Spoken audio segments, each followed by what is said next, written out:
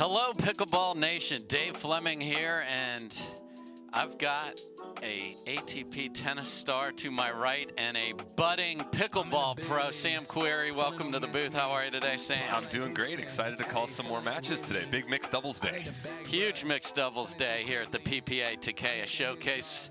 The play is at the tennis club at Newport Beach. We are actually calling this from Tennis Channel Studio, so up the road in Santa Monica, and perfect weather for mixed doubles today. And the interesting thing in this draw, Sam, is the superstar, young Annalie Waters, 15 years old, who has been playing with Ben Jansen. They have only lost one time together all year. She is not in the draw, so a little more wide open. Ben's playing with Catherine. We'll talk about that in a little bit. But when you were entering a draw and maybe a couple of the top, what does that do to the mindset of these players, do you think? It gets you excited. It makes you believe that there's a little opening. Hey, we don't have this superstar who wins week in, week out. It's like on the tennis tour when you sign up for a tournament and Rafael Nadal or Roger Federer pulls out. You know, you're a little bummed for the tournament, but internally you're excited. This is an opportunity for a lot of players and a lot of new teams to get a title this week.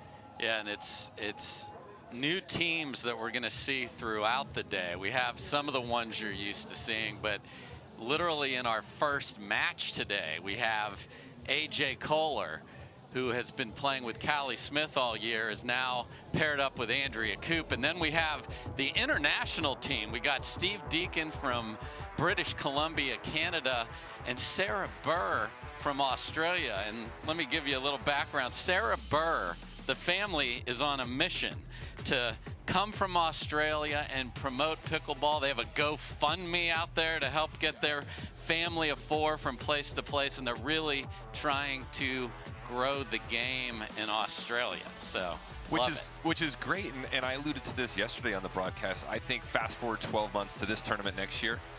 You know, I'm not sure what the breakdown is between American players and international players, but there's going to be a lot more international players in this tournament and all tournaments as this game continues to grow and evolve. So what are you seeing from your pro tennis brethren? Noah Rubin, yourself are out there. Are they keeping a closer eye now as there's more money and more prestige with pickleball? Yeah, we've definitely been talking about pickleball for the last 2-3 years in the locker room. It's fun to watch. We'll watch the highlights. We've always known Ben Johns, Tyson, McGuffin, Riley Newman, Annalie Waters, these top names in the sport. But there's more names getting into that now. There's more tournaments. There's more coverage of it. So amongst the tennis players, pickleball is becoming even more of a topic of discussion. Love it. 0-0-2. All right, there's a good look at Sarah Burr. Let's play pickleball. Side out. Sarah Burr is feeling it, comes flying across, and the poach just misses there. That's one of those plays you miss it, but it's the right move and a good play. 0-0-1. There's Andrea Koop, the UCLA star from tennis, serving. Point. And Kohler with that very compact. He's a hockey player. He's not scared of anything. He'll be bringing it all day at the kitchen.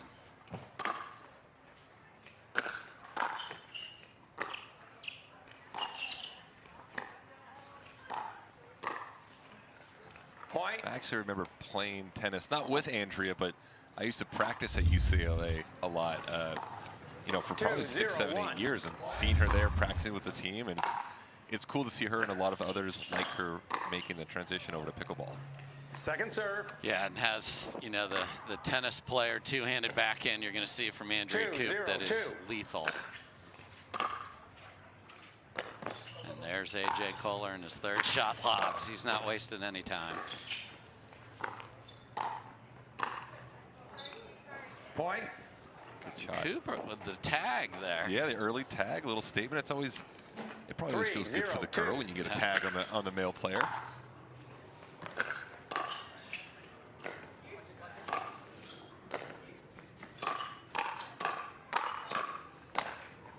Side out. You saw the big rip of the two-hander from Coop, but Deacon's ready. Deacon was one of the top players and is one of the top players coming back from injury, had wrist surgery, so working his way back, but see some people with the maple leaf flag in the audience cheering for him.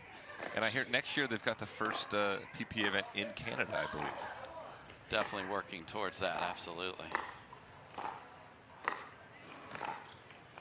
Second serve. When you have a lefty female, it's an interesting 0-3, dynamic with what strokes are being hit cross court from the ladies.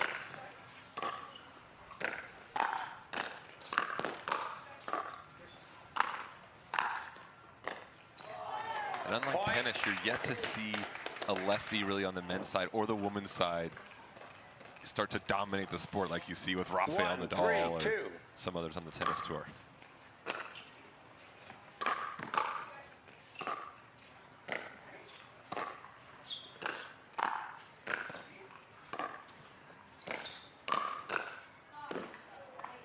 Deacon comes flying in, but AJ Kohler puts it behind him, and I think the lefty, the two forehands in the middle, I think is going to be the thing once the partners can get that squared away. Absolutely. A little love off the net for the Aussie. She'll take it all day long. And you see a lot, I feel like compared to tennis, you get a lot more let courts in pickleball. Absolutely true.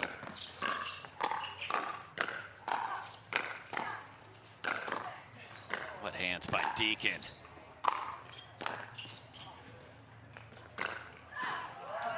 Tremendous defense to keep them in, but ultimately too much from Coop and Koller. Yeah, that's we're not going to see it there, but one of the early reactions from Deacon was just about as good of a reaction as you could have in this game.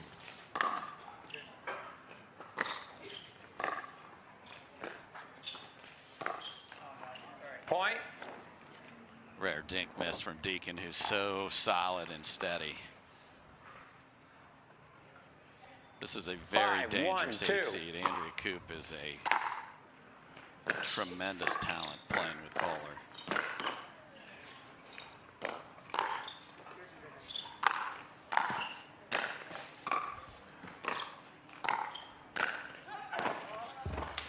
For me, I'm someone relatively new to the game still. Are the seeds purely based on combined rankings together? Yeah, so it's points and then based on where you're at with that. So you got to earn your keep here. Yes. And earn your Coop here with another winner. So Kohler and Coop looking very good, and we've got a timeout called. So Sam, you're going for it. You've put it out there. Tell the world what you're working on and where we can see you play next year. Yeah, so I'm gonna make my pickleball debut next year, 2023. I've been playing pickleball on and off for 5-6 years, so I'm not totally new to playing the game. I've been playing it for a while, but I'm gonna play all 6 events in the MLP next year, and then I'm gonna sprinkle 4 or 5 other events throughout the year at the U.S. Open, the Nationals in Indian Wells, and give it a shot, see what happens. I'm excited to play.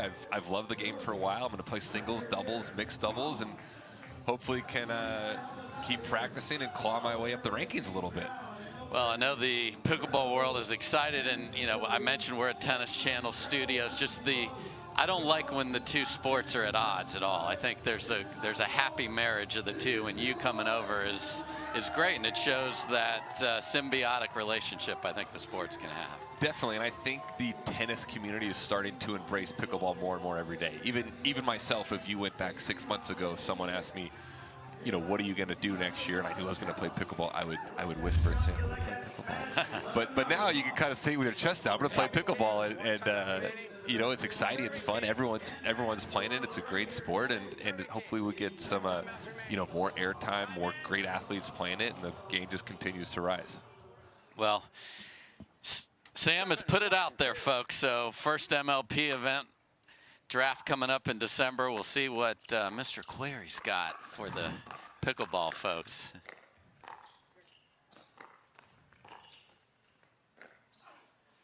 AJ with another lob, just misses that.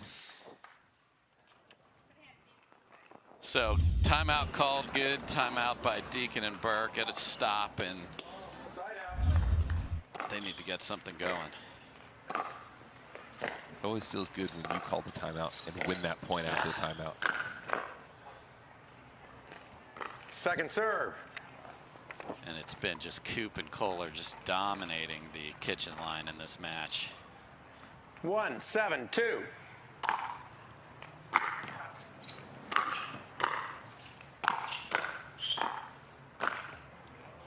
Point. A little too much angle there, Mr. Kohler. He kind of went with a half Ernie there. He went for the earn and didn't 2-7-2. work out.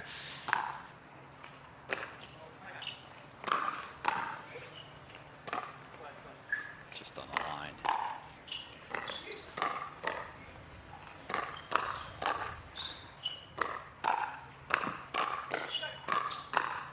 What a firefight. Best point of the match goes to the international duo of Burr and Deacon. Yeah, Andrea did a great job early in that point, absorbing pace from Deacon and kind of resetting and getting back into the firefight, like you said, but ultimately too much for Deacon and Burr.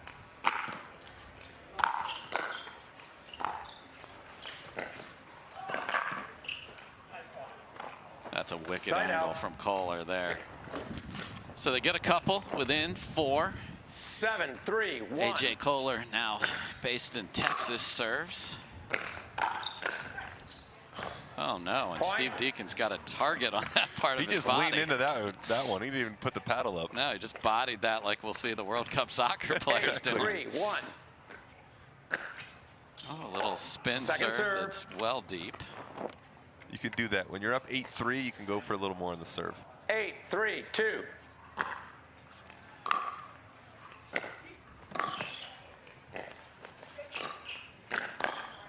Point. Deacon was way ahead in the point after he got it behind Kohler and then didn't take advantage. Exactly. He had a... There's the point before where he gets popped, a little smile. Side out.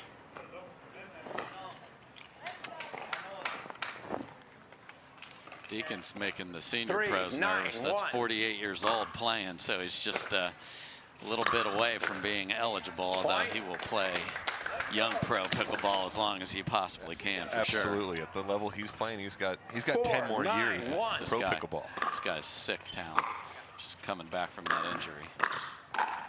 There's a nice move that we saw in the very first point, and that one pays off. And the movement obviously doubles tennis huge as well. Exactly. You see in tennis, the best teams are always moving and crossing as 9, much as 1. possible, and even if it doesn't work, it pays off down the line. And pickleball's similar. You know, even if Burr had missed that like she did on the first point, it's the right move, and it'll pay Second off down the line. serve. Yeah, you'll get a freebie, you'll get a miss just from threat. Exactly. Okay, Sarah Burr, 5-9-2. serving at 5-9.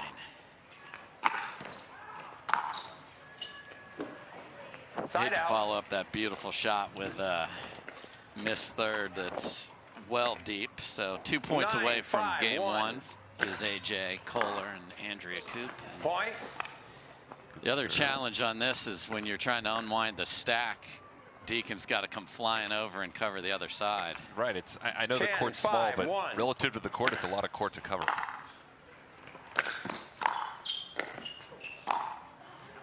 Point And that and goes game, deep. So 11-5. game 1, Players well have in 2 command minutes. throughout are Andrea Koop and AJ Kohler. We'll see if the international Aussie-Canadian combo can forge a comeback in game number 2, but it's all the 8 seed so far here at the Takeya Classic down in Newport Beach.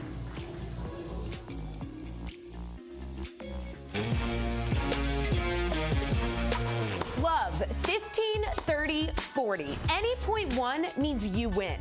Because when you bet just $1 on any tennis match, you could win 100 if any point is won. Plus, if you're not in a sportsbook state, you can take a swing at thousands in prizes in our free-to-play pools. So download the DraftKings Sportsbook app, sign up with the promo code, bet $1 to win 100 if a point is won, and make Yeah, same. it And rain. then I was trying to remember if I had on.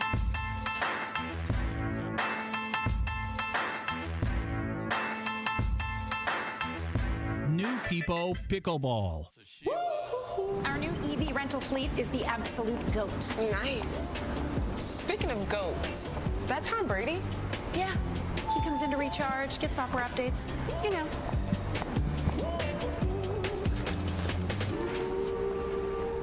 Same time next week? You got it. Cool. Let's go.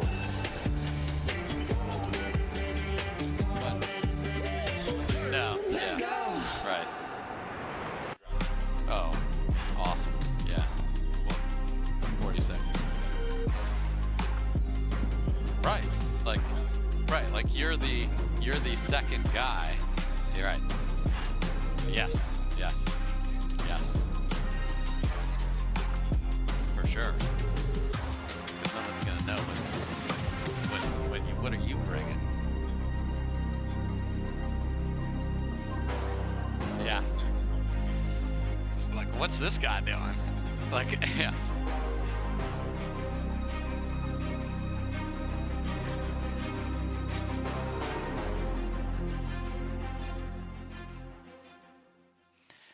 All right, welcome back, everybody.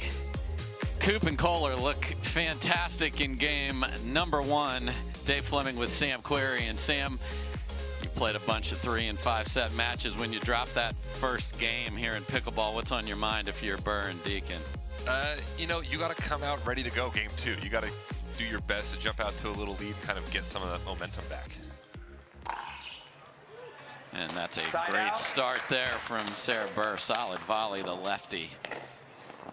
She's a little unassuming the way she hits that. It's like, hey, I'm kind of lulling you into hitting it to me, and then pop.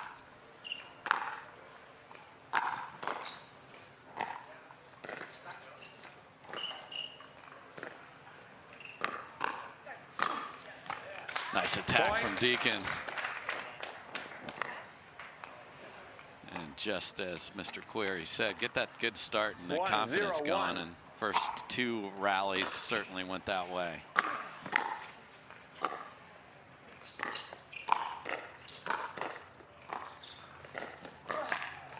There's AJ Kohler at his finest. No movement in the hands, and then the little crab walk finish along the kitchen line.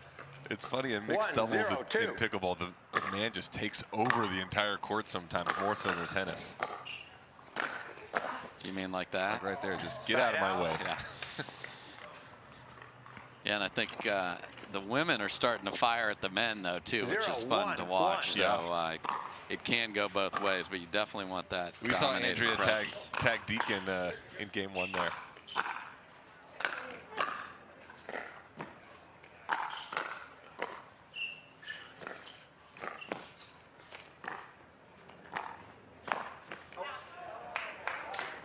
Man, Kohler got what he wanted because Coop's penetrating dinks pushed Burr way off the court. This ball right here. And I think Deacon was trying to hit it. He just got lucky to miss it. Sometimes a swing and a miss is even better. Side out. And that aggressive play from Kohler does not work out. So ball back, no damage done. Good look at the British Columbia native Steve Deacon.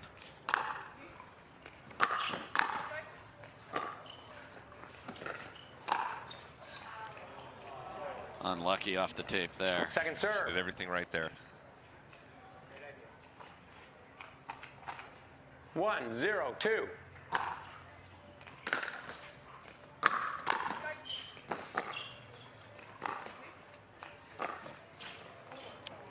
Side out. Deacon uses a very slow approach to the kitchen there. Unfortunately, that didn't make it, but he's always under control.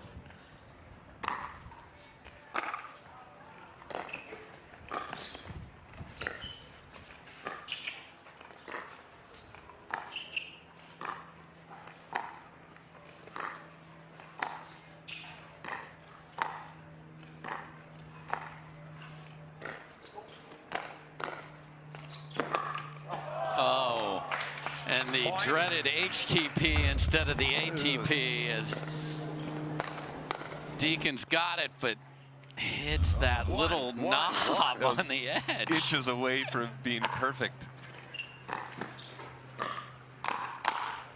Point.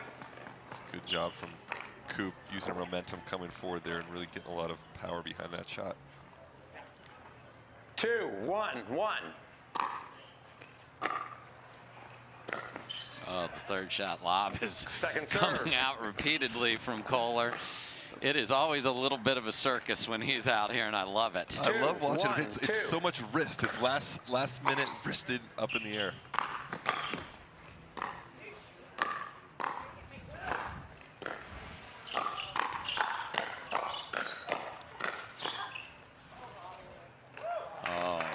Point. Good firefight, but again, Coop and Kohler just a little better on those exchanges. It's such a satisfying 3, sound. 1, Boom, 2. boom, Yes. boom, boom. That's why people love it.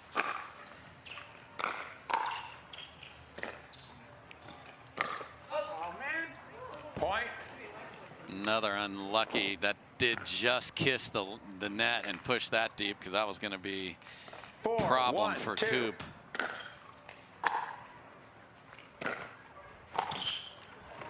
Point. Great third there from Kohler. Yeah, not only are you having to sprint across the court, but now you have a ball on your freaking ankles. 5, 1, 2. Side out. Goes for the tricky little serve there, too. Yeah, and he tried to back it up with almost another Yeah. angle and unfortunately hit it in the net.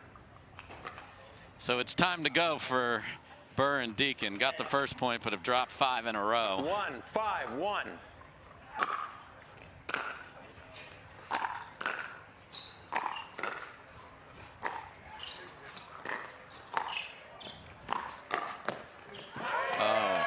Little indecision in the middle.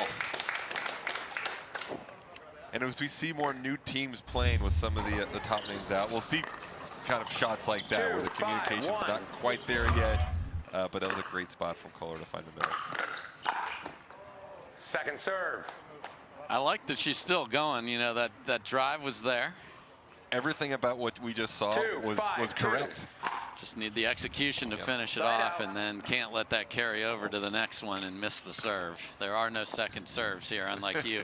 You don't get to just 5, 2, kick one 1. in and get going here.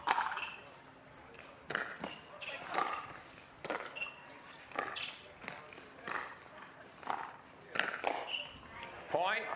Heavy wrist flick from Kohler. There's such a fine line on these dinks. If you dink it 6 inches too far, you know, you can see the good players like Kohler there just 6, step 2, up and use 1. the wrist and really take advantage of it. Second serve. Too many ideas as that slow floater return. His computer inside that brain 6, just exploded. 2, 2.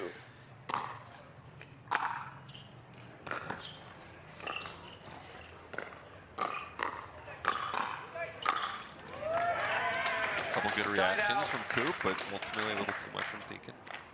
Yeah, so this is one of the big differences from tennis to pickleball. Is the ball comes back. Like tennis, you hit a winner. Here, it's you got to hit 2, 4 winners. 6, Right, 1. exactly.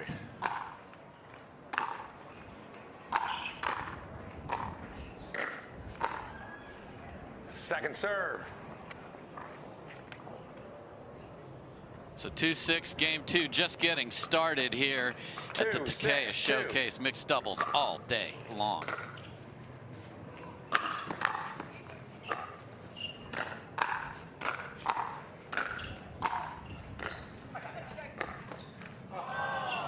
Oh, and the Side Kohler out. cash little dropper that was not really where he wanted it. But moving in like that, having your momentum 6, carry you 2, forward, and then 1. having to use soft hands at the same time is a very difficult shot. Oh man, the net Points. cords. Deacon's gonna lose his mind. He's like, what's the exchange rate on net cords here from Canada? Exactly, and for Deacon and Burr to win this, they're probably going to need the 7, majority of the net 2, courts to go 1. their way, and right now it's the opposite. Point. Burr tries the step back third, and Kohler's just sitting on it. 3 points from 8, moving 2, on. 1.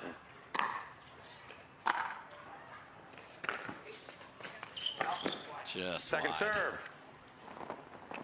I love the wrist action that Kohler gets with all these shots. He does such a 8, good job of 2, holding it 2. to the last minute. You're not knowing what shot he's going to hit. Side Steve out. Deacon's like, finally, something sat up for room service for us. Right, at 11-5, 8-2. Yeah. 2, 8, 1.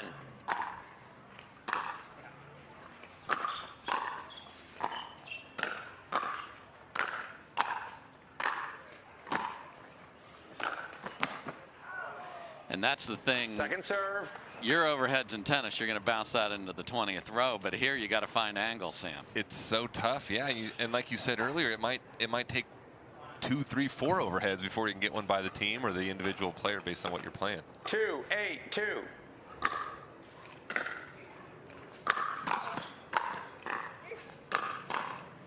Wow. That's defense everywhere.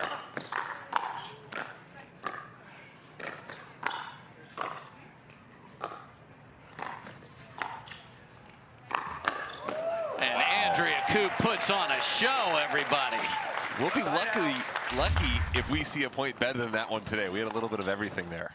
And there's the beautiful ATP finish. 8, 2, 1.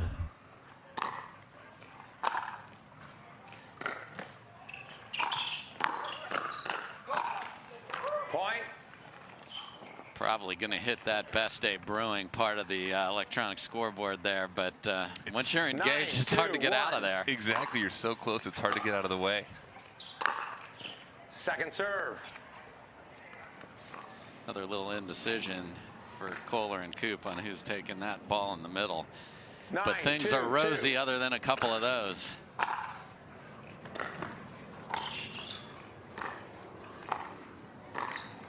Side out. Try to keep Deacon honest going down the line, but highest part of the net. It's 34 in the middle, 36 on the outside. 2, 9, 1. Sarah Burr trying to get her squad going here.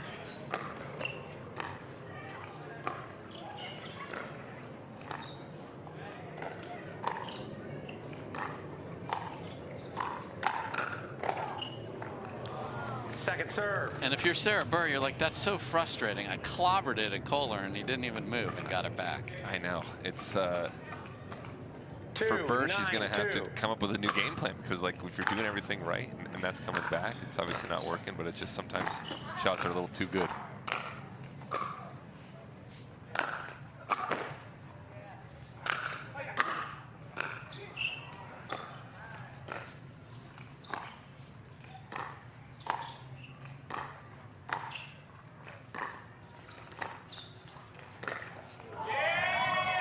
So good fight from Burr and Deacon there. And Kohler probably could have put one away earlier in the point. He seemed like he was having a little fun, wanting to get the other team running, but ultimately it backfires. 3, 9, 2.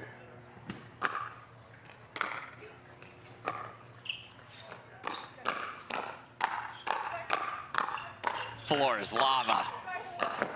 Oh. Another great exchange. Deacon just catches that dreaded tape. He's like, come on, man.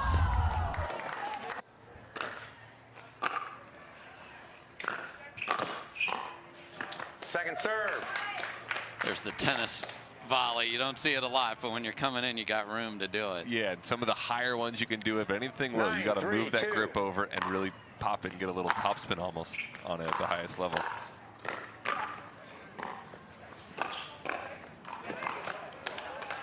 Side out. So another good hold from Burr and Deacon. Runs happen in this sport, Sam. Like I was here yesterday, I saw multiple runs of 6, 7, 8, 9 points in a row. So Burr and Deacon are not out of this yet.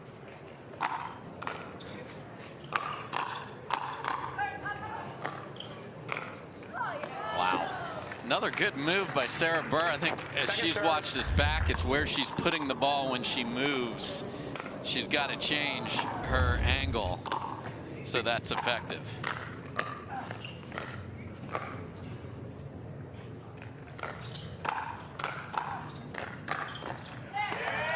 Yeah, you're exactly right, because she's done that move now 4 or 5 times, and it's really only worked once. And it's because she's hitting the ball just right at the opponent. She's got to find a different angle or maybe find the feet a little bit more. 2.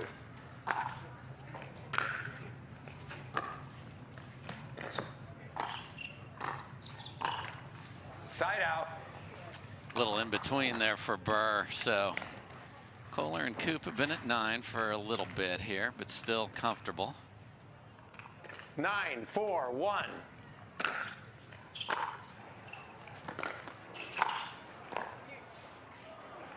Second serve.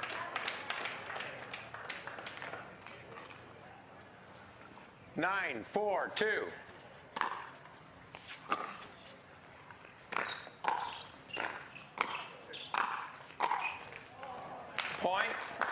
Another ball kisses off the tape. And we are at match point. 10-4-2.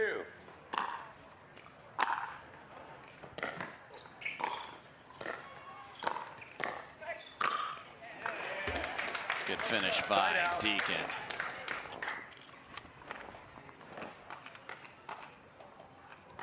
Four, 10-1.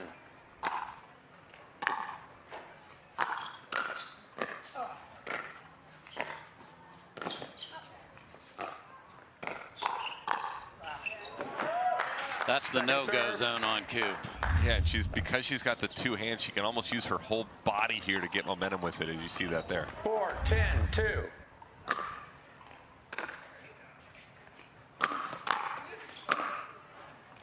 Side out.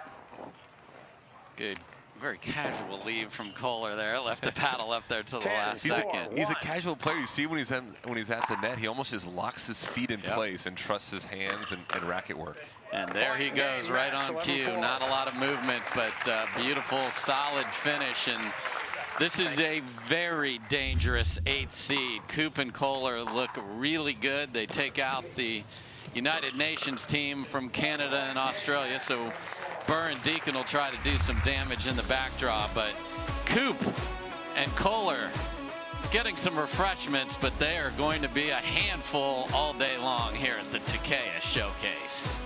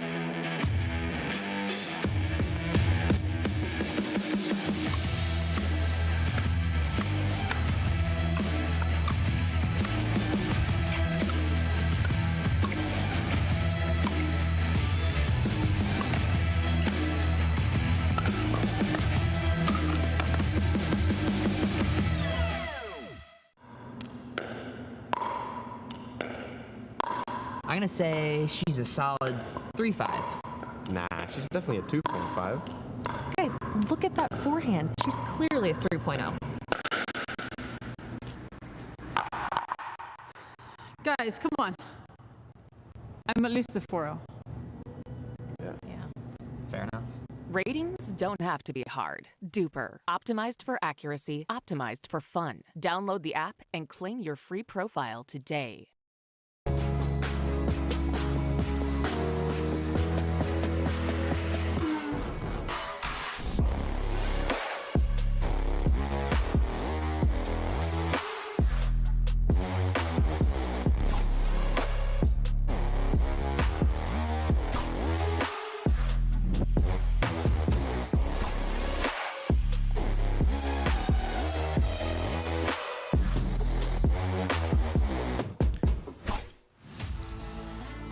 Welcome back, everybody.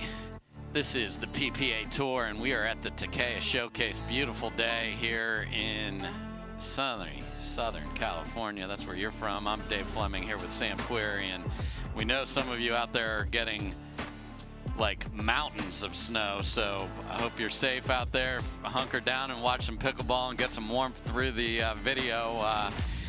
So Sam, here we are. We're at Tennis Channel Studios talking about pickleball. You're making that transition. We can't wait to see that.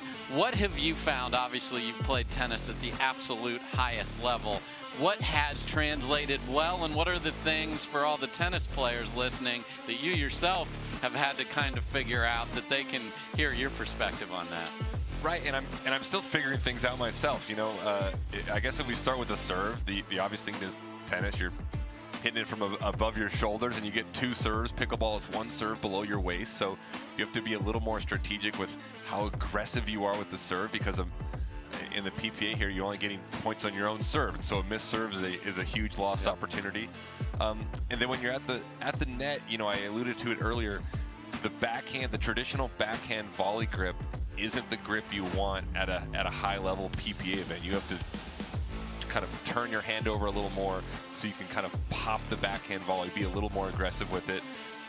And then there's a ton of little nuances with someone, you know, hits the ball at you hard. If you don't smack it back at them, you try to absorb the pace and hit it back into the kitchen so they can't hit an aggressive ball after that. But, you know, it's one of those sports where you got to kind of play it a bunch to pick up just little nuances and movements. And the more you play it, the more comfortable you'll get with those little things. Yeah, and it's, you know, like reset. That's not a tennis word. You don't reset the ball in tennis. Come on, man. You don't reset. You don't do the stacking like you say. You just play whatever side you're on when the point starts. You don't drop the ball. Like, I'm going to close the net and destroy you if you do that. So, well, we can't wait to see your rise, and we'll certainly be following that. So next up, we've got the 2 seed, Lucy Kovalova and Matt Wright from Wichita, Kansas. Tremendous resume. And they're going to be playing Dallas's own Brandon French, who's made a name for himself over the past couple of tournaments. Early in the year, he got a win over Jay Devilliers and Tyson McGuffin in men's doubles. He paired up with Riley Newman and won the showdown just outside of Dallas in Frisco, Texas.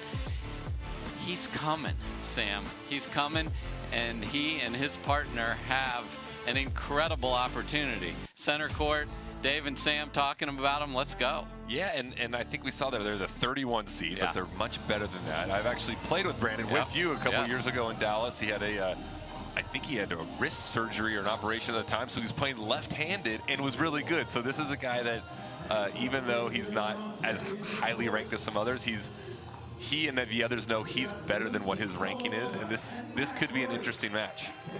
Yeah, so this is dangerous. So Matt Wright and Lucy Kovalova warming up. The lawyer French is going to be coming for him. We'll have it when we come back.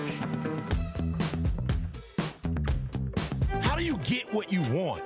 Eric Weimer, blind man, wanted to climb Mount Everest. My man crazy, but he believed it was possible. We're gonna do it. And because he believed, he became the first blind person ever to stand on top of the world.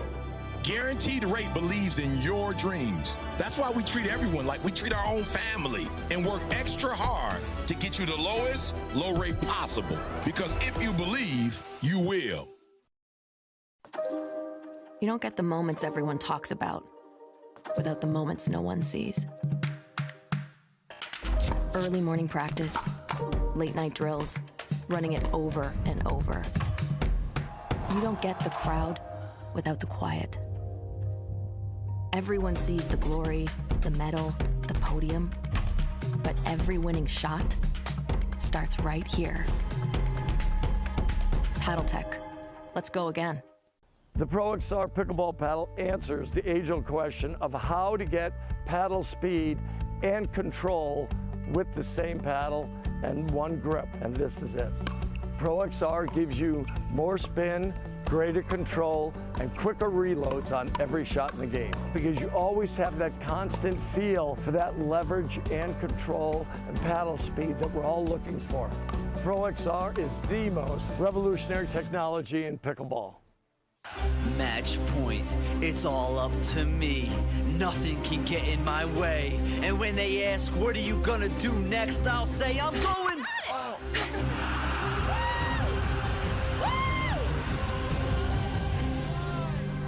We're going to Margaritaville!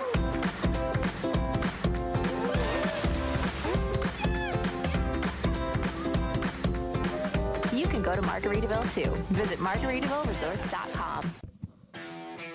All right, folks, we are back. Dave Fleming here with Sam Querrey, and we've got quite a match coming up here. Lucy Kovalova and Matt Wright are going to be battling Brandon French. And, of course, Matt Wright and Lucy Kovalova, a long time. We talked about Mr. Deacon's age on the last match.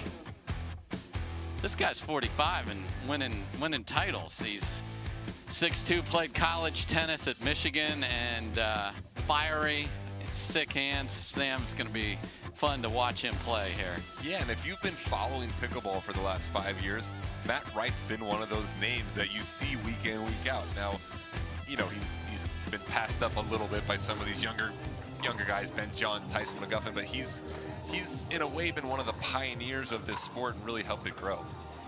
Yeah, and he, you know, he's the second seed. I mean, it's unbelievable. Right. And on the other side, you see Jeannie Grechkina. She's from the California area. Brandon French and Grechkina have not played together before. They won their first match 11-6, 11-4 against a guy named Fleming. Come on, brother, represent the last name. Right. Let's go, dude. But he let you down. But this is going to be interesting because the style you and I alluded to with French that you see there, it's a little different. It's very aggressive. Exactly, and sometimes different styles are tough for teams when you haven't seen them. You know, even if Brandon is playing extremely aggressive and misses shots, it could spook the other team and kind of put them out of their comfort zone. There's a good look at Jeannie Grechkina. So big opportunity for those two that you see on there. The lawyer, Brandon French, trying to get Grechkina fired up. It looks like they will serve first. So we got the 2 seed and we got the 31 seed ready to battle here.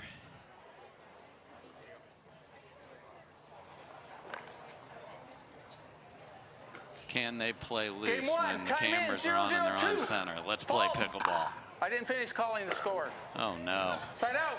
We get a fault from the referee to start where he hadn't completed calling the score. So let's just all take a deep breath here. Okay? And those are some things, you know, for some players that haven't played a lot of pro events, you gotta abide by the rules.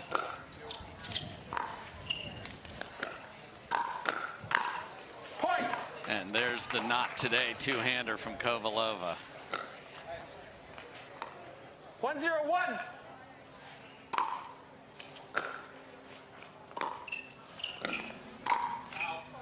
Ouch.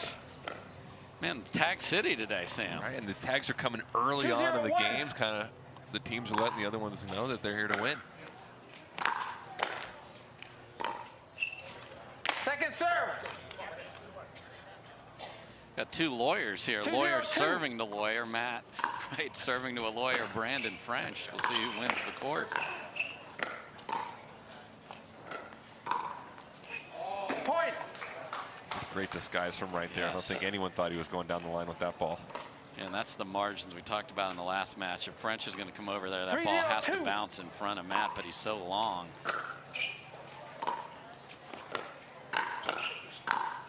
Point.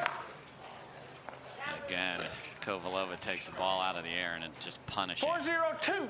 Kovalova's got as much power as most of the guys on the pickleball tour.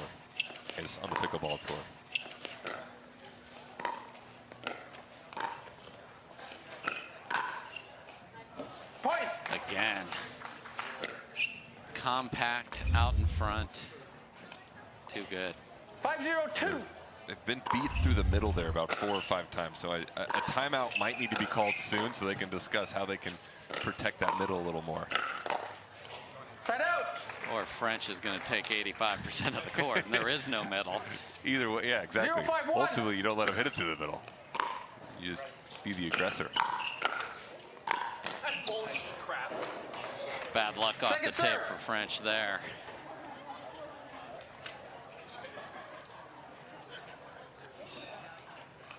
$0-5-2. French entertaining the crowd as he likes to do.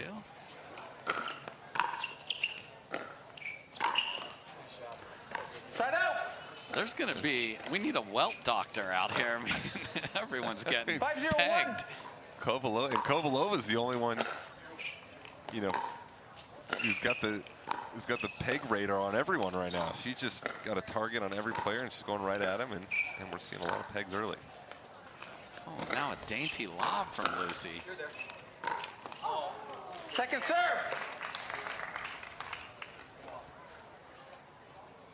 5-0-2.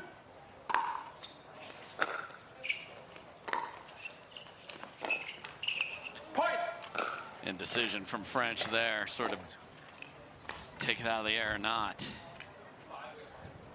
6-0-2.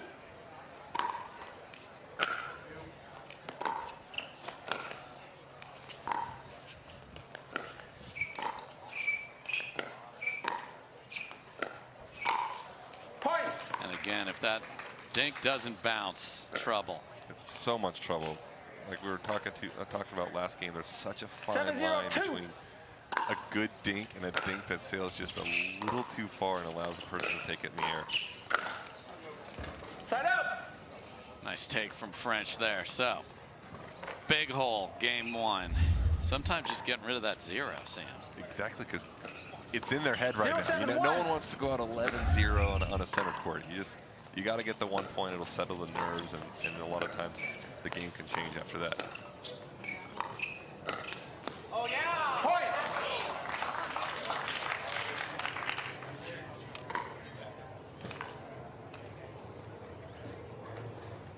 One 7-1.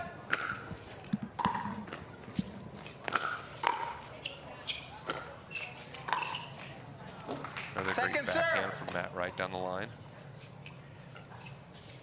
1-7-2. Side out. Yeah. 7-1-1.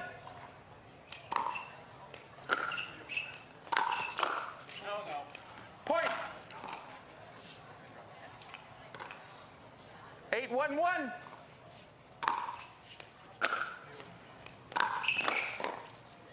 Second serve.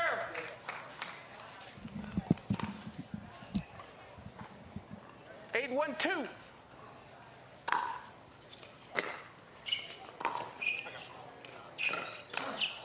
Point. Side out. Good middle spot from French there. Matt Wright just misses being on that one.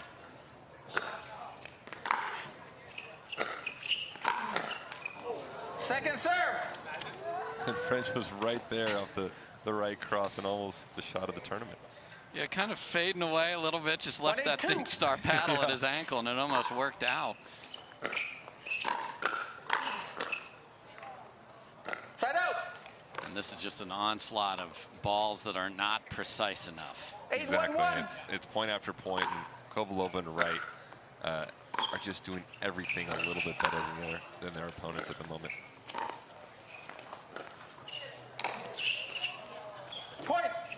Wow, and that Matt just said to Lucy, I lost it, and still hits like a framed winner there. That was one of the slowest overhead winners we've ever seen in the history of this game.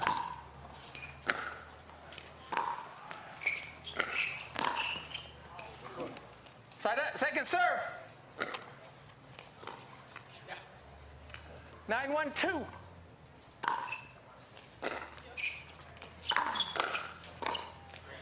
That's a good handle of a big drive there by Grechkina.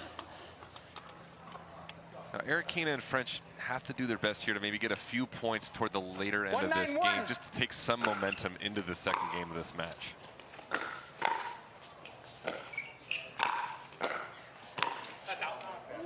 Point. There we go. There's the movement of French that makes, there is an opening there, but here he comes sliding middle. A lot of times just a move like that, you know, can throw the opponents off. It's not always about hitting winners or causing errors. You know, a body movement can do a lot of damage in this game. And tomahawk season is open for Brandon French right there. What a unique shot. He hits it more than most. 3-9-1.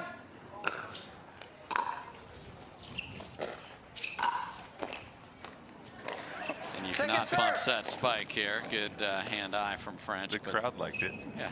I mean, we're here to be entertained, Sam. True. They should allow one of those per game. Yes. Let's make up some rules while we're here. All right, 9-3, Kovalova and Wright. This is their first match, as I mentioned earlier. Grechkina and French beat a Fleming earlier. Great move from French there. Made that look pretty easy with just a quick 1-2 step around the net. 9-3-2. Yeah, almost casual with the Ernie there. Yeah.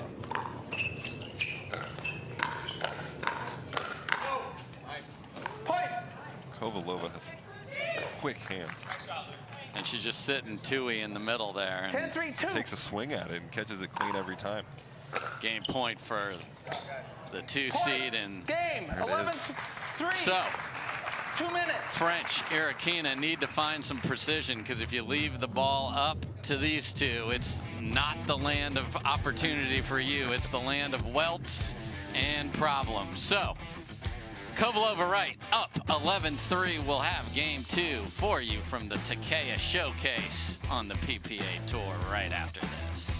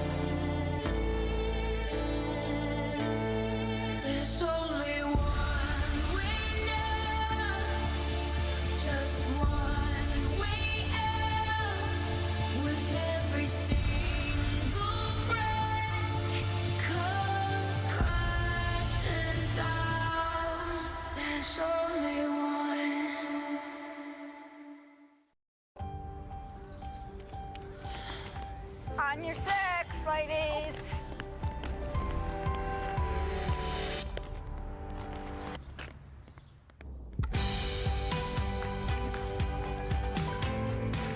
The world will get back on its feet. We'll help you stay on yours. What's your secret? Oh, it's no secret. It's the expert help I got at Foot Solutions. Make an appointment at footsolutions.com.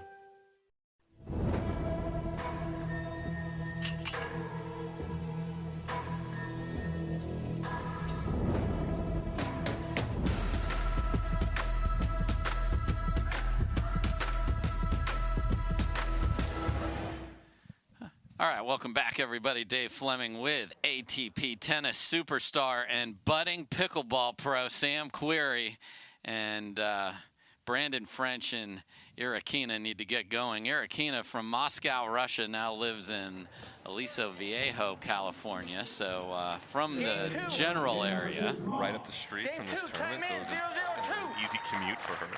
So let's see if they can get the nerves out and find their game. Too much power from Kovalova and Wright to start game number 2.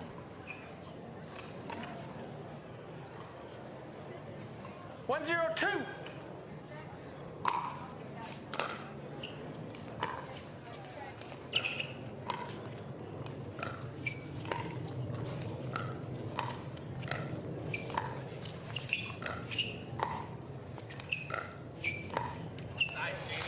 Good job by Grechkina. That's a tough lady to cross-court dink with. Yeah, and you saw a little fist pump, some positive body language. So it's a good start for this team. That's Brandon Crowdner on the serve. Here. Oh. Second serve. And again, the net cord. The favorites have had all the net cord so far. Maybe it's maybe the net knows the seeds. Right. Maybe that's the only reason they're good. And French has such a unique ready position if you watch him. It almost has the paddle aimed down toward the ground, where everyone else, you're always taught paddle up out in front of you. He's kind of looks like he's being lazy and having it down, but he's got such quick reactions, it works. Oh, and French thought that the engaged Grechkina would continue with the Tui there, and was surprised.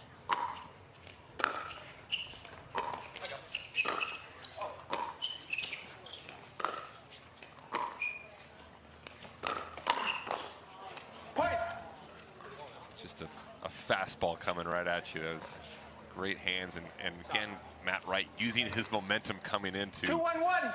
kind of speed up the pace of the ball with not his racket but his body.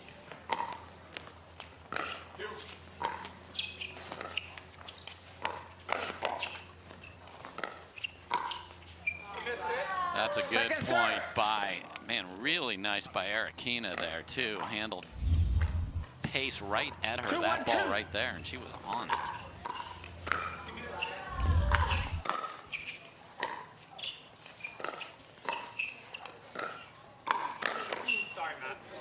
Good hands from French, go right at Wright there.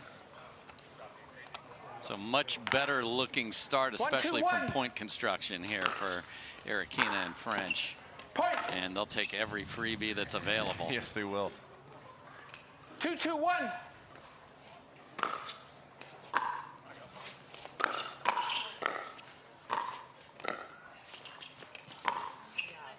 Second serve.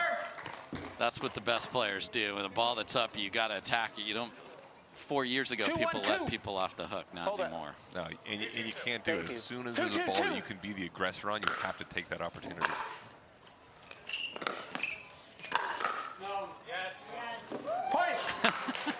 Matt Wright says no, and Brandon French says yes. So the lawyers are having their discord.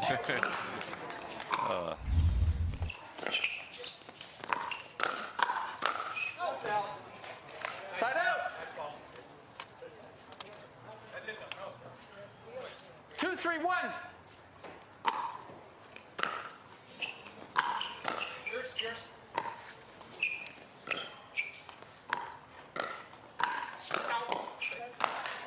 Second serve. Get the loud out screaming, but she hit a winner. Right, it was like French went at it. Grechkina hit it. There was that out call. We don't know what was going on there for a second. That's great partner protection from French when you're trying to change sides. Look at Grechkina smiling. They're a lot looser here in game 2. This game's a lot more fun when you're winning. Yes, it is. That's good. Second serve.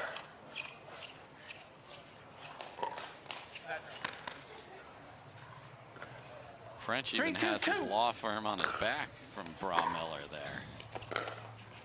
Side out.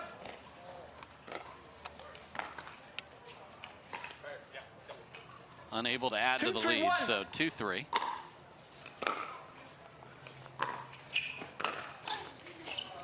Second serve.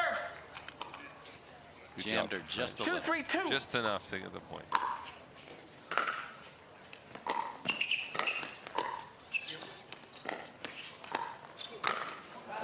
I think French could have actually taken that ball before that, but luckily his partner Grechkina hit another good one. He was able to be the aggressor here on the second ball. And that's a tough 2-E, inside out, top spin, and the margins are so thin. 3-2-1. You're not going to see a lot of inside out backhands in tennis or pickleball, but she had a great one there.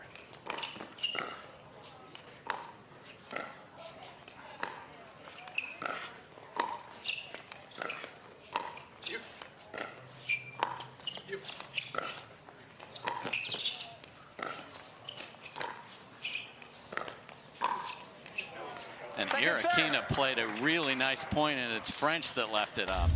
French needed to take that one, I think, back at Kovalova and keep working her. 3-2-2. Wright's just too talented there when you give him an opportunity. No. Side out. So again, 3-2. 2-3-1.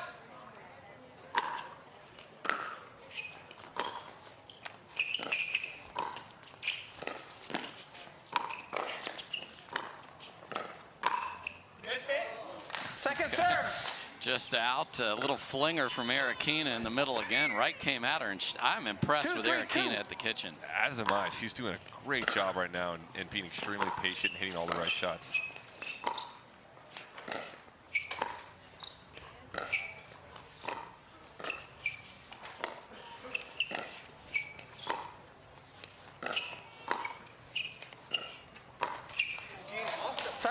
Just mixes it up, keep Matt Wright honest, and can they get off 3 here? Yeah, and again, Grechkina just content to stay there and dink and dink and dink and make the right decision over and over, and it's paying off. That's a great return from Kovalova that set that up.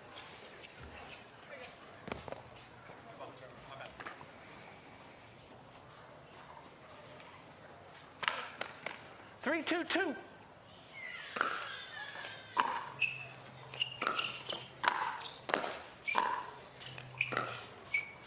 Yeah, it's too good.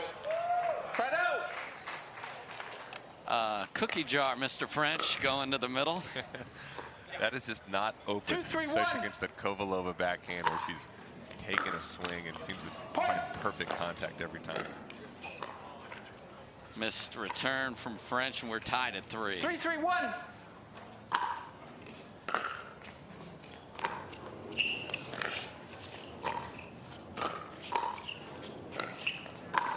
That's out. Good shot. Point. Grechkina has been much more precise in game 2 with those dinks. That one got up a little bit. 4-3-1. Kovalova will kill those.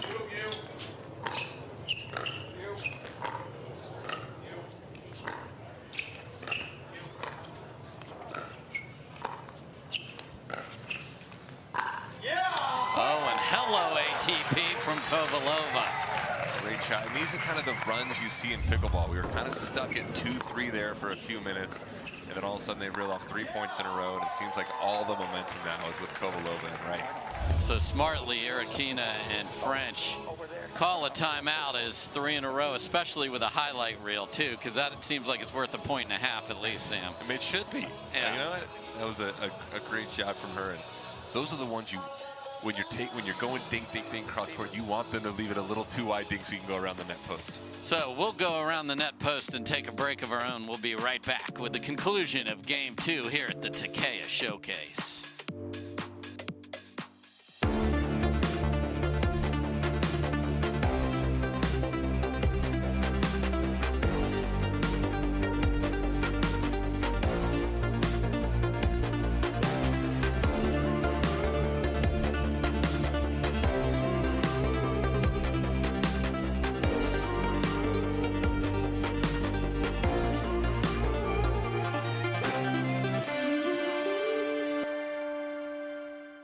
People look at the Orchard security guy and go, what a joke.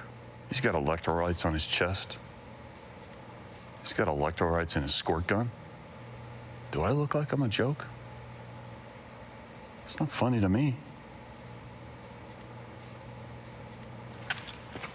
Hold on.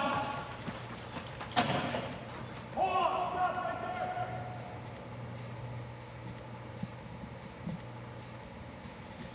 All right, we are back. There's the 2 seed, and they are on a little bit of a run, 3 in a row. Timeout called. Let's see if it pays off.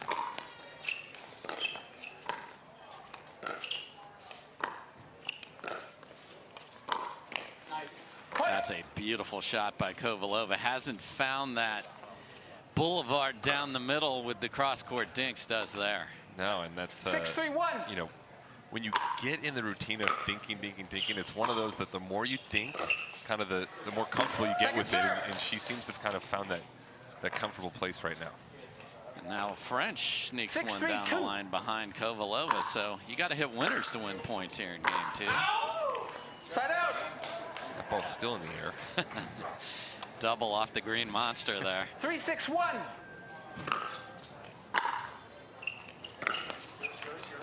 Second serve.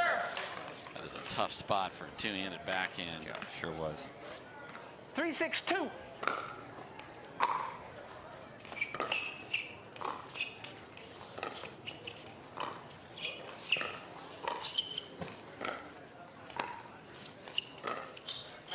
Side out. I think French just needs to be patient here. Grechkina's just fine on these 6-3-1. decks. She absolutely is, and it seems like the points where they're being patient, they're winning the majority of them right now. Great angle from French there.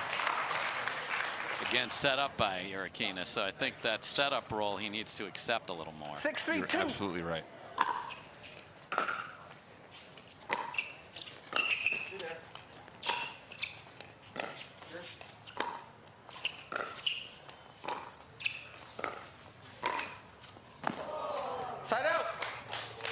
Because we call it called Matt Wright's name a lot in game 1. Haven't called it much in game 2. No, they've done a good job of taking him out of the game and playing the ball to Kovalova, and it seems to be working.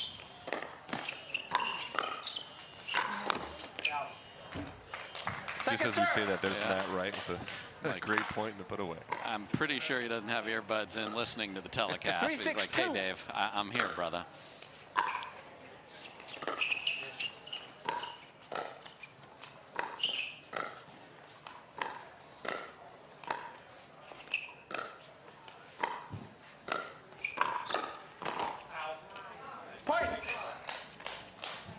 Good hands from French there as Kovalova brought it at his body.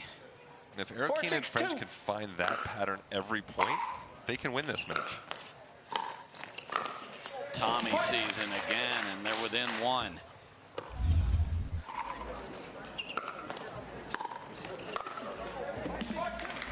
You wonder why he had a wrist problem, folks. Set out. French read that one, had it on his racket, and just clipped the top of the table. And the lawyers are yapping across the court here.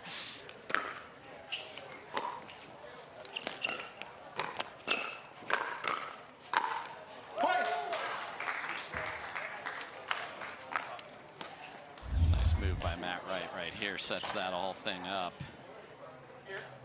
7-5-1. Kovalova comes across with the two-handed backhand volley. Second serve.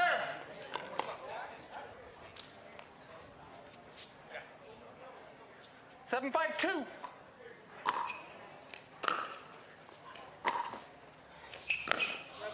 Point. And that's the first time we've seen Grechkina in this second game kind of go away from her inside-out dink, and I think she learned her lesson.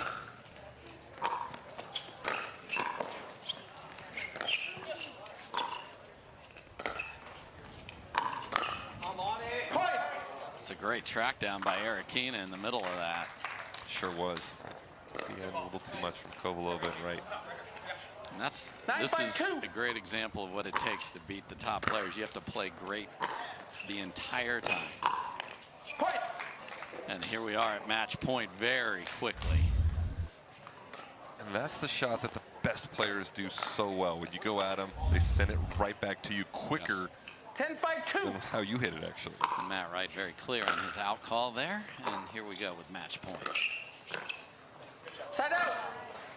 Good little off-speed changeup from French there. They're still alive. So they've saved one. Point.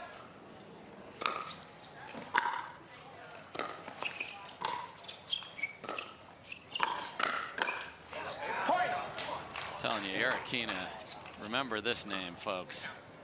6-10-1.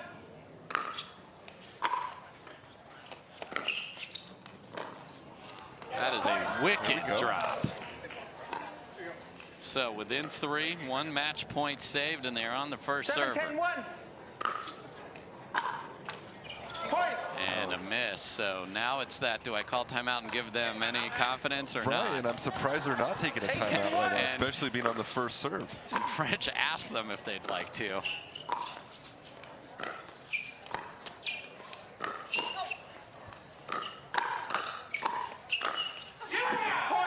And they are within 1. 9-10-1. Still no timeouts. Right, Kovalova allergic to timeouts right now. You think they want to stop the momentum? Second serve. Grechkina just comes up short. Second chance to tie it up. Massive point here.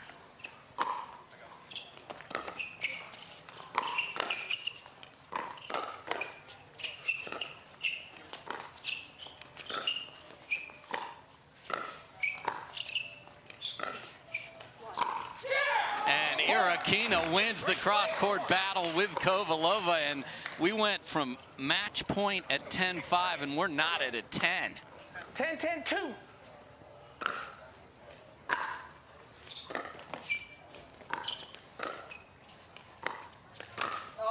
Side out. Oh, and French leans in, doesn't get it, and gets a loud uh-oh from Matt Wright. And Grechkina not happy with that. She's 10-10-1. She's very comfortable in that position. Yes. I think French should have let her stay in the rally there. serve. Sorry, not sorry on the highest level right there at 10 apiece. If you're going to beat the 2 seeds, you need luck like that.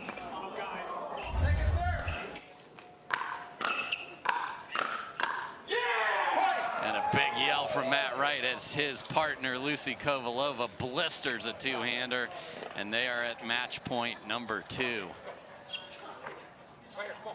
11-10-2.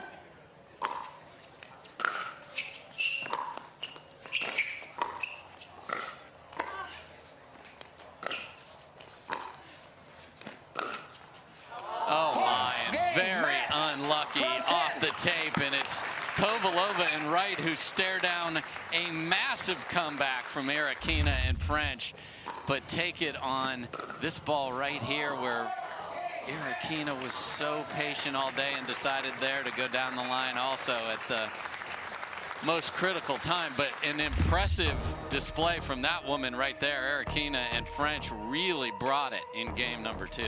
Definitely did, and we talked about earlier, they're a team, especially her, someone to look out for. That 12-10 could have easily gone the other way. We could be going into a third set right now. A couple unlucky let courts there at the end, but Grechkina is one to watch out for.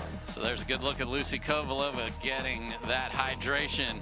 They will move on, but they were pressed in game 2. We'll be right back. What if you could have shades like these for a fraction of big brand prices? With Shady Rays, you can. We're an independent company, so we do things differently. We offer high-quality polarized shades for a reasonable price. And we personally replace any pair that gets lost or broken. And so far, we've racked up over 100,000 5-star reviews. I founded Shady Rays so that we can have sunglasses that stand up to whatever life throws at us. Order now and get 50% off 2 pairs at shadyrays.com.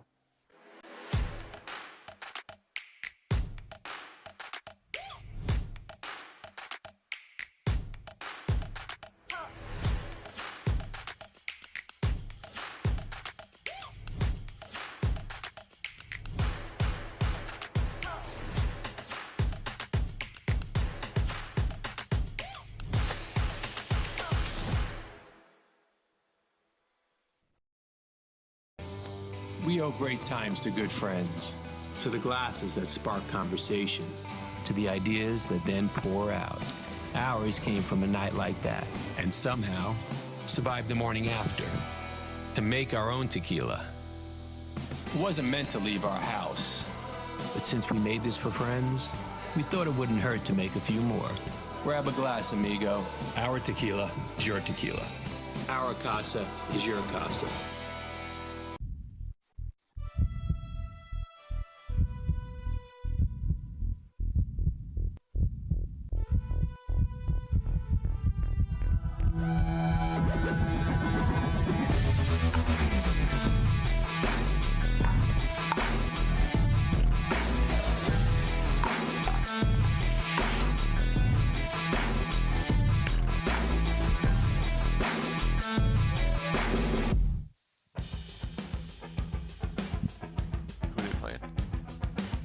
All right, we are back, and it's fun to see these people coming. They're coming for the top seeds, and we're going to have more people coming for the top seeds. And the next group we're going to have is, look at that, Parris, Todd, and the most electrifying man in sports, Tyson McGuffin, against Hanson Mead. And we'll talk about Todd and McGuffin here first. You know, Tyson's played a lot with Lee Waters. Again, the Waters are not in this draw, and actually Lee Waters was injured in Nationals, so we certainly hope she's back quickly and get well soon. Lee, if you're watching, this is a team full of fire and energy. Sam, you were even on the McGuffin podcast a couple weeks ago. I was, and like you said, he's the most electrifying guy in sports. That's the truth. I mean, you could never watch a pickleball match. You don't even have to like pickleball. If you come watch Tyson McGuffin, you're going to be entertained. And his partner, Parris Todd, is a great player, a fellow tennis player. I remember her when we used to practice at the same place growing up, and she's made a really nice transition over to pickleball and a great player herself. And even though Tyson's not playing with Lee Waters this week, he's found an incredible replacement with Todd, about as good as you can find, and they're going to be a threat this week in the mixed doubles. Yeah, so they'll be playing Kennedy Hance and Matthew Mead, who have a win under their belts. You see 63 and sunny. It'll probably end up around 69 or 70. You know, the people out here don't even have the weather app up on their phone. It's just the same every day, isn't it, Sam? It is. And Newport Beach specifically, you can make the argument it's one of the 3 greatest places on the globe. It's like this every day. The weather's great. The town's great. The beach is awesome. And as you see here, I mean, people love pickleball here. Every court's packed. And even during non-tournament weeks, these courts are full of players and they love it. Yeah, you can see, you know, we talk about your ability to play where the pros play. You've got amateurs playing right next to the best players in the world here. It's one of the unique things. You probably didn't have amateur tennis players playing right next to you very often, Sam. Never, and you're right. That is one of the great things about this sport right now. If you're an amateur, you can go play this tournament, and you might have Tyson McGuffin or Ben Johns or Anna Leigh Waters on the court right next to you. And so if you want to play these events, go play them now, because fast forward a few years, you might not get that opportunity. This sport is growing quickly, and these stadiums could get bigger and bigger, and you might not get to play at a court right next to some of these top pros. Yeah, so definitely check out the schedule. Our next stop is actually in Orlando at the USTA National Center there, and then we've got a huge team event. You can play inside Mandalay Bay. Yes, you can. I know it's a team event for the pros, but amateurs inside Mandalay Bay. So go to the PPA Tour website, go to Pickleball Tournaments and sign up. That's going to be a fun, very unique format. Look, anything in Vegas is fun, and so that's going to be incredible. And like Dave said, go, if you haven't signed up, go sign up, go watch it. It's going to be a great event. So we will be back with the 5 seed on the court, ready to battle right after this.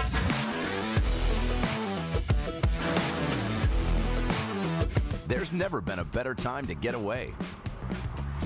With a great deal on the Hyundai you've always wanted. With America's best warranty and up to 3 years complimentary maintenance. It's your journey. Own every mile at the Hyundai Getaway Sales Event. Hurry in to get our best deals of the season. Get in and get away. Get 0% APR financing plus 0 payments for 90 days on select vehicles. Now, during the Hyundai Getaway Sales Event.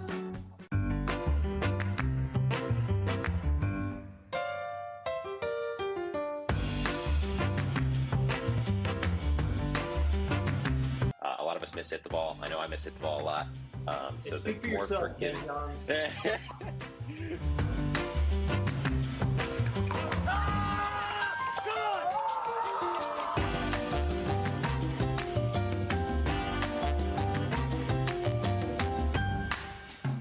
At Baird, we offer a different, more holistic approach to wealth management.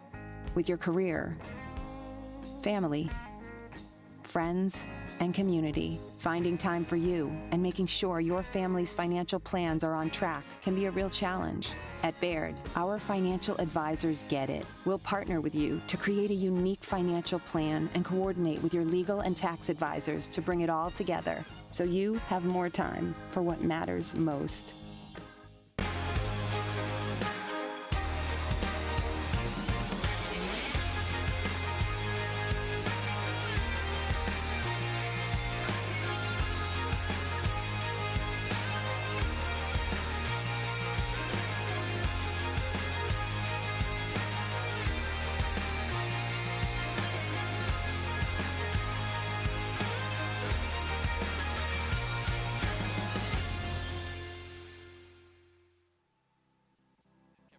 The Takeya Showcase, of course, is brought to you by Takeya. Best Day Brewing. Gamma Pickleball from Pittsburgh, PA headquarters.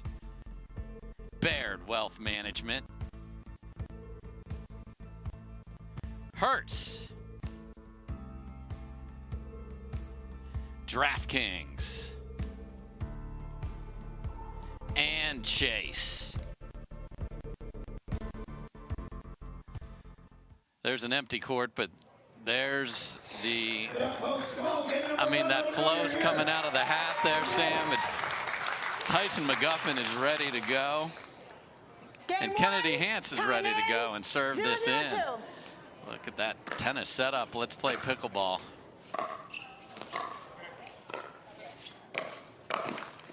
Oh, and Matthew Mead feeling it.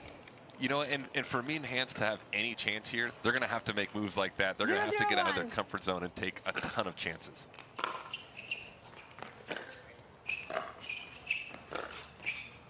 Oh, and Parris Todd kisses one off the net, and here we go again. Sam with the net. It's just the let courts are going. The higher C is getting all the good breaks. 1-0-1.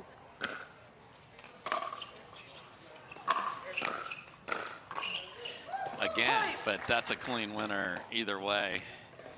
And Todd really made a name for herself in singles, but the doubles game is coming. It is impressive. It sure is. I mean, she's...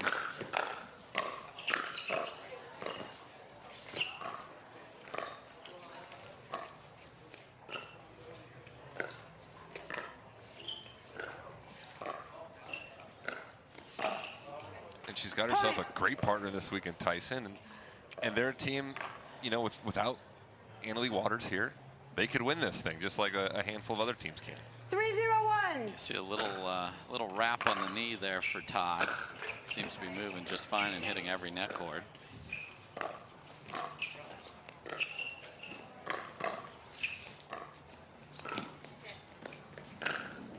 And a blistering ATP right down the Champs-Élysées for Parris Todd. And they've got 4 points, and 3 of them have come on Todd winners up the line so far.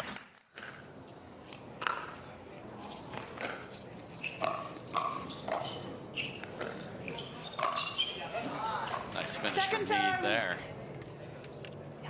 He is from the OC, went to Chapman University. So another California guy making a name on center court, or hoping to. And it is 5 quick ones for the 5 seed. 5-0-2.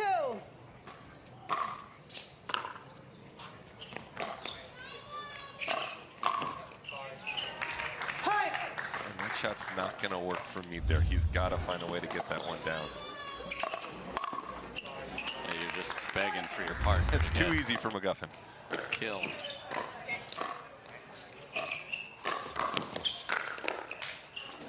Nice hands from Hans. But look what it takes just to get a game, just get a point reset, and they've seen enough. So Hans and Mead have run into a juggernaut here. This is the first match of the day for Todd and McGuffin. Sometimes you start slow. That is not the case. Nay, they are flying up 7 here in Newport.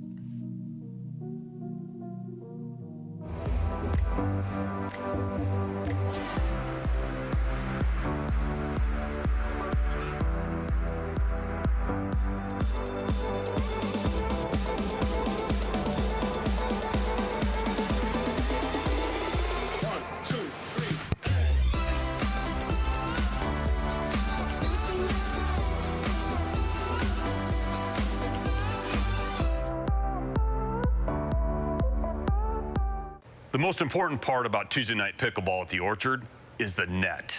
Every Tuesday, 4:30 a.m. You're sleeping, I'm not.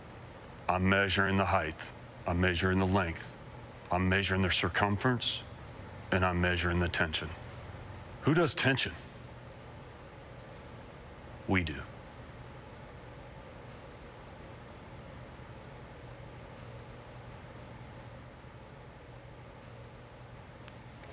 Welcome back, everybody. Dave Fleming with Sam Querrey. Yes, that tennis player, and nay, that pickleball player. He's coming, folks.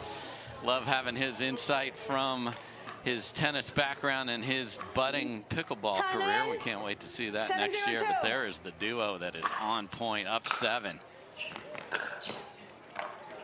And there's the timeout working. Just slow them down. Hans meaning every break they can get here. And 0-7-1. like you just said, good use of a timeout and drew the air from Todd. Man, that was smoked from Mead. Sometimes that's all you need. We were talking about it off air there. You just need a point to get some momentum and kind of get that monkey off your back, and they fortunately got it there. Second serve.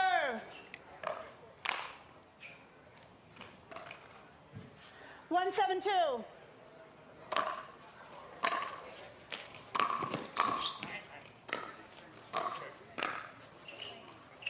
Set up.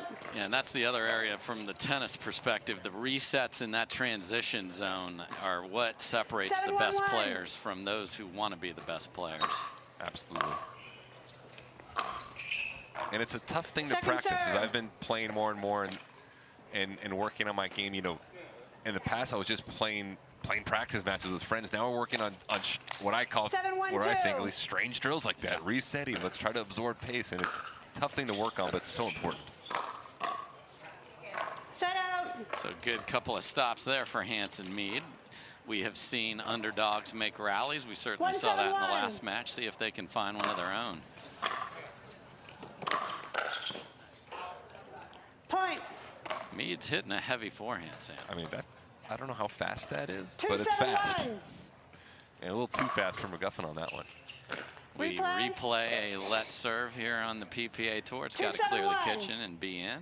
So serve again.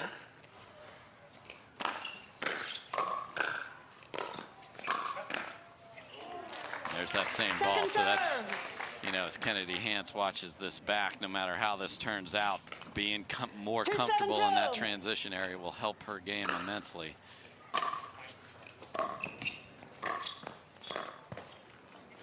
Set up. You've seen a lot in this first set. Parris Todd is not afraid to go one-on-one with Mead, and she's winning a lot of those exchanges. 7-2-1. No, she ain't scared.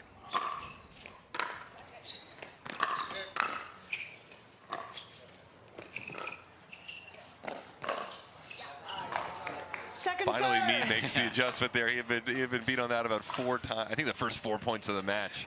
He'd been beaten that, and he finally takes a shift over and gets one back. That is a gigantic swing on a volley. He almost felt, it almost looked like he had a rope that pulled him over on that one. That was max effort. 8-2-2.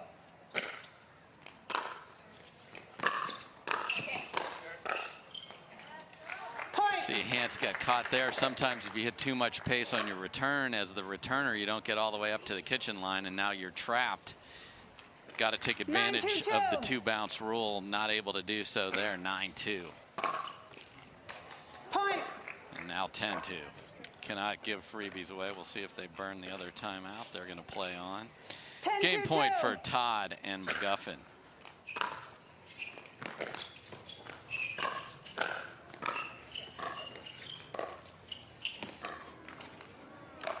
Set up. Nice little 2-y roll from Mead. Gets it stopped for a minute. Now let's see what they can do with it. We saw that last match. 10-5. French Grechkina got it back to 10 also. It can be done. Third shot lob. Oh, that lands in.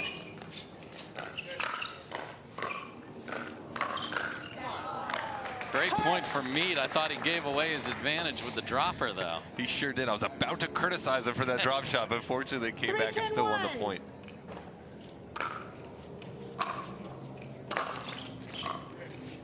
Great hands by McGuffin.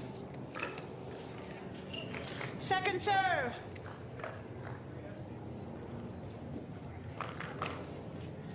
Three, 10-2.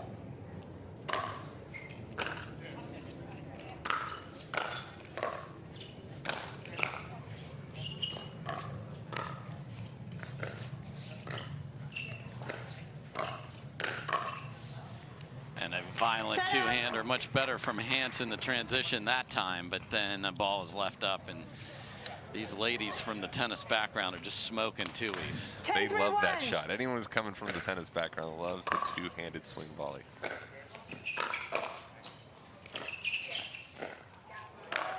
Second serve. Silly hands from McGuffin on that first one there. Okay, a third try to close out game one here. And unable to do so. So, you know, kind of starts to sit in your head just a little. I mean, the margin is still 7, but. Get a couple here and put the pressure back, and then maybe a couple more next time. Wow. Point. Mead flying in and then off the ankles. That's the funny thing about pickleball. You got a lot of players that have some unorthodox styles, and you see shots like that are amazing, truly.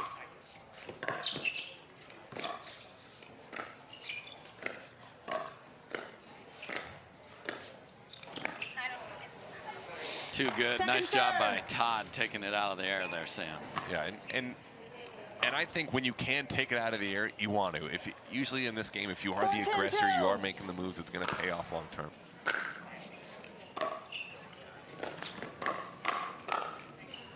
It also takes time away. You don't get to set what you're won as the opponent. So they get one. So fourth try at 10-4.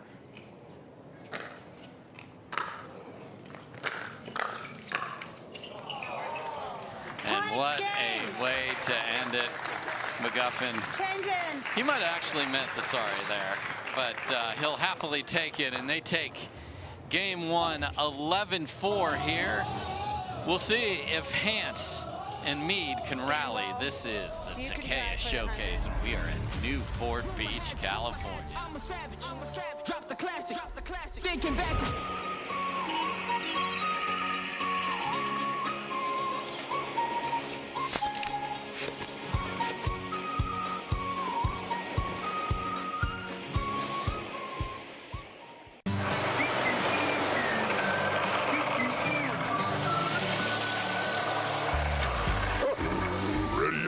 Not yet, buddy.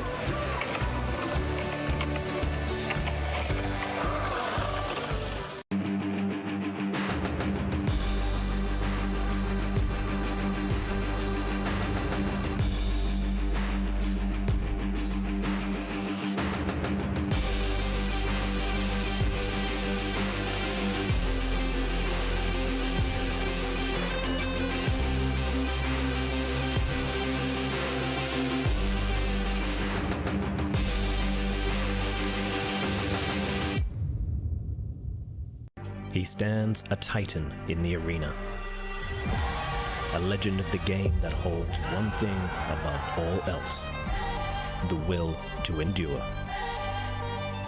Ferocious in attack and relentless in his pursuit to be the best, to be number one.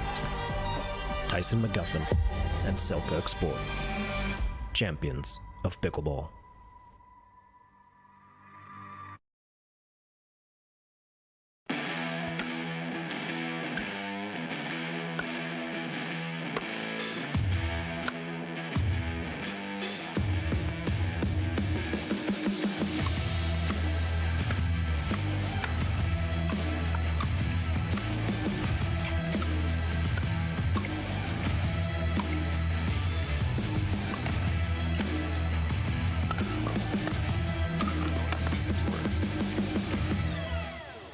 Welcome back, everybody. Dave Fleming with Sam Querrey, and there's a good look at our competitors, the 5-seed Parris, Todd, and Tyson McGuffin, looking fantastic. Kennedy Hans, Matthew Mead need to find, they found it a little bit at the end, got a couple, but when McGuffin and Todd are playing at this level, it is a handful for anybody. And that's pretty. And it's hard for tennis players to figure out. You got to be ready for the next ball, Sam. You're absolutely right. See Parris change direction line, and then instantly, 1 second later, ready for the ball to come back, and does a good job of putting the next one through the middle.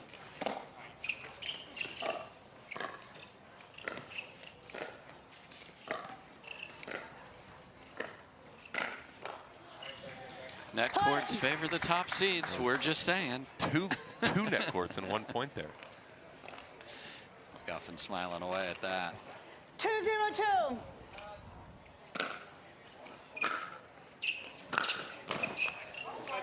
Just no worries. Heavy forehand, and now we get the referees are getting pegged, Sam. That was one of those rare, almost passing shot winners in doubles in pickleball that you never see. She hit that ball so hard. Yeah, there's no alley over there to find. Oh, right down the middle, and there is a clean. It's not really a passing shot, it's a threading shot. Yeah. You know you're in trouble when the baseline team is consistently winning the points.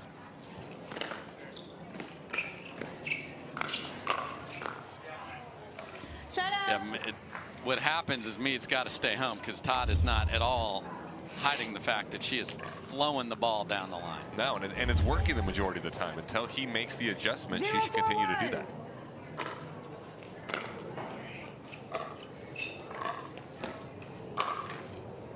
Second serve.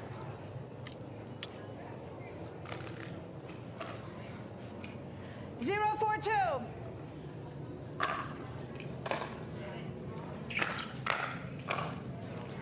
Shut out.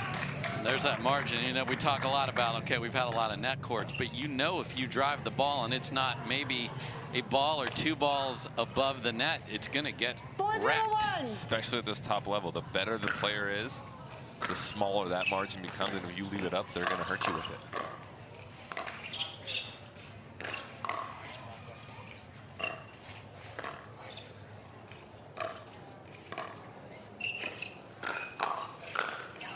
McGuffin's back there with the reset clinic. Todd gets the first ball and absolutely mashes it. McGuffin reset about 7 balls there. Did a great job of getting them back in the point.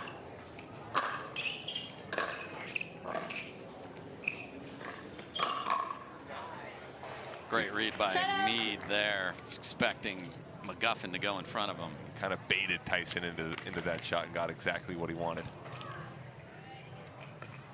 So again, can they get going a little earlier here? Already down 4. They were down 7 in game 1.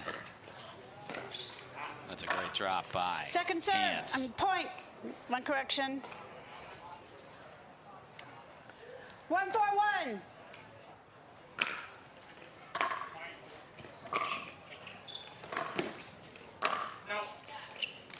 Second serve.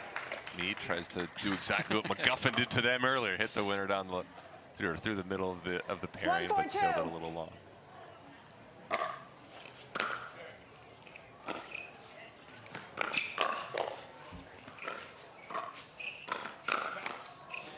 Just wicked down the middle there. And McGuffin has been talking repeatedly lately about, this is my time, I'm coming for everybody. 4-1-1. He's in the singles final, and he and Todd are off to a great start here in mixed. That's a beautiful take there. I think he was getting sick of the Ben Johns talk week in, week out, and the triple crowns from Ben Johns. And he's a guy that can overtake him. And like we said, he's in the finals of the singles. He had a great showing last week in the desert. And it is his time. He is a guy that I think can come out here and start consistently winning 2 out of the 3 singles, doubles, and mixed week in and week out. Point. And it's good for the sport if he does. I personally think he's almost like the face of the sport. He's the most exciting guy out there, and who most people want to come watch. Yeah, the entertainment value is off the chart with him. He hasn't even been barking in this match yet. He'll do that later, I can assure you. It's tough to bark at 11-4, 6-1. Yep. Muzzle is on.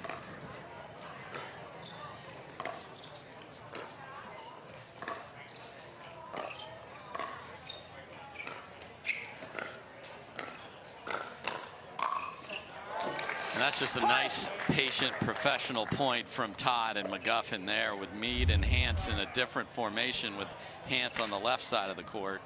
Because they're on odd, they chose not to switch it. So there's a timeout. You said it best. It's just a professional point from McGuffin and Todd. They did everything right there. So, Hans and Mead again in a hole. They call a timeout. They are available, and we've seen them be effective. Will this one work? We'll see. It's a beautiful day in California for pickleball.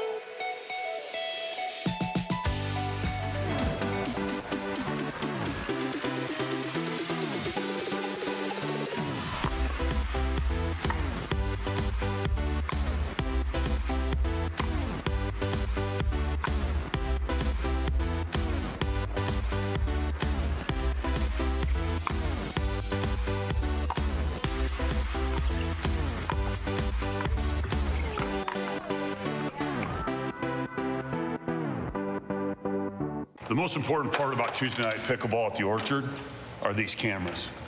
This is the Canon 6R44-2B. We got a red light situation here.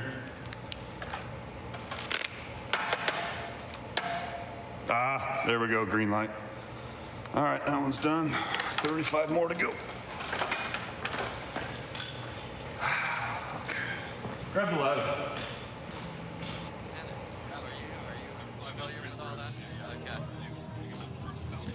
All right, we are back, folks.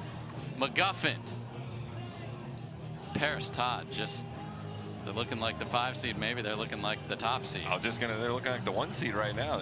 They can do no wrong. They're confident. They're feeling good. They're looking good, and they're I'd expect them to. I wouldn't be surprised, let's say, if they take a title this week.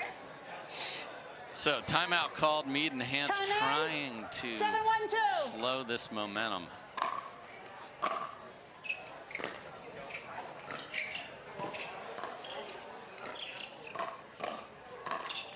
Wow, two-handed forehand by Mead. He didn't have a chance to get the other hand off the paddle there. Got away with it. That was crazy. Sometimes there's not enough time to even think about what you're doing in this game. You just do whatever comes natural. Replay. So we'll have to look at that one again. If the truck can find that, that was very interesting. 171.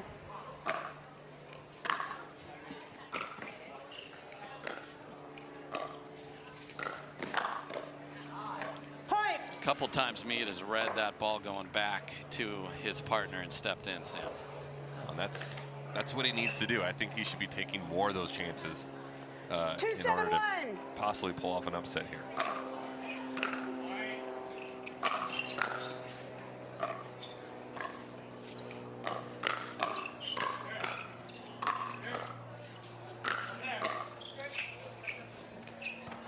Just on the back edge of the line.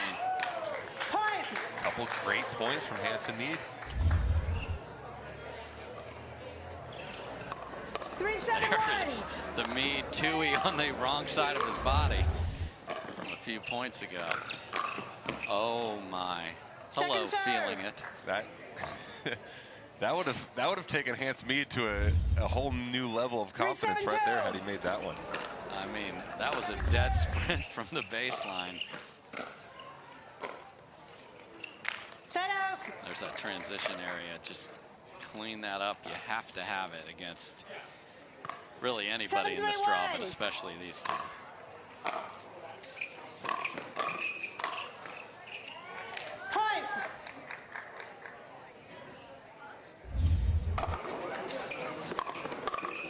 Sometimes you can shake your bake in your own pal. You don't need your partner on that one. Yeah, man, look, if you can do it alone, do it alone.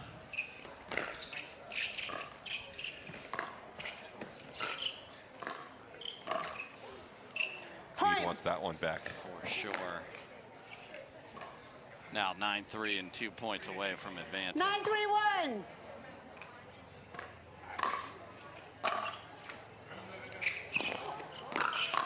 Oh my.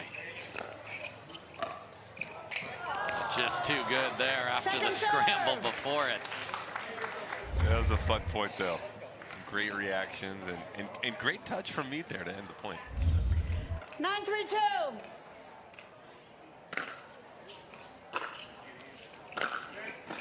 Wow. And that's the danger of unwinding the stack and hitting a heavy return. And we are at match point as that Selkirk Halo paddle smoked that one.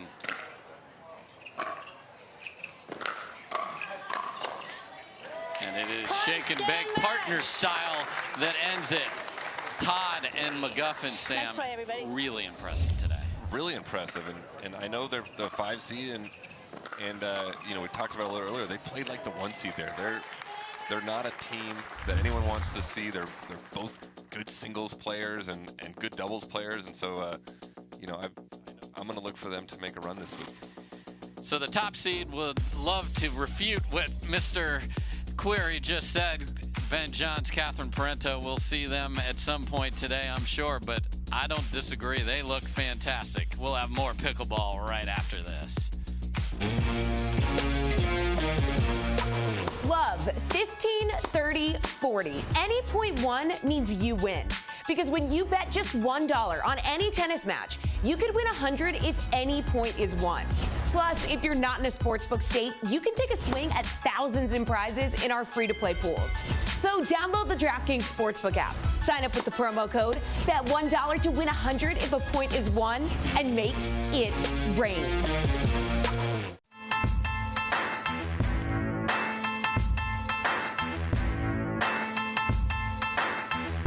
New People Pickleball. Our new EV rental fleet is the absolute GOAT. Nice. Speaking of goats, is that Tom Brady? Yeah.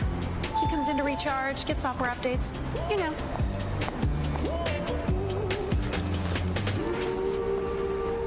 Same time next week? You got it. Cool. Let's go.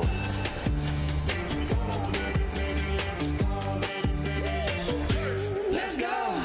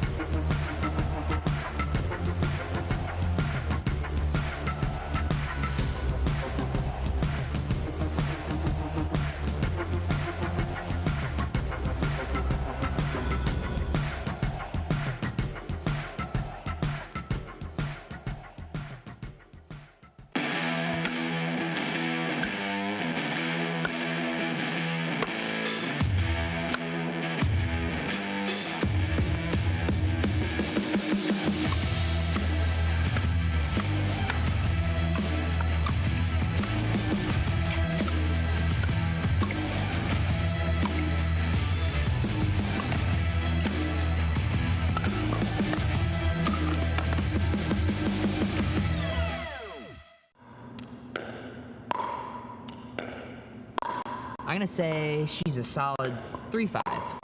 Nah, she's definitely a 2.5. Guys, look at that forehand. She's clearly a 3.0. Guys, come on. I'm at least a 4.0. Yeah.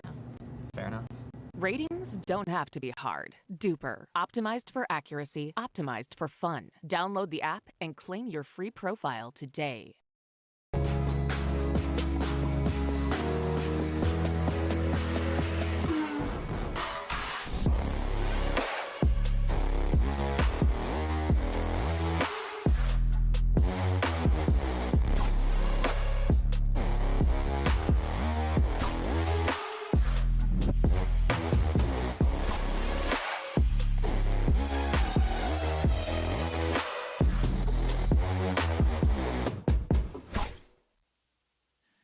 Welcome back, everybody. Dave Fleming and Sam Querrey here. It's a great day of mixed doubles, and the top seeds have looked good, and we talked about, I felt like we're going to see Catherine Parenteau and Ben Johns at some point, and they are coming out and they're going to be playing the 16 seed, but that is a dangerous 16 seed. Julian Arnold can absolutely bring it. We're going to hear Andiamos and all sorts of stuff from him here, Sam. Yeah, Julian Arnold is a great player. I actually practiced with him last week a little bit out in Indian Wells, and he's making a name for himself in singles, that's for sure, and came from tennis. I've actually practiced with him back in the day, but you're right. This is a 16 seed that's a lot better than a 16 seed. Oh, and Mary Brasha, his partner, is a terrific player as well, another Californian. So we got those two, and then, okay, we've talked about it. The Waters were never planning on playing this event anyway. I referred to Lee Waters' injury at Nationals. We hope she gets well soon. So Ben Johns and Catherine Parenteau are coming in here. They played together at Nationals, got silver, but they got run over by Riley Newman and Annalie Waters. They won 6 points in a best-of-5. Yeah, and that's got to give Brasha and Arnold some. I know they didn't have hope, but a little more confidence. Like, hey, look, this is I know we're playing Ben Johns, who's probably the greatest player ever, you'd say, in this sport, but he's off of a pretty good beating last week, and we're good players, and I think they can draw a little confidence from that result at Nationals last week. Yeah, and I think obviously Mary Brasha and Annalie Waters are different players, but what worked to put them in jail? So did you watch a lot of tape, Sam? What was your coming into a match thing, or you and your coach breaking things down? How much of that was that, and how much of that was just feel for you? It was 100% feel. Okay. I was never a guy to watch tape. For whatever reason, I like to go out there and just kind of work on things on my own. I like to get 1 or 2 tidbits that my opponent or the other team would do well. Hey, this guy likes to serve here, or this guy likes to favor this shot. So I wasn't big on tape, but I think a lot of teams here, that's what I would do. I would, you know, if I was Arnold and Brasha, I would look at this other pairing of Parenteau and Johns and say, all right, what are 1 or 2 things they do well, and try to neutralize that. When you start going over too many things, you can just confuse yourself. Yeah, because if in the flow of a point, you know what you should do, but you remember, oh, I should go backhand on this person every time, you overcorrect your own strengths sometimes. You absolutely do. In pickleball, the game is too fast to have any time to think about that. It's such a game of reaction, and so you just need to do your best to react and hit the best shot you can at times. So mixed doubles, so popular in pickleball, just never really got off the ground in tennis. Is that a fair statement? I mean, it's played, obviously, but it's only played at the 4 major. Yeah. You only can play mixed doubles 4 times during the year with tennis, and you know, I don't know why or why not, but yeah, it never picked up steam. But it's great to see it in pickleball, and hopefully the mixed doubles is here to stay, and it's going to be one of the staples of every event. We're going to have, you know, singles, doubles, and mixed at all the events going forward. Yeah, that will definitely be the case, because the ladies bring it, as we've seen all day. So mixed doubles, very popular. We will have the 1 versus the 16, but don't sleep on the 16, folks, because this is going to be a battle. We'll be having it for you at the Takeya Showcase right after this.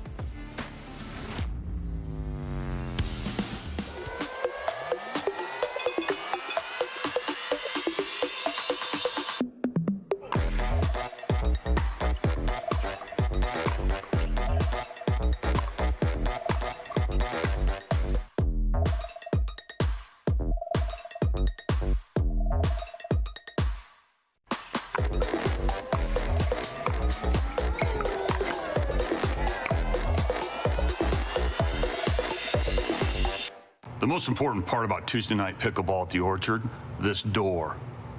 This is the door where the pros come in. It's my responsibility. A lot of people will do a simple lock, unlock test. I do a 34-point inspection, top to bottom, left to right. No door, no pros. No pros, no pickleball.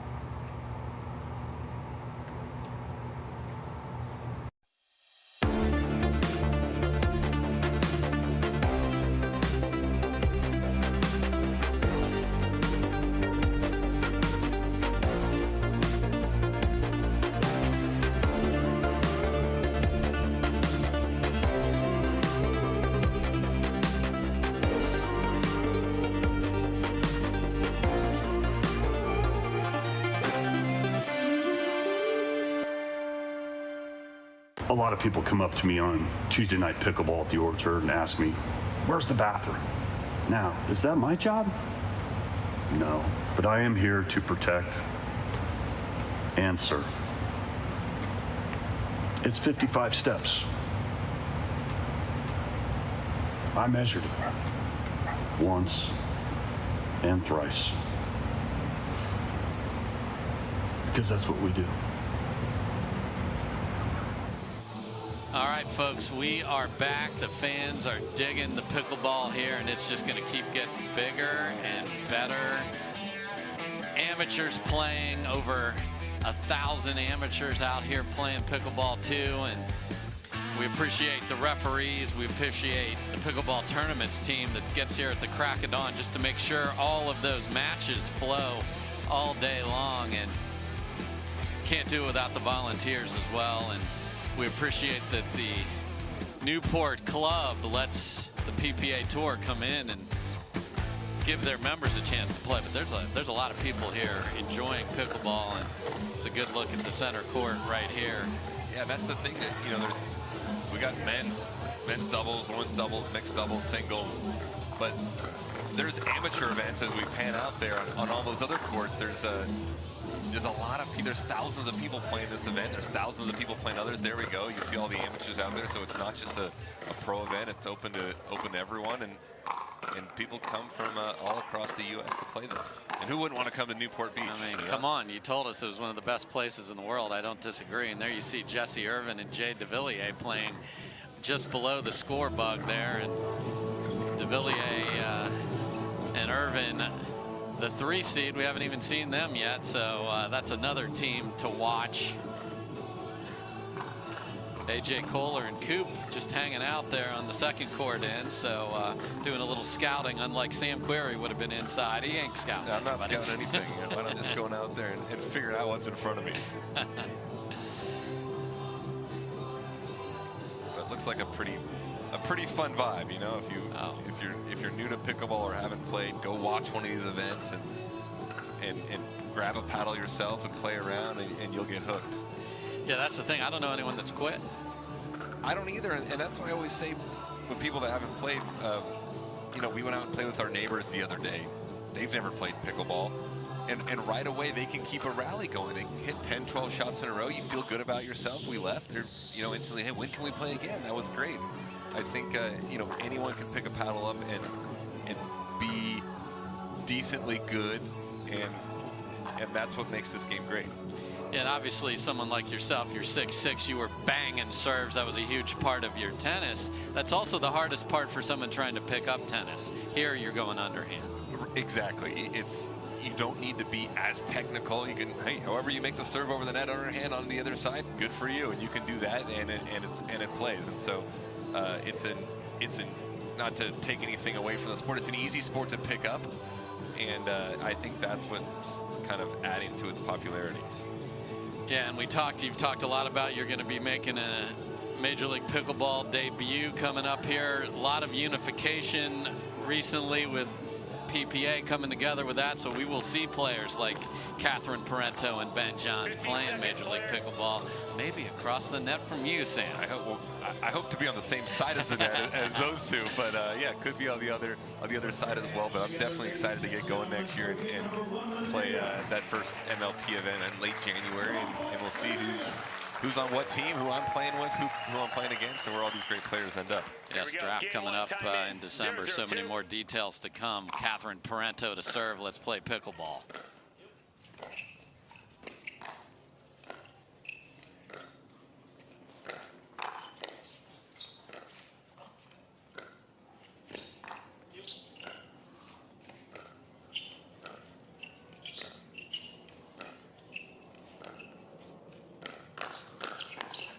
And Julian Arnold with the full package protected his body when he got blown up by Parenteau early, and he's already yapping.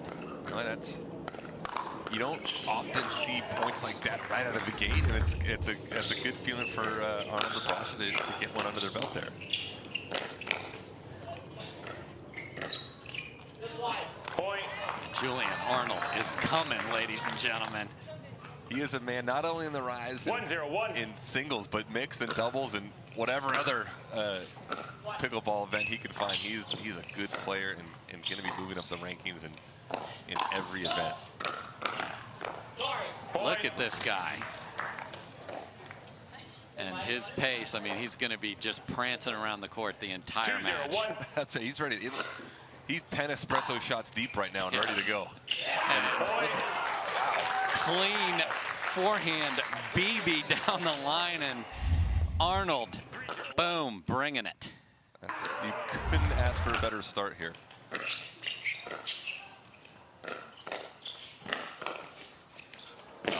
Look at this ATP. And there's the chest pump. That was incredible. Julian Arnold brings this almost into the court on the other side. Yeah, I don't think Brash has touched a ball yet. Just get the serve in.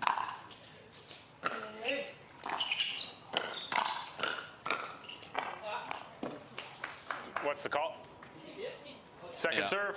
Arnold thought it might have been just wide, but Brash had a good look at it. So 4-zip.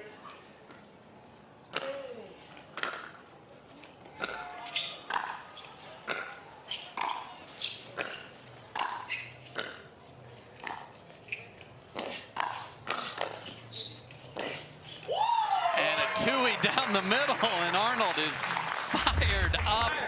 All right, but Brash there had about 4 or 5 resets to give Arnold that opportunity. So let's not forget about her there. Absolutely. Even though Arnold is on fire right now. Side out. And that's what it takes. We talked about it a lot. Sometimes it is the Parris Todd speeding it up, but sometimes it's setting up your partner. Point. First point for the top seed there. 1-5-1. Second serve. Great eye there. That's a talent, letting the ball go. It absolutely is. And especially in this game when the reactions are so quick, you've got sometimes 1/100th of a second it feels like to make that decision. Do I leave this? Do I play it? And right there we saw Brash leave in. That was the correct call. Side out. Ben Johnson's been going for his serve big in singles and has brought it over to doubles. Doesn't get that one to go. So here there's Arnold and Brasha, just full of energy. 5-1-1. Point. And it is Arnold's big serve that gets a miss.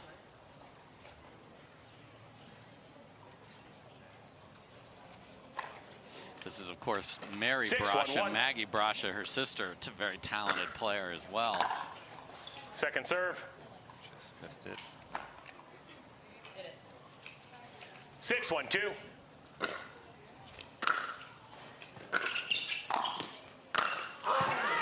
Perfect drop from Mary Brasha, sets up Arnold, and that is the correct score, 7-1. 7-1-2.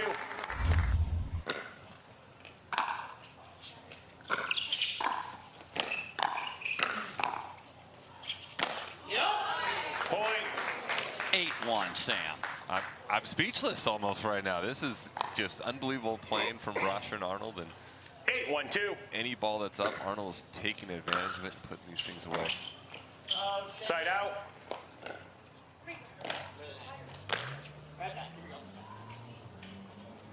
One 8-1.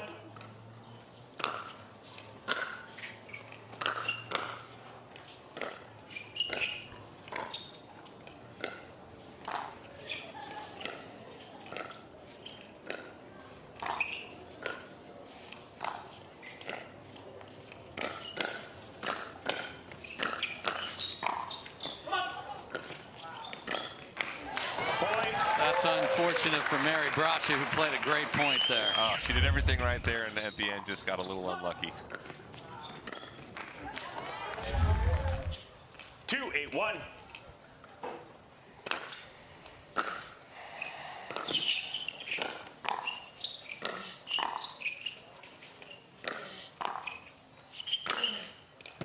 That's Second too serve. good. Another huge ball front. It would be great to see an upset here. You know that you don't.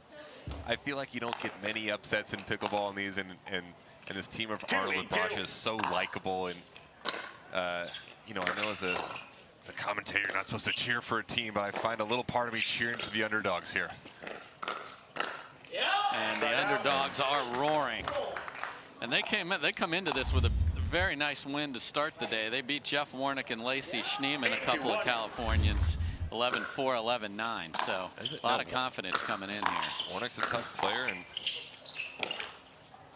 second serve. A rare miss and a yell from Arnold there. Sat on that tape but fell on his side. Again, the high seed gets the leg courts. It's been every time. High seed needs a little help here.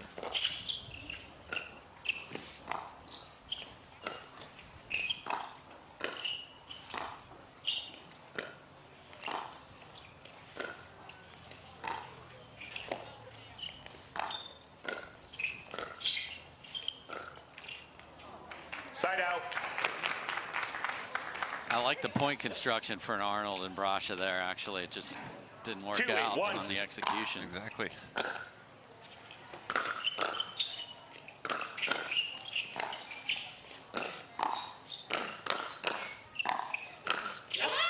Second serve. And Mary Brasha again with some ridiculous defense. Yeah, and I think a lot of people remember the video from a few weeks ago. Yes. She had the around the head stab. That's one of the most talked about pickleball shots of the year, probably.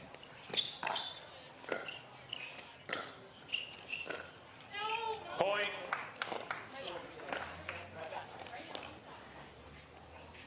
Love the energy. A lot of support over there for Brasha and Arnold. Absolutely. Arnold is he's an energetic guy to begin with, and he's been bringing it since point 1 in this match. Side out. And it's not a very familiar sight to see Ben Johns having the other team dictate to him. No, and you know, you don't get a lot of reactions out of Ben Johns, but I think if you look closely, it's a little frustrated right now. The body language is a little down.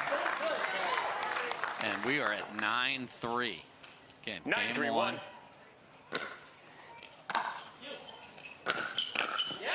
And a big drive from Mary Brasha, and it is game point for the 16 seed. 10-3-1.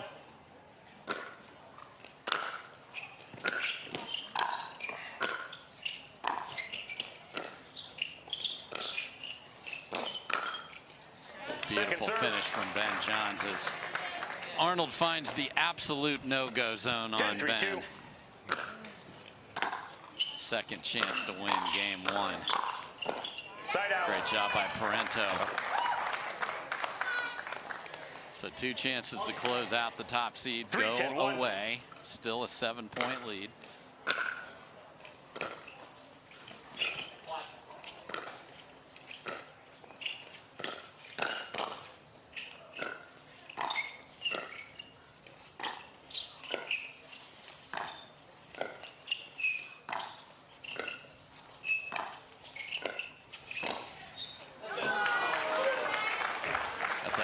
Shot by Ben Johns right there. Hey, that's why he's the best player in this game. That's ball over. A subtle move that he makes those things look easy. That's very difficult to do. 4-10-1.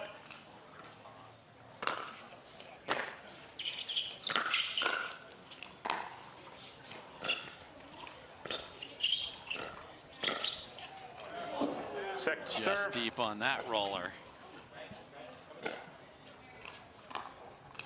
That's a shot that Ben probably does better than anyone.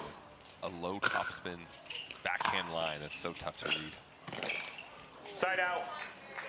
There it is again. So his patented shot comes up short on that one and long on the one before, and it is a 3rd game point for Brasha and Arnold.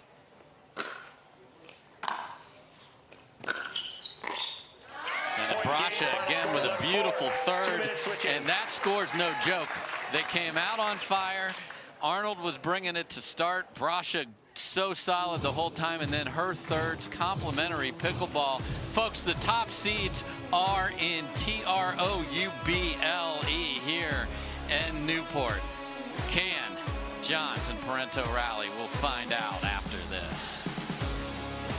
How do you get what you want? Eric Weimer, blind man, wanted to climb Mount Everest. My man crazy, but he believed it was possible. We're gonna do it. And because he believed, he became the first blind person ever to stand on top of the world. Guaranteed Rate believes in your dreams. That's why we treat everyone like we treat our own family and work extra hard to get you the lowest low rate possible. Because if you believe, you will. You don't get the moments everyone talks about without the moments no one sees. Early morning practice, late night drills, running it over and over. You don't get the crowd without the quiet. Everyone sees the glory, the medal, the podium, but every winning shot starts right here. Paddle Tech. Let's go again. The Pro XR pickleball paddle answers the age-old question of how to get paddle speed and control with the same paddle and one grip, and this is it. Pro XR gives you more spin, greater control, and quicker reloads on every shot in the game, because you always have that constant feel for that leverage and control and paddle speed that we're all looking for. Pro XR is the most revolutionary technology in pickleball. Match point, it's all up to me. Nothing can get in my way. And when they ask, what are you gonna do next? I'll say, I'm going. Oh.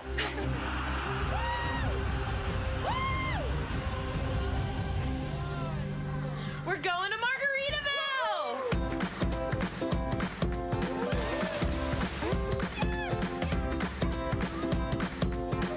You can go to Margaritaville too. Visit MargaritavilleResorts.com. Welcome back, everybody, and it is the team on the right, Brasha and Arnold, who are bringing it. They came out on fire, and they win convincingly. 11-4 in game one. They will start game two. Can they sustain? That's the question. Side out. Great third from Arnold. And 0-0-1. Showing this ball from Brasha, but good point.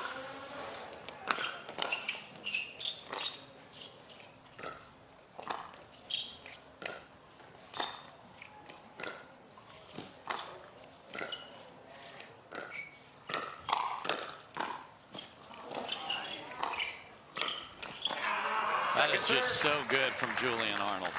The wrist work there was really impressive. 0-0-2.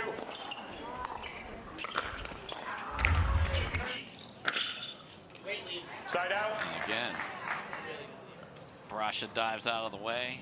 Why? 0-0-1. Hit that ball when it's going out.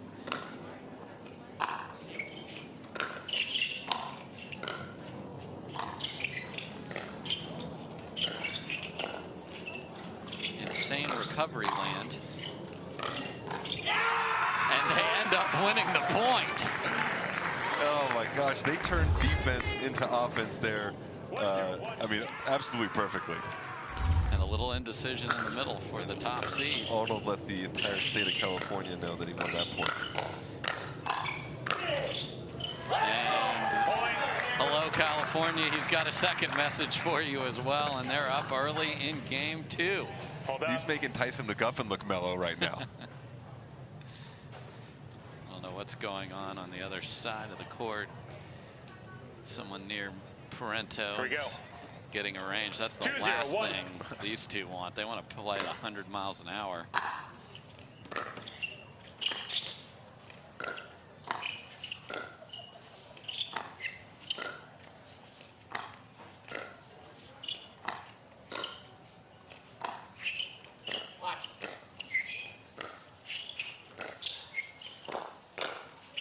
And that goes wide, and it is Arnold who pulls the trigger again, and Brasha not only hanging in there with Parenteau, winning the advantage cross court. Yeah, you can see it with her positioning. She's the one up on the line, dominating that cross court exchange. Second serve.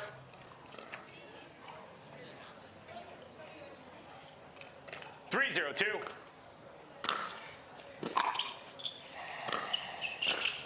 Point.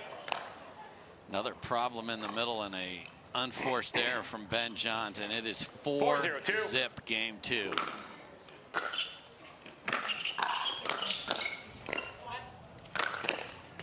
Side out. That ball was punished from Ben Johns. All right. Yes. 0-4-1. Will this be the start of a run? Point. Little paddle clank, never good. It's usually a sign you're in trouble. 1-4-1.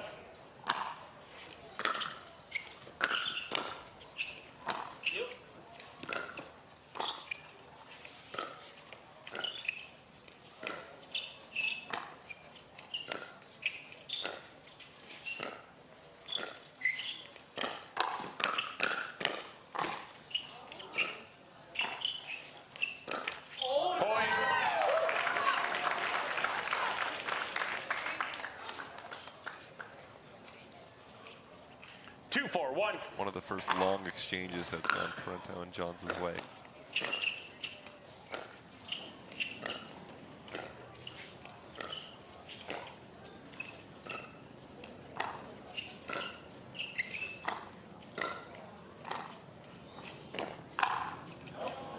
Second serve. Parenteau slides, and a lot of the players on that side are sliding one way or the other to protect their body and set it up. Just misses there. So they've got 2, and here's the second serve.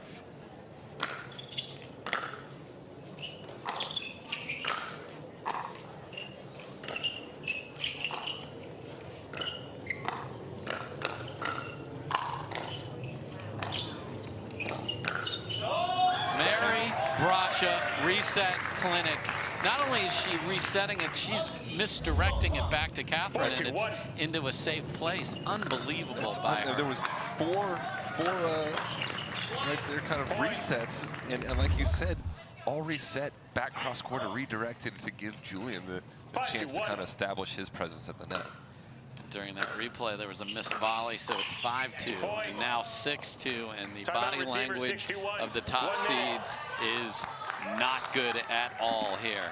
Arnold screaming, the fans are liking it, and Parenteau and Johns are not even standing or sitting near each other as they try to figure this out. They're in trouble, folks. We'll be back with the conclusion.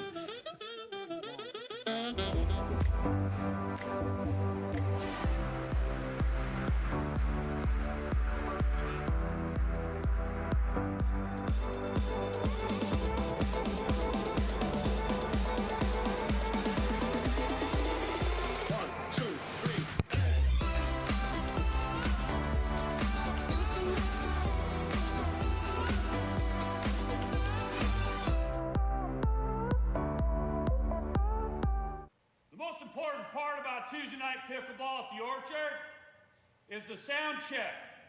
We got 36 microphones in here, and I'm checking the crowd audience microphone, the ambient microphone, making sure we get all the audio from these matches. Check, check, 1, 2. Check, check. Hello? Hello? Hello? Somebody get me down? All right, folks, we are back. During the timeout, Johns and Parenteau were in their different quarters, and that's what Julian Arnold was doing the entire time, just moving those feet. He's moving. He's frenetic. The pace is huge. They want this desperately, and they're playing like it, Sam. They are, and we see the score. I mean, it's not because Johns and Parenteau aren't playing well. This team of Brasha and Arnold are winning these points. They're taking it to them.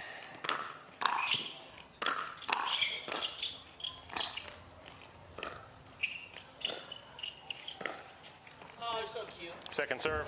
So Arnold goes middle dink and then tries way too sharp an angle. And he knew it. You hear him say 2. 6-2-2.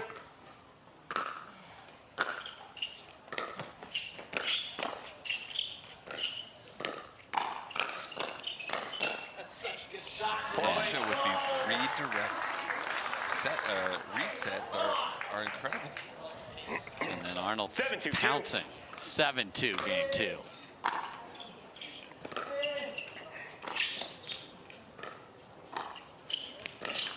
Side out. Little too much there. That was a great handle of the ball off the tape by Parenteau. That felt very important. We'll see if it was or just a moment in time. 2-7-1.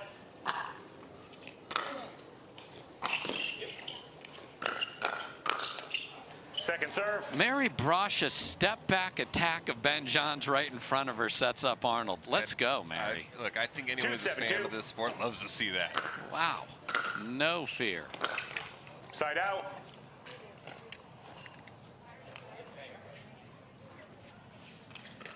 Seven, 2-1.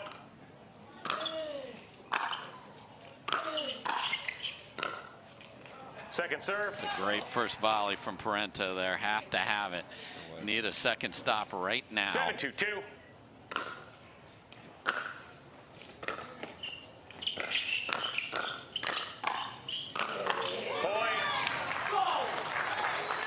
Arnold appears to have just a little more pop on his shots right now than anyone in the game. These balls are coming fast and quick, and he's establishing himself in the middle of the court. Side out. Just can't quite get that one, so they tick one more forward. 2-8-1. 2-8-1.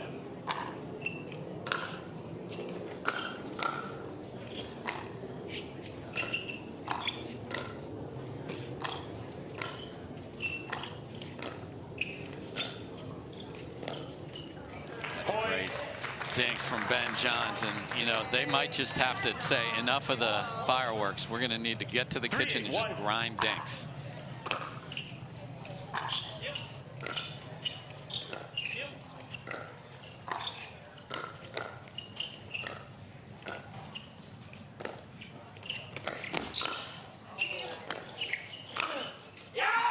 Look at this point. The ATP is defended, and then Arnold comes flying across with a winner down the middle. Yes, sir.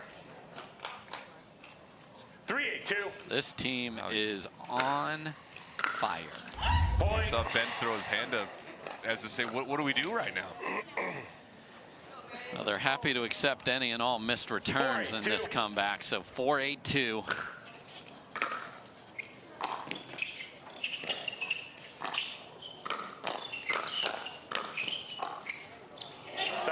Julian Arnold is everywhere. This could be a tennis court now. He's going to cover the entire thing. He is literally everywhere. Including doubles alleys.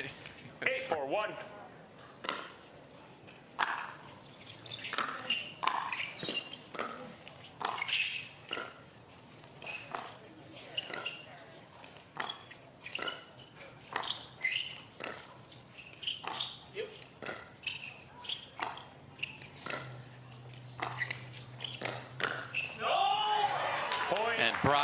Again, so solid, and then Arnold sneaks in and speeds it up, and they're 2 points from a massive upset.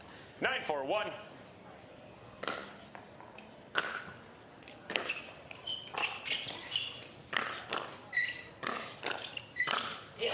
Make that 1 point away as Arnold is roping winners all over this court. And going right at Ben Johns as if to say, look, you might be the best player in the world, but I'm coming for you. Match point.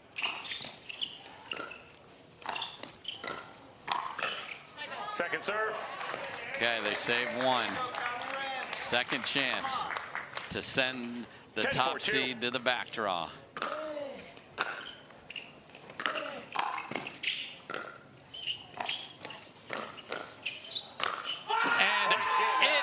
Julian Arnold with an authoritative finish on one of the most dominating upsets you will see. Upsets are often 13-11 in the third. Sam, this is 11-4, 11-4. And honestly, it didn't even feel that close. It felt like they were in control from the moment this match started. And Julian Arnold put on a clinic there, and Rasha just held her ground, redirected the ball, absorbed pace. And they're another team that can win this. With Annalie Waters not here, this is a team that can win this. So we will not have Annalie Waters. We knew that before. We will not have Ben Johns in the mixed final on Sunday either. What a day of mixed doubles. More to come right after this.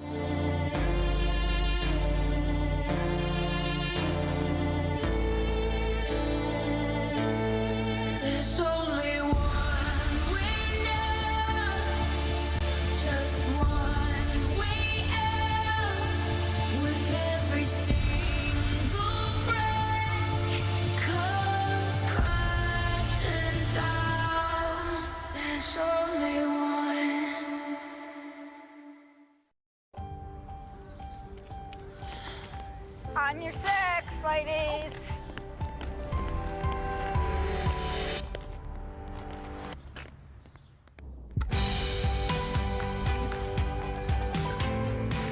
The world will get back on its feet. We'll help you stay on yours. What's your secret? Oh, it's no secret.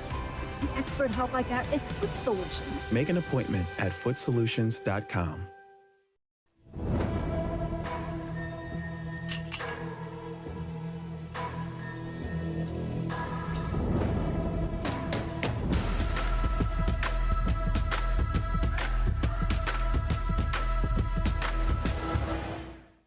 What if you could have shades like these for a fraction of big brand prices?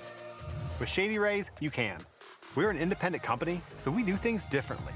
We offer high-quality polarized shades for a reasonable price. And we personally replace any pair that gets lost or broken. And so far, we've racked up over 100,000 5-star reviews. I founded Shady Rays so that we could have sunglasses that stand up to whatever life throws at us. Order now and get 50% off 2 pairs at shadyrays.com.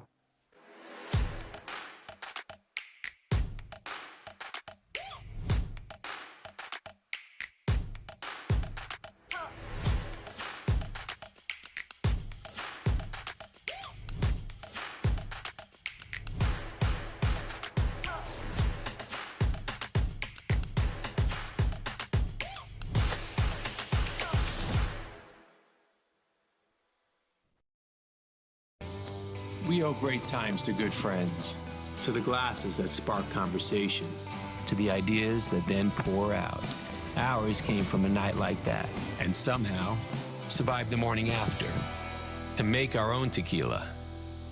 It wasn't meant to leave our house, but since we made this for friends, we thought it wouldn't hurt to make a few more. Grab a glass, amigo. Our tequila is your tequila. Our casa is your casa.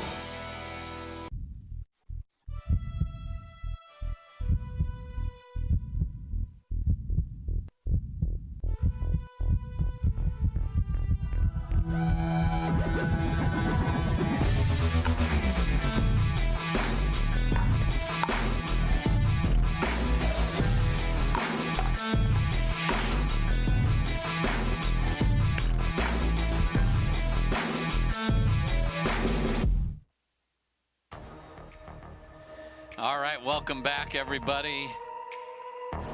We did just see what we did just see, didn't we, Sam? We saw an 11-4, 11-4, the number 1 seeds go down, and Brasher and Arnold are a team that can win this. That was as good of mixed doubles match as I've seen from a pairing, and I'm excited to watch them the rest of the way. I am as well. So they will actually play the team we saw to start the day, Koop and Kohler, in a quarterfinal. So how great is that going to be? Look, there's exciting matchups everywhere in this mixed doubles draw, and we've got another one coming up now. We get to watch McGuffin and Todd back on court again. But you know, we talked about it earlier. Tennis doesn't have a lot of mixed doubles. Pickleball does, and it's fun to watch. It is indeed, and we've had tremendous action here, and we're going to have another Johns brother out on the court here momentarily. That being Colin Johns playing with Sierra Gate and Leach against Todd and McGuffin. And, you know, John's brother pride now. You saw baby brother just get run over. Let's see if Colin can step it up and find an upset of his own. And speaking of the Johns families, we're gonna, in a minute, hear from Julian Arnold, and he'll talk to our Hannah Johns with Mary Brasha. We've got a good look at Callie Smith and Spencer Smith out there on the second court there. So huge upset. When they happen, we want to hear from the victors. We will hear from them now. Go ahead, Hannah Johns.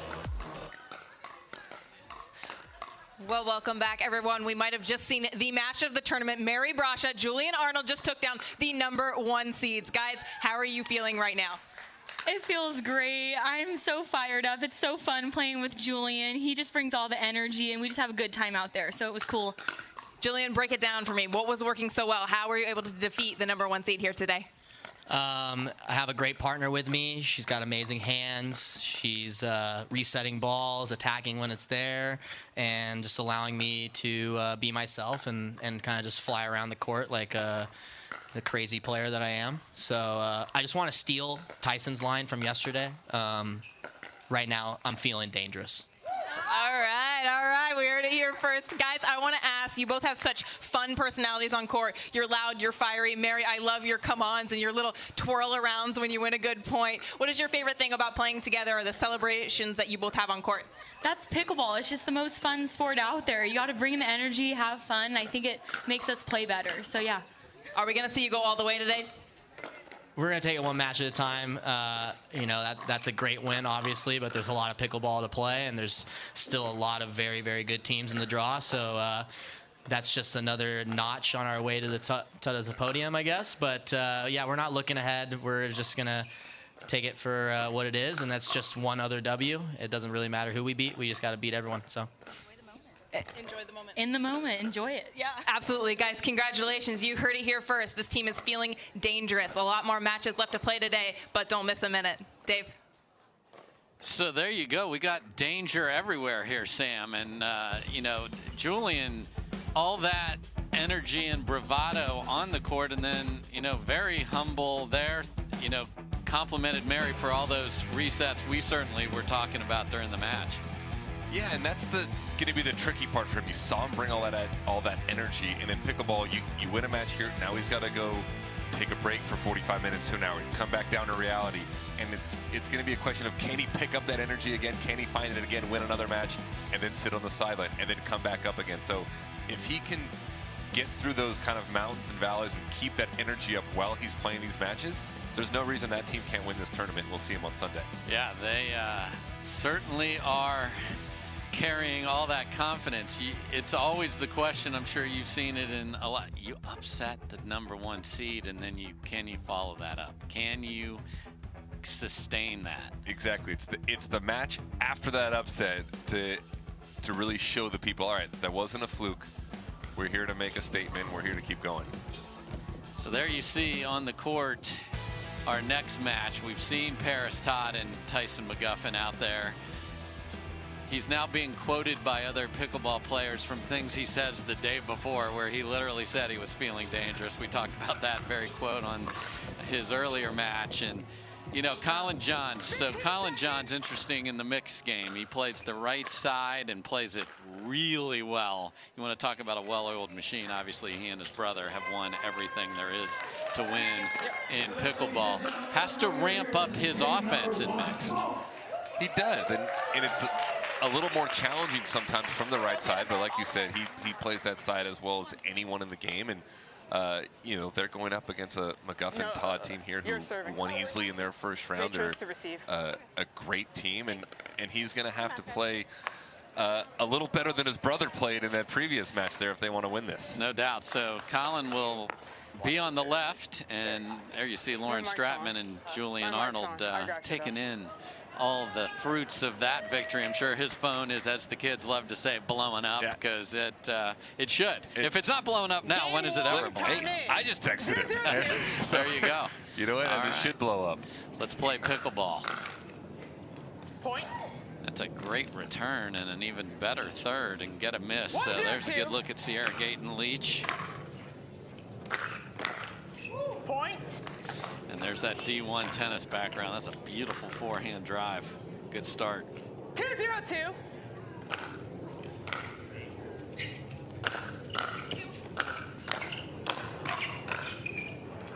Side out. Good exchange. And Gayton Leach's dad, Rick Leach, is a tennis player who I've known for a long time. Lives probably half a mile from this court right here that we're watching.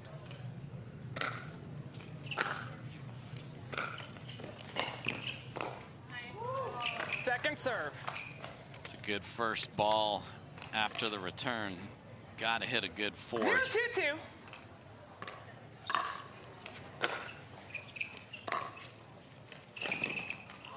Point. So that's a ball I'd love Colin to take. Don't make your partner have to hit a backhand bailing out.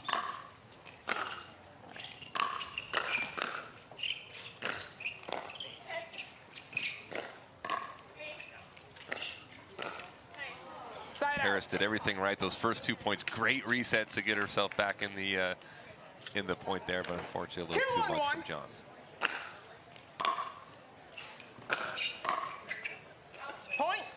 Big drive from Colin Johns. So the drive's working early for Gayton Leach and Colin Johns. 3-1-1. Second serve. Those are the ones to win this match. He had one on their last serve, didn't finish, and there's another one. That ball's got to be made if they want to win this match. Side out. And hello, don't put this on this paddle because bad things are coming. Todd and Kovalova hit that better than any two women in this sport, probably. Point. So McGuffin saying that was a weird ball off of a couple of volleys here. So he asked Colin, you can't unilaterally change the ball. You have to have that approved on both sides, and he's even letting Colin take a look at it. He says it's good. You can't have one that's real fresh, has barely played. It's definitely going to play different. Right, we saw McGuffin miss the volley, Johns missed the volley, and it's like came to the agreement that it's the ball's fault, not their fault. Absolutely, and if not that, then the paddle. Second serve. Colin loves the new ball choice. 2-3-2.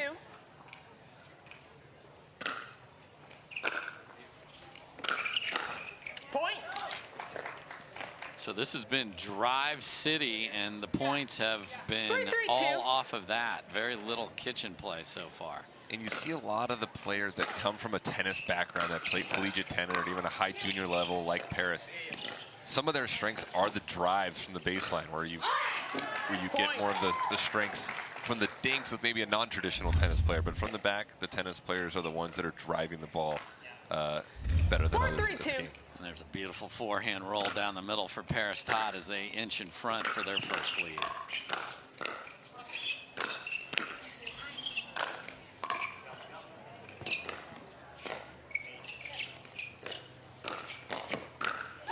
What a job of offense to defense as McGuffin and Todd. Beautiful resets in the middle of that point. That was incredible. And that was 90% Parris Todd. McGuffin had one great reset on there, but Todd really kind of controlled and got them back in that point. Point. And we are close to needing a timeout as the flow is coming, the smile is out. This is danger. You're in trouble. When you see McGuffin, the more fun McGuffin's having, the more in trouble you're in. Bad news for you.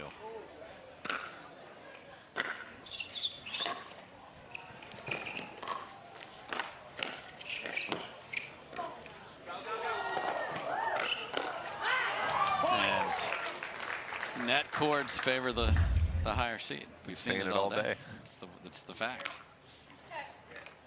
7-3-2.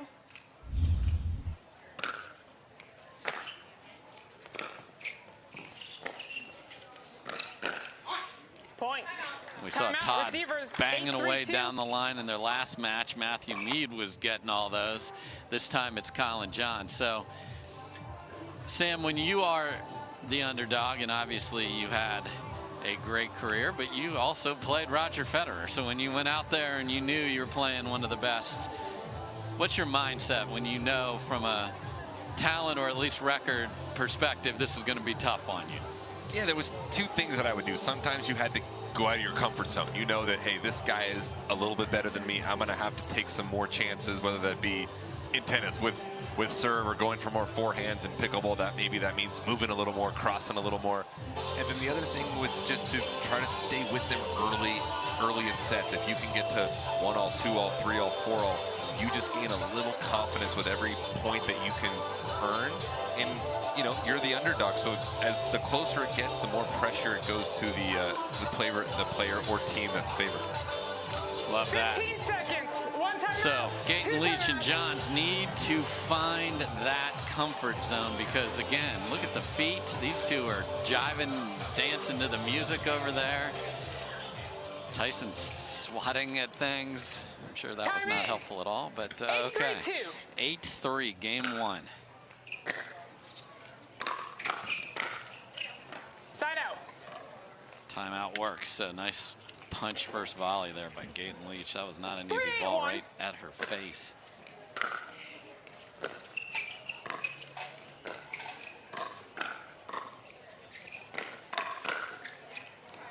Second serve. Perfect setup for Johns. Just got to get that last one down. Too much gas on that, but everything prior to that was picture perfect.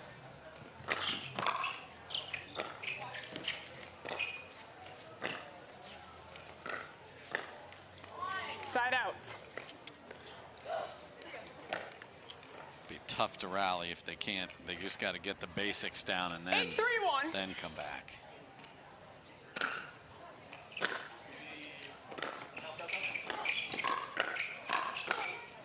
Point. Absolute miscommunication on who was taking the third, and they still get out of it. That's the day they're having so far.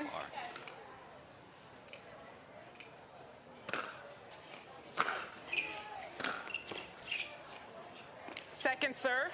Okay, that was odd. That was odd. I don't think Parris knew whether she hit a forehand or backhand and kind of let the ball come right into her and hit a forehand, and just a little bit of a lapse in judgment there. Oh, and then one off the tape. So quickly, 10-3.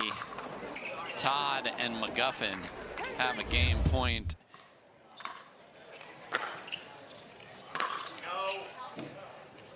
Side out. Okay, so they saved that one. Little disgust yell from Colin Johns of no.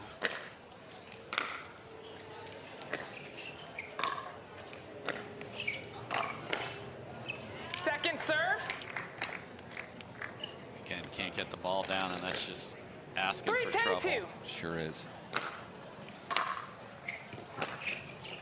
Side out. Another divorce ball in the middle that was unsure. Second game point here for Todd and McGuffin. Point game. And that will 11-3. do it. So it has been 3 rough games in a row for those named Johns wearing red shirts, but a lot of credit on the other side to Todd and McGuffin. They are playing confident, they're playing loose, and they are playing well. So can Gaten, Leach, and Johns come up with something? We'll see. This is the Takeya Showcase in Newport. There's never been a better time to get away. With a great deal on the Hyundai you've always wanted. With America's best warranty and up to 3 years complimentary maintenance. It's your journey. Own every mile at the Hyundai Getaway Sales Event. Hurry in to get our best deals of the season. Get in and get away. Get 0% APR financing plus 0 payments for 90 days on select vehicles. Now, during the Hyundai Getaway Sales Event.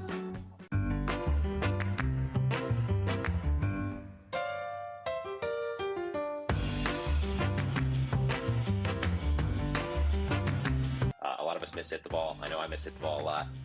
So speak for more yourself, forgiving.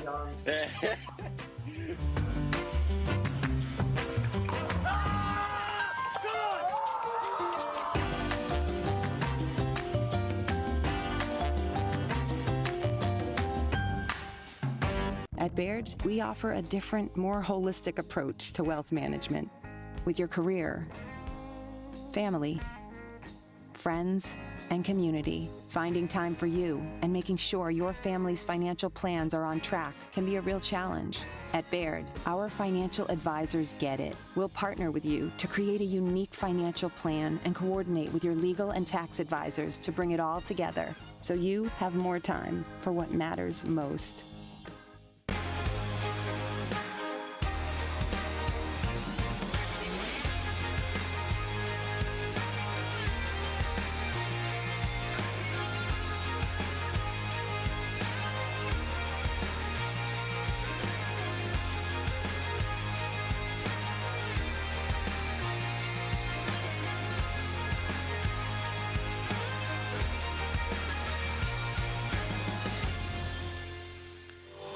Welcome back, everybody. Dave Fleming here with ATP tennis star Sam Querrey here, and Sam is on his way to, he wants to take people's lunch money and pickleball too, so we'll see if he can do that next year. We can't wait to watch that. And we are watching quite a show from these two. Parris Todd to serve to start game 2.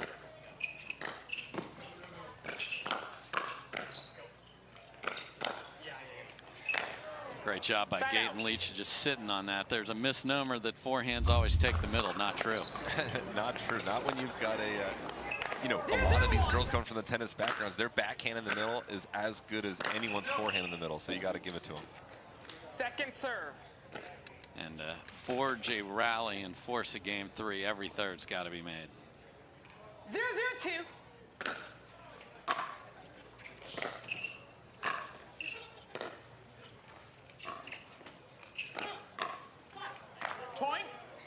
So Parris Todd's been blowing up the guy down the line all day. Gaten Leach catches McGuffin. Took a page out of Parris's book, and it worked. This is interesting. They're playing straight up, meaning Gaten Leach is on the left side. Point. So this is what you usually see in gender doubles, just switching back and forth if there's somebody that doesn't prefer one side. Now we're seeing it in mixed. Point. And no one thinks the game better than Colin Johns. And there's one thing to lose. There's one thing to lose the exact same way. Right. Well, whatever adjustments they've made so far, it's working. But McGuffin wins that hands battle. 0-3-1. Good start for Gaten Leach and Johns, though.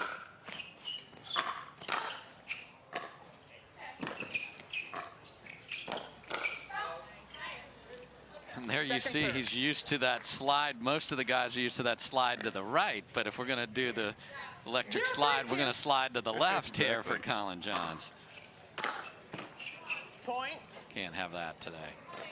No, there's a missed return is one of the most frustrating things in this sport.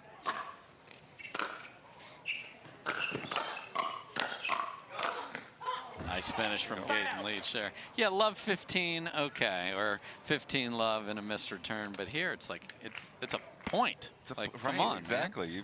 You only need to get 11 of them. To give one away on a return is very frustrating. Second serve. So Gaten Leach told Colin Johns, give me one more chance over here. So let's see if they try and return to her backhand.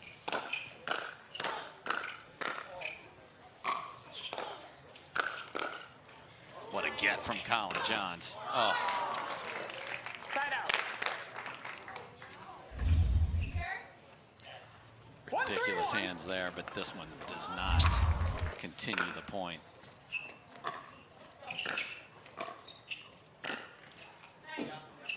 Second serve. And that falls on the line. So just comfort and body language a little better here, or a lot better, I should say, from Gaten Leach and Johns. Yeah, they're sticking to their game plan. They're not doing anything fancy. You're going to have to send him an apology note because that was heavy fancy on this move. Tried to go inside out, Ernie. I mean, honestly, that's a ball he should make 9 out of 10 times, maybe more. And there's that grip you talked about on the backhand. Explain what you mean by that, because I think a lot of people that are tennis players, which way should they be sliding their hand? You should be sliding your hand. If you hold the racket in front of you, you should be sliding your hand away from you to be able to generate a little topspin on that volley.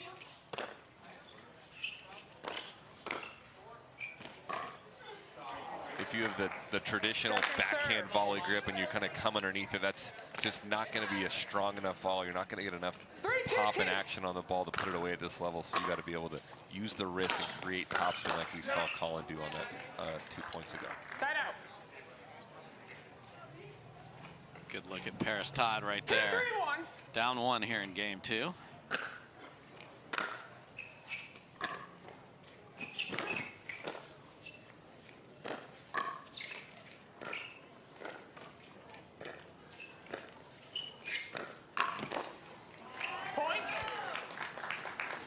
That's a strategic play here. You kind of bait him line. Looks like it's open. The guy slides over and is waiting for it. And we saw Tyson do exactly that and generate with that backhand side.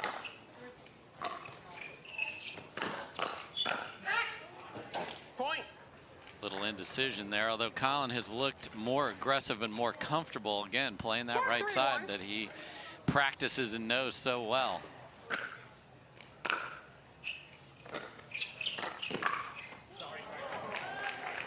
Colin's definitely, you can make the argument, is the best right side player in this game. Timeout, receivers, 5-3-1. And that paddle hitting the deck, you don't need to tell me it was a timeout. The paddle told me. So we're going to take a quick timeout as well. It is McGuffin and Todd looking to continue their rampage here at the Takeya Showcase.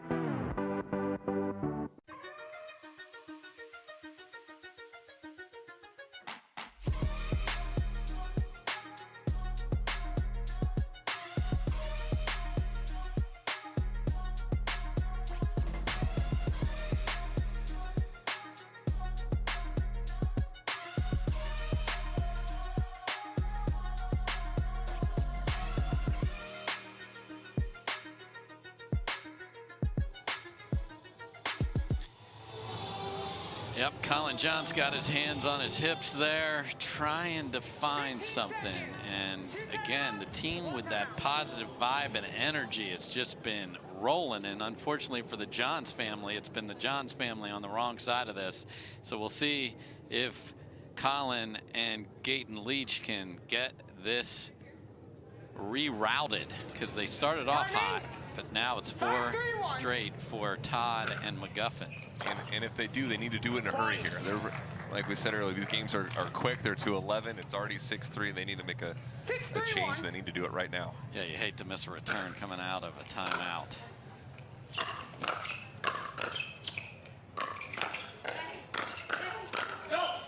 Oh, and Parris Todd gets tagged, but she's sticking that paddle right in there. She hung in there with Colin. That could have easily been her tagging Colin Johns.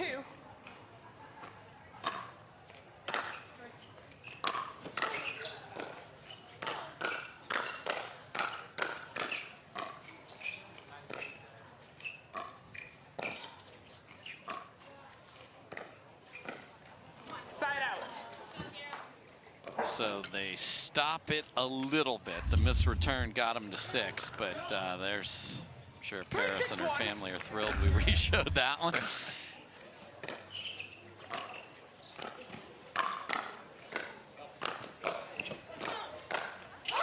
That's just too good. And that's where you cannot put the ball against these ladies. We've talked about it all day, Sam. We sure have, and Parris is doing an unbelievable job right now of quick reactions and keeping her and McGuffin in a lot of these points. And there's the same shot. You know, unfortunately, Johns and Gaten Leach aren't listening to this right now, or they would have heard you say not to hit it there. Yes, no go zone. We'll get T-shirts printed up. That's just unlucky there. And Sure Colin Johns drops his paddle in disgust there, like the net cords have been ridiculous, and that was like they were in jail, and then that was the only way to get out of it, and it turned that point 180. Second serve. Good ball down the middle from Gaten Leach there. 7-3-2.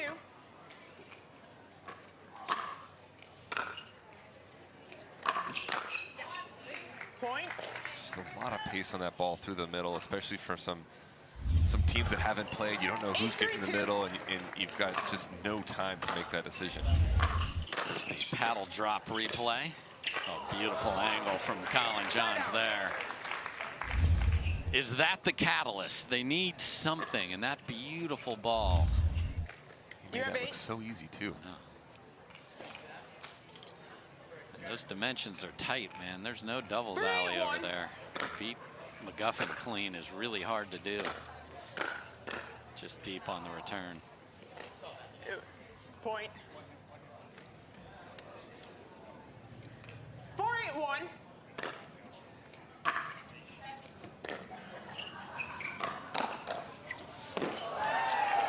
Second serve.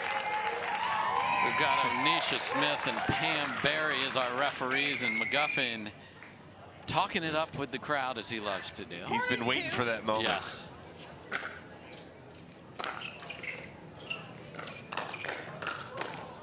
Oh, Parris Todd's on it, but it is Colin Johns who gets the last on that one, and the lead is 3.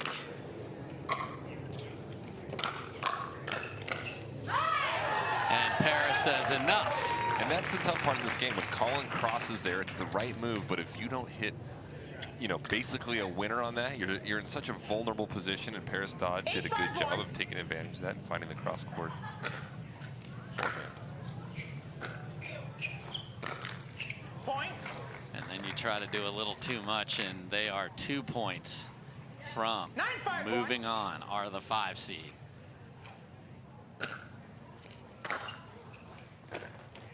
Second serve.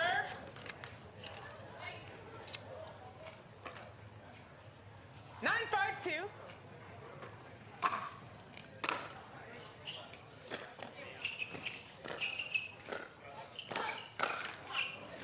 Side out.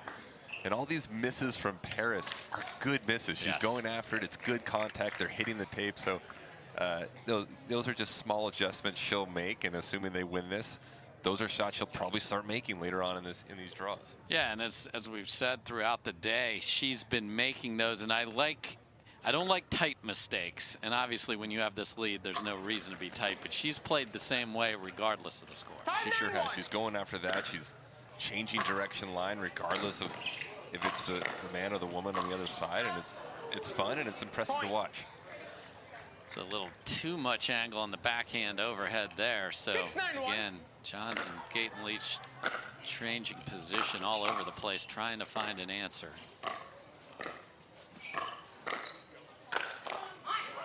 Second serve. High to the Todd forehand is not the answer. No, and that ball coming from someone who has a tennis background like Parris, she's looking at her chop. She's going to put that away every time.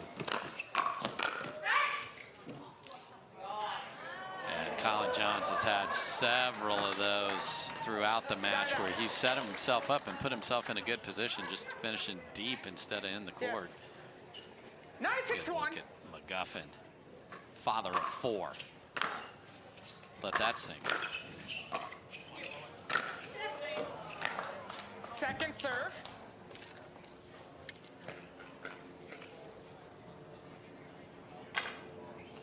Nine, 6-2.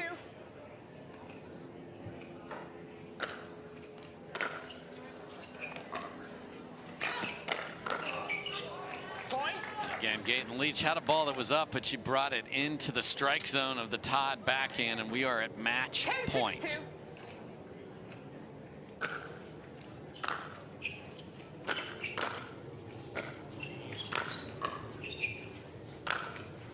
That's a beautiful angle from Colin John. So they saved that, down 4. It's go time. Right into the living room. 6-10-1. Put that one a little closer than what he was thinking of. On match point down, I agree.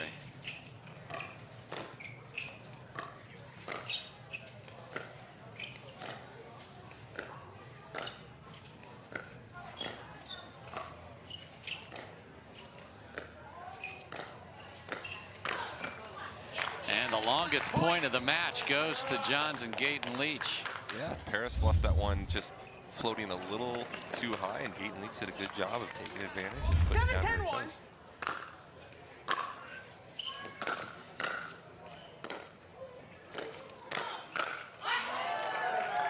Just cannot go there. Just can't.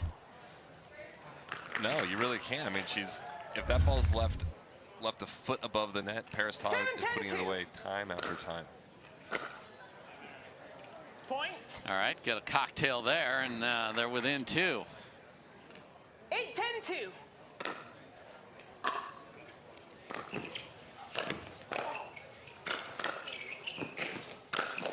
That's a great aggressive point by Colin Johns. And ladies and gentlemen, that lead is just 1. Receivers. 9-10-2. Can they tie it up here? Timeout from the other side of the court. All right, Sam, so you've been in this position before. You're digging, you're digging, you're digging. You're within 1. What are you saying to yourself? Or if you're playing doubles, what are you and your partner talking about? You just got to draw up your, it's hard to drop a play in this game because it's so reactionary, but you just got to make sure you're aggressive. Go out either way, whether you win this point or lose this point, try to make it on your own terms. If it's going to be an aggressive cross, do that. Just, you never want to leave the court thinking, oh, I wish I would have done that a little better. But if you go out being aggressive and running the right plays, you can kind of feel good internally with whatever the result is. Yeah, you don't want to be safe here. Safe is death, so play your best thing. The one thing you can call here is where are we putting the serve, where are we dropping the third, and then let it go from there. So we'll see what they got. 9-10-2.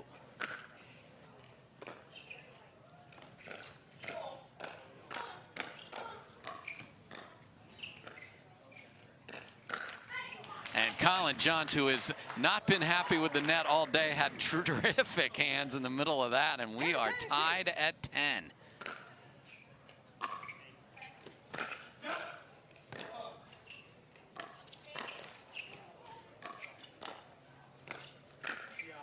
And it is Colin Johns who says not so fast, my friends. He can do no wrong right now. Every ball that's off his racket is landing in. So a match point was saved, and now a game point is on the paddle of Colin Johns. Wow. I mean, this has been impressive from Colin, and you know, and here we are. He's deserved this game point. We'll see how he comes out of this timeout. You can see he's emptying the tank there, and the energy, the conversations before they were standing separate. Look at them, they're aligned here, walking through. Okay, what are we going to do here? Where are we going to put the ball? They have switched back and forth, Sam, numerous times to try and find that court positioning that's going to work. It seems like they've found it, and honestly, I don't know if it matters right now. Colin Johns is on both sides of the court. Yes. So here we go. Game point for Johns and Gaten Leach. Oh, no. Wow. Can he make sure that doesn't carry over? And that hit up like 4 squares from the bottom of the net. That sucked the energy out of the entire stadium right there. Wow. Okay, there's a team on the other side, I promise.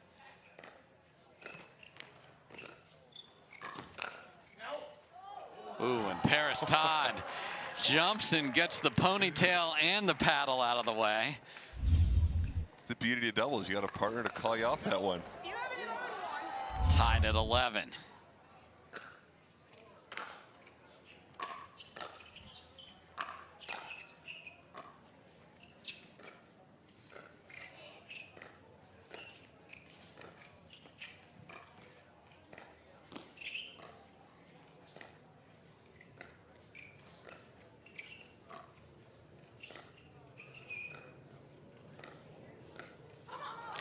And another good grindy point goes to Johns and Gaten Leach, and that formula has been in their favor, Sam. It sure has. I mean, when you're usually it feels like the team that's more patient in those dink rallies is the one that comes out ahead.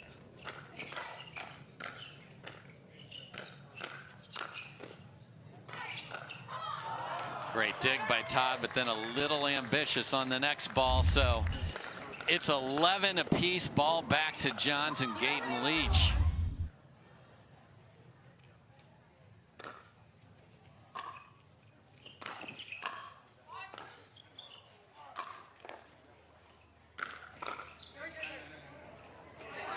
Second serve.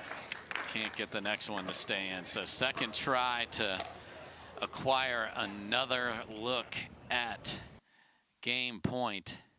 11-11-2.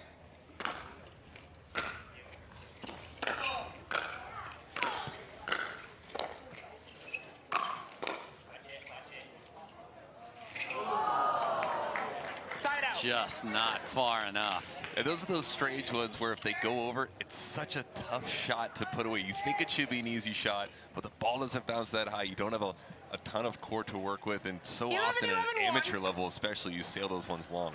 So 11 apiece. Back to McGuffin and Todd. Oh, no.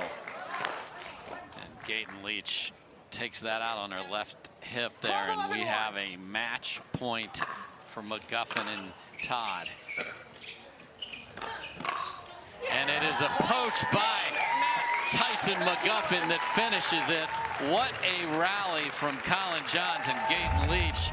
But in the end, it is that man, McGuffin, and that woman, Parris Todd, who will advance on this tremendous day here of mixed doubles. It sure was, and that second game there was exciting. It was thrilling. We had to go back and forth both ways. I think Colin Johns is going to be thinking about that missed serve for a little while, but at the end, McGuffin and Todd were a little too good.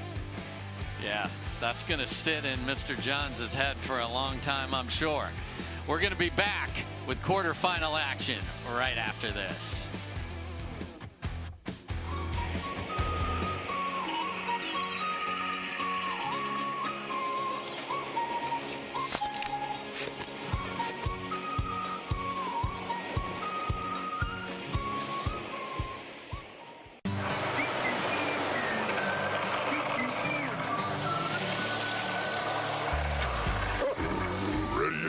Not yet, buddy.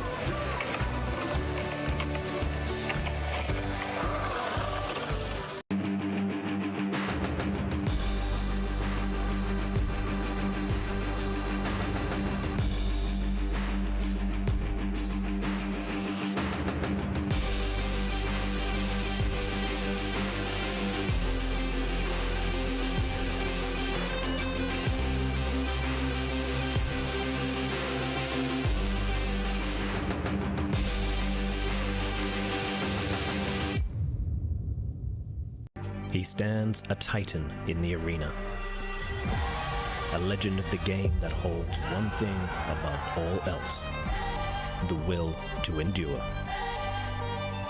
Ferocious in attack and relentless in his pursuit to be the best, to be number one. Tyson McGuffin and Selkirk Sport, champions of pickleball.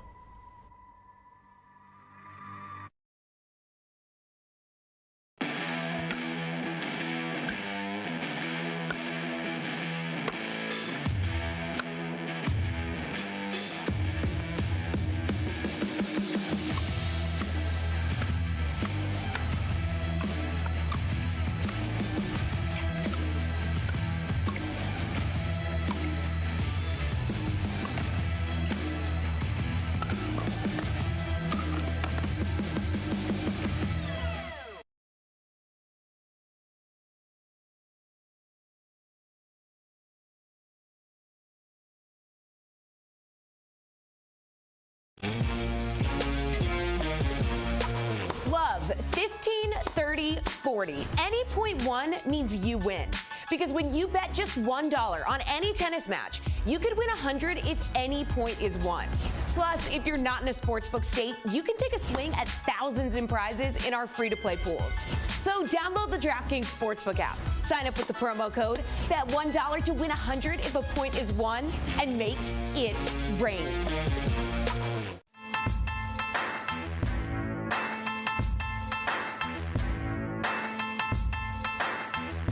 New People Pickleball.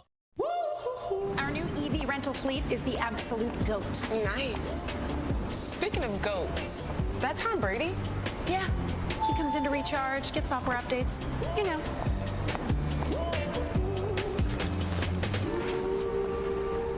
Same time next week? You got it. Cool. Let's go. Let's go.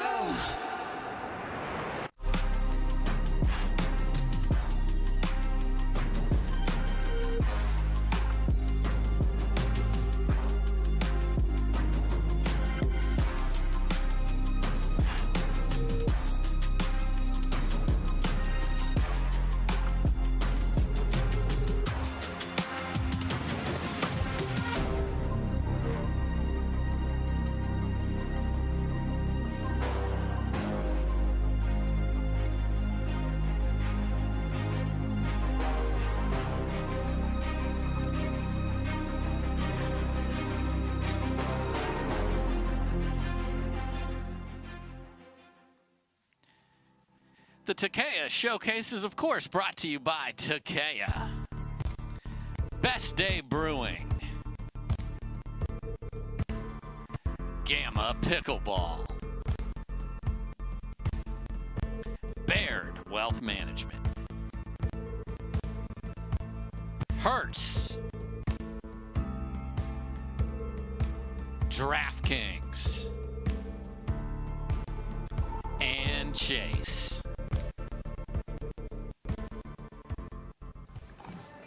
So as I mentioned, folks, on the backside of the last match, it is time for the quarterfinals, and thrilled to have Sam Querrey in the booth with me, and got all the great insights, and look forward to watching his pickleball career. I now have a pickleball player and a broadcaster of some esports and spike ball, and making his pickleball debut right now, Jonas Willinger. How are you, brother? I'm doing great. Thank you for the warm welcome. I appreciate it. And I got to admit, I've been excited about this for quite some time. So good to see and talk about these players that I've been watching and I've been modeling my own game after for so long now. All right, so we haven't seen Jessie Irvine and Jay Devilliers on the court yet. We will now. And Irina Tereshchenko just played a match with Pat Smith against Callie Smith and Spencer Smith. A lot of Smiths. We had a Smith trifecta, and it was Tereshchenko and Smith, the 11 seed, who beat the 6 seed to get here. So too many Smiths on the court, and there you see the beautiful sights and sounds around Newport Beach. And we're going to have the 4 quarterfinals now. And obviously the story of the day so far, Jonah, is the fact that Ben Johns and Catherine Parenteau got absolutely run over by Julian Arnold and Mary Brasha. Coming into this tournament, obviously they had a big target on their back. After a maybe lackluster performance at Indian Wells just last week, they really wanted that gold, but it just slipped away. You know they were coming in here with a lot of eyes on them, and they just couldn't hang in there. Julian Arnold put on a show. That is how you take it to the favorites, the 1 seed coming into the Takeya Showcase. They did that, and now, I mean, it's anyone's game. It really is. So we don't have all of the quarterfinals set, but I can share a few of them with you. Lucy Kovalova and Matt Wright were pushed to 3 against Barr and Young, but they did get there. They will play Yana Grechkina and Hayden Patriquin, who took out Leah Jansen and Thomas Wilson 13-11 in the 3rd. That's some kind of match. You've got the match we're about to have with Jessie Irvine and Jay Devilliers against Irina Tereshchenko and Pat Smith. The Newmans will play Todd and McGuffin, who are on absolute fire, and we do have all the final matchups now, as it is Mary Brasha and Julian Arnold who will play Andrea Koop and AJ Kohler. So those are going to be 4 great matches. You see the matches that we've had earlier today. And there's Pat Smith, the winter soldier. He's got that right sleeve rolled up, as he always does. And there's the local favorite, Jessie Irvine, getting to play in SoCal, her home place. Time in, 0-0-2. Let's play pickleball. Point. Hate to start that way, or love to start that way, depending on where your perspective lies. 1-0-2. And not how Irina wanted to kick things off.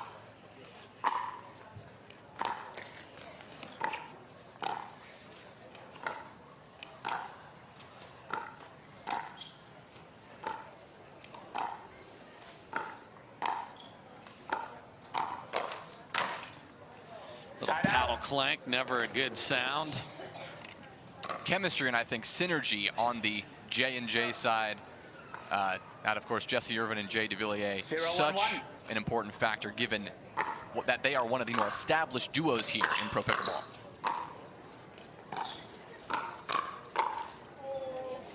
You see Irvine and Devilliers don't like to unwind the stack very often, so they'll keep Jessie on the left side.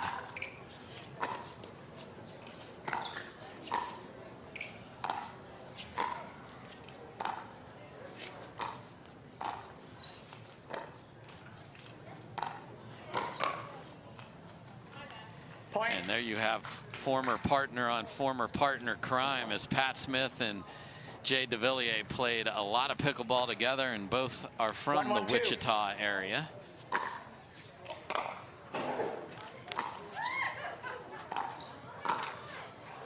Side out. A little speed up there attempted by Tereshchenko, trying to maybe echo exactly what Pat Smith did on that last point. 1-1-1.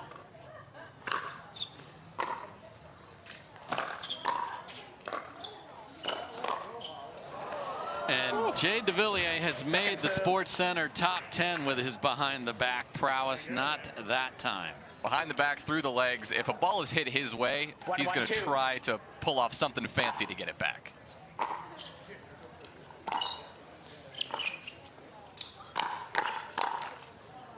Nice handle by Tarashenko. Again, all these ladies have the two-hander waiting in the middle, so those cross-court attacks are often a problem.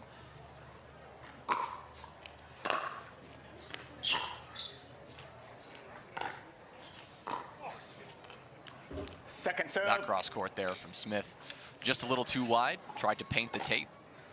Yeah, and I think it was the actual court 1-1-2. tape, if you will, or the line that made that ball slide.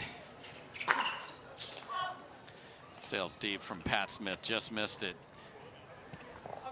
Yeah. That's it out. Devilliers and Irvine with the ball back now. Side Going to out. keep an eye on these drives from Jessie Irvine. Generally, we see really good shake and bake chemistry, what we call it, between these two. As Devilliers sneaks his way up towards the kitchen, that drive will come in, allowing Devilliers to slide across, take that volley.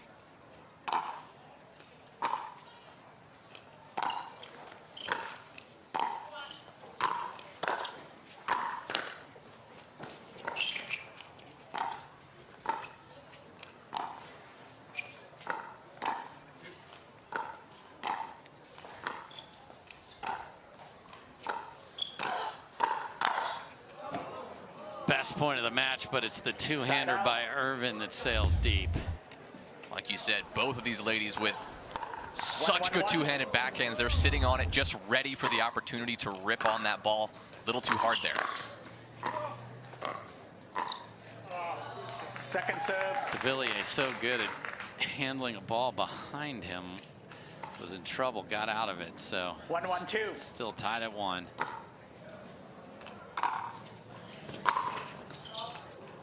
Side and out. a nice matrix move by Jessie Irvine.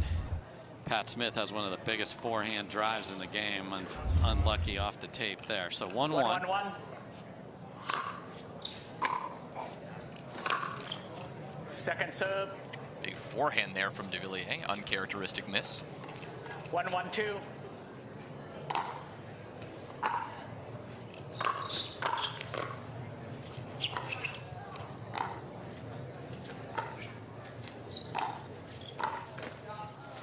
Great job by Tarashenko keeping Devilliers honest after one of the best resets you'll ever see in the middle of that point. Keeping him honest on that backhand side, which is a little bit more of a surprise, what we're seeing so far from Tarashenko and Smith. Keeping it either to Irvine or to Devilliers' forehand, avoiding one of the most powerful backhands in the game. Great finish by Pat Smith there.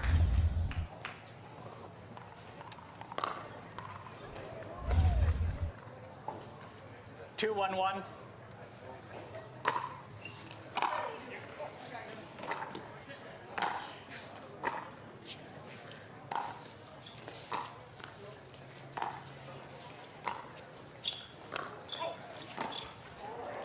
That was just chaotic. Snuck a ball behind Devilliers, and then Tarashenko a little unsure. So looked like maybe she was indecisive for a moment. Wasn't sure if she wanted to just drop that ball in or give it a good hard speed up. Pat Smith read his former partner's ball there, but unable to make it. So 1-2-1. 1-2 and a sloppy start to this quarterfinal.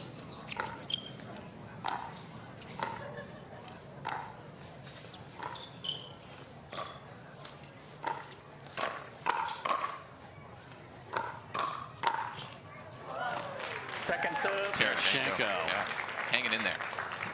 Tags the Frenchman. 1-2-2.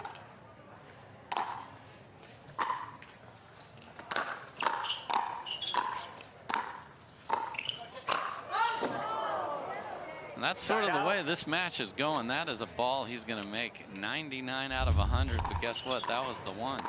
That was the one. This is exactly the play that Irvine and Devilliers thrive in so many different matches, where he slides across the middle, takes that forehand. Like you said, yeah. Little bit deep. Uncharacteristic for sure. Second serve. Pat Smith stuck with only the tweener as an option. Not a good option. He got jammed up there on the forehand side. Really good pressure from both Irvine and Devilliers to put that right at his chest.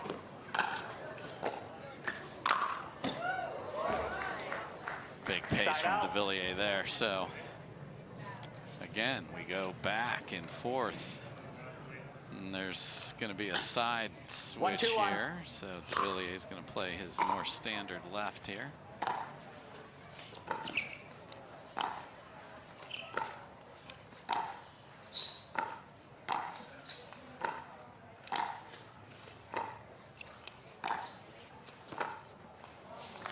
Jessie Irvine will sit there and dink cross court all day happily. Especially because she knows that if a ball from her opponent is pushing her a little too wide, she's got one of her strongest weapons in her arsenal at ATP, that around the post. Point. Good serve from Devilliers, catches the baseline. 3-2-1.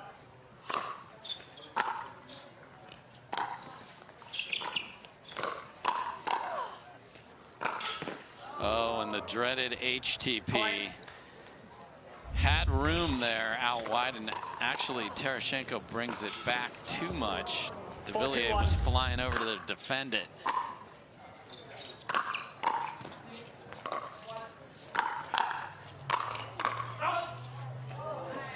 Second serve. Very entertaining point there. You hear Devilliers yell, watch, so 4-2-2. Irvine can be ready to defend.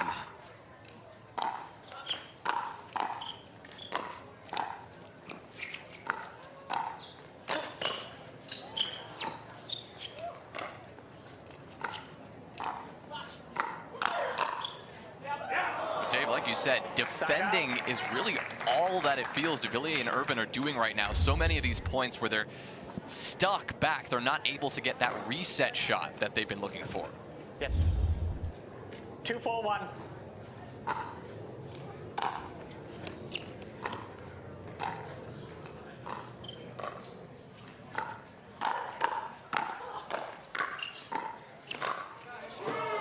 Irvine thought certainly Devilliers hitting this one ball. It had surprised her, but she kept it in. 2-4-2. And the chaos of this match continues. Side out. Good finish there. So up 2 with the ball are the 3rd seed.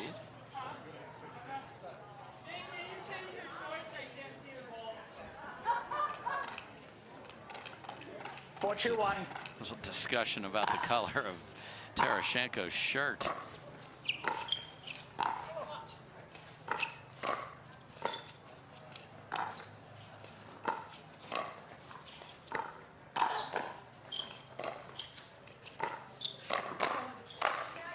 Always love to hear that kind of sportsmanship between these teams, between all these players on a day like this.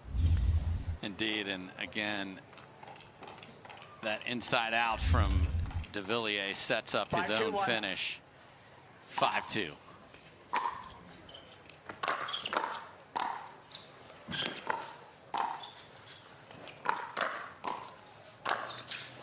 Now 6. The mid-court work there from Jessie Irvine was unreal. 2 just perfectly timed resets, and that ball's coming at a very sharp downward angle, very fast, but she's able to reestablish and get it back into the kitchen. So the 3 seed in a sort of odd match. No one can get a rhythm, but they're okay with that. They're up 4 here in game number 1.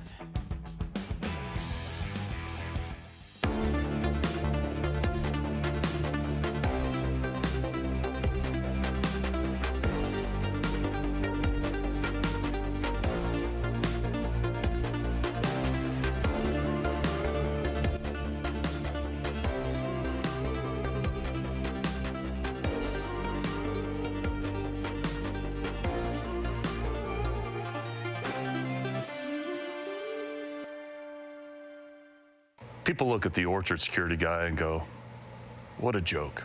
He's got electrolytes on his chest. He's got electrolytes in his squirt gun. Do I look like I'm a joke? It's not funny to me. Hold on.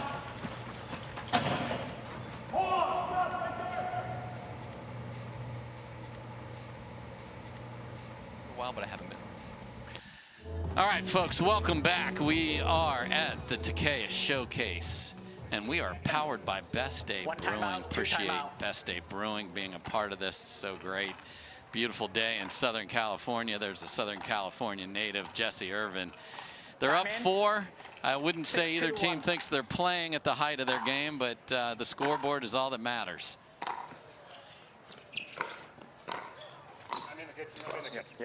And Pat Smith called his own foot fault right there. This is one of the greatest gentlemen in all our sport, and looks down and goes, "Oh man, he's a mile. He's way in there." Jonah, that's as far in as you can get. I mean, you can get farther, but for a pro, that's rare.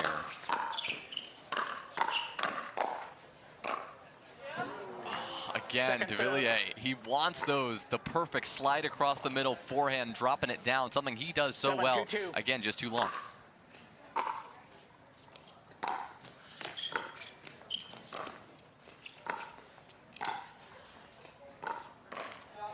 Beautiful job by Terashenko, keeping him honest. He's sneaking to the middle. 2-7-1. The veteran Terashenko.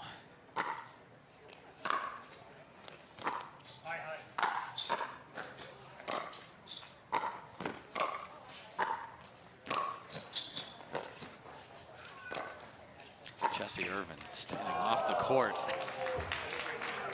And it really takes choices away from Terashenko. That, you know, you think, what is she doing over here? But she is forcing the ball on the other side and gets a mistake.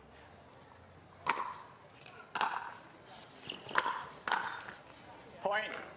Drive there from Pat Smith will work that time. That's his bread and butter, 3-7-2. especially in mixed, to really drive it on a short return. Point. And a loose error from Devilliers, and the lead is just 3.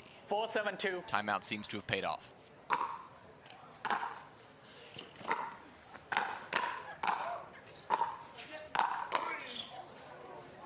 Tweener, no room.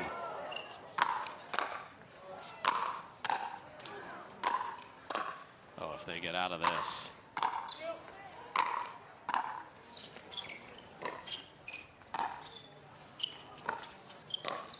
And they do. Oh no, and after all that, it is a net cord that ruins the end of what was a terrific defensive battle. Oh, that's heartbreaking. You work so hard defending back at the line. You get back up to the kitchen only for the ball to clip the net and give you no chance. That's part of pickleball.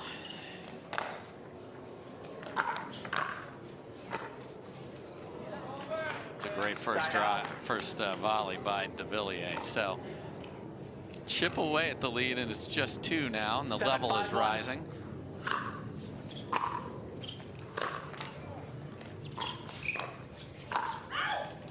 Ridiculous get there as Devilliers was sliding middle where that ball was going, and the net kicked it the other way. It's nice to be 6'3" with a 100-foot wingspan.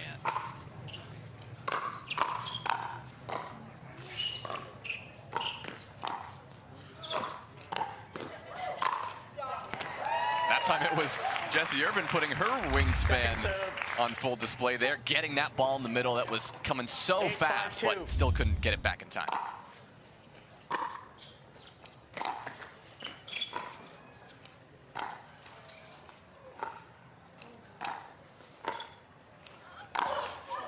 Best ATP in the game right there. Not a lot of room for Jessie Irvine, and she finds it and she keeps it a millimeter above the ground. That's with pace. Yes, ma'am. So impressive how she has the patience to just wait for that ball to be just a millimeter above the ground, like you said, Dave, to find that perfect angle, make sure it can't come back.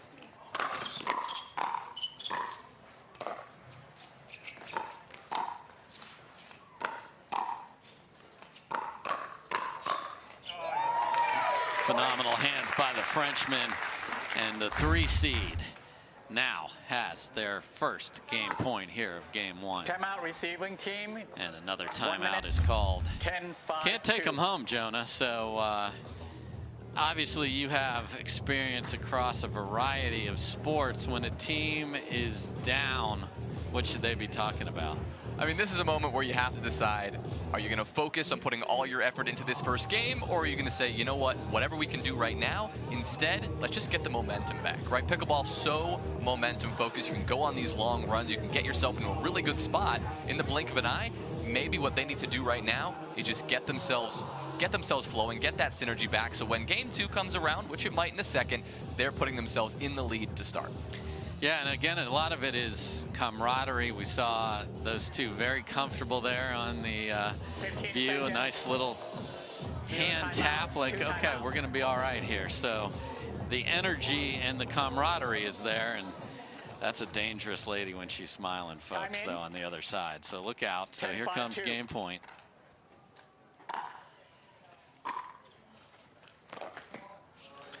Nice cut return, so they do save the first chance for Devilliers and Irvine. 5-10-1.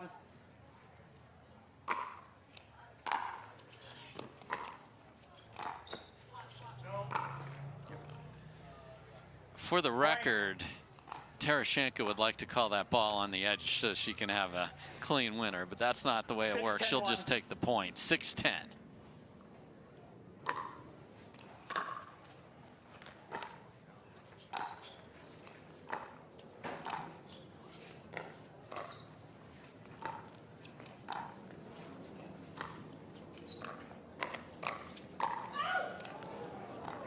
And a perfectly constructed point, unfortunately for Tarashenko, ends up with a miss.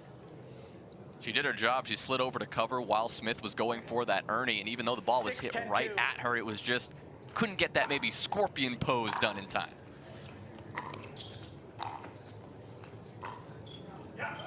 And Pat Smith with the runaround, clean winner on a dink. You don't see that very often. Beautiful. Watch him come all the way around and find an angle. Devilliers likes to cheat middle. Hope he enjoyed the cookie.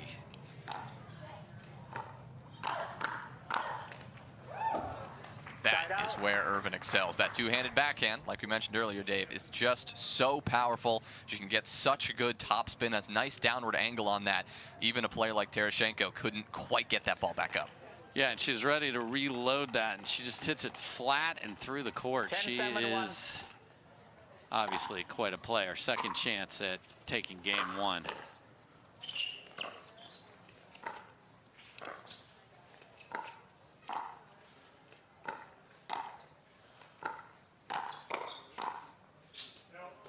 Second serve. Just wide, so it will take a third. No success on game point number 2. 10-7-2.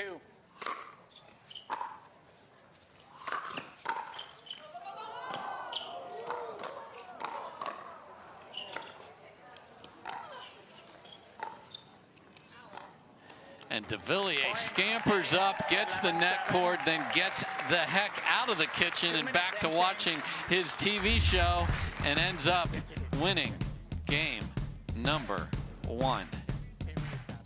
We will be back with game number 2. This is our first of 4 quarterfinals. It's mixed doubles all day, and it is a beautiful day at the Takeya Showcase here at the Newport Tennis Club in Newport, California.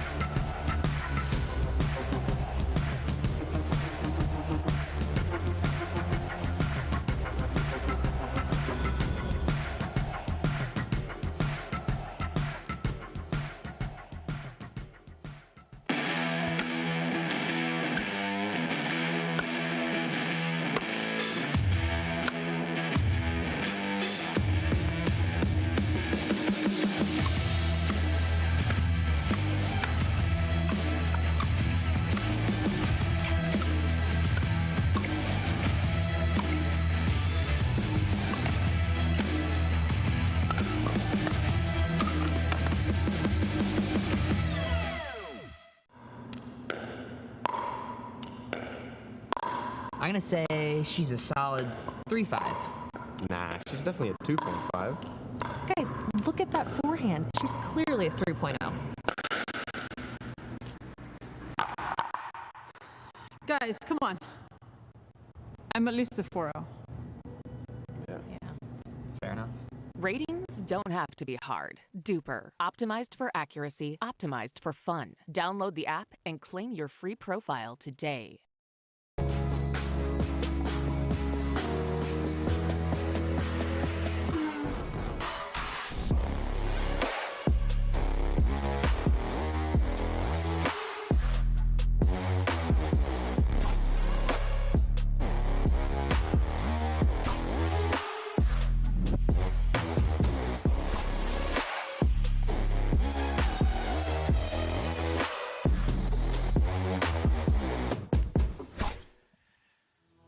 Welcome back, everybody. Dave Fleming with Jonas Willinger. And, you know, that was sort of a helter-skelter, no flow through the first half, and then all the players' levels started to rise, and then it started taking the best of Devilliers and Irvine to get to the finish line, and they were able to. So there's a good look at Irina Tereshchenko and Pat Smith. And obviously, they would love to force a game number 3 and give themselves a shot to get to the semifinals. 0-0-2.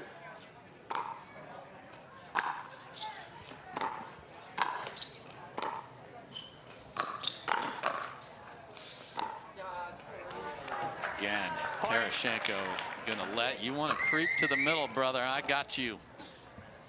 1-0-2. Good start for Tereshchenko and Smith.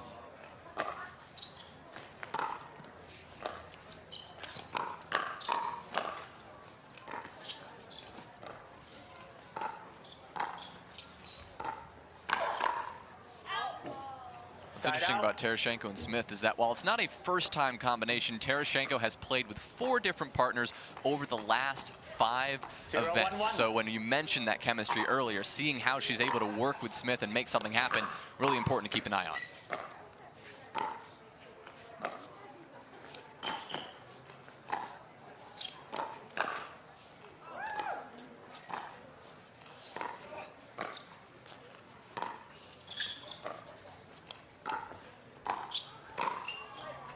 Wow, net court city, and it's been the case all day, and I think the point you make is a great one, Jonah. It hit you, right? No? She is such a pro and has played pickleball with so many. It was good. She's played with a ton of partners, and her game flows right in, regardless of the style and capabilities of her partner. So she just wants to win.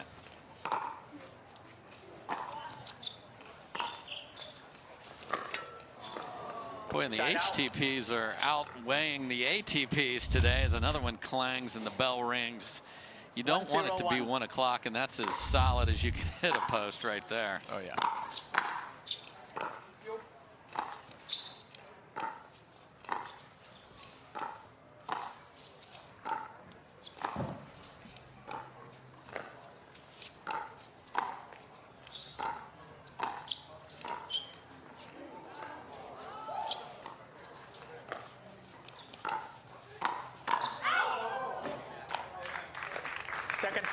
What were there, 2, 3 net cords in that point alone? It's not that it's the theme of the day, but it has been a factor all day, and it's the margins these players are choosing to hit. They know if they leave it up, they're toast. Side out. Like that one. Smith left that one a little too high. Devilliers says, you know what? You're toast this time.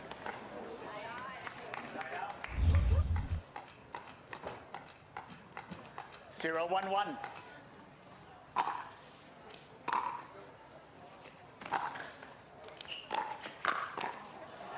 Point.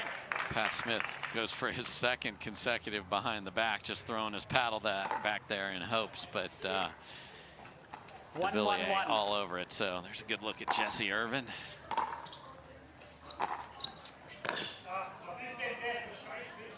And the German, we haven't had him eating his paddle and speaking in German yet. We almost got the full platter there, but he didn't quite bite the paddle. Definitely gave us the German, though. I'll let you guys at home translate that with your apps. Oh, no, and then another HTP. And what happened there is Irvine ran out of room.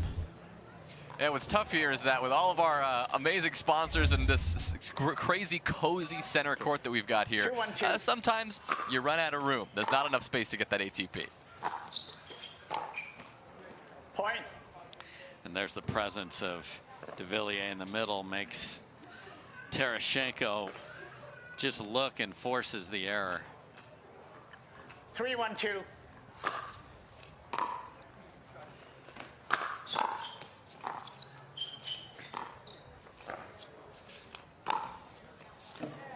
Devilliers is going to have to either keep clapping or do something about these attacks down the line, because Terashenko is a smart enough player to keep going there. Yeah, he's done that several times now with the same success.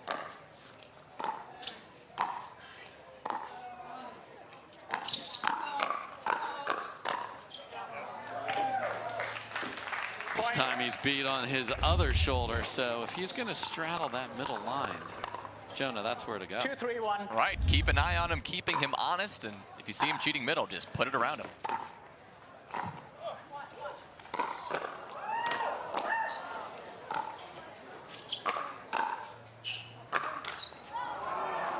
Some terrific ATP defense in the middle of that point, but it is the Devilliers forehand that, look at that get. And Irvine backed it up, and they were back in business. For a moment, it looked like nobody on the court thought that ball was coming back. Good return from Devilliers. Second serve. 3-3-2.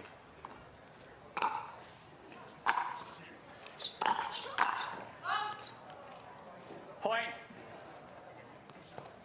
Other one goes flying off the tape, and it is now Terashenko and Smith who've jumped out 4-3-2. by 1.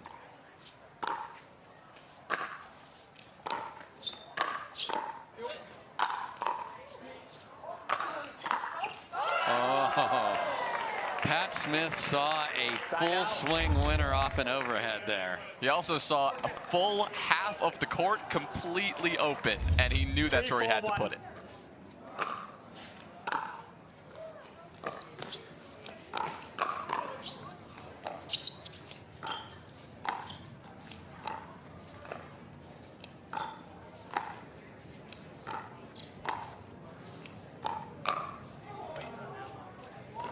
Second serve. Again, Terashenko goes down the line and forces an error this time. And Devilliers was much more prepared for it, given that he's seen it twice or 3 times.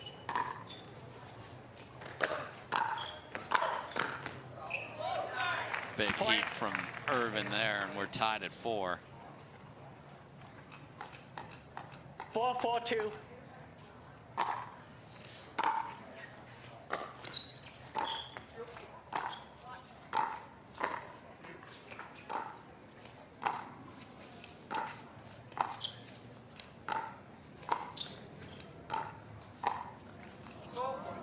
Side out. That's a ball Irvine definitely thought Devilliers was taking, so that's what going behind him does. It keeps him honest. 4-4-1.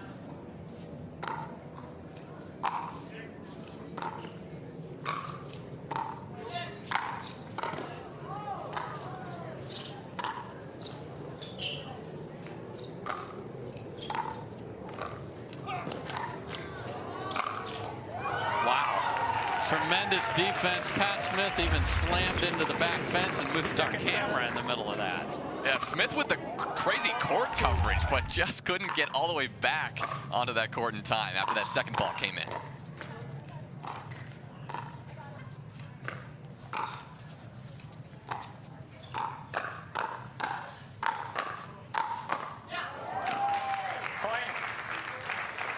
Great pressure from Terashenko, and the lead is theirs at 5-4. 5-4-2.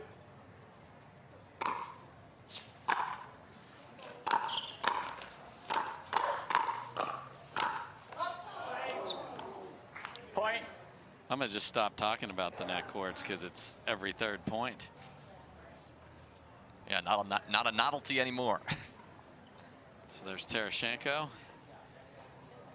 As Jonah mentioned, just keeps playing with different parties. This is a good match for her. Pat Smith has that big 6-4-2. forehand in the middle that can complement her forehand roll of her own.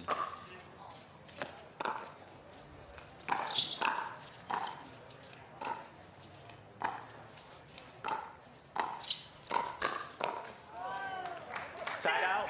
And just missed him taking a bite out of the electrum paddle there. So 4-6 game 2, berth in the semis at stake.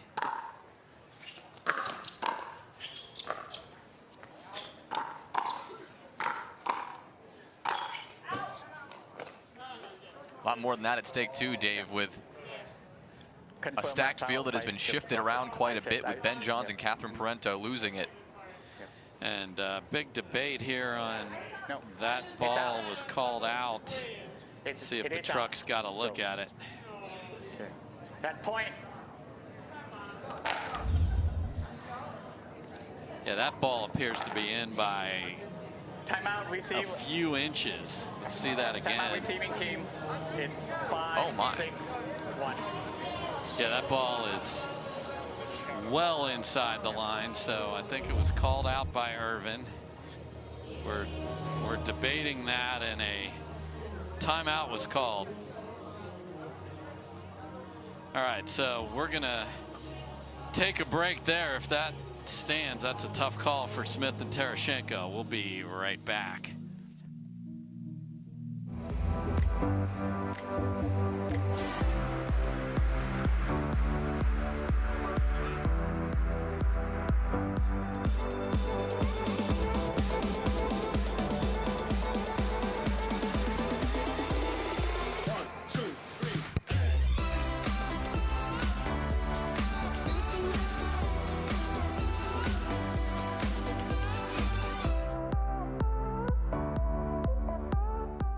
The most important part about Tuesday night pickleball at the Orchard is the net.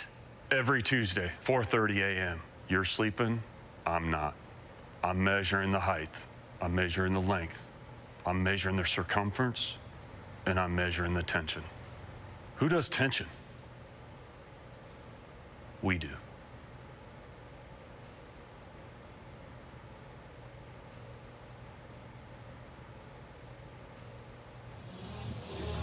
All right, welcome back, everybody. Dave Fleming with Jonas Willinger, and looked like a tough call. I think Jay and Jessie didn't have a great look at it, but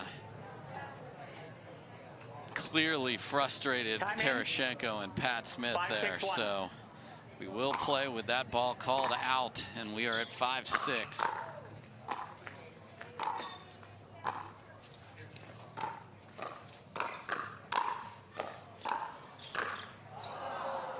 Second serve. Sometimes having a 100-foot wingspan 5, goes 6, against 2. you.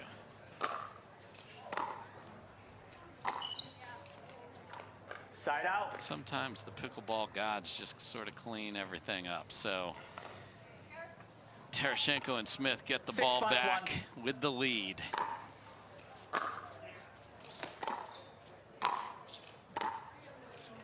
Second serve. Devilliers doing a nice job of just returning that ball as deep and as middle as possible, freezing Terashenko at that baseline as long as he could. 6-5-2.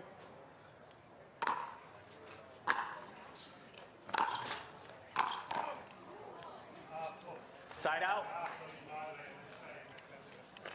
The German is flowing from the Winter 5-6-1. Soldier there. So 5-6. Second serve. Miss serve. 5-6-2.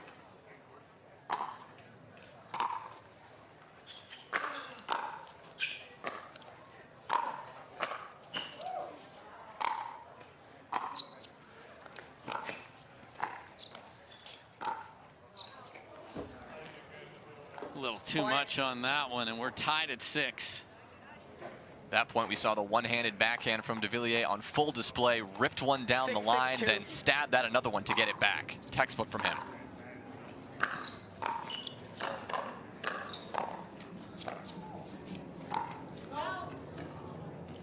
Point. And that sails deep, and now it is Irvine and Devilliers with the lead. The net gives, and the net taketh away.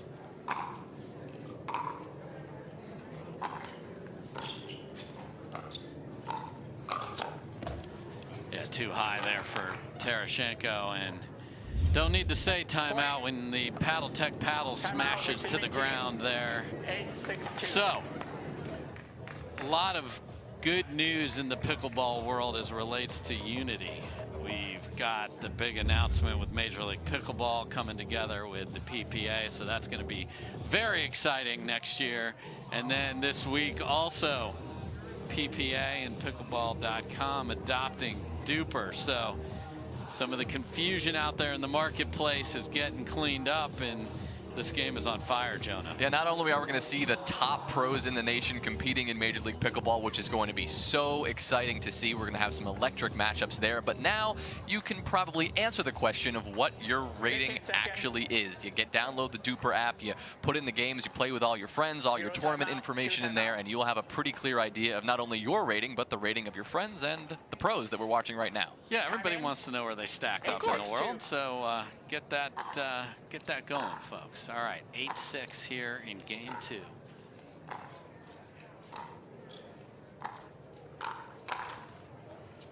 Side out. Wow, got away with one there. So the timeout works.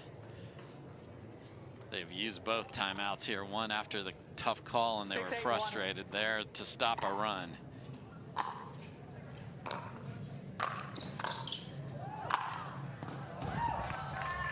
I'm not sure anyone in the world could have hit that any harder. Just punished by Jessie Irvine. Yeah, both of them. They both swung out of their shoes for that.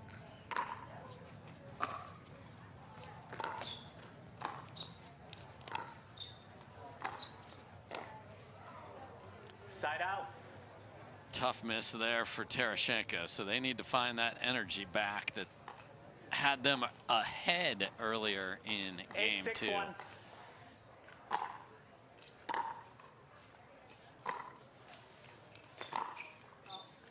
Just wide from Pat Smith, and point. I'm not in their heads, but 9-6-1. that call has just sort of sucked the mojo out of Smith and Terashenko. They got to be able to find it, and quickly.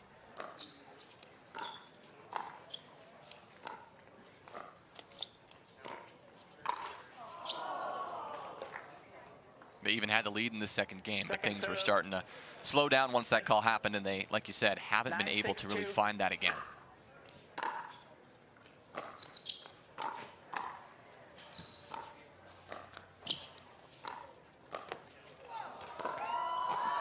Look at this get from Irvine.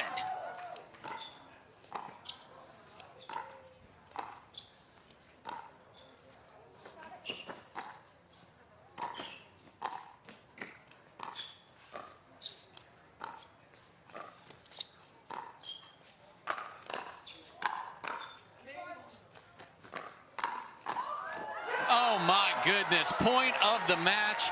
Irvine got all her steps in and won. They switched sides 11 times, but it is ultimately Smith and Terashenko who take this beauty of a pickleball point. We had everything. We had everything in that point. Then ATP defended. Ernie, several lobs.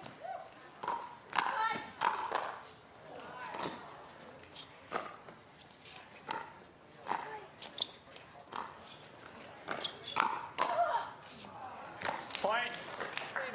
Good job by Terashenko. They pull within 2. Maybe that one special point will be the catalyst to a comeback.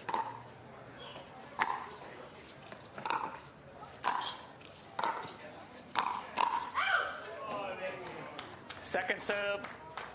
Pat Smith just kept nodding in there and then just couldn't help himself on the next one. 7-9-2.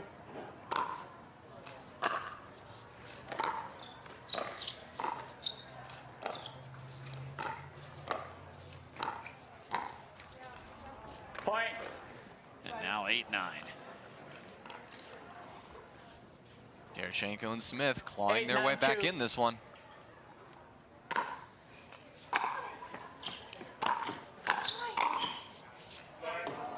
And sorry, definitely not sorry, although he is one of the nicest guys in pickleball, so he might even mean it a little bit, but we are tied at 9. 9-9-2.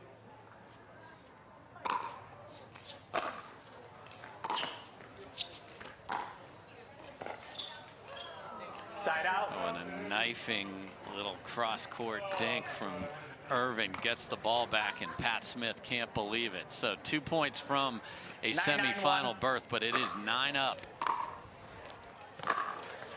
Second serve. Forehand drive this time from Jay that just caught the tape again, dropped down. 9-9-2. The momentum has certainly swapped around.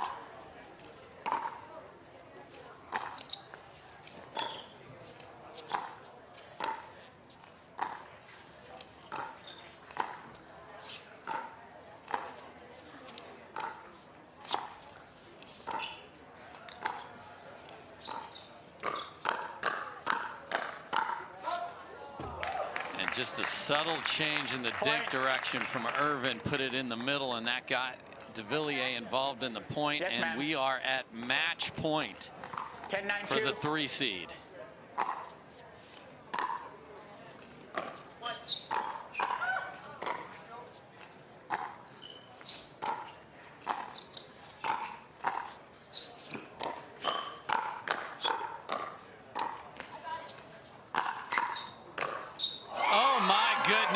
What a finish by Devilliers on a couple of balls that were sliding on the edge of the line. That is an emphatic finish.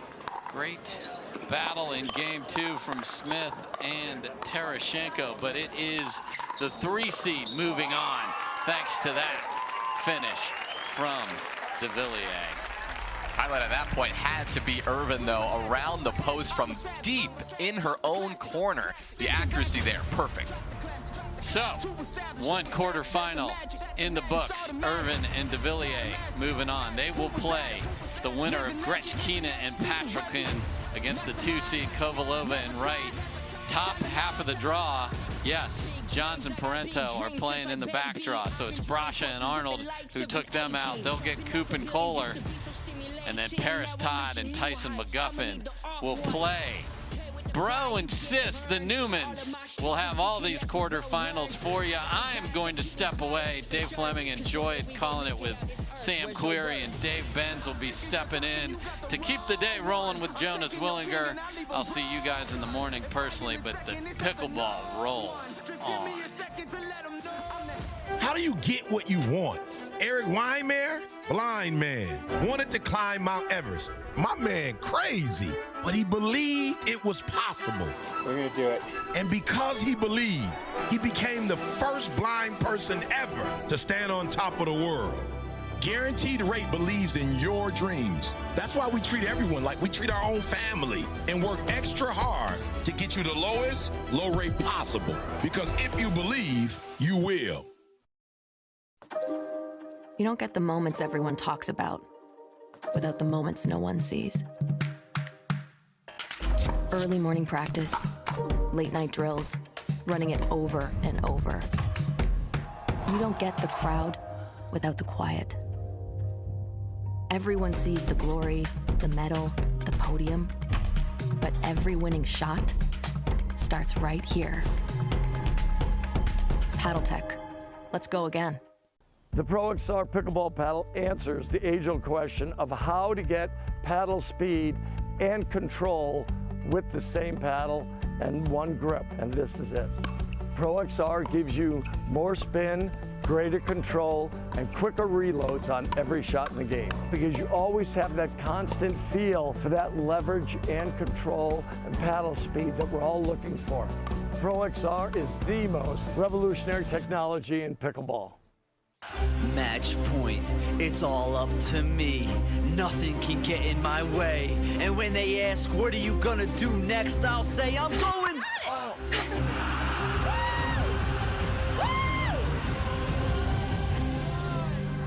We're going to Margaritaville!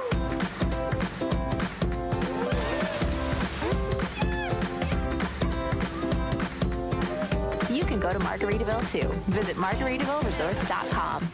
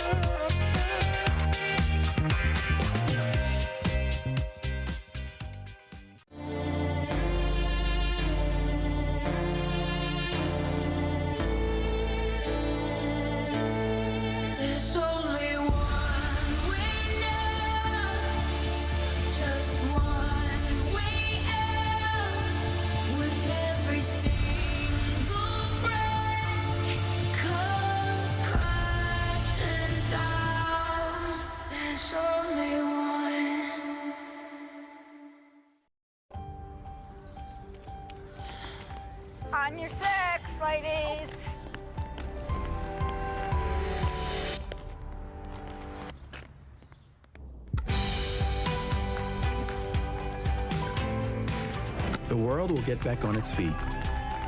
We'll help you stay on yours. What's your secret? Oh, it's no secret. It's the expert help I got at Foot Solutions. Make an appointment at footsolutions.com.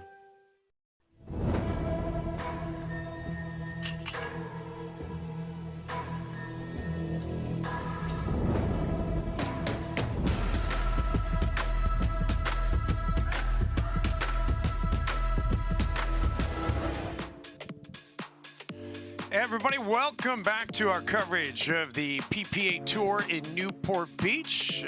David Fleming did a fantastic job, but gets the rest of the afternoon off. They've been sliding into the chair and sitting alongside Jonas Willinger, and we'll take you the rest of the way here on day 2 from beautiful and sunny Newport Beach, California, as the PPA Tour continues the pro mixed doubles division, trying to work our way all the way through the semifinals here on this Friday, and then of course the winner of the winners of the semifinals will move on to the finals on Championship Sunday. Our next quarterfinals match, it is going to feature Mary Brasha and Julian Arnold, who are the 16 seed. They'll try and pull the upset as they take on the 8 seed Andrea Koop and AJ Kohler, and this should be a whole lot of fun. You've got a couple of people here with some ties to some other sports, tennis being one of them, but then AJ Kohler, Jonah, he played 16 years of hockey before he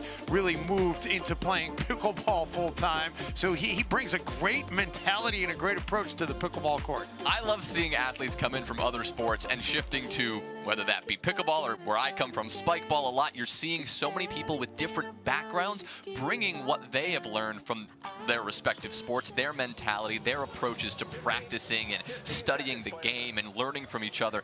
That is what makes a game like pickleball so exciting, because there's just such a diversity of talent and backgrounds. So good to see. And you've also got some people with some ties to California. Mary Brasha from Mission Viejo. She went to high school at Capistrano Valley High School. Julian Arnold from San Luis Obispo, right up the coast a little bit here in California. Andrea Koop played tennis at UCLA. She's actually now a lawyer.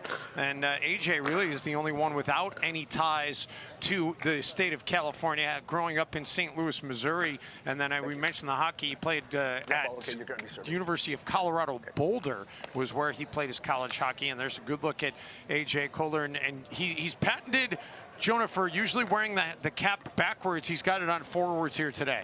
Maybe we'll see him spin it around later in the game if he wants to get his mojo back or something like that. But yeah, got the forward cap, and also patented, like you said, with those third shot lobs. One of the only few players in the pro scene who will lob on a third shot. We do see a fair few pros going for those lobs when you're at the kitchen line, trying to force people back, but rarely on that third. Yeah, you'll see normally the drop or the drive, but the lob, you never know when AJ is going to pull that out, and we are underway as Coop gets it started here, and quickly it's going to be the side out, so it'll go right over to Brasha and Arnold. 0-0-1.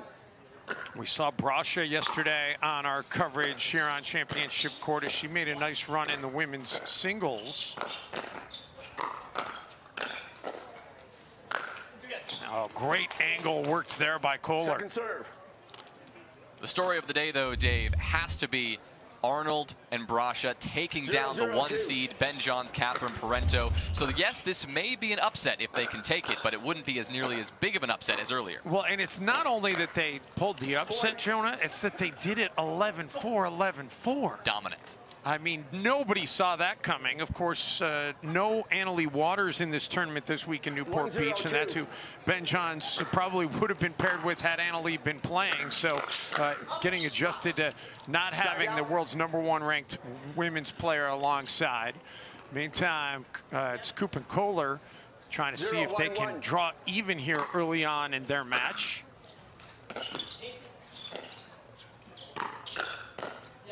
Second serve. Nice return there off the backhand. Brasha was ready for it, and Kohler unable to catch up to it. 0-1-2.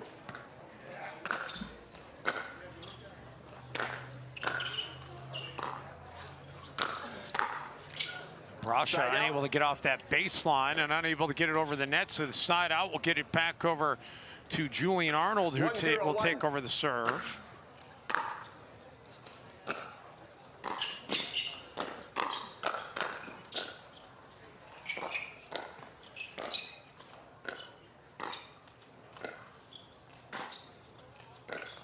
Brasha with the lob, and that is going to be deep. Yeah, just a bit deep there. We saw a point or two ago, Brasha's return, that deep return really set themselves up to get that side out, really took the point and kept the momentum on their side the whole time. 1-0-2. And Arnold deep that time, so the side out. Both Julian Arnold and Andrea Koop played tennis collegiately at UCLA. Now on the opposite sides of the nets in Newport Beach.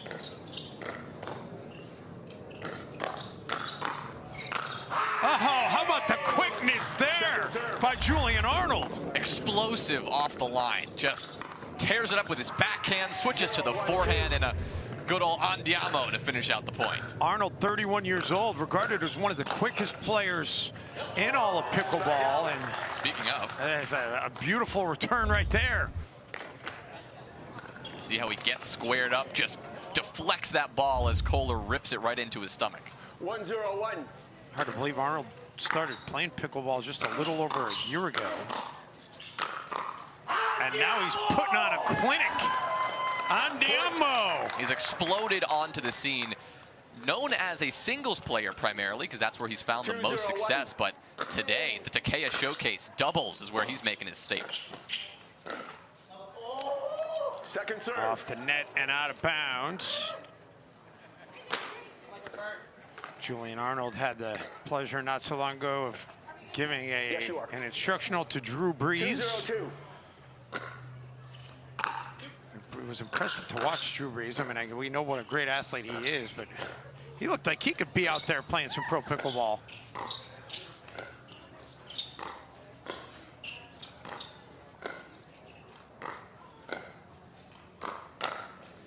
Oh, puts it right down the middle and finds Pater. What a start. How about that backhand? Up 3 right now. This is exactly what Brasha and Arnold were hoping to start with. Point. And make it 4-0. Well, you mentioned it. Brasha and Arnold, they've got a ton of confidence after knocking out the #1 seeded team.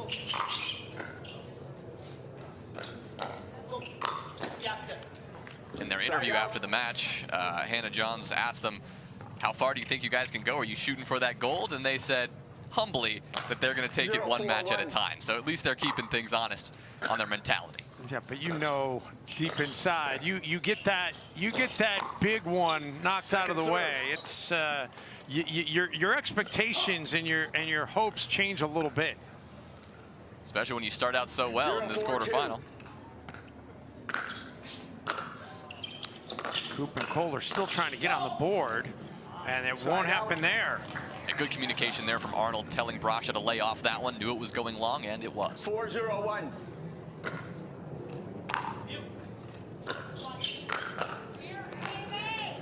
Arnold unable to catch up to that one. So 4-0-2 now. Just another gorgeous, gorgeous Southern California afternoon. Side out. And that is going to be out. So Coop and Kohler now getting the serve back. 0-4-1. A little surprising to be this deep into game one, and they've still got the bagel on the scoreboard. And it'll stay there, at least for now. Yeah, with a monstrous forehand put away there from Arnold once again. Look at that footwork. That's part of that singles player that we're seeing in him. From that backhand side, cheating all the way to the middle to finish the point. Side and out. A favorable bounce off the net. Sorry, not sorry, out of Arnold. And the serve back again to Brasha and Arnold. 4-0-1. Mary Brasha, who just graduated in May from Biola University here in California. effective lob there from Kohler. Odd little motion we saw him do. Right here, you'll see kind of faking that middle dink and then ends up with the lob over the shoulder of Brasha. And had her out of position, so he had a lot of room to take advantage of. And now it's going to go over to Koop and Koller. 0-4-1.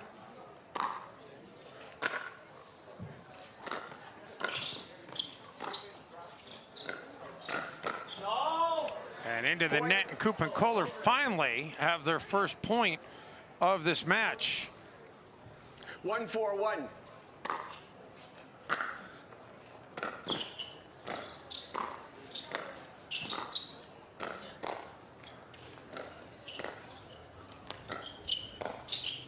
The lob by Koller, put away by Arnold. Not good enough. Arnold was ready. He knew exactly what that scouting report told him. Watch out for those lobs. He kept an eye on that, delivered a perfect hit.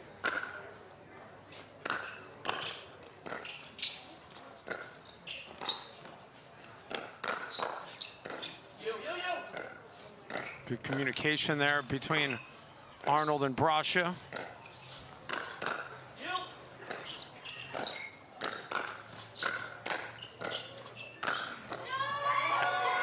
Finally put away by Koller. Feels like Kohler got away with one there. Went with a lob that simply wasn't high enough. Brasha had a chance to end the point, but good hands from both Kohler and Koop to stay alive. So that'll close it to 2-4 now. 2-4-2.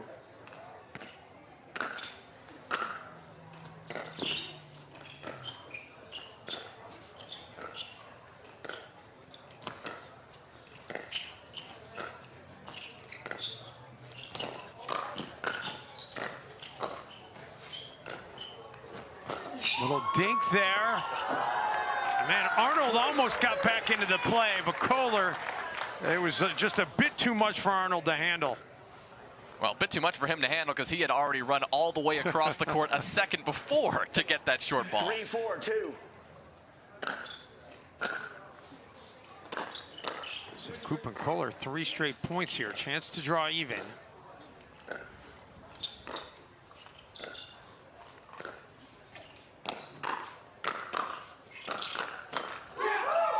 And the firefight won by Koop and Kohler, and we have a brand new game tied at 4-piece. Yeah, you hear Kohler bringing out the energy. Always feels good to not be the ones to initiate the firefight and yet to come out on top. Really shows the opponents, hey, don't speed it up our way. We're going to beat you.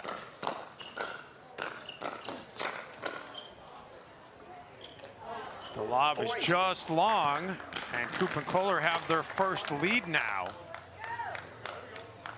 It's kind of shades of what we saw. I mentioned Mary Brasha yesterday on center court. She faced Catherine Parenteau in the semifinals of the women's singles, and in both of her games, but she ended up losing 11-6, 11-7, and the finish there. And Timeout receiving side team. out and a timeout. So, Jonah, the finish yesterday with Mary Brasha, she built 2 leads against Catherine Parenteau. She blew them both and losing 11-6, 11-7. And now, after a 4-0 start here in pro doubles mixed, she's already yielded up a 4-0 lead. Right, similar story and potentially a similar worry for Mary Brasha. But right now, I'm sure Brasha and Arnold both know that if they want to win this game, no matter what, it is going to be a firefight, a slog until the very end. They're not going to get away with this one easily, and if they had any doubts about that, now they certainly know. So we are happy to have you along here from Newport Beach, California, as day 2 coverage on both the live stream and T2 continues. Tennis Channel will be here all weekend long. It will culminate with Championship Sunday at the Tennis and Pickleball Club of Newport Beach. And a little bit bigger margin in terms of the spectators in attendance here today. And Jonah, you were on there yesterday, and we said on the air yesterday, don't let the bodies you're seeing in the bleachers deceive you. The club is absolutely packed because there are 39 courts at this facility. It's packed, and if you just walk around the corner, it opens up. You see every court, you see every single pickleball flying. You can hear it, the very iconic sound of pickleball, and that's something what makes this venue so great.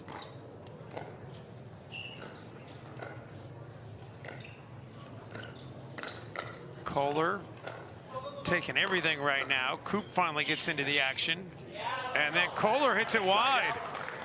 He had both Arnold and Brasha on the back foot, quite literally. You see them backpedaling here, just defending, defending, defending.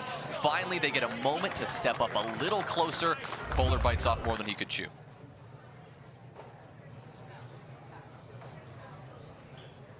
And now somebody's got to go retrieve the ball.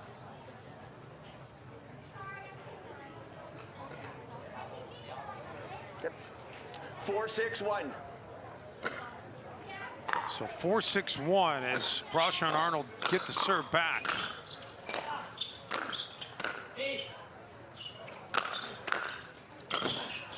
Kohler, great job getting off the baseline up to the kitchen and into the net from Arnold. Arnold was on fire there, but he could only attack for so long. The defense of Koop and Kohler was just too strong. Yeah, AJ hit some tremendous shots from the baseline there.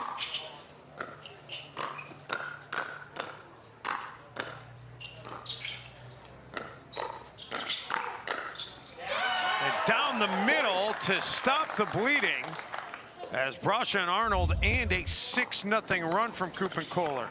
Great speed up there from Arnold. The wind-up that he uses every single shot. Really good job at disguising when he's actually going to get aggressive and speed it up. Koop just wasn't prepared for that one.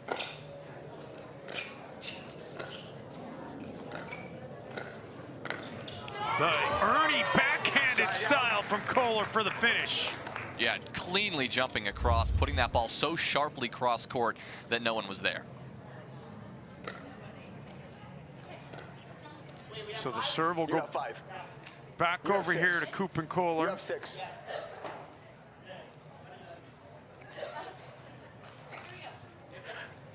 Six, 5-1. Koop and Kohler defeating Allyce Jones and Tyler Loong to get to this quarterfinal match. 7-5-1. 11-5, 11-6.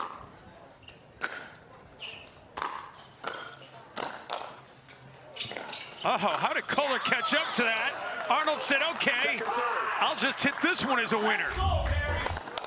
Oh my, that first one looked so good, but he stayed composed. He had a feeling that Kohler was going to get that back. Tough to do when you think you hit a winner and your opponents just keep on digging the ball out. We know it, Jonah, how many times in pickleball you see a shot that you think it's a winner, and no, we're going to keep playing.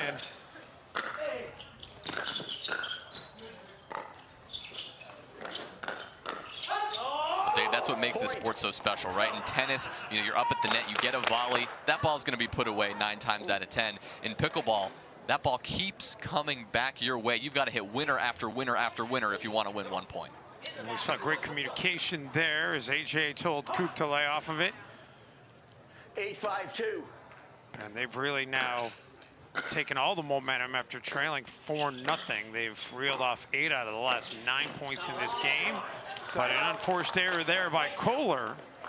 So Brasha and Arnold will get it back. They need to make something happen on these service opportunities here, though, Jonah.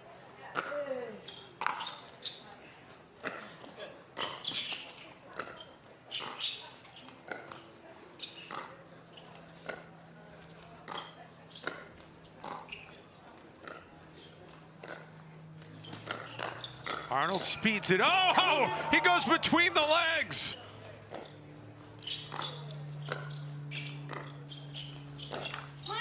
And then finally into the net. But how about the nonchalant tweener right there? Unreal.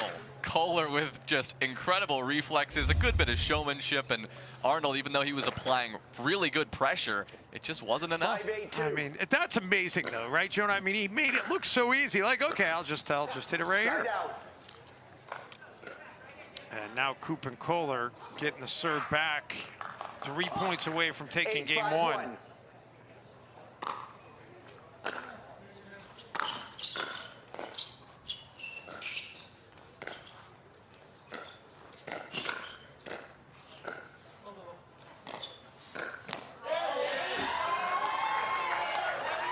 fist in the air from Mary Brasha after she forces Kohler to misfire.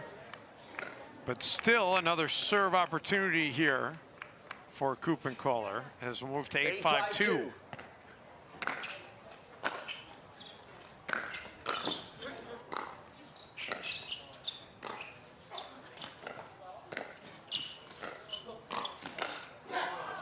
Make it 9-5. I feel like the energy right now on the court doesn't quite match the score line, right? It feels like Arnold and Brasha are bringing the hype. The crowd's behind them. They're pumping themselves up, but still, they're down 4. Well, they're going to have to serve back. So they only give up 1, but they're running out of ground to give here in game 1. You see the shadows impacting the court right now here in Newport Beach. Oh, did it land in? Point. It was just long. I think just wide as he jumped across. Arnold keeping an eye on it, and yeah, just a little bit out.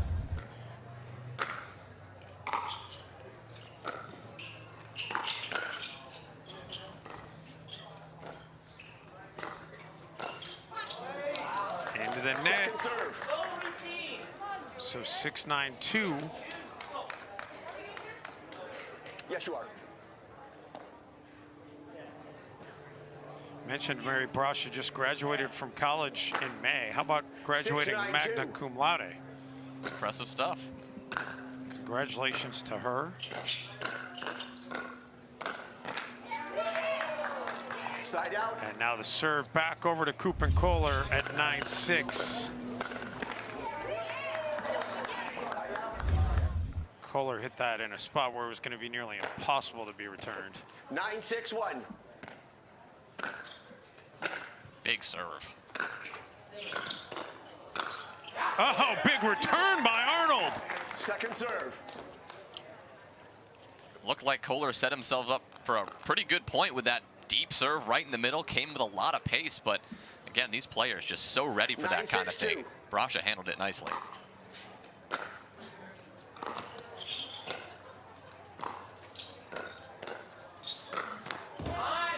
And now the serve will go back over to Brasha and Arnold, so still breathing here in game 1.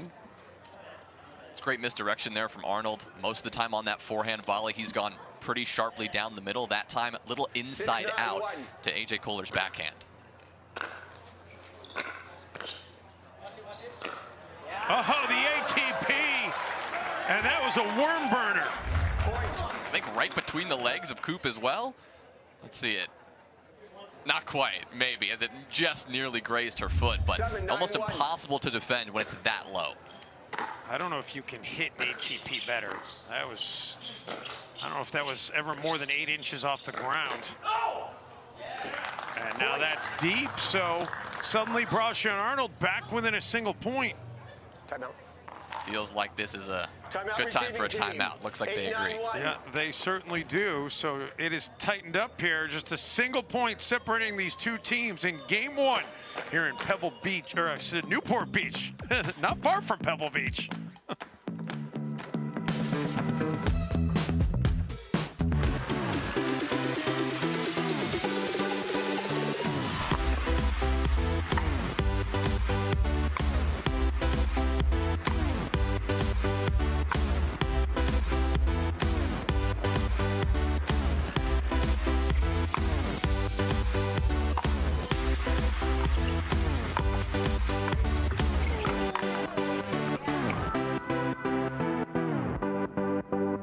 The most important part about Tuesday night pickleball at the Orchard are these cameras.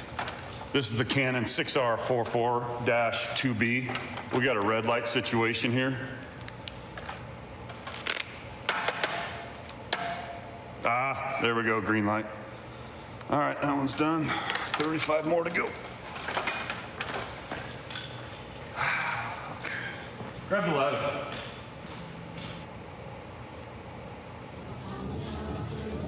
There's a look at what Jonah and I were talking about a few moments ago. The wide shot of the Tennis and Pickleball Club at Newport Beach. 39 courts in action throughout this tournament.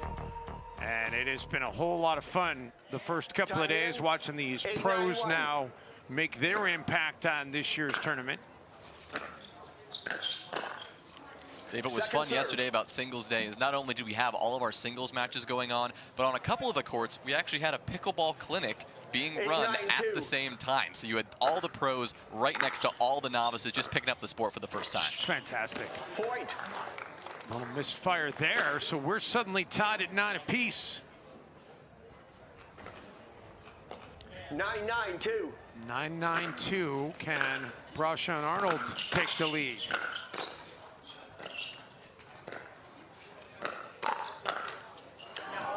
They cannot, as that will not get over the tape. Nearly, though. Looked like Arnold thought it may have had a chance. Yes.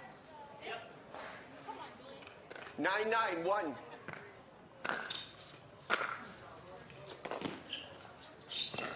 Kohler works his way up to the kitchen line and then puts it into the net. That return from Arnold was spectacular. Another inside-out forehand to the deep backhand corner of A.J. Koller. 9-9-2. Like you said, he did get up to the kitchen line, but it was tough to do so. It was a great return. Now, a couple of misfires, and that's going to give the opportunity here for Koop and Kohler to close this thing out. Game point number 1.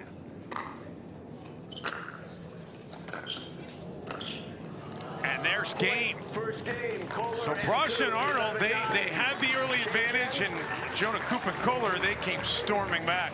They did. I mean, they hung in there despite the momentum and despite what was a lot of energy from their opponents. Game 2 going to come your way after this timeout from Newport Beach. What if you could have shades like these for a fraction of big brand prices? With Shady Rays, you can. We're an independent company, so we do things differently. We offer high-quality polarized shades for a reasonable price. And we personally replace any pair that gets lost or broken. And so far, we've racked up over 100,000 five-star reviews. I founded Shady Rays so that we could have sunglasses that stand up to whatever life throws at us. Order now and get 50% off 2 pairs at shadyrays.com.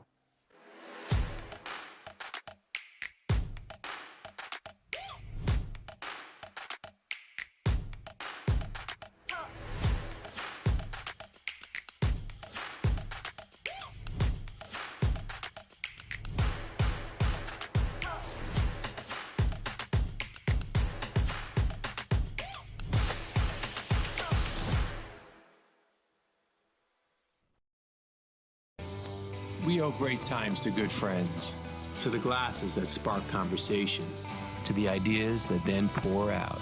Ours came from a night like that, and somehow survived the morning after, to make our own tequila. It wasn't meant to leave our house, but since we made this for friends, we thought it wouldn't hurt to make a few more. Grab a glass, amigo. Our tequila is your tequila. Our casa is your casa.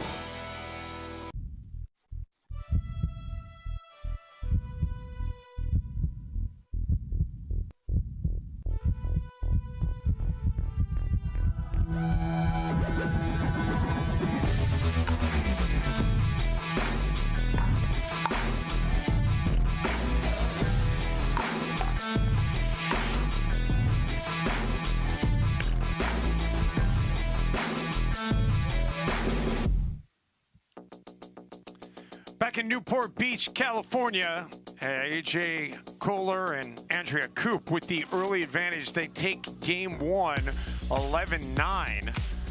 And so now Mary Brasha and Julian Arnold in a little bit of catch-up mode after knocking off the #1 seed in their previous match, I should say.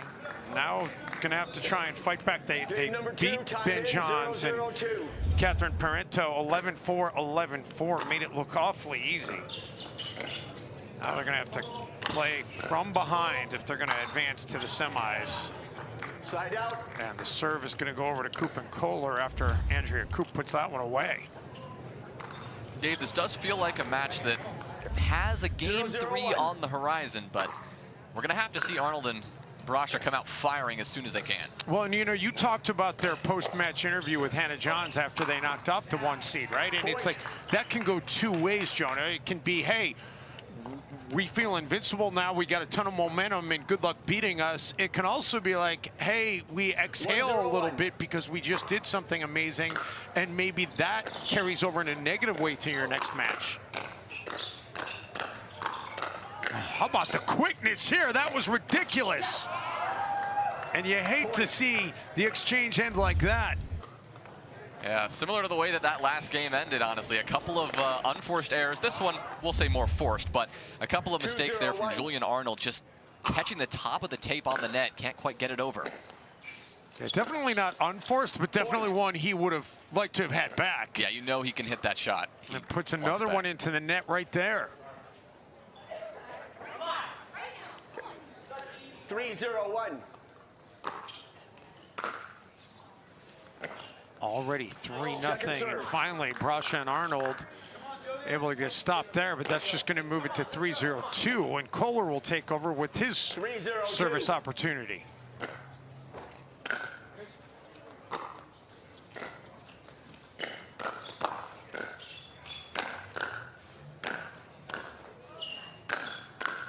Kohler continuing to go at Brasha. Now Arnold finally involved.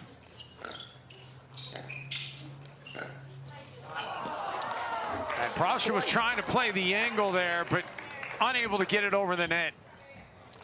They got all the hard ones back, but when they had a chance to actually make a decision to maybe get on the offensive, that's where the mistakes comes out. As a pickleball player, that is the worst feeling in the world. Yeah, you see the opportunity, and you just can't take advantage of the opportunity. Side out. But they do get a favorable opportunity there as that goes out of bounds. And now we'll see if they can get on the scoreboard.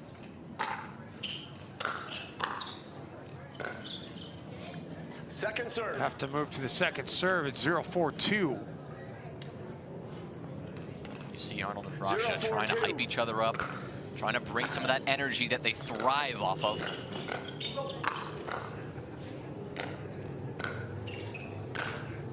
Kohler off the net, Arnold able to catch up to it, but ultimately it's going to be a side out. Yeah, both Arnold and Brasha on their back foot there. They just kept trying to soften the hands, get those reset shots back in the kitchen, but they all just popped off their paddle a little too much. And those balls kept coming back at them really fast. Brasha, a little misdirection there, and Kohler unable to catch up to it. Yeah, sneaks one by him. That's really good awareness from Marion Brasha to see that opening and keep him honest. Yeah, she sold it, and then she delivered it. Side out. And the side out. Now we'll get Brasha and Arnold a chance here. So this kind of shades of what we saw in game one, although on the flip side, as game one, it was Brasha and Arnold that got off to that 4-0 lead.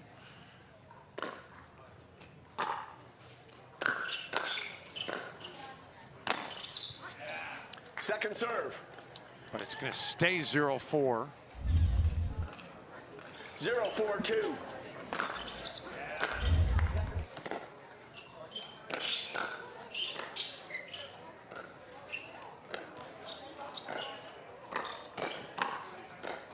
Quick hands by Coop. And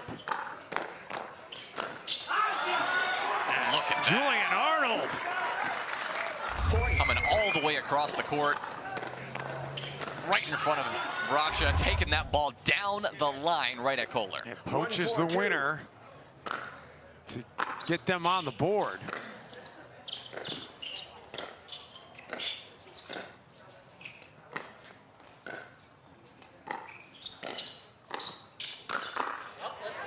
And now 2 straight points. Arnold putting on a masterclass there. Started with his third shot drop, which was on the back foot, way in the back of the court. That was quite a tough third to actually attempt, and he nailed it. And then Arnold gets tagged off the shot by Kohler, so that'll give the side out and the serve back over to Kohler and Brasha. Arnold tried to get out of the way, but couldn't. Arnold expressing a little bit of frustration about the sun, I think, in his eyes there. Couldn't quite see that ball as it came speeding towards him. And that's going to be wide. Point. So move to 5-2.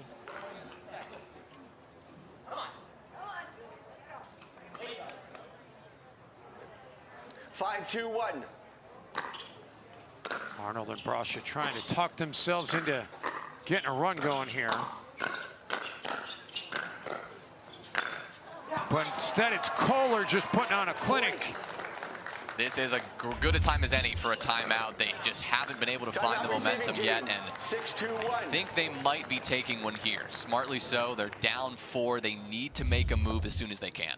So they will try and see if they can stop this momentum, which is going against them right now, facing a bit of a hole in Game 2 in Newport Beach.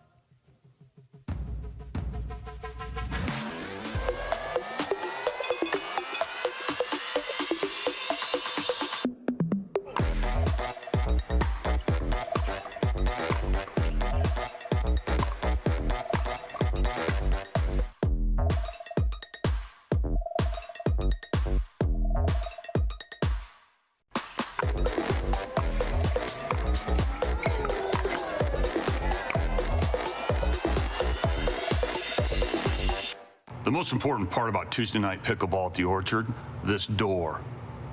This is the door where the pros come in. It's my responsibility. A lot of people will do a simple lock, unlock test. I do a 34-point inspection, top to bottom, left to right. No door, no pros. No pros, no pickleball.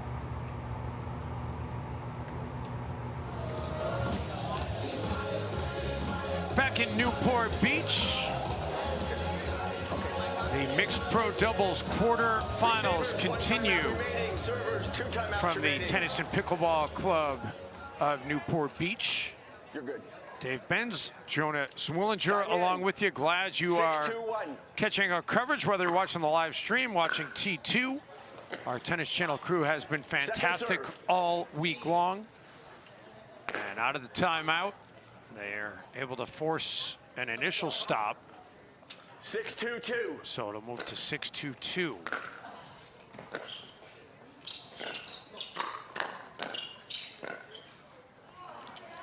Brasha left that one a little bit too high initially. Coop was able to get on the attack, and Brasha and Arnold could never recover. 7-2-2.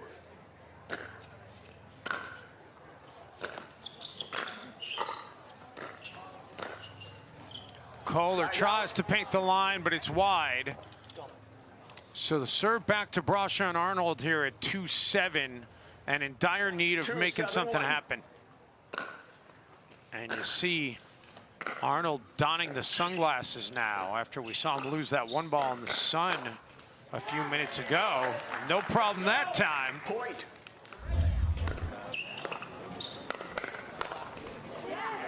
You can hear him commenting about it too. Knows that it made a difference.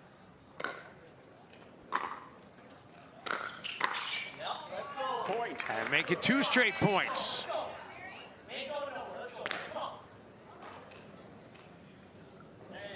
Four, 6-1. The head ref just said 4-6-1. We've got it at 4-7. Fault. Your right foot was on the line when you hit the And they're first going to one. call a foot fault here on Arnold. Your right foot was on the line where you hit the ball. Second serve. Let's see here the replay. Right foot on the line when he hit it. I believe that one a moment ago is the one that the ref pointed out. It did look like there was a possibility that right there, you saw it, the foot as it slid to the side just clipped the line. Not by much, but indeed you were right, Sean. And this time the score is called out as 4-7-2, so that's going to be wide, so it'll go over to 7-4-1.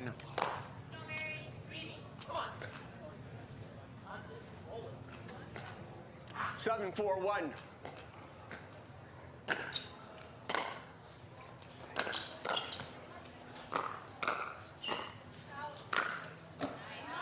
Arnold puts it away.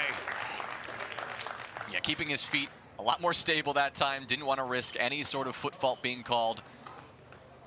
Didn't let that foot fault get into his head. Used the middle of the court effectively. Now the serve going to go back over.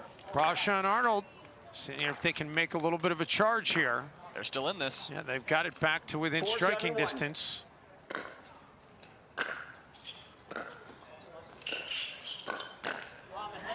And 3 straight points rolled off. Brasha doing a great job of not only keeping an eye on that well-placed shot from Kohler, but then keeping him honest on his backhand side.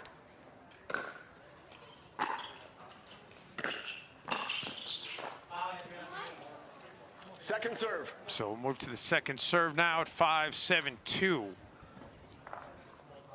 Looks like Arnold hurried his way into the kitchen that time. Didn't get his feet set before that shot was hit, so just didn't have the right positioning on that one. Yeah, and then off the net, and it does not land where it needed to for it to be a let.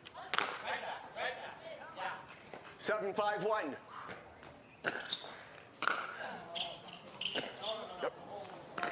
Man, that's long. Just barely, but enough to put another point on the board. Second serve. Oh, did they say it caught the line?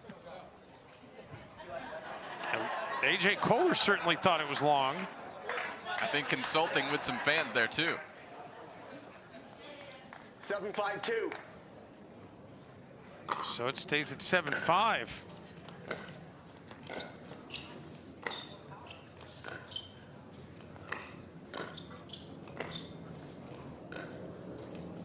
Brasha and Coop going back and forth.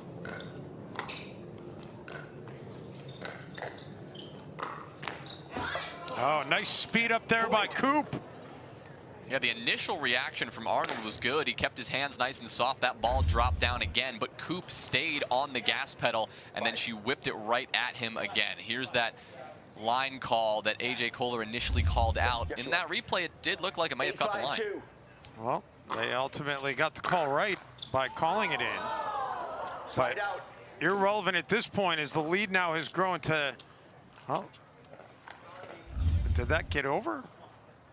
Oh, that did get over. Oh, I thought that hit the tape and landed on, on Arnold and Brasha's side. From that other view, it looked like it came down on the short side. Yeah, but it did not. It got over. Second serve.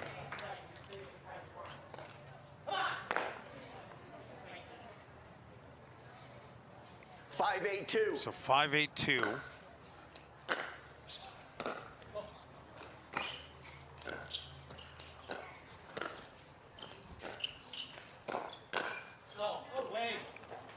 Point. And how about this? It's getting a little tighter.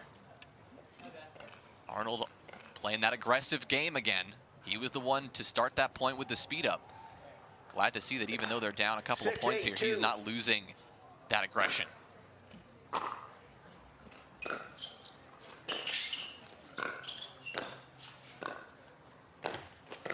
Backhand Ernie.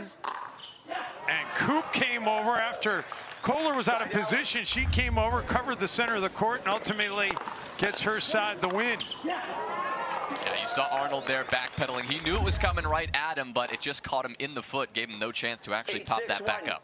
So 8-6-1 after the side out. Coop and Kohler trying to add to their lead. Second serve. And it'll move to 8-6-2.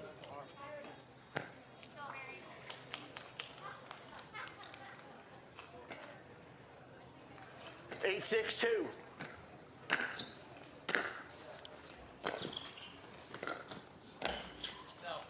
Off the net and out of bounds. Brasha and Arnold at 6-8. Another opportunity here. 6-8-1.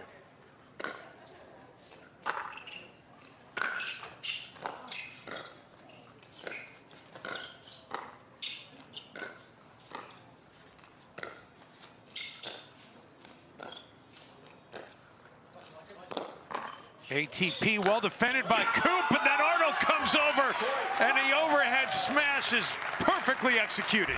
I mean, that right there is textbook. Not only the ATP kept nice and low, comes all the way back over into the middle of that court to make sure that there was no chance Kohler and Coop could get that back. 7-8-1. So back to just a 1-point game now.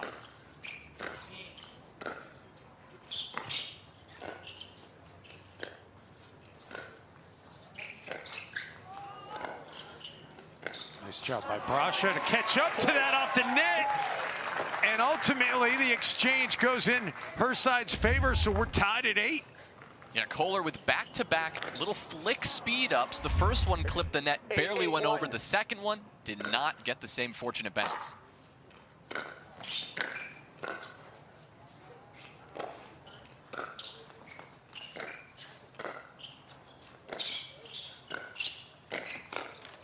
Backhand Ernie and a winner for Koller.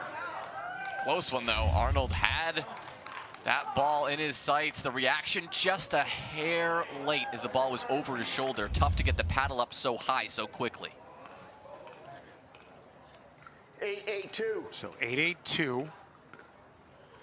A must-win game for Brasha and Arnold to stay alive after pulling off that massive upset in the previous round. And now the serve is going to go back over to Koop and Kohler. 3 points away from closing it out.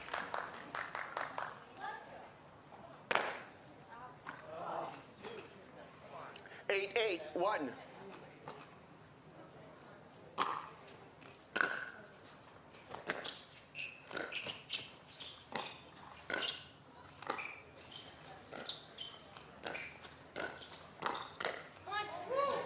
Point. Make it 9-8. Well placed there by Koop, right into the body of Arnold. Andrea Koop, who when she's not on a pickleball court is in a courtroom. Having gotten her law degree at Michigan State University.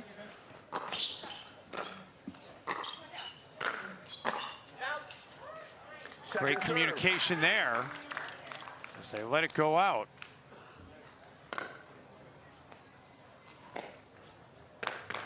Brasha and Arnold, they know they're still in this, but they've got to hold here. Need to get that side out, and it's not going to happen. Yeah, we're going to have match point number 1.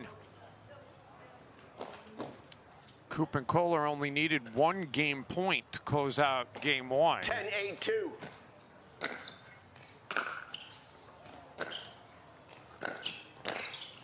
And they only need 1 match point to close out the quarterfinals.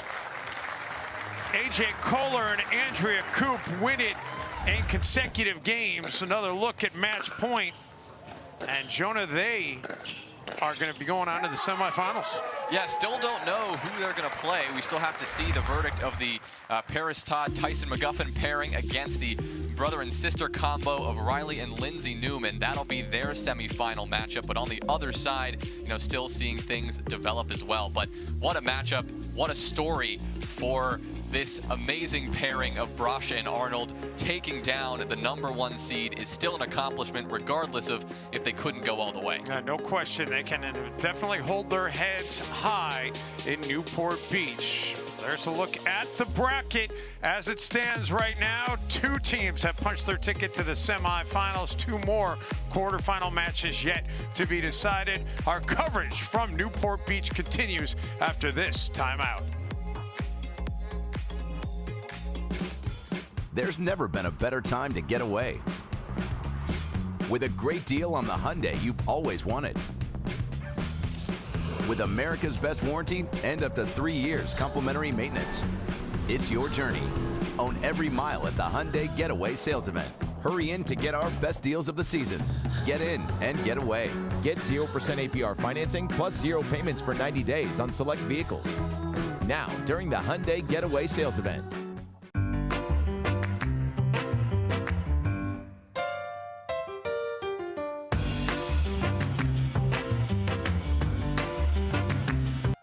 Mishit the ball. I know I mishit the ball a lot.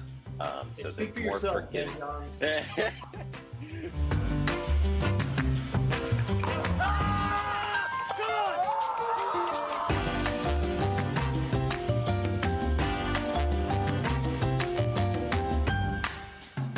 At Baird, we offer a different, more holistic approach to wealth management.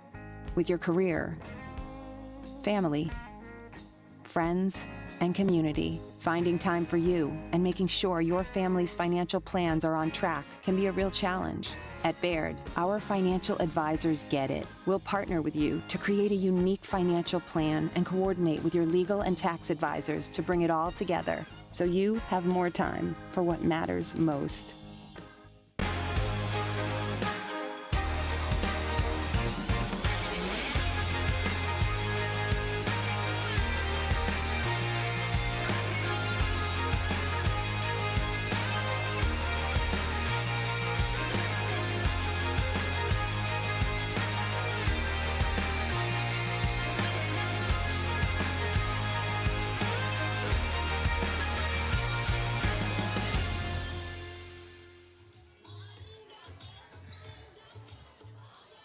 Welcome back, everyone, to Championship Court. You just witnessed this quarterfinal. Andrea, Koop, AJ, Kohler. Guys, big congratulations. You went up against a team who is known for going on big runs. There's a sense they could always come back. The games felt really tight throughout. How do you combat that? Yeah, they played hot. It's a good win. We're on to the semis. That's all you have to say about that? Yes, ma'am. All right, Andrea, you're out here. You're going for the semifinal later on today. How do you like playing with a new partner, AJ Kohler? It's a lot of fun, feeling each other out. Like you said, first time. He moves a lot, so I'm getting used to it. So he hit some great shots, so I'm just impressed all the time. I heard you say earlier, AJ, that Andrea keeps you honest and she tells you if you're doing stupid stuff. How's that to have on the court next to you? She sure does, and I love it. All right, guys, congratulations. We'll watch you compete later on today. Great stuff out of Hannah and very few words out of AJ Kohler. All business out of AJ as he and Andrea Koop, first time playing together. They paired together just fine, Jonah. And it's going to be a whole lot of fun to see what they can do in the semifinals. And we will wait to see who they're going to play in the semifinals, and we're going to get a little bit more clarity as our next quarterfinals match will, well, I would say at this point, Lucy Kovalova and Matt Wright, the 2 seed, are probably now the Vegas favorites, but Grechkina and Patriquin, they're not going to go quietly, as this should be a very intriguing quarterfinal match coming up next here on Tennis Channel. Yeah, no one here is going to go down easy, but especially these two. They also had a little upset victory of their own. Just 1 round to go. They took down Thomas Wilson and Leah Jansen. It was a close 3-game series that finished off 13-11 in the 3rd game. That clearly shows you that they are ready to play, that they're playing at their highest level, and that they know how to battle it out when it gets tough. Yeah, and they lost that first game 8-11, so they came back from being down a game to win 11-8 and then 13-11. By the way, Kovalova and Wright, it hasn't been all smooth sailing for them today either.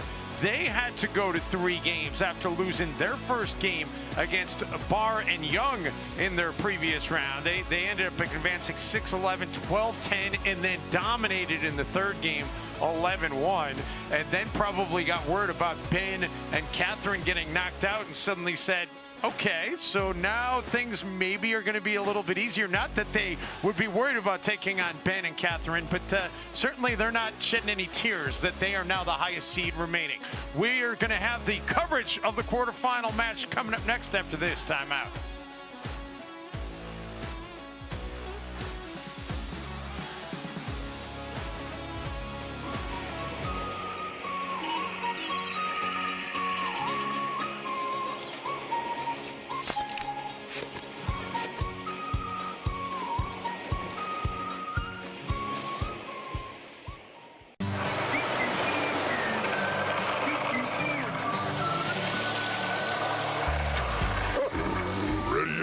Not yet, buddy.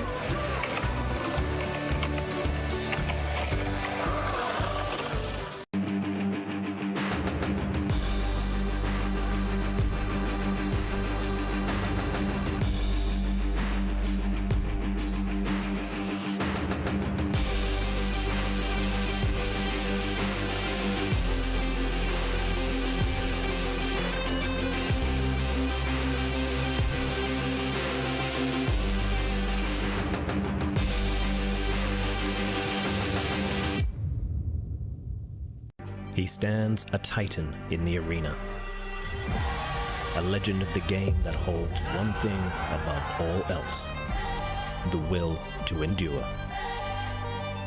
Ferocious in attack and relentless in his pursuit to be the best, to be number 1.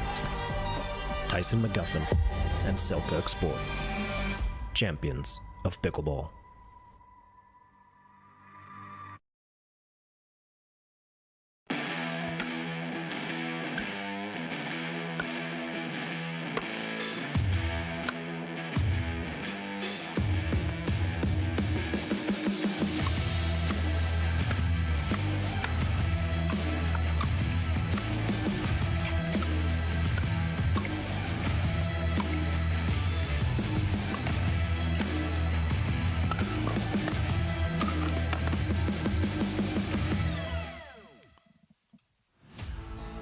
back in Newport Beach, California. We continue on in the Pro Mixed Doubles quarterfinals at the Takeya Showcase. It's Lucy Kovalova and Matt Wright taking on Yana, Grechkina, and Hayden Patriquin in this next match with a berth in the semifinals on the line. And the winner of this one will move on to take on Jessie Irvine and Jay Devilliers in the semifinals. It'll be a little while before Coop and Kohler know who they're going to play in the semifinals, as they will have to wait to see who wins the Todd McGuffin Newman quarterfinal matchup, which will be the final quarterfinal matchup of the day. But aside from the one upset, and it was a big upset, chalk has mostly carried in this Pro Mixed Doubles today. For the most part. Again, we did see a smaller upset here with, again, one of the teams we've got in front of us right now. It was Grechkina and Patriquin who actually made a little upset happen over Leah Jansen and Thomas Wilson. So not impossible to see them do that kind of thing again, but certainly they're going to have a much tougher opponent now against the two-seeded Lucy Kovalova and Matt Wright, who are really one of the most established mixed doubles pairs in this game and have been for quite some time. They've been partners on and off the court for quite a while, and just really know each other's games so well. Meantime, on the other side, you see Grechkina and Patriquin just 16 years old. He's from Yucaipa, California, about 75 miles away from Newport Beach, which sounds pretty close in terms of mileage, Jonah, but it's about 2.5 hours to go 75 miles between the two places. Yeah, especially when you're driving around here. Quick reflexes there.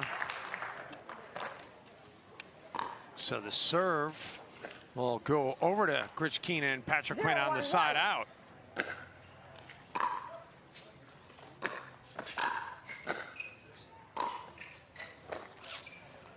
Serve. And Grechkina into the net, so move to the second server. 0-1-2.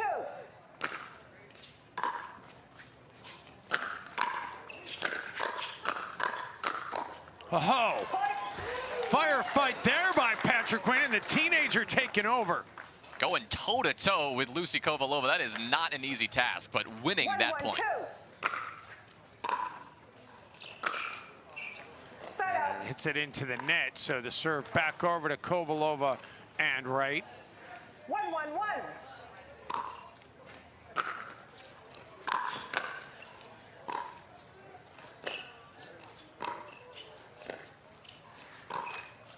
Second serve. And Wright with the misfire there. 1-1-2.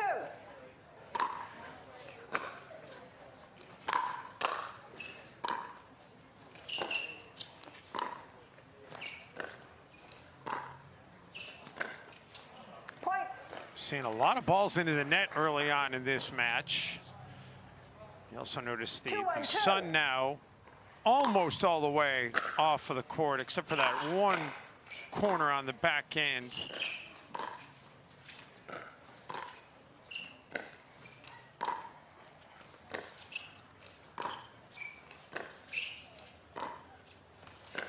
Grechkina and Kovalova. Patriquin off the net and out of bounds. We just saw one of the typical Matt Wright speed ups, something he does so well, especially from that forehand side. You hit a solid dink his way, he will hit that hard back at you if he has the opportunity. You'll also see Matt Wright, maybe not as much as AJ Koller, but you see Matt Wright go to the lob now and again as well. Especially from the kitchen line, much less from the baseline. In those long dinking rallies, he will mix it up by throwing a ball over your shoulder and basically forcing you back. And Patriquin trying to go down the boulevard, but hits it a little bit too deep. 1-3-2.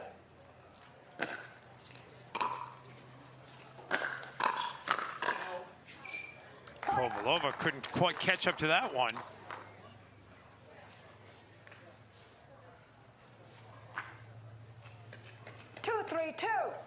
So back to a single point separating these two. Set up. Serve going to go back over to Kovalova and Wright.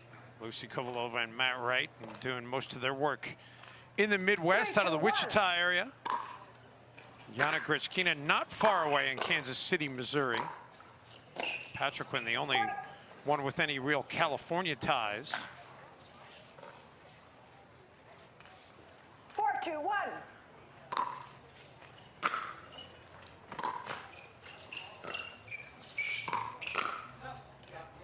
And that does land in. Nice execution on the backhand.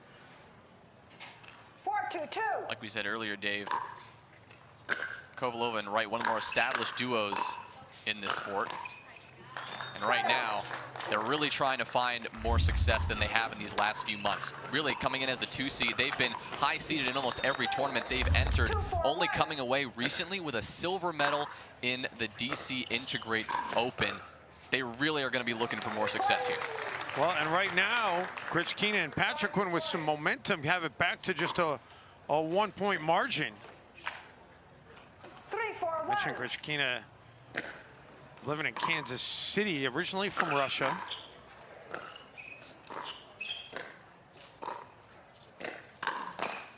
Second serve. I move to the second serve. Patriquin will take over. You mentioned Grechkina, though, yesterday had a pretty solid performance in the quarterfinals against Leah Jansen. Took her deep in game 2, 13-11. Leah Jansen eventually won, but a really good showing for the youngster, really coming onto the scene in a big way. And myself and Sam Querrey, we had that match here on Tennis Channel yesterday. Side out. Patriquin unable to execute the serve, the side out. 4-4-1.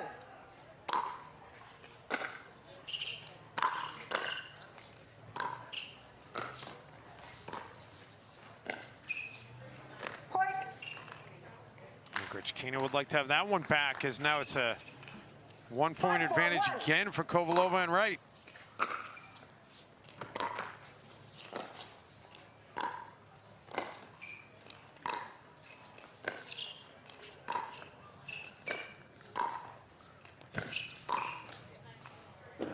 Patriquin kind of gets crossed up there. Might have had a chance that ball going out of bounds if Hayden couldn't have gotten out of the way, but he kind of got frozen and got tagged in the process. Like we said earlier, that's the danger of hitting a ball to Matt Wright's forehand. He'll speed it up right at you. Point. And Yana again puts it into the net, and suddenly it's a 7-4 advantage. 7-4-1.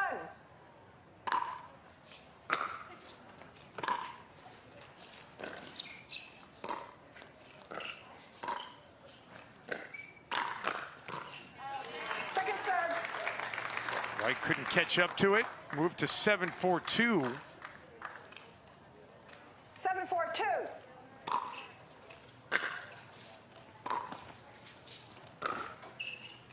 Off the net and in.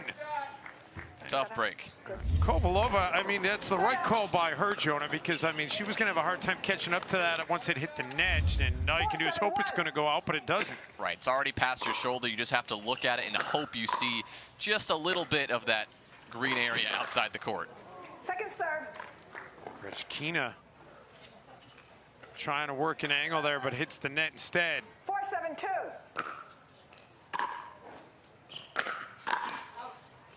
Point. And you hear Hayden tell Grechkina to lay off that one, and they get the point as the result. Yeah, powerful drive there from Patriquin, which really set up that misfire there from Kovalova. He'll go for it again, too. And then Grechkina hits it off the handle of Matt Wright's paddle. 6-7-2. Point. And how about this? 3 straight points now for Grechkina and Patriquin. 7-7-2.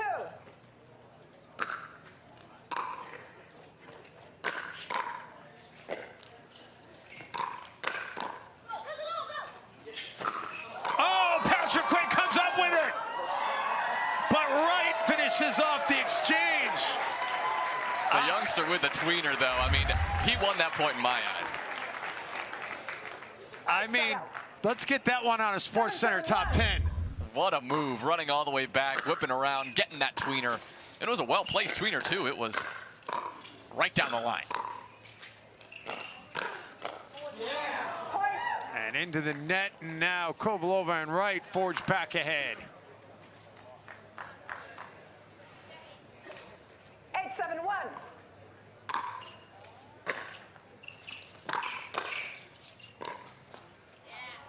Second serve. Neither team playing their cleanest pickleball right now, but at the end of the day, as far as Grechkina and Patriquin are concerned, this is a scoreline that they will take every day of the week and, well, twice on Friday. And that one's into the net, so serve back over to Grechkina and Patriquin. Yeah, I don't think there's officially a semi-forced statistic, but if there was, we've seen a lot of semi-forced in this first game. And I would define semi-forced as not really unforced, but one you probably should have had. Right, especially players of this caliber. Most of the shots we've seen them miss here are certainly in their wheelhouse. It's just maybe they've been sitting out for a few minutes, got to warm up again, but clearly Kovalova was ready to go for that one. Yeah, the backhand into the corner.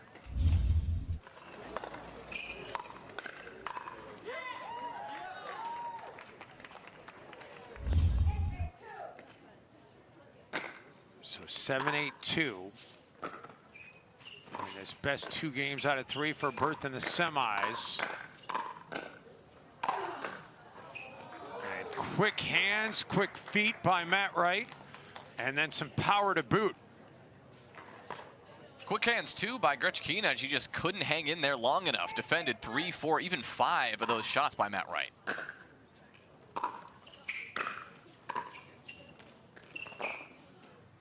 Oh, splitting the gap. Yeah, he really did. And he also sold it with some deception, kind of had him guessing what he was going to do.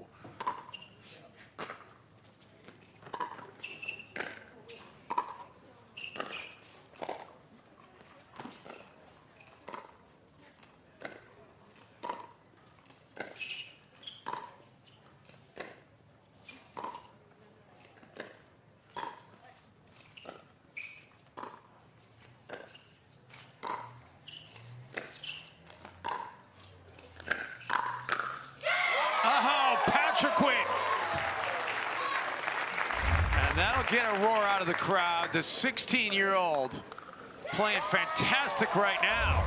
It'll get a roar out of Grechkina as well. What a point.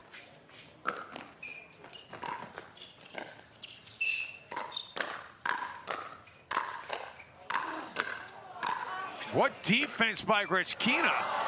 And then Patriquin unable to get it up over the net. Again, I said it earlier, you get all the hard ones back, and finally you have a chance to go for a reset, go for a pretty typical third shot drop, or what would feel like one, and unfortunately Patriquin just couldn't do it. Side out. And that is going to be long on the return, so serve will change sides on the side out.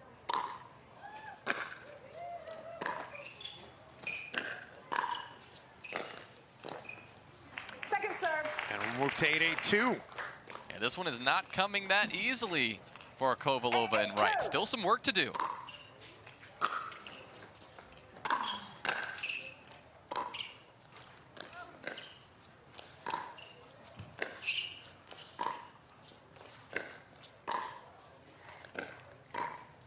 Side out.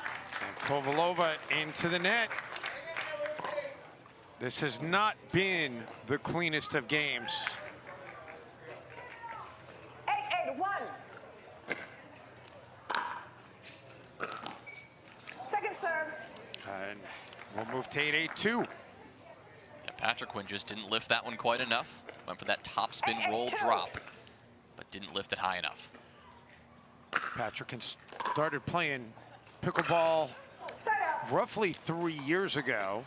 The side out there was a committed baseball player before he picked up pickleball, and then said, you know what, I like pickleball a lot better. Asked his parents if he could stop playing baseball and focus on pickleball all the time.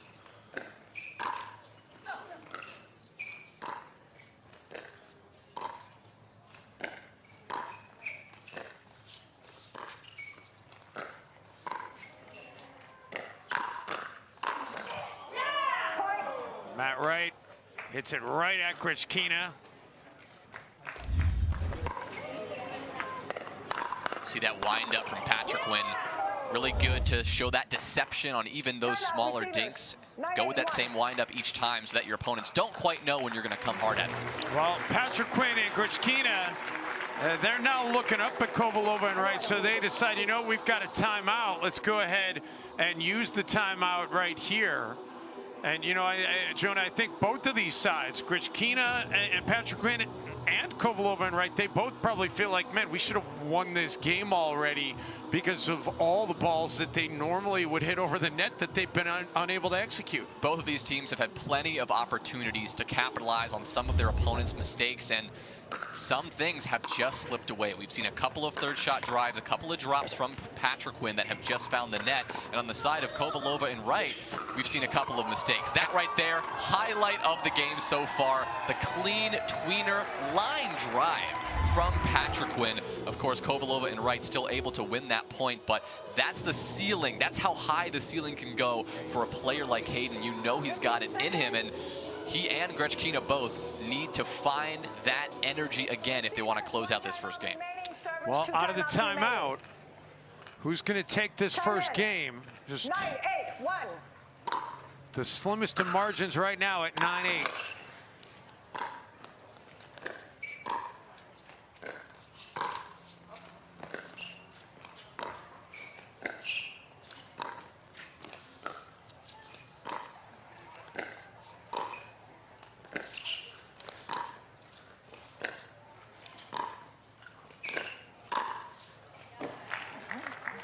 Move to 9-8-2. I think we're seeing a little bit of that frustration come out of the Wright Kovalova side of the court.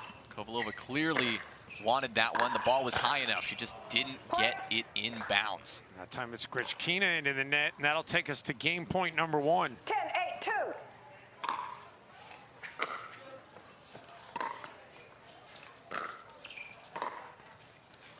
Wright able to work his way up to the kitchen line, and that's going to close out game 1. 11-8. So not exactly textbook in terms of cleanliness, but in the end, it's an 11-8 win for Kovalova and Wright. At the end of the day, the same as an 11-4. Maybe not in terms of the mental game or in terms of how it looked, but the score is the same, and now they put themselves in a great place going forward to game 2. Yeah, one game away is the number 2 seed from getting to the semis. Game 2 coming your way after this timeout. Love 15, 30, 40. Any point won means you win. Because when you bet just $1 on any tennis match, you could win 100 if any point is won. Plus, if you're not in a sportsbook state, you can take a swing at thousands in prizes in our free-to-play pools. So download the DraftKings Sportsbook app, sign up with the promo code, bet $1 to win 100 if a point is won, and make it rain.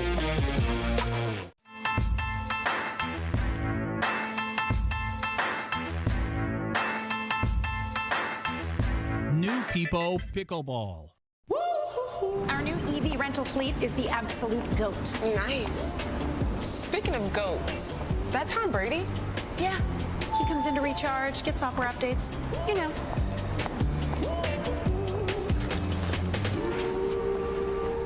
Same time next week? You got it. Cool. Let's go. Let's go.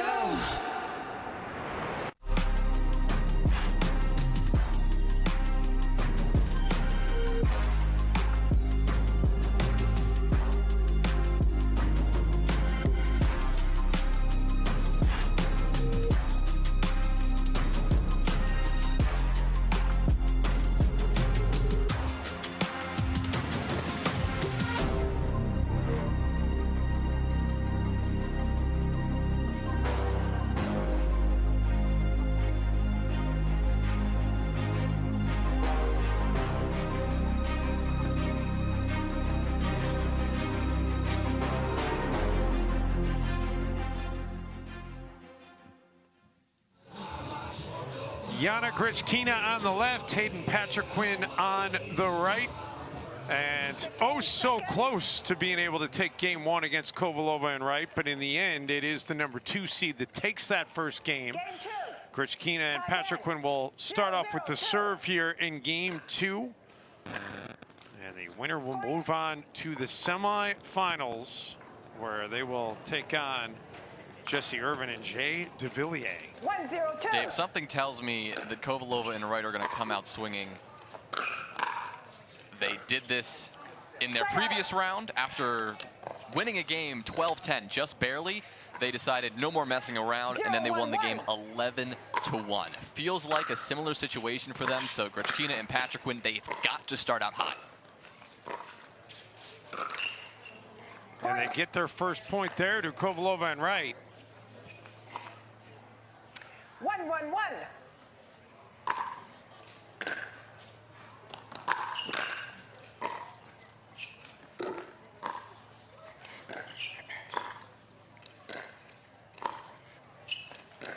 Lucy and Yana.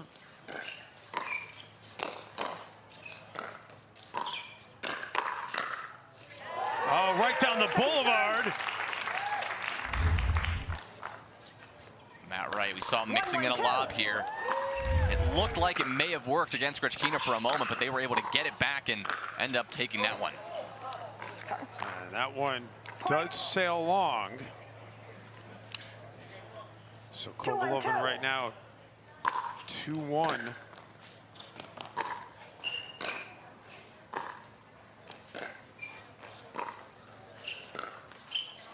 That's a good spot. Point. You could hear Matt Wright say that's a good spot, but not good enough for Patriquin, who tried to paint that blue part of the court.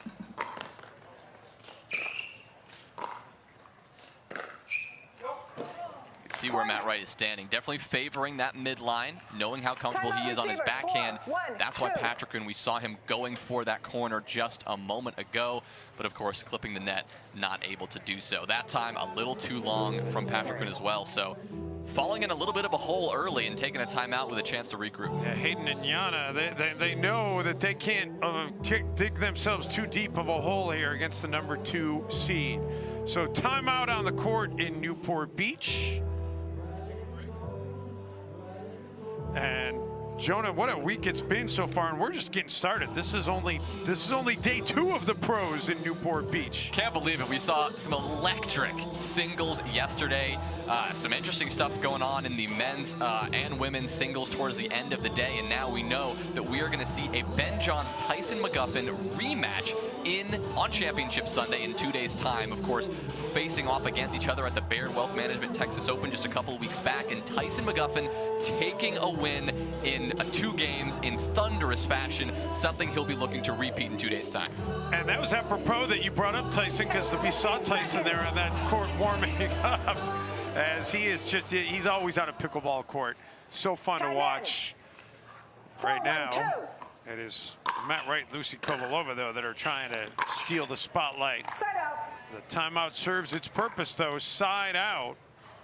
And Hayden Patriquin will try to see if he can help his team climb out of this 3-point hole.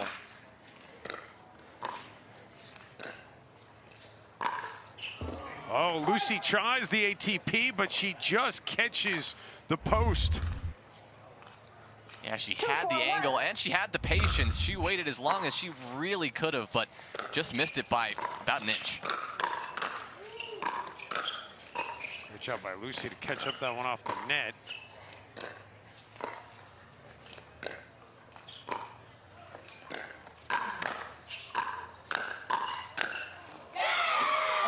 Oh, Yana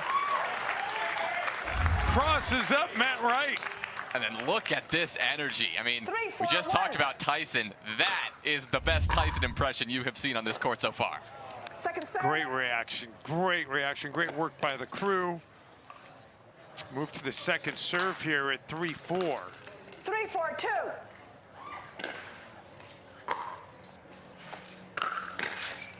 Point. And make it 4-4. Yeah, could that have been the momentum shift they needed? Well, they called the timeout when it was 4-1. 4-4-2. And they rolled off 3 straight points since. Side out. And now the side out to get it back over to Kovalova and Wright. 4-4-1. Second serve. That's twice now Kovalova has put one into the net. 4-4-2.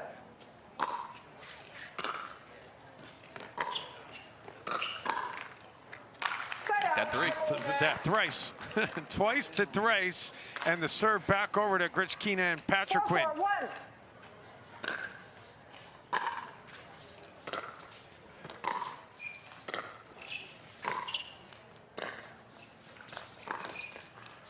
Yana and Hayden able to get it to the kitchen line, and Matt Wright doesn't care.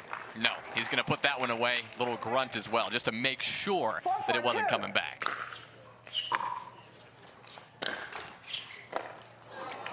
Off the tape, Lucy tried to catch up to it.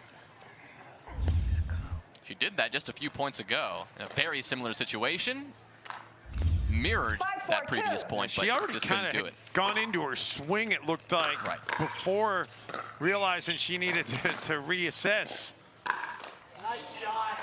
Not messing around that time. No.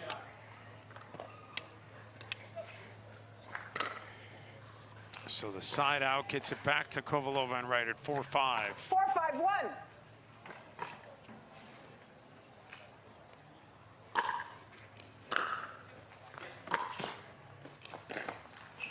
Point. And make it 5-5. Well, my earlier prediction that Wright and Kovalova would run away with this one seemed to have been well off. This is a back and forth game if I've ever seen one. It was 4-1 early, and you looked like you were going to be a genius, John.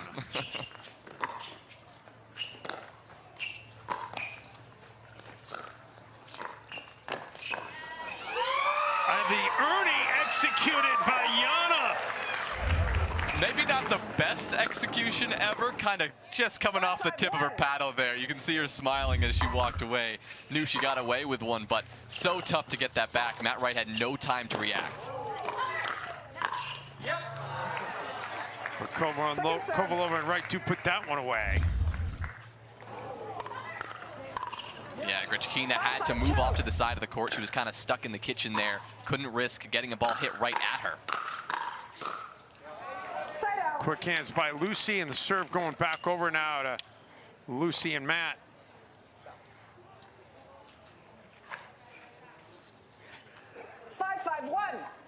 So 5-5.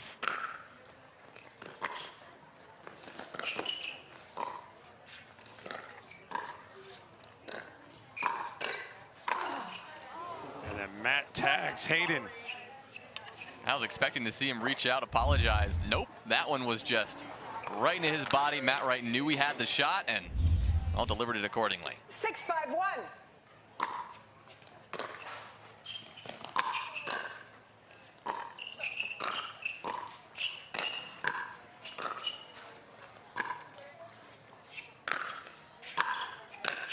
Oh, nice job off the baseline by Matt Wright. And you're starting to see a little bit of why this is the #2 seed in this tournament. Yeah, defending there, shot after shot, but able to get back in it.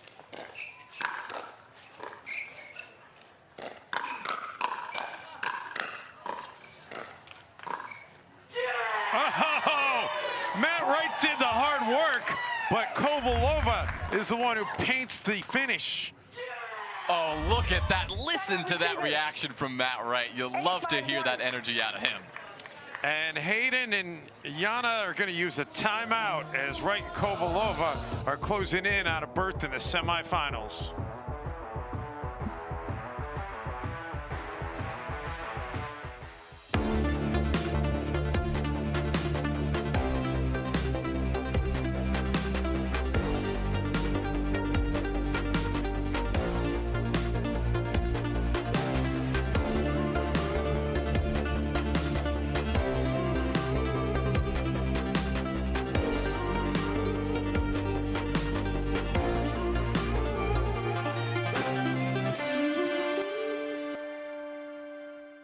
A lot of people come up to me on Tuesday night pickleball at the Orchard and ask me, where's the bathroom?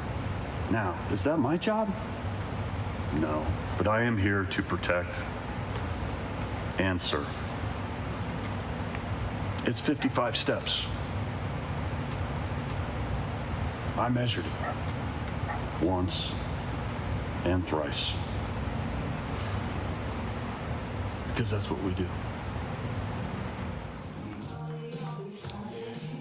Back in Newport Beach, California, Dave Benz, Jonah Zwillinger, and our Tennis Channel crew, glad to have you on board for the Takeya Showcase at the Tennis and Pickleball courts at Newport Beach. Tennis and Pickleball Club at Newport Beach with 39 courts. 8-5-1.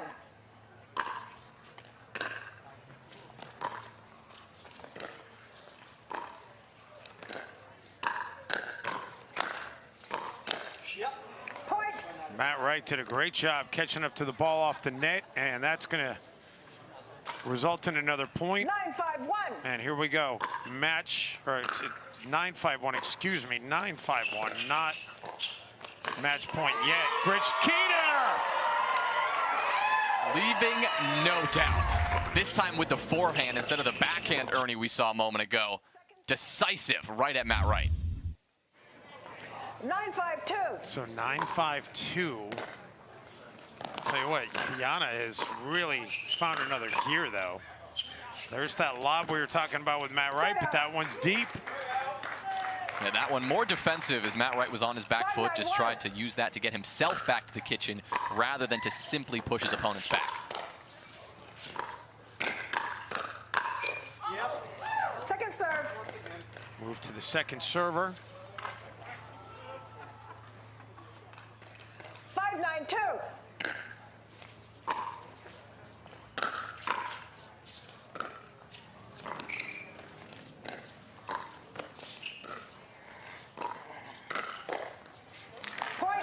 Well, they'll close it to 6-9. This is some good pressure. Looks like maybe a bit more aggression was discussed during that timeout. We have seen both Patriquin and Grechkina start firing a little bit more this game. Side out. The side out, though, gets it back to Kovalova and Wright, 2 points away from moving on. One more quarterfinal match to come your way, and the Pro Mixed Doubles before we get to the semifinals from Newport Beach. And we are 1 point away from this semifinal berth being decided. Match point for Kovalova and Wright.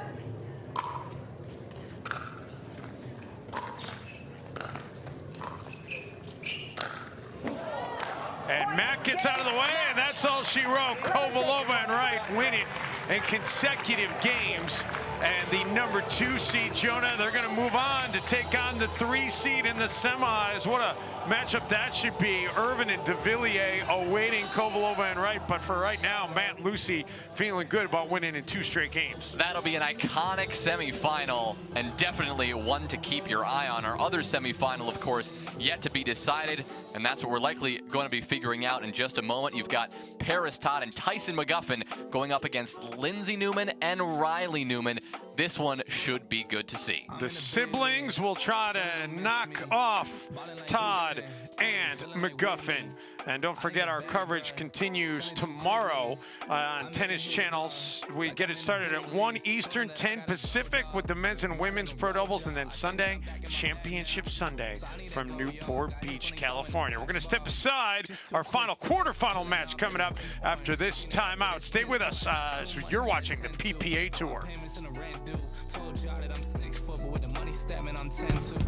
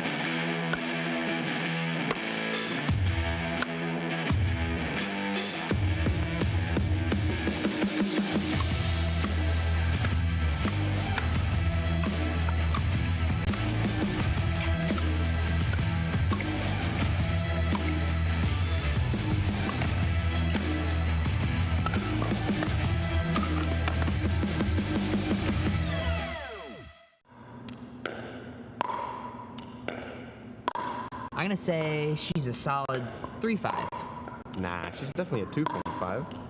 Guys, look at that forehand. She's clearly a 3.0. Guys, come on. I'm at least a 4.0. Yeah. Fair enough. Ratings don't have to be hard. Duper. Optimized for accuracy. Optimized for fun. Download the app and claim your free profile today.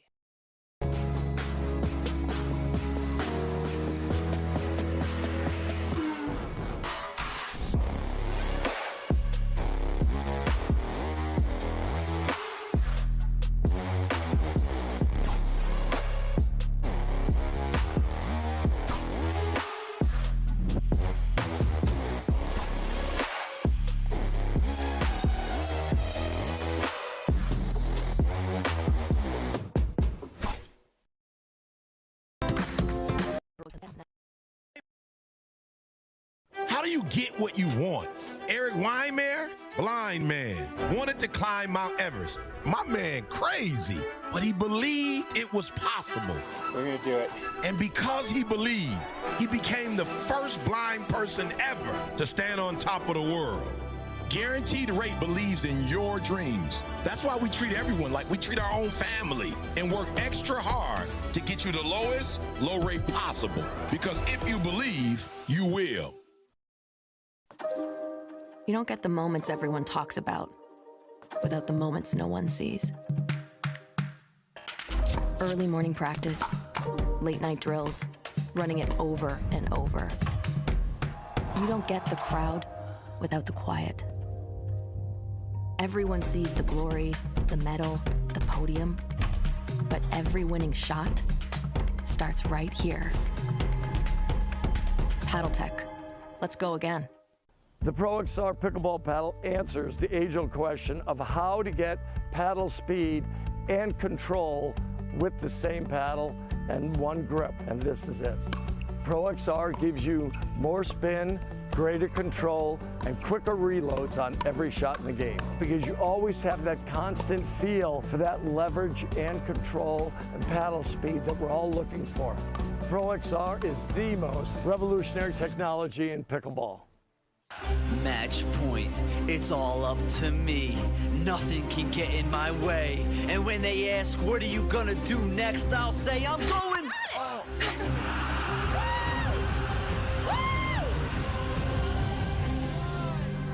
We're going to Margaritaville!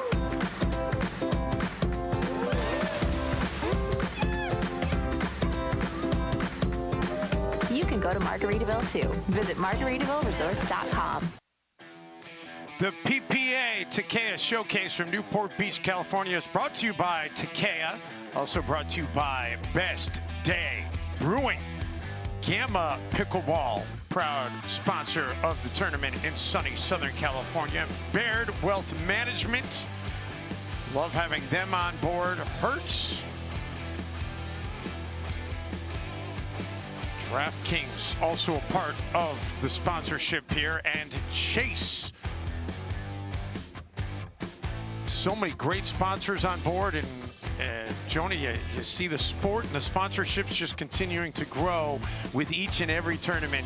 It is really fun to watch. You are watching the quarterfinals of the Takeya Showcase, and coming up we got the brother-sister team of Lindsey and Riley Newman, and they'll take on Parris, Todd, and Tyson McGuffin. So basically the chalk here in this one as well, as you've got the 4-5. One of them is going to go on to the semifinals. Yeah, this one is going to be fun to watch. I know that may sound a little biased, but Tyson McGuffin and Parris Todd are two of the most electric players out there on the court, and to see them pairing up here is going to be fantastic. As you know, Tyson McGuffin typically playing with Lee Waters, right? The mother-daughter duo of Lee and Annalie Waters not here at the Takeya Showcase, so McGuffin pairing up with Todd for this one should be a really fantastic combination. Of course, Lindsey and Riley, they've played together lots of times in the past, most recently at the PPA Championships a few weeks back, where they walked away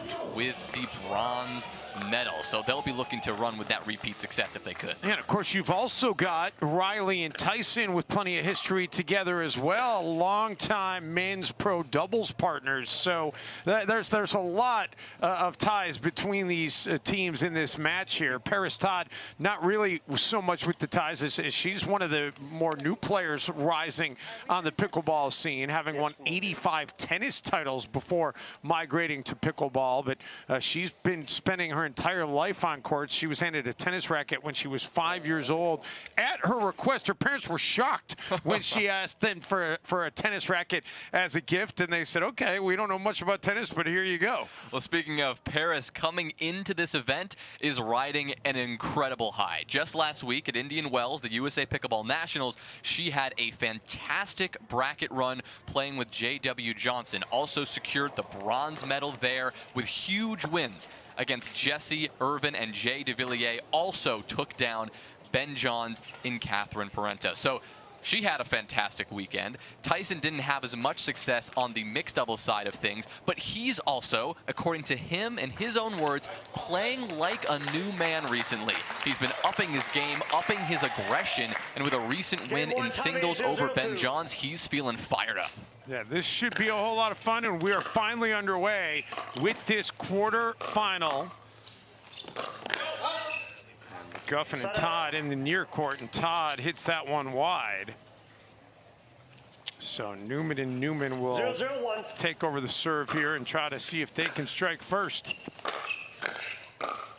Second serve. Riley Newman with one of the most unique styles in pickleball, that two-handed backhand that he will hit more times than any other shot. He's going to favor that to his forehand.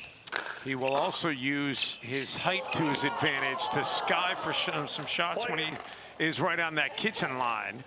And that one dances on the tape before finally falling to the court. 1-0-2. 1-0-2.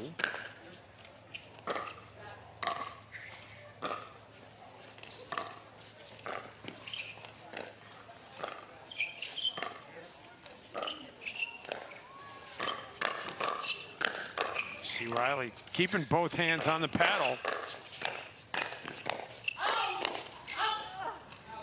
And that one is going to be wide to the left.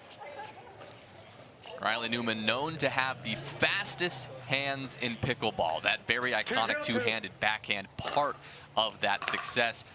Getting into a firefight with him is so difficult to win.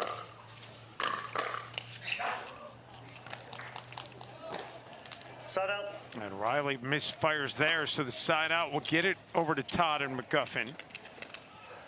0-2-1.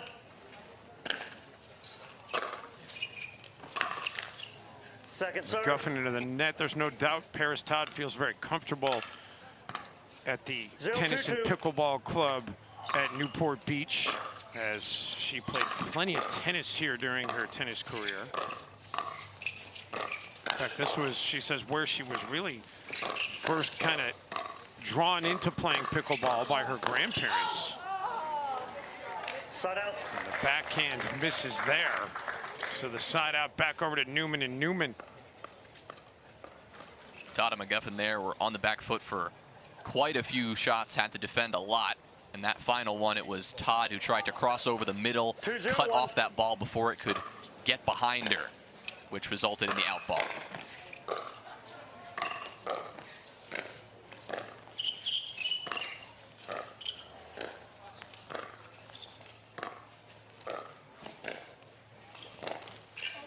Second serve. Newman into the net. Such good precision on those top spin dinks by both McGuffin and Todd, spreading those equally to both sides of the court.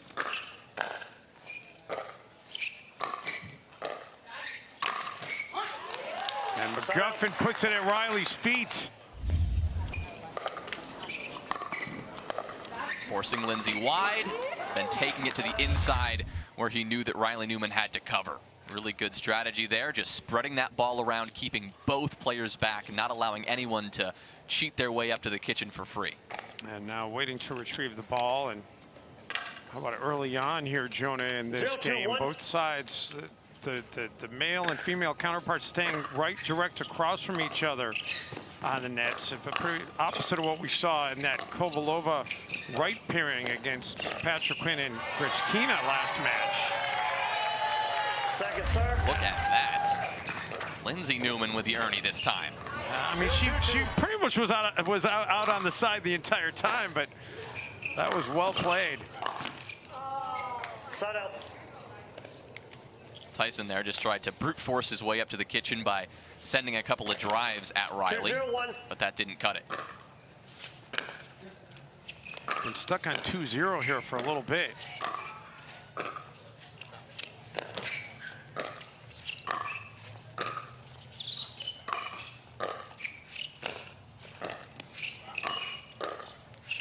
Lindsey finally gets up to the kitchen. And McGuffin to the net to make it 3-0 in favor of Newman and Newman. Yeah, great start. Like you said, finally Lindsey got up to the kitchen line, and that's when Riley decided, okay, time to speed it up, getting aggressive because he knows his sister is right there to cover.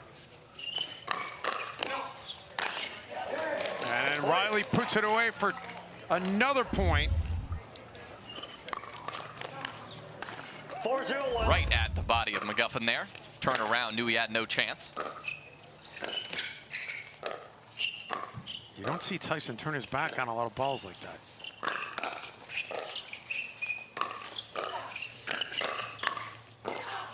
Oh, nice effort by Lindsey, but unable to catch up to it. Yeah, McGuffin with that inside-out forehand volley again. 4-0-2. Well placed right at the feet of Lindsey.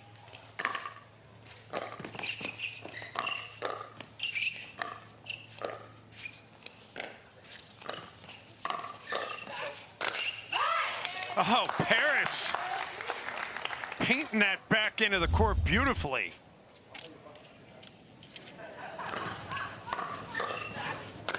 Set up by McGuffin there really nicely.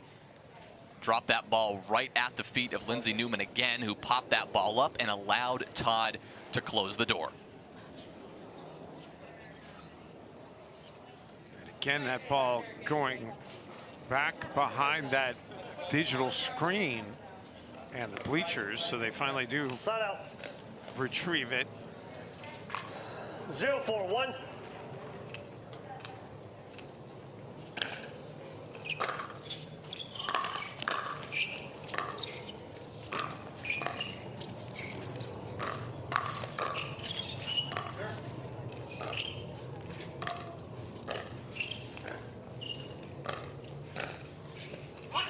Oh, Parris flicks it up and catches the blue part of the court. So tough to do this right. Just giving it enough pace so that their opponents thought it was going out, but giving it enough topspin so it just barely clipped the line.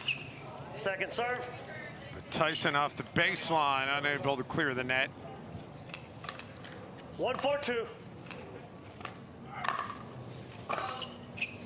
That serve was deep, so side out gets it back to Newman and Newman. Can't overrule. 4-1-1.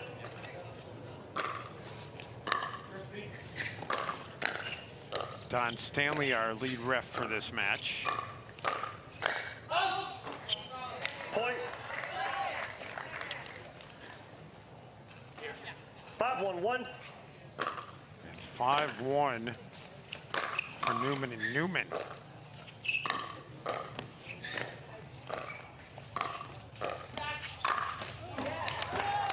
Executed well. Yeah, executed perfectly there.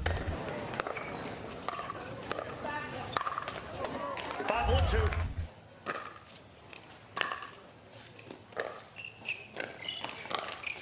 Oh. Side out. Riley saw an opening, but unable to get it over the net. 1-5-1. Yeah, uncharacteristic missed opportunity for him. Riley taking a couple of opportunities away from his sister. Second serve.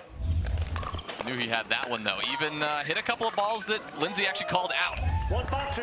The Newman family, very good at those out calls. Very distinct style. Yeah, if you hit a ball that is getting called out, you better hit a winner.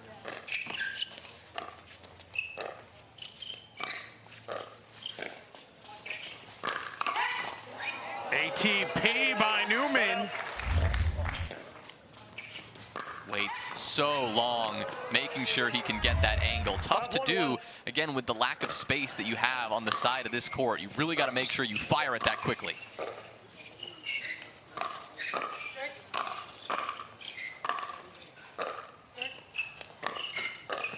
And the Newman's finally able to get up to the kitchen.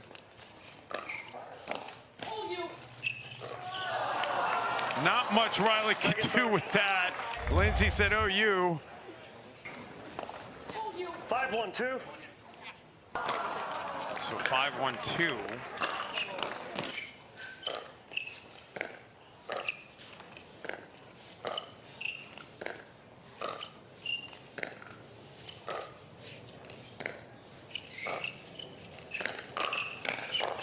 Riley speeds it up.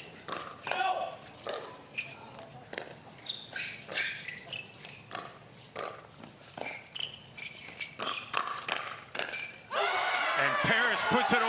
Wow, way to finish that from Parris Todd. I actually think it was Parris Todd who initiated that firefight, which is bold against someone like Riley Newman, but she finished it out. A couple of resets, a couple more fiery shots, and, well, she ends it with a bang. 1-5-1. She's not shy. That's for sure.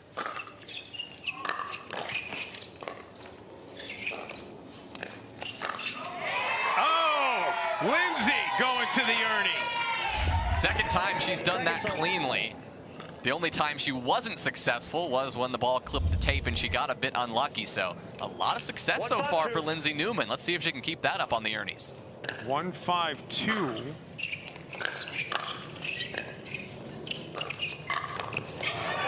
And McGuffin says, "I can do it too." Yeah, slides across into the perfect position. Saw Riley taking up way too much space on Lindsey's side of the court, knew there was the gap, and put it right into that space.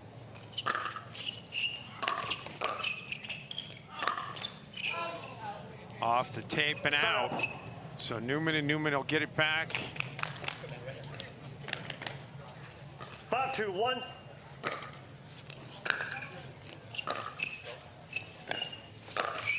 Second serve. Move to 5-2-2. And this time it was Lindsey Newman who fired away with the two-handed backhand.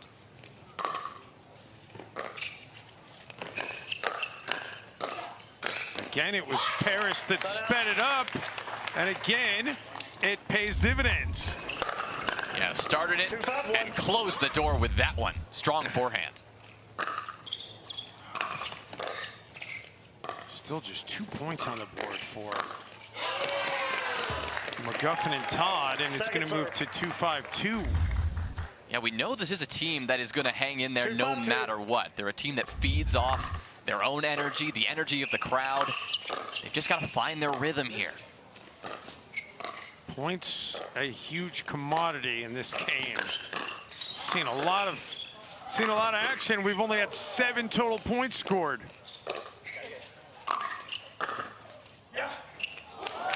And McGuffin lays off.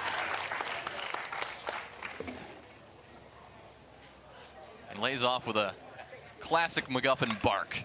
If you ever hear something that sounds like, oh, is there a dog on the court? Is that, no. That's just Tyson McGuffin hyping himself up, bringing that energy. Point. That one is long as well, so now it's back to a 1-point game. 4-5-2.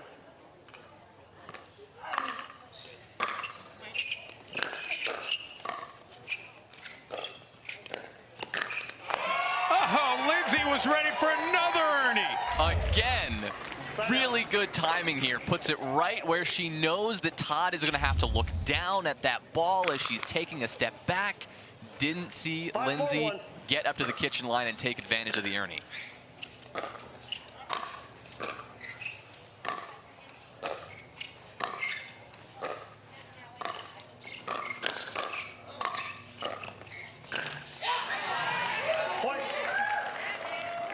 So the side out will get it back over to Newman and Newman.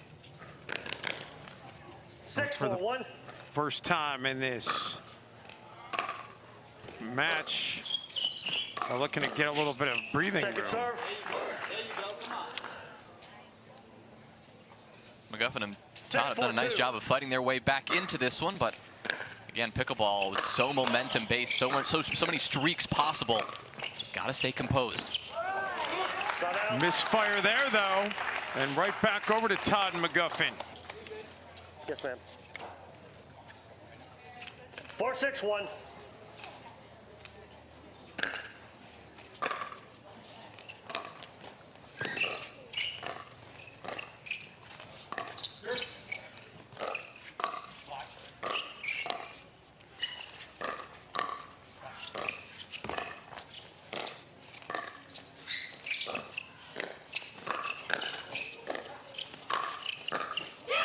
McGuffin doing great work on that kitchen line. Gets the approval from his partner, Parris Todd. He defended for his life. He earned that put away through about 6 different reset shots he had to hit.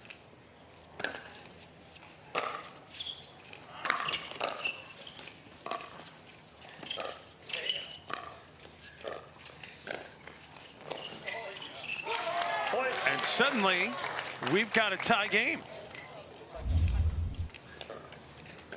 You see this one here. Todd really just does it. A beautiful, beautiful topspin dink that forced Riley Newman wide. And McGuffin tags Lindsey Newman. So momentum now clearly on the side of Todd and McGuffin. And you know what? The momentum switch, Jonah, we got a long ways to go here, but I feel like when Parris sped things up against Riley, that's kind of when things started to change a little bit. Right, that's when they started to get a little bit more confident in their ability to hang in there against Riley Newman in these firefights. And we've seen them take that confidence to defending as well. Just like that. Tyson works his way up to the line. Riley puts it 5-hole, though, on Parris. The first reset was good, but the second one, just a hair too high, allowed Riley to do what he does best.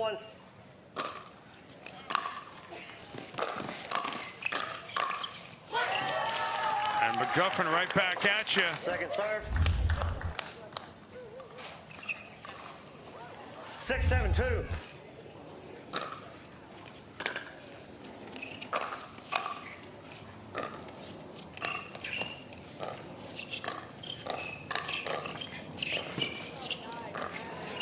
Great job by Tyson. And then the unforced error. But you got to tip your cap to Tyson McGuffin, keeping that exchange alive. One of Tyson's biggest strengths is his speed, his footwork, and he made full use of that there. You know, moving around to his left, moving around to his forehand, making sure that he gets in position to hit those resets calmly. That is what he does best. Timeout being taken from Newport Beach. We'll step aside for a moment. Back after this quick break.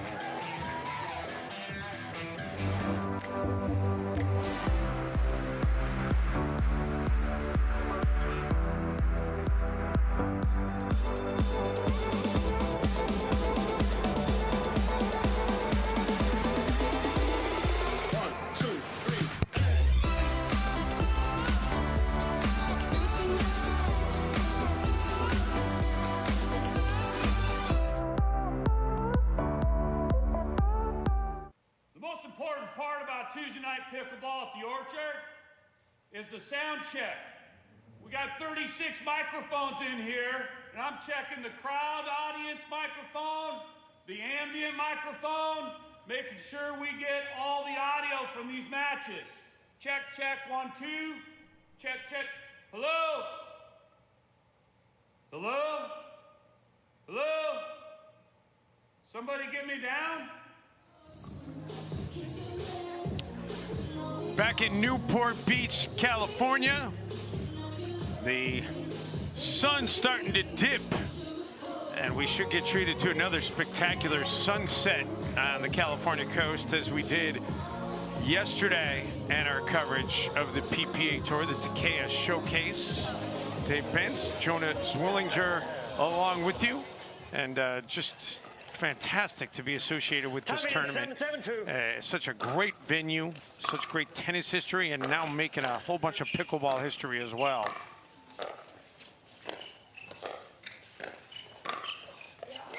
this year the Takeya Showcase has been incredibly exciting already. We've seen so many different matchups between partners. We've seen already a couple of different upsets today alone, but this event has already built itself a place in pickleball history.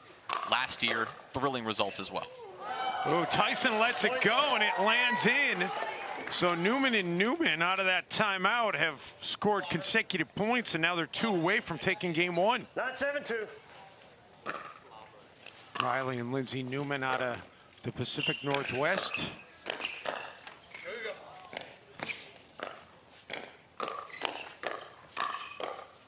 Great defense by Riley.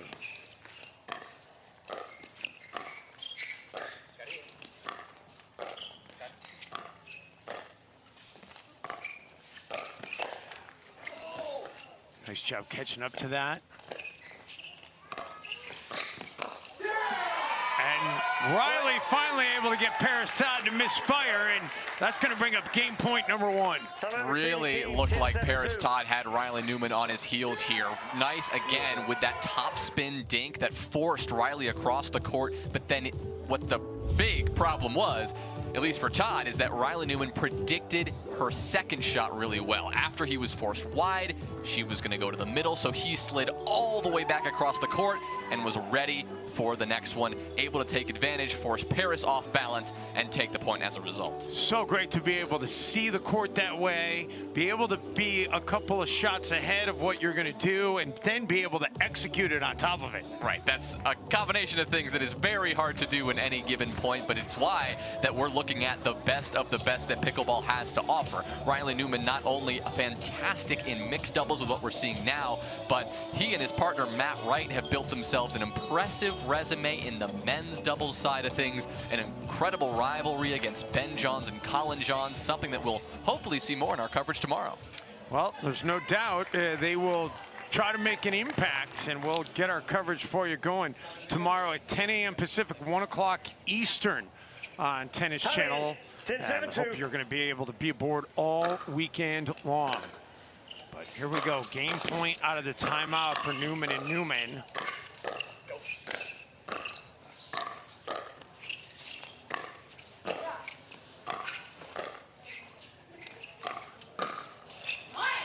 And misfire there. That is how you keep someone back. I mean, Lindsey Newman was on her heels for a while there. So the timeout serves its purpose, gets the side out, and McGuffin and Todd will try to climb out of this hole.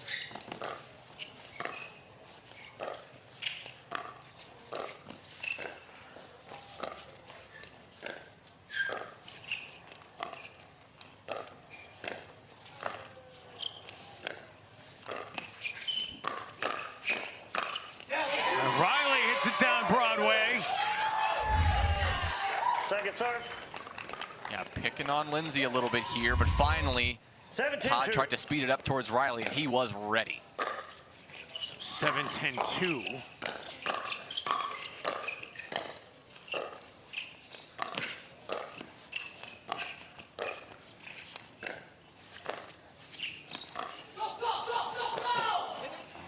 Riley able to catch up to it and then lets it go. Yeah, I think that's a little bit long. It was a little bit long. Great decision to lay off of it. 10-7-1. And great communication. You see Lindsey with the reaction. So we got game point number 2.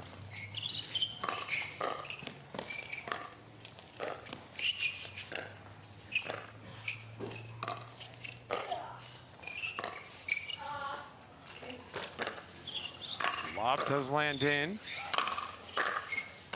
Riley, great job on the baseline. Now Riley gets up to the kitchen, and that'll close out game 1. Yeah, splitting McGuffin and Todd well. We did hear some good communication from them. Todd calling McGuffin off the first and then telling Tyson to take the second, but Tyson on his back foot there had to backpedal a little bit, as you're about to see. And he just hit it into the top of the tape here as he was off balance just a bit. So game 1 in the books for the brother and sister team of Newman and Newman. Game 2 coming your way after this timeout.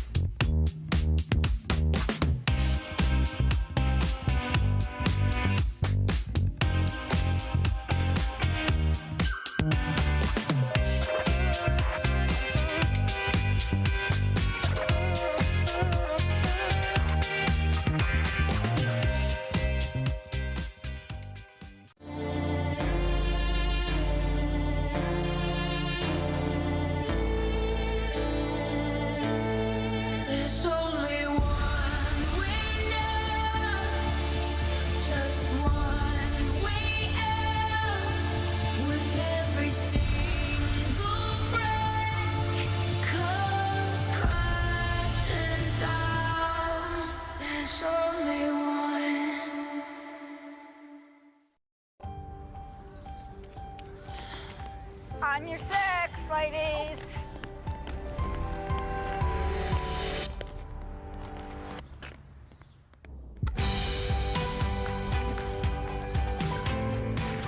The world will get back on its feet.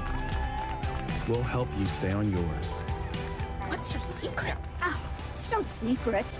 It's the expert help I got at Foot Solutions. Make an appointment at footsolutions.com.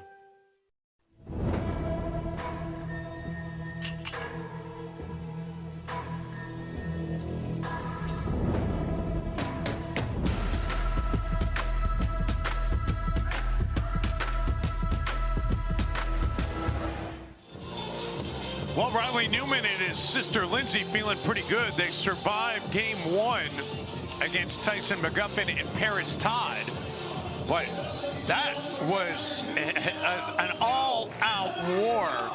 And Jonah, I suspect we're going to see that continue here in game two. Yeah, you know that Parris Todd and Tyson McGuffin are not going away without a fight. And we did see sort of a strategy developing there towards the end of the game where they were really picking on Lindsey Newman in that corner, and then when Riley slid over, putting a ball right by him and trying to take advantage of that.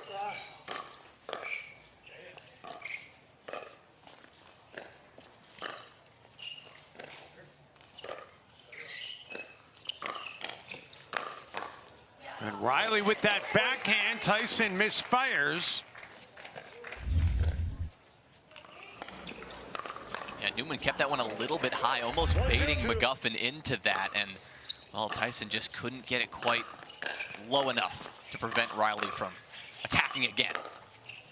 Oh, nice work on that baseline by both Newmans.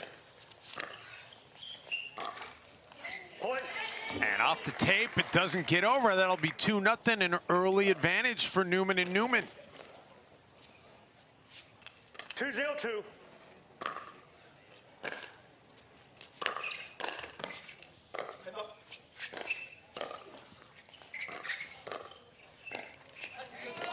And make it 3-0. Newman and Newman needed 3 games to get past Anna Bright and Dylan Frazier to get to the quarterfinals.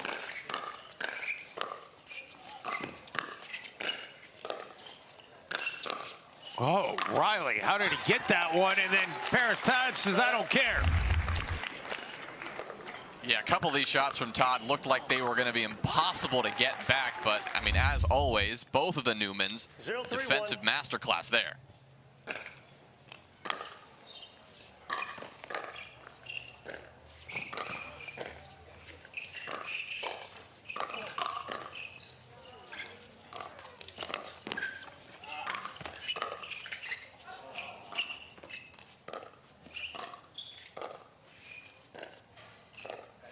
Lindsey trying to get it to Parris, but Tyson comes in.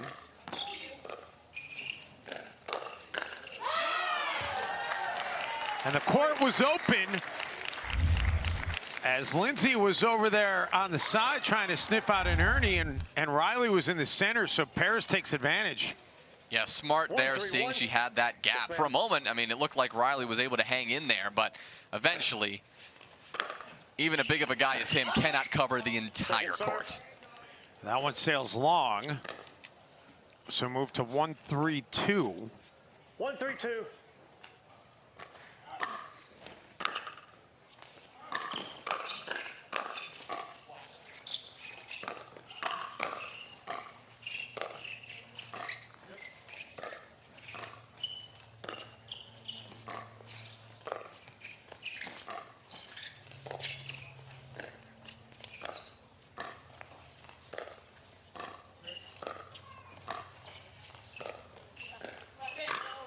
And Riley flicks his wrist and ends the exchange.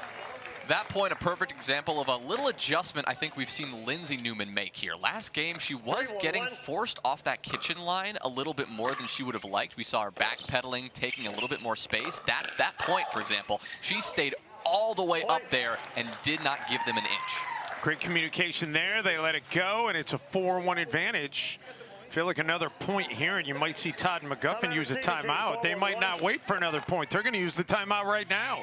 This is smart. You've got to stop the bleeding if you can, because, I mean, the Newmans, they're running away with this one. They've got the momentum right now, and it seems that whatever strategy adjustments that Todd and McGuffin have tried to make, Newman have made some strong adjustments too. This is our final quarterfinal match of the pro mixed doubles. The semifinals still to come in our first semifinal match that'll be coming up for you following the conclusion of this one. Jessie Irvine and Jay Devilliers, the 3 seed, will take on Matt Wright and Lucy Kovalova, the 2 seed, for a berth in Sunday's championship. And the winner of this one will move on to take on the 8 seed of AJ Koller and Andrea Koop, who have made a little bit of noise in advancing to the semifinals. There's a look at what is ahead. So we're getting some, as we get the numbers dwindling in terms of teams left in this competition, the names get a little bit more recognizable. Yeah, the names more recognizable and the matches more iconic. You get to this stage in the game, the quarters and the semis, and you're going to see rematches of historic battles, of games that go the distance time after time. So good to see these matchups trying to take shape here. So 4-1 out of the timeout.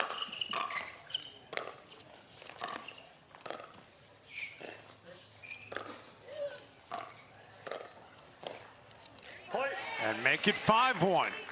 Lindsey willing one of those dinks over the net, much like we see Riley do. And it worked. She got it over, and Todd not able to get it back.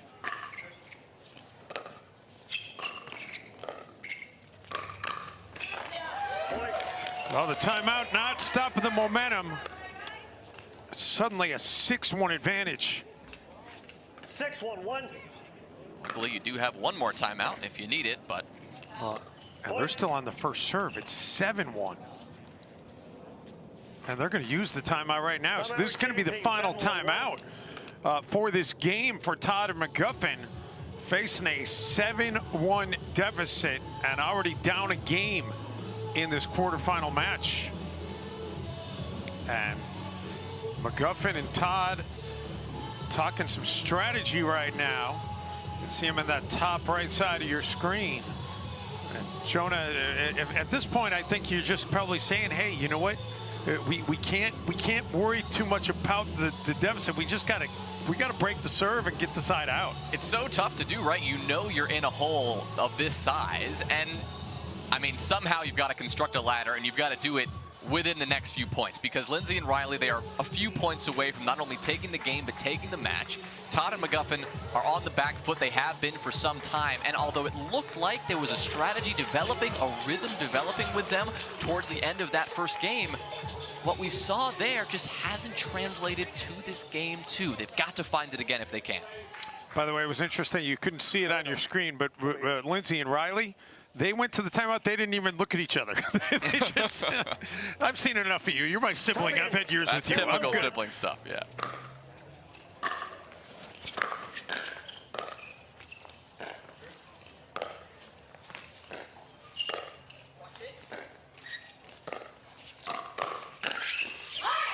Well, they do break the first serve. Can they break the second? Moves to 7-1-2. 7-1-2.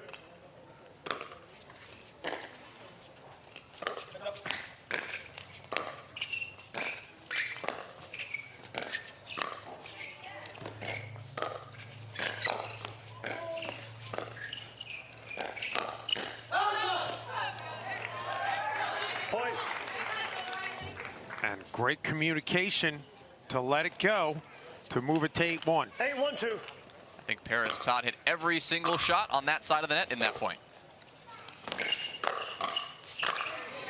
Riley makes it 9-1. And this second game, not at all like the first. The first was an all-out battle. And right now, the Newmans looking like they are closing in on cruising to victory here in game 2. Wow, both Newmans doing a great job to keep this exchange alive. And Riley puts Team Newman a point away. What a point, and what a way to put themselves on match point as well. Putting the nail in the coffin with that one. A point that Todd and McGuffin should have won several different times, but the Newmans I mean, you usually describe Tyson as scrappy, but that was a scrappy point from the Newmans if I've ever seen one. Match point number 1.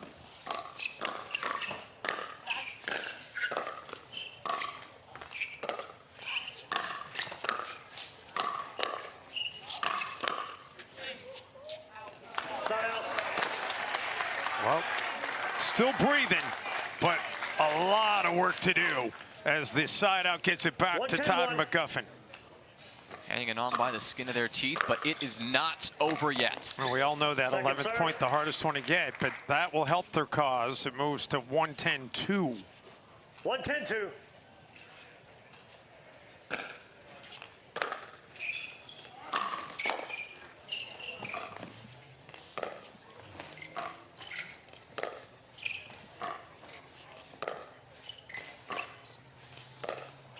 Tyson and Lindsey just going back and forth in the finesse game.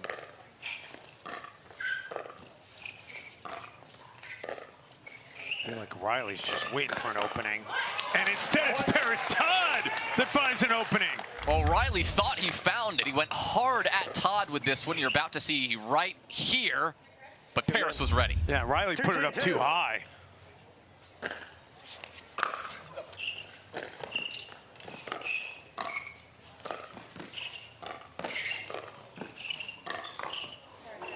And Tyson tags Riley. So consecutive points for McGuffin and Todd. 3-10-2. Lindsey not finding the Ernies yet in game 2. Hasn't really seemed to matter for them, given the scoreline. And Riley tries to go down the boulevard, but he misses the exit. Timeout receiving team, 4-10-2. And now a timeout is going to be taken by Newman and Newman.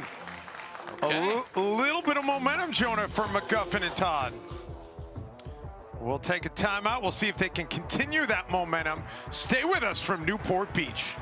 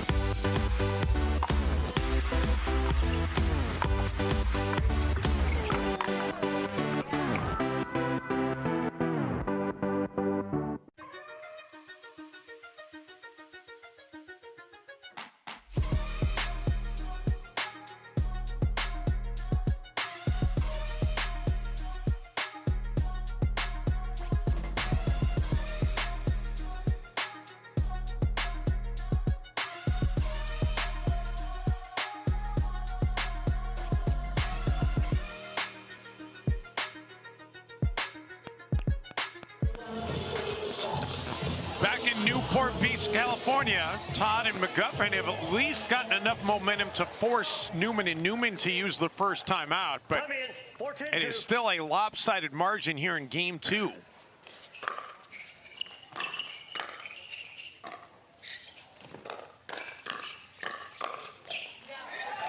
And into the net, and now the serve will go back over to Newman and Newman. This will be match point number 2. McGuffin got jammed up there, not much he could do. And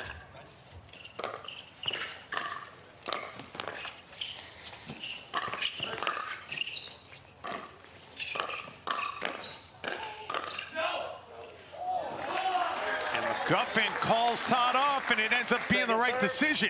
Just barely, but it was the right decision. 10-4-2. Match point number 3.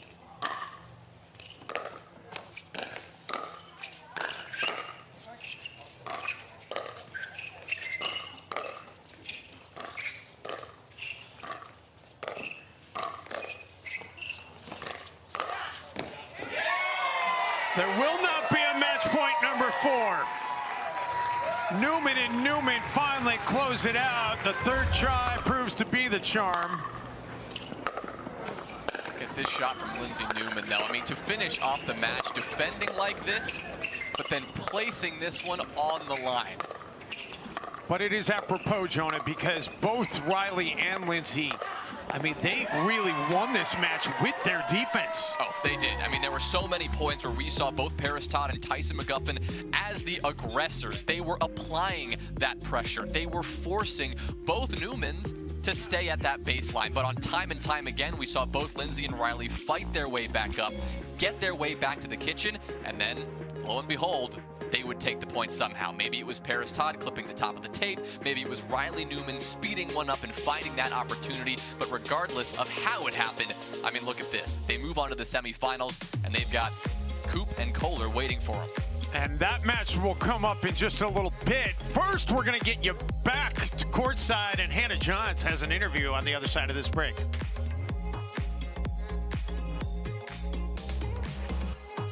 What if you could have shades like these for a fraction of big brand prices? With Shady Rays, you can. We're an independent company, so we do things differently. We offer high-quality polarized shades for a reasonable price. And we personally replace any pair that gets lost or broken. And so far, we've racked up over 100,000 five-star reviews. I founded Shady Rays so that we can have sunglasses that stand up to whatever life throws at us.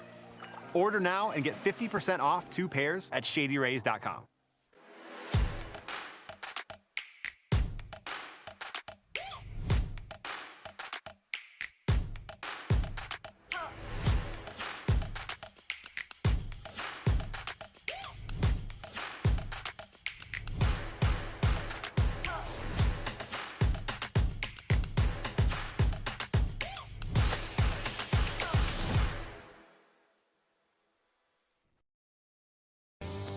We owe great times to good friends, to the glasses that spark conversation, to the ideas that then pour out. Ours came from a night like that, and somehow survived the morning after, to make our own tequila. It wasn't meant to leave our house, but since we made this for friends, we thought it wouldn't hurt to make a few more. Grab a glass, amigo. Our tequila is your tequila. Our casa is your casa.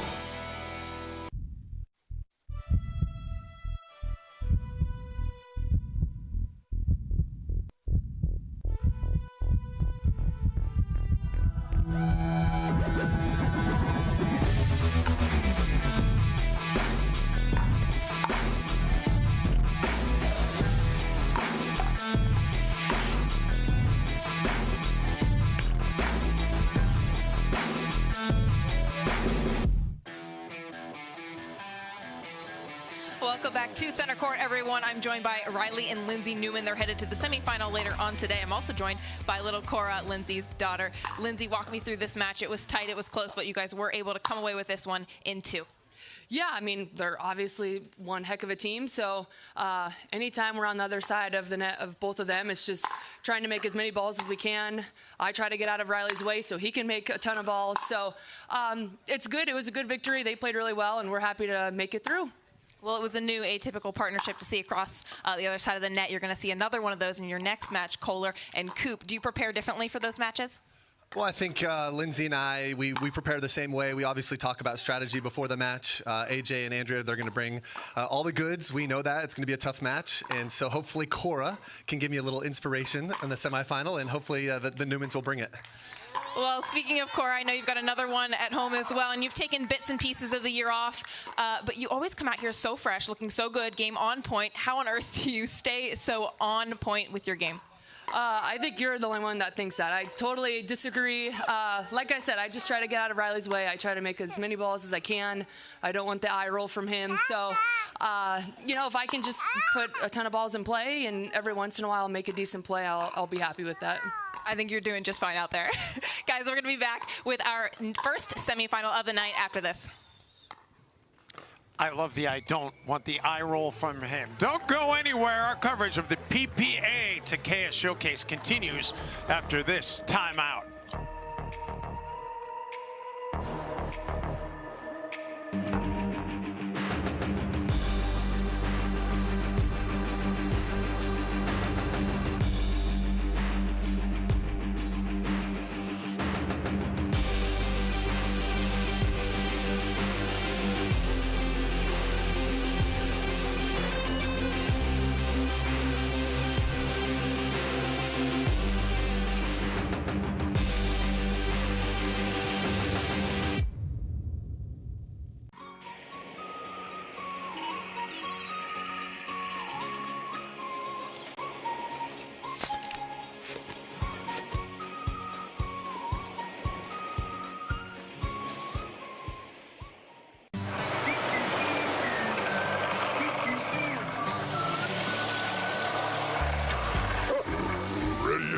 Not yet, buddy.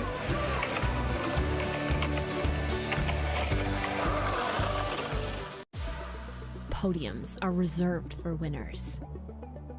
No one ever said getting there would be easy. So we work, we drill, we train. And while we do whatever it takes to gain even the slightest edge, we found our biggest. Electrum has the most grit for spin and touch without sacrificing any power. Electrum, earn your edge.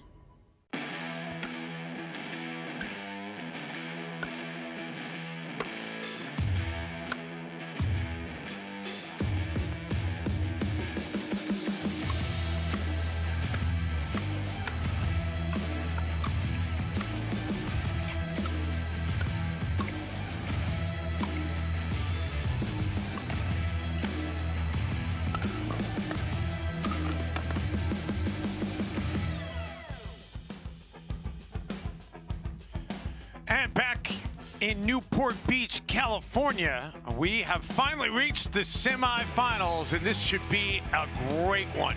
Lucy Kovalova and Matt Wright, the 2 seed, to take on Jessie Irvine and Jay Devilliers, the 3 seed. Glad you could be along for our coverage with Tennis Channel. Dave Benz alongside Jonah Zwillinger.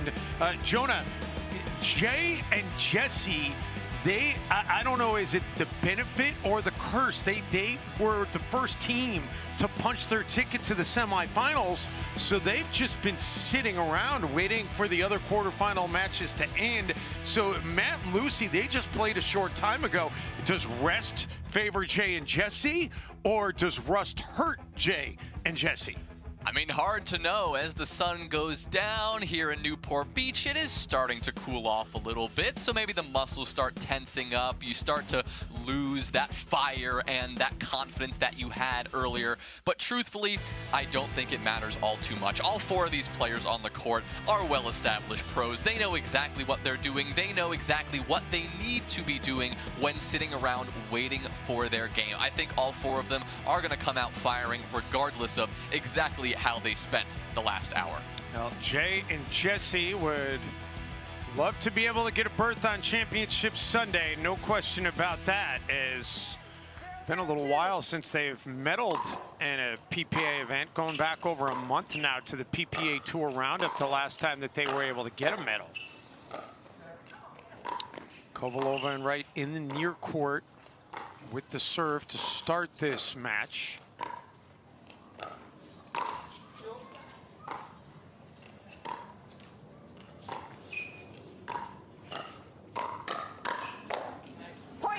Into the net. So Kovalova and Wright with an early lead.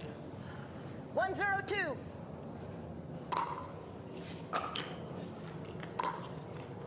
Jessie Irvine, who is from the Los Angeles area originally, now lives in Culver City. Her teammate Jay Devilliers putting that away. The Flying Frenchman, as he is known.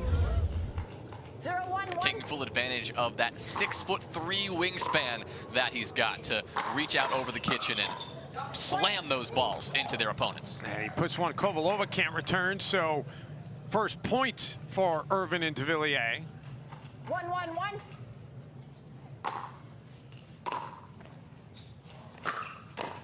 Point. And make it 2 straight points. 2-1-1.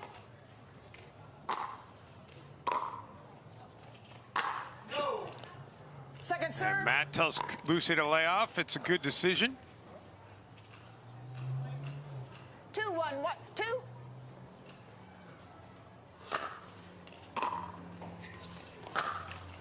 Side out. And the side out gets it back over to Kovalova and Wright, who won in consecutive games over Grechkina and Patriquin in the quarterfinals in that match we had for you a short time ago. Irvine and Devilliers won in consecutive games over Tereshchenko and Pat Smith in their quarterfinal match. Kovalova and Wright, they may have gotten through relatively unscathed, but maybe not the way that they're used to doing it. Right there. used to being in these semifinals, but they've had a couple of hiccups today, not playing their cleanest pickleball we've ever seen, and had some surprisingly close games to get here. We saw in that quarterfinal match a bunch of balls going to the net that normally you'd consider uncharacteristic. You normally see both Matt and Lucy on top of that. I mean, same thing goes for both Jessie and Jay. They both have had, you know, mixed performances so far. Nothing mixed about that, though. No, Matt Wright just pummeling that one into the corner. So twos are wild now at 2-2-2.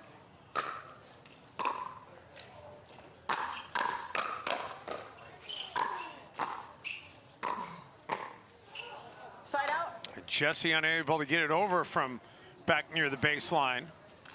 2-2-1.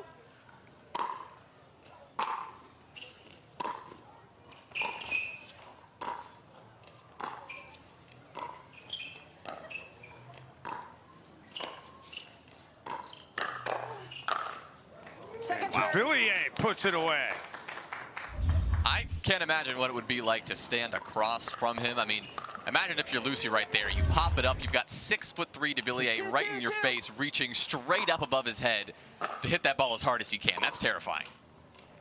You're just hoping that it's too good, you know? I mean, for those of us who are not at the skill level of these players, Jonah, when I'm out on the court, my friends, we call it the 99%er, because 99% of the time you should hammer that shot, and 99% of the time you find a way to mess it up. Right. I mean, it happens for us mere mortals out there who, yeah, don't quite have the 1 reach, 2 simply skill of all these players.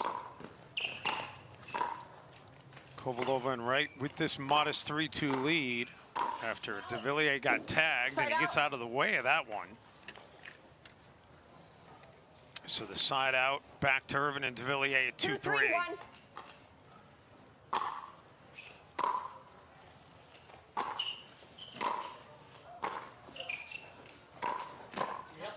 Second serve. 2-3-2.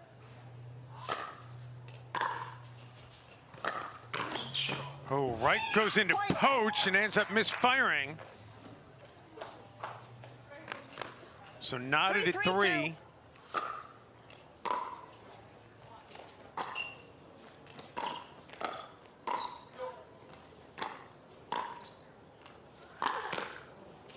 Nice defense by Wright, and then he turns in some offense as well.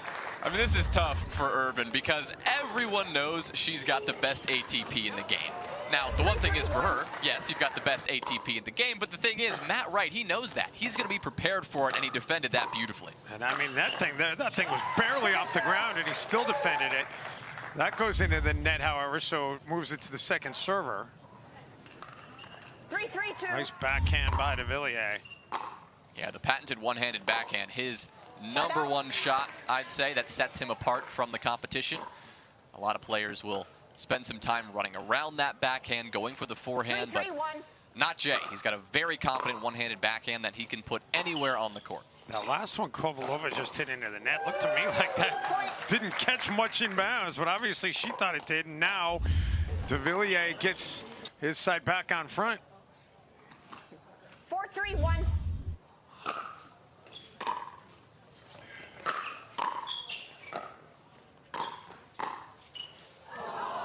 Second serve. Move to the second serve. 4-3-2. 4-3-2.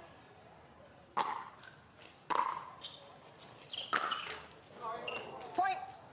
Off the net and into Kovalova. Yeah, nothing she can do there. I feel like Kovalova specifically has had a tough time with the net today. Yeah, you're right. She's had to recalibrate on a number of shots.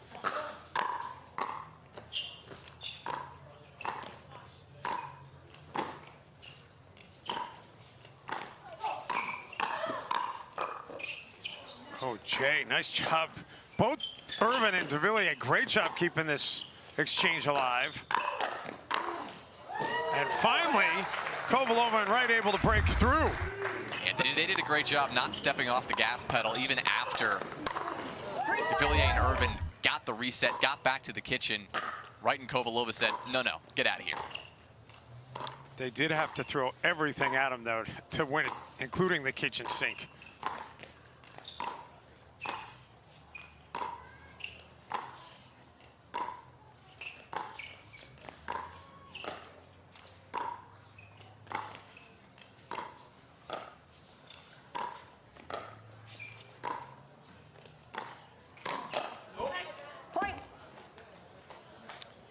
So Kovalova and Wright able to get a point back. 4-5-1. That's the Matt Wright speed up. That is so dangerous when he hits it right.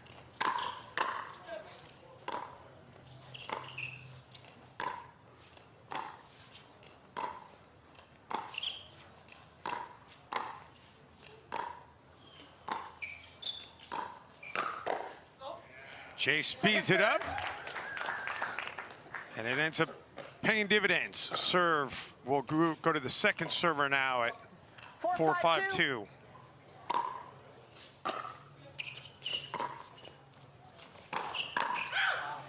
Side out. Quick reflexes to get out of the way. Yeah, great awareness from Irvine to call him off right away. It's almost as if she even called that before Matt Wright made contact with the ball. She predicted that well.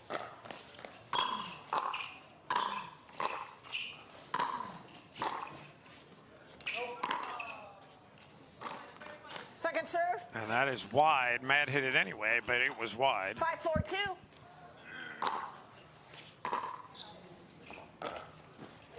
Side out. And the side out gets it back to Kovalova and Wright. This thing has been nip and tuck. Yeah, just like that, the ball is back in their hands with a chance to get this one tied up, and at the very least, maybe see what they can do about getting a lead. Not if you set Jay up like that, though. No, that one was right in the sweet spot where he wanted it, and he, once again, left to no doubt. I'd be shocked if that ball wasn't filled with cracks after that one. Side out. And a side out, so Irvine and Devilliers now will try to build upon this modest lead.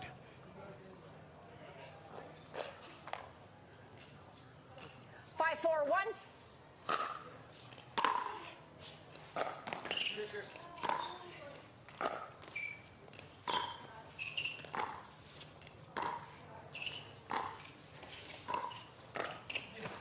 Oh, Jay, backhand, and technically an Ernie, but that was not the most decisive Ernie, but it was a really well-executed one. It was perfect. It was so casual looking. It looks like Devilliers has done that every day for his entire life. Casual but deadly. Yep. 6-4-2. Calling the Flying Frenchman for a reason.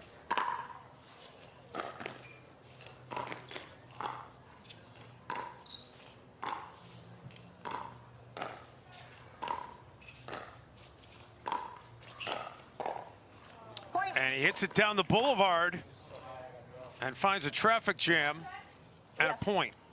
Yeah, Kovalova had her paddle in position, but Matt Wright also took a stab at it, and it's really hard to adjust when you think your partner's about to hit it, but then they pull back like that. Side out.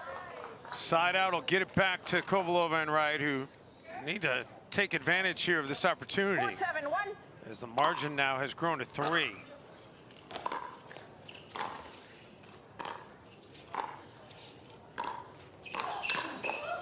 Point. And make it a 2-point margin. 5-7-1. Yeah, we saw Jessie there speed it up right at Matt Wright, but, well, guess what? He was ready.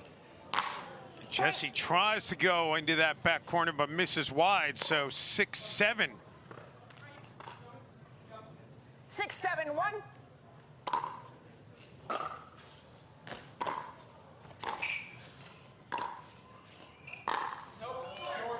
Point. Well, that was a good try to execute it, and surprising to see Jessie not be able to execute it. She is, as you said, Jonah, the best in the business. When you see her get that opportunity, very few times does she not follow through on it.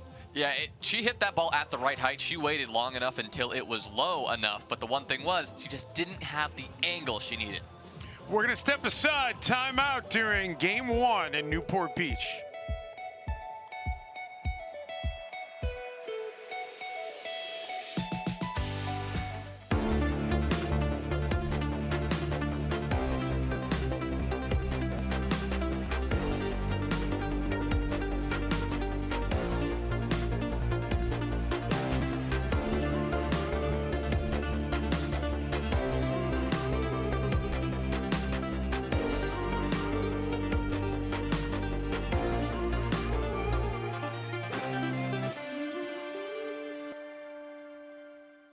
People look at the Orchard security guy and go, what a joke.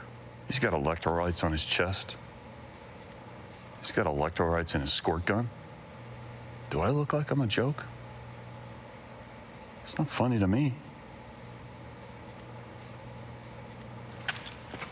Hold on. Hold on. Stop right there.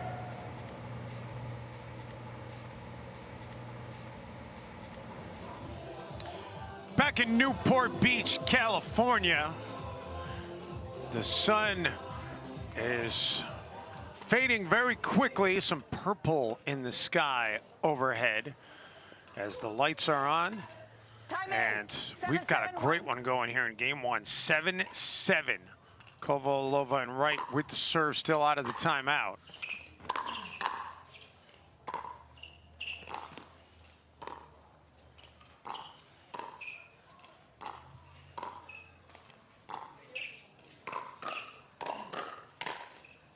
And Matt Wright gets his side on top.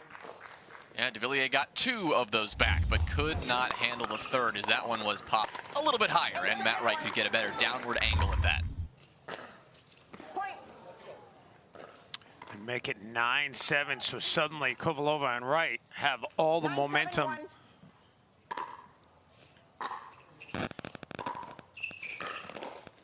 Second serve. And I'll move to the second server here. 9-7-2. 9-7-2.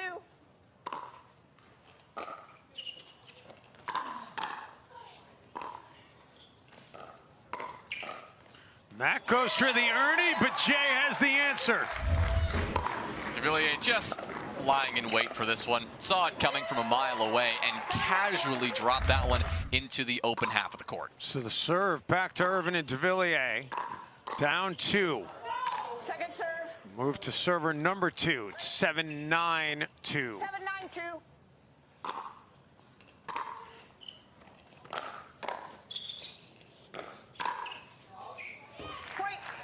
Jay tells Jessie to lay off, and it's a good decision. I have a hunch Jessie was going to lay off that one anyway. That was pretty conspicuously going to be out. Tough to judge those ones, though, because they're coming from the middle or the opposite side of the court, coming across your body. Hard to read until the very last minute, so good call, good communication by Devilliers to make sure that Irvine did lay off that ball. Well, plus sometimes it's just in a spot where you want to hit it. Right. 8-9-2. 8-9-2. Side out. And the side out gets it back to Kovalova and Wright. 9-8-1. Point. And we've got game point after the return is long. Jessie Irvine asking the ref to confirm, and it was indeed confirmed that that ball was long.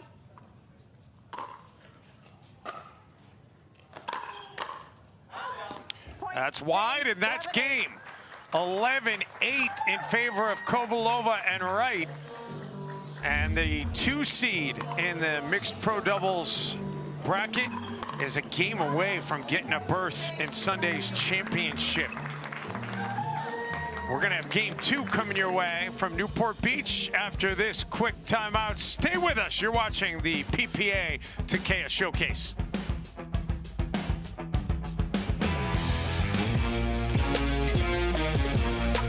Love 15, 30, 40. Any point one means you win.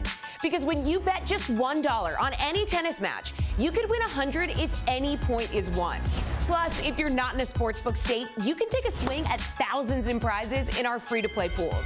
So download the DraftKings Sportsbook app, sign up with the promo code, bet $1 to win $100 if a point is won, and make it rain.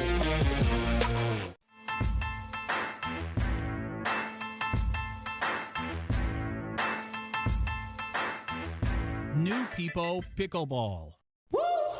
Our new EV rental fleet is the absolute GOAT. Nice. Speaking of goats, is that Tom Brady? Yeah. He comes in to recharge, get software updates, you know.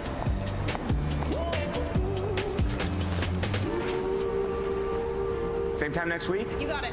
Cool. Let's go.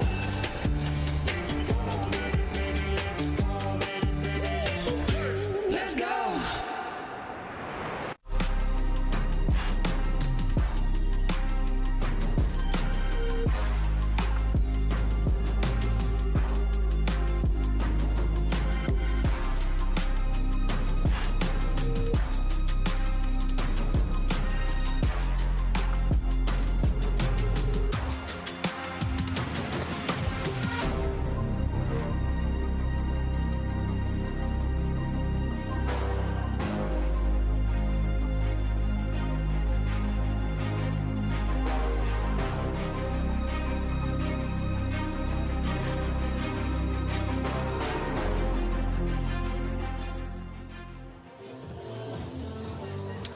Jessie Irvine and Jay Devilliers, they put up a fight, but in the end, they end up falling to Kovalova and Wright in game 1. So they will start game 2 here, trying to see if they can rebound and force this thing to a third game in this semifinal.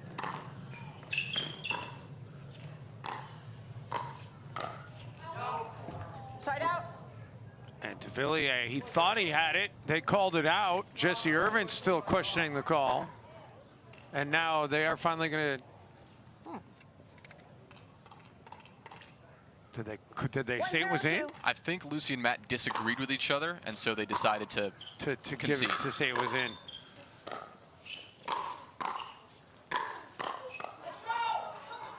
Side out. And now they do get the side out.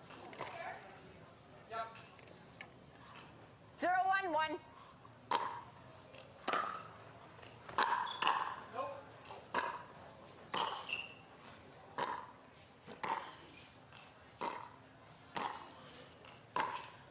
Second serve. Into the net by Wright to move it to 0-1-2. Wright called Kovalova off one of those balls, but it just dropped on that back line. But how great was it by Lucy that she was ready for it and returned it?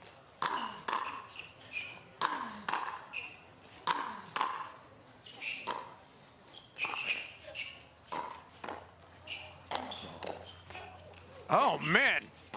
Both Jessie and Jay able to keep it alive, and then the net finally does them a favor. I think that was 2 or 3 mishits in a row. Awkward pop off of Irvine's paddle there. Same thing for Wright. Same thing for Devilliers.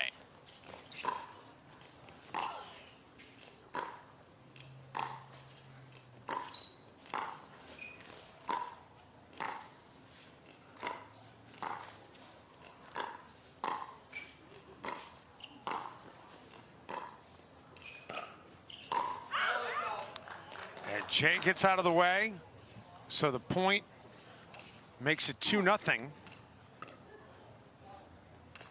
2-0-1. Kovalova and Irvine there, going cross court all day long. Point. Make it 3-0. This is exactly the start Irvine and Devilliers needed here in game 2. 3-0-1. That'll be a let and a reserve. 3-0-1.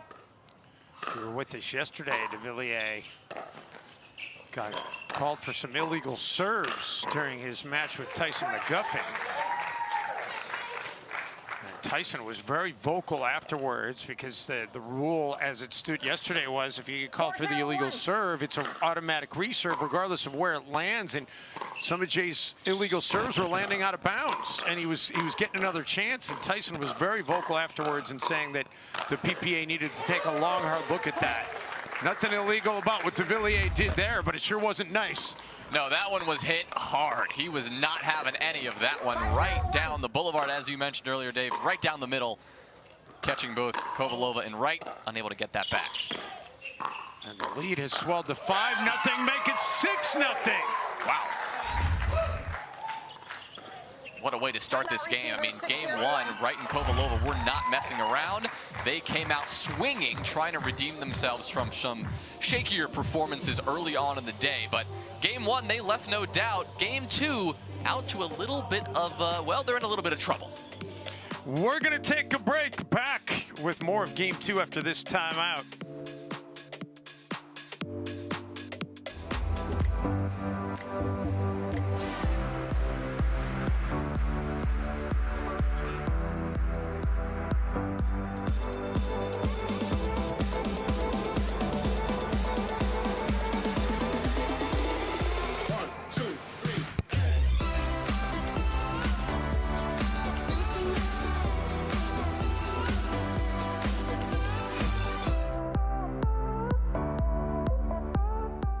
The most important part about Tuesday night pickleball at the Orchard is the net. Every Tuesday, 4:30 a.m. You're sleeping, I'm not. I'm measuring the height, I'm measuring the length, I'm measuring the circumference, and I'm measuring the tension. Who does tension? We do.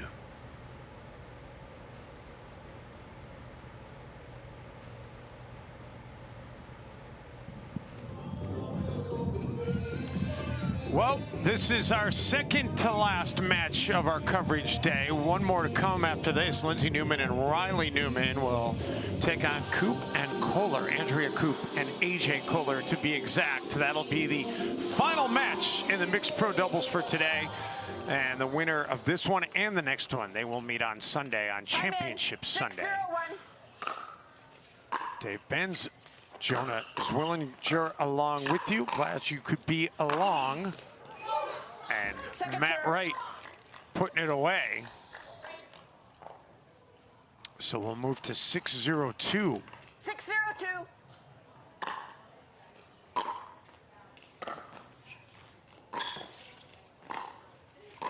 That's so good. Side out. Wow. Yeah, that about summed it up. That's so good. Matt Wright, I think we can get you in the commentary booth. Yeah, Matt Wright's doing it all. He's playing, he's commentating. Second serve. That one not so good out of Kovalova. So move to 0-6-2. Surprised we didn't hear Matt Wright say that's not so good. I think he knows Lucy knew that. Yeah. And that one not so good either, as that's deep. 6-0-1.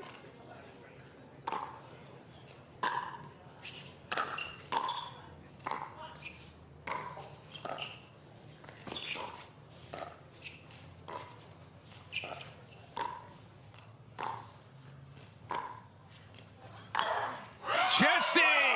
ATP! Locked in as always. Maybe not her favorite shot, but certainly one of the best at that very thing. Not much Matt could do about that one. He defended one of those earlier in this match. For that one, he couldn't get. And now suddenly the lead has ballooned to 8. A good drive there from Devilliers right at Matt, exactly where he was positioned, but couldn't get it back over. Matt puts that one away. So 8-0-2. 8-0-2.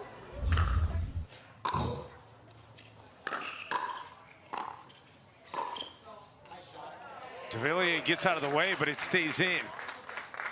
So Kovalova and Wright, they'll get it back here at Bagel 8. 0-8-1.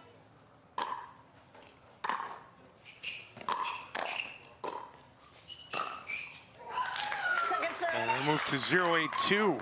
Got him right in the knee. Devilliers placing that one in the only position where Matt Wright couldn't get it, in his body instead of on the ground. 0-8-2.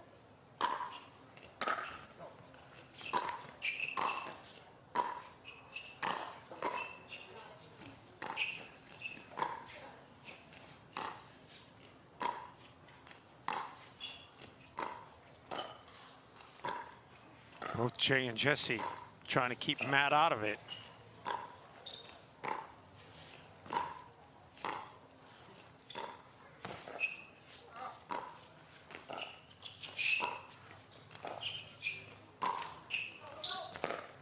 And that time it's Jay, a backhand ATP. I mean, they can both do it. I mean, how are you supposed to stop them? It clips the net, it drops down right in a position where Jay has that opportunity. Leaves no doubt either, puts it into the middle of the other side of the court. Second serve.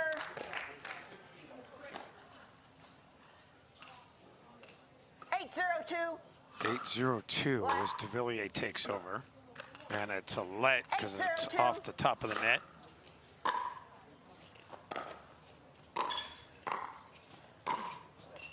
Jay tried to go behind the back and he fans at it. Only thing he'll do, though, is maybe give a little bit more wind behind the ball to push it out.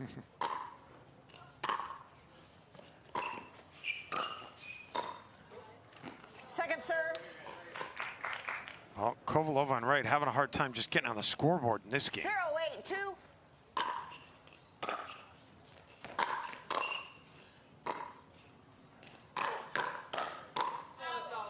And the serve will go back over to Kovalova, or excuse me, to Irvine and Devilliers. 3 points away from forcing game 3. 8-0-1. We have seen some good points from Wright and Kovalova, but they just haven't come when they are serving. Second serve. Move to the second server. 8-0-2. If you're Jessie and Jay, you want to just get this thing closed out. I mean, not let Lucy and Matt get any momentum Side out. to take into game 3. And that is long, so they did a great job building this lead, but they've been sitting on this lead for a while now.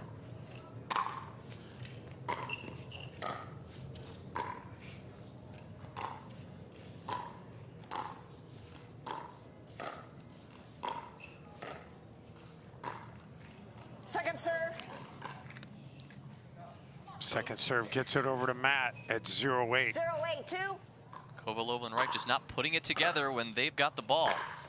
This is the challenge of side-out scoring. You've got to make it happen when you have the ball in your hands. And once again, that's another side-out. Nothing going on for Wright and Kovalova. 8-0-1. Irvine and Devilliers have been sitting on 8-0 for a while, though. Not anymore. 9-0.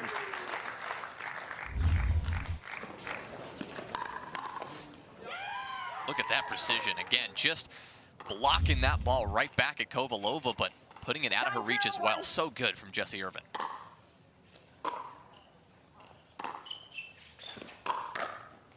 Oh, how nonchalant was that? Wow.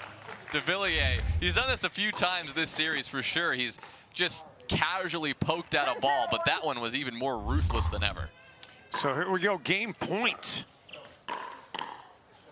Second serve. And we'll move to 10-0-2. Game point number 2. Side out. Kovalova and Wright staying alive in this game by the thinnest of margins.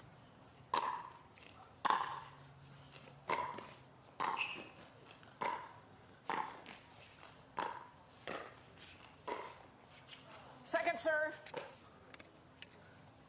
They have just not been able to have their best play in this game happen when they've had the serve. I feel like you need to get a point on the board at this point. I mean, thinking about game 3 now, that's probably where their heads are at. Yeah. It would suck to go into game 3 not having a single point in game 2. Yeah, I don't think they care, though. But you're right. I think their heads are okay. We're going to get this in game 3, but maybe let's get Ernie to feel good about something. And they'll move it to This is going to be game point number 4. Right, that one actually a Burt when you Ernie Oh, in that is front true. of your Yes, partner. you are right. When you poach the Ernie, it's a Burt. You are correct.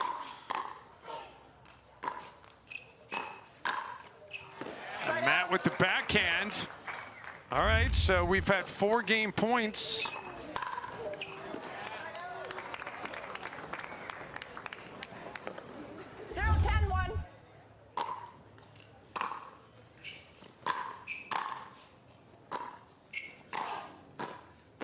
Second serve. And they still can't get on the scoreboard.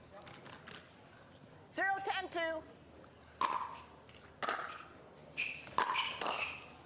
Point. Well, they finally do.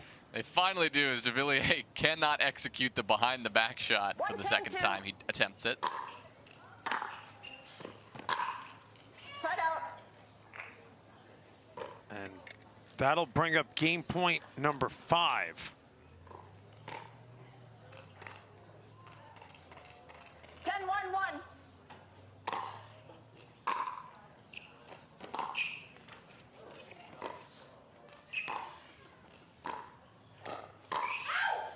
Second serve. Matt tags Jay.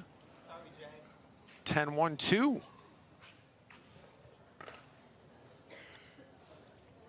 Couldn't tell if that was Jay's shoulder or face that prevented that ball from going out.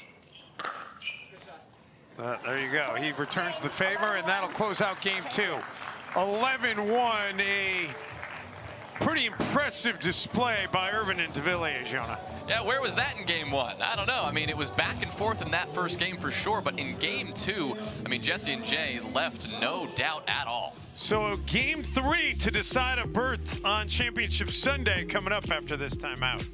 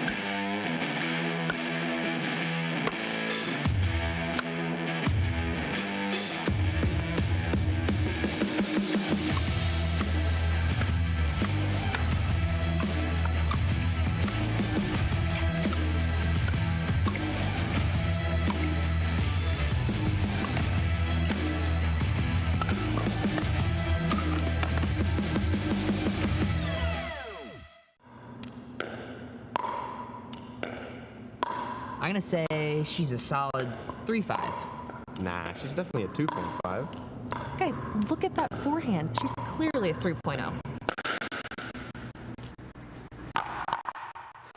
Guys, come on. I'm at least a 4.0. Yeah. Fair enough. Ratings don't have to be hard. Duper. Optimized for accuracy. Optimized for fun. Download the app and claim your free profile today.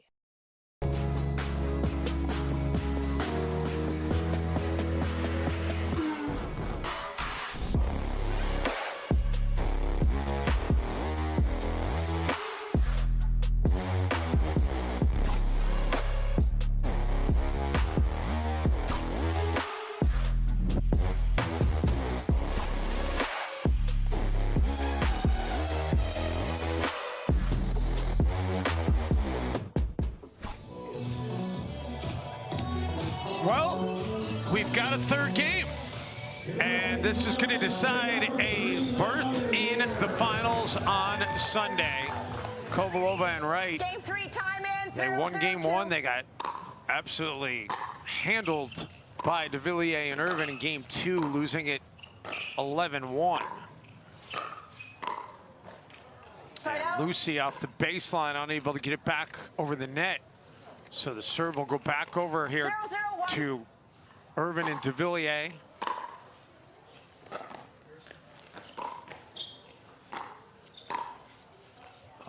Oh, Jessie defended by Matt, but Jay cleans it up. Yeah, Devilliers says, thank you, partner. You set me up beautifully. And he delivers a strong forehand put away that Even Matt Wright, Lucy Kovalova could not return.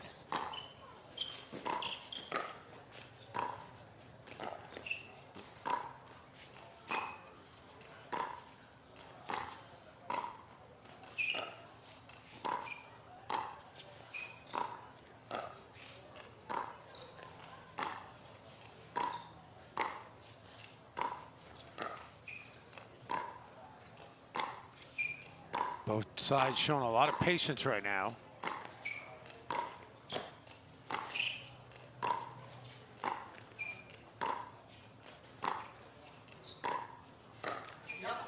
And Devilliers into the net. That patience paid off for Wright and Kovalova. Coming into this game 3, really focusing on those minute adjustments that we're likely going to see Wright and Kovalova make. One of them may have been what we just saw there. So much more discipline, staying patient. Side out. And not firing early. And now the serve going back over to Kovalova and Wright. 0-1-1.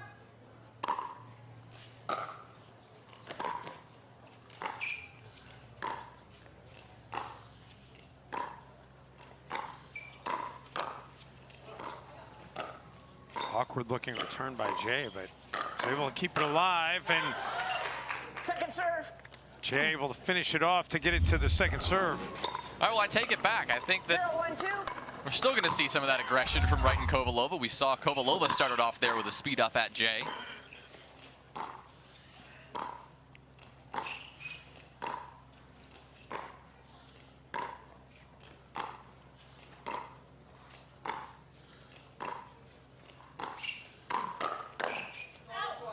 And Matt misses wide off another nonchalant shot from the Flying Frenchman.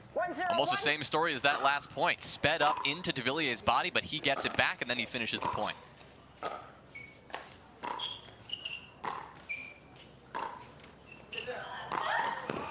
Jessie sniffs out another ATP, well defended.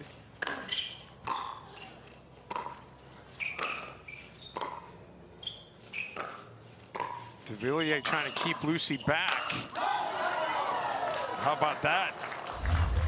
Well, he kept her back, but then he put it a little bit too far back, just hammering this one. Yep.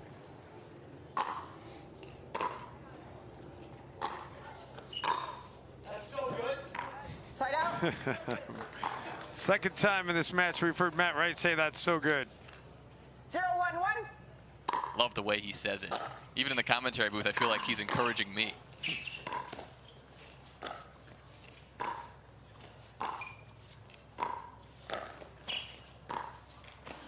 Second serve. Move to 0-1-2. Matt Wright with some choice words for one of the fans on the sideline. Yeah, yeah.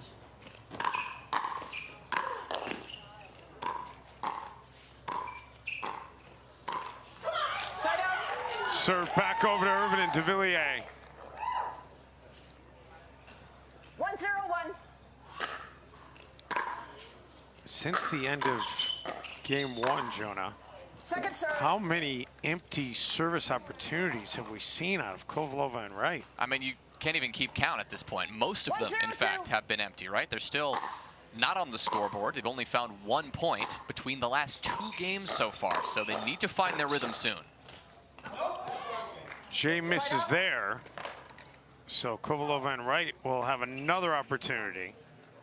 0-1-1. Let. That hit the net, so reserve here for Lucy.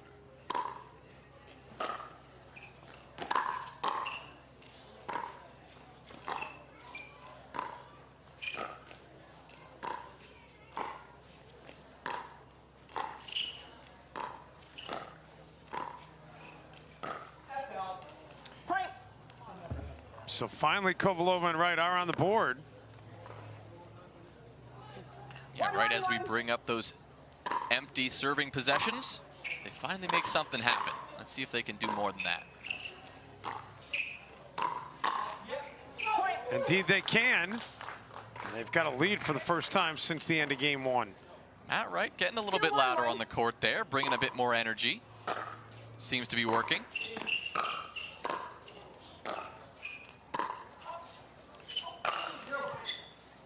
Second serve.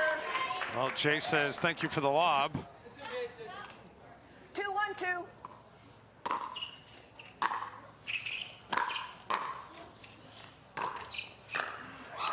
And then hammers that one. Yeah, thank you for the net cord this time. It was the lob last time that gave him the overhead. This time, an unlucky bounce off the net cord there from Matt Wright. Not much he could do.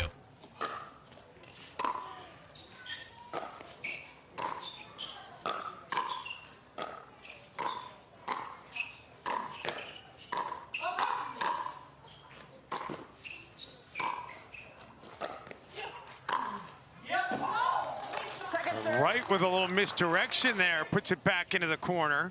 1-2-2.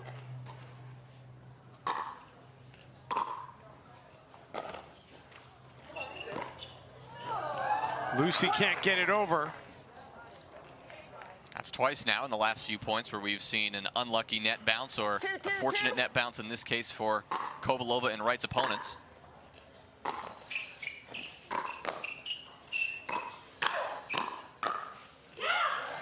Devilliers, nicely placed shot.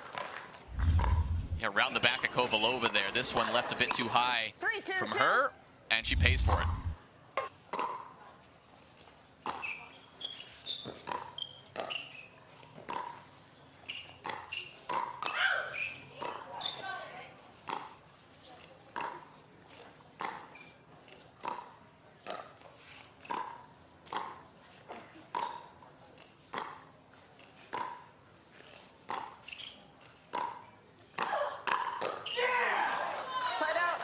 That was really impressive by Lucy. Jay can't catch up to it. That ball there, we just saw Jay deflect almost off his face. Yes. Irvin called that one out, but at some point, Jay was just protecting himself. Yeah, you could, well, then he couldn't get out of the way of it. And now Matt Wright.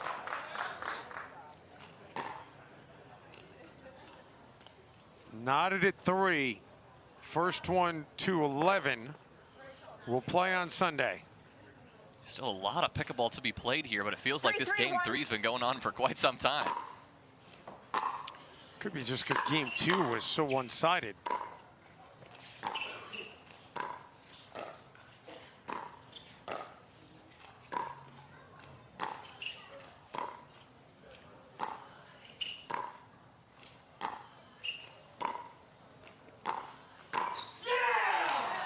You hear the reaction out of Matt. He's starting to get fired up. Well, right there, we saw Jessie and Jay actually switching sides. We saw Jessie Irvine on the left side of the court rather than the right. 4-3-1. That brief change in strategy didn't seem to work out. They're going to go back to what they know.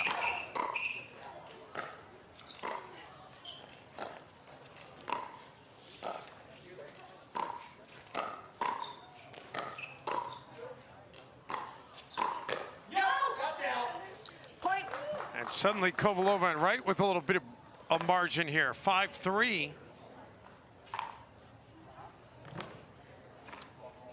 And Irvin and Devilliers are going to use a timeout. Feels like a good moment, if any. Can't take the timeouts home with you.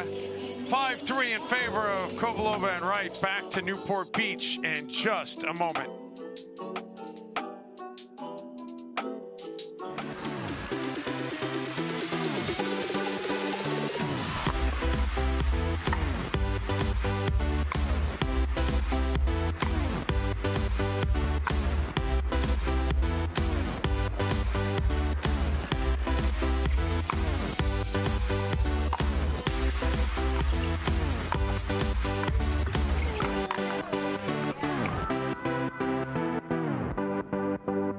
The most important part about Tuesday night pickleball at the Orchard are these cameras.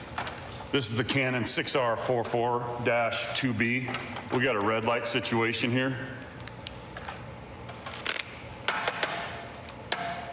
Ah, there we go, green light. All right, that one's done. 35 more to go. Okay. Grab the ladder.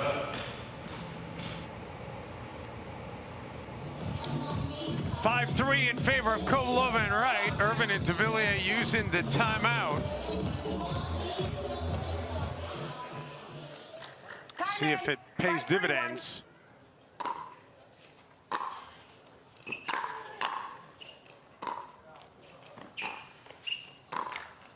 And Matt unable to get it over the net. So move to the second server at 5-3-2. 5-3-2. And as usual, looks like that timeout was, at least for now, pretty effective.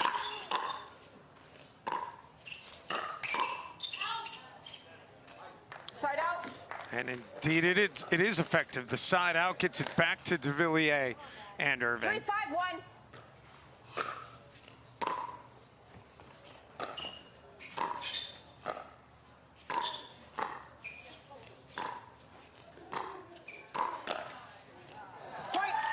Devilliers gets it back to a 1-point game. Another casual block with that backhand, just flicks it right back at Kovalova. He does get a bit lucky there off the net, and Kovalova wishes she had that one back.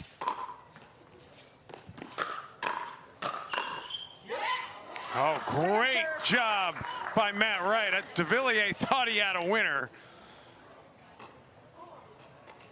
But not when Matt Wright's the one trying to defend. 4-5-2. Side out. I'm not so sure Matt was saying that to get Lucy not to hit it or kind of rub it in a little bit. That's kind of how he does all of the calls, almost looking at his opponents when he makes it. Matt is feeling it right now. We'll get the side switch as Kovalova and Wright have gotten to 6. But now they are much better in form, clearly. I mean, Wright and Kovalova, they've found their stride again. We're not seeing the issues we saw from them in game 2. Lucy specifically, Kovalova, we've barely seen an error out of her at all. Whereas game 2, the net was giving her a little bit more trouble, wasn't lifting that ball up quite enough, and you know, maybe the pressure from Jessie and Jay was getting a little bit overwhelming. Right now, she looks comfortable, Matt Wright looks comfortable, they're supporting each other nicely, and they're putting themselves in a pretty good spot to win this game. They just got to keep it up. The side change maybe not coming at a great time for them, though, since they've got the momentum. Not really much wind or weather to be concerned with here. Clearly, the sun has now gone down, so the side change really here just more academic, you would think. Maybe the background a little bit different from what you're going to be looking at. It is worth noting, though, that Jessie and Jay are now on the side of the net where they did win game 2 11-1. So that was clearly their more comfortable side for whatever that's worth.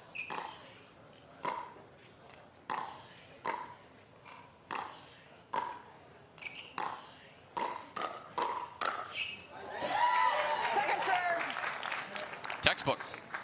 Irvine setting up her partner well. So 6-4-2.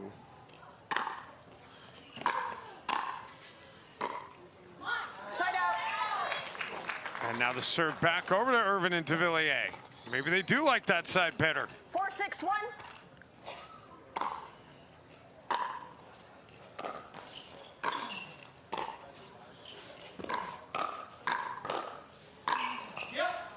Second serve. Matt Wright puts it where Jay can't really do very much. 4-6-2. It's that Matt Wright aggression that finds him so much success in men's doubles with partner Riley Newman. It's also finding him some success here in mixed. Of course, that shot not as good into the net, but still up by 1.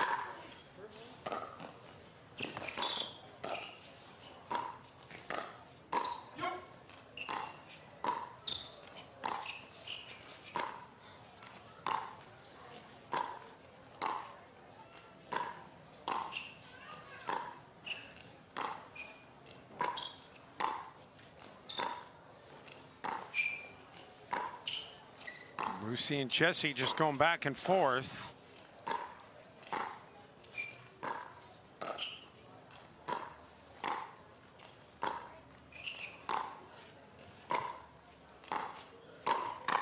Lucy speeds it up and then finishes it off. Yeah, that speed up looked dangerously high. You can see Irvine looked like she was waiting for it, but maybe she was a half a second late. More of a wrist flick than an arm swing.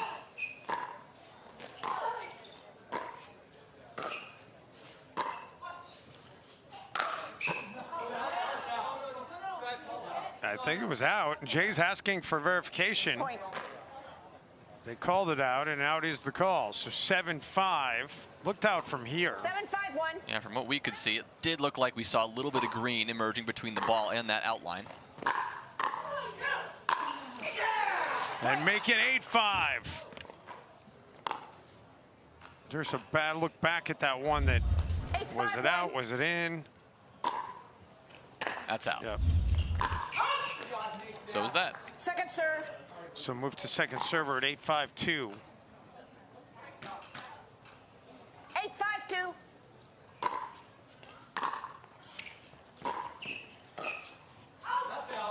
Making 9-5 and 2 points away from a berth in the championship. Irvine and Devilliers do have one timeout remaining, and they say now would be a good time to use it. Yeah, Matt Wright with the "that's out" call while giving both Jessie and Jay a stare down. Back to Newport Beach after this quick timeout.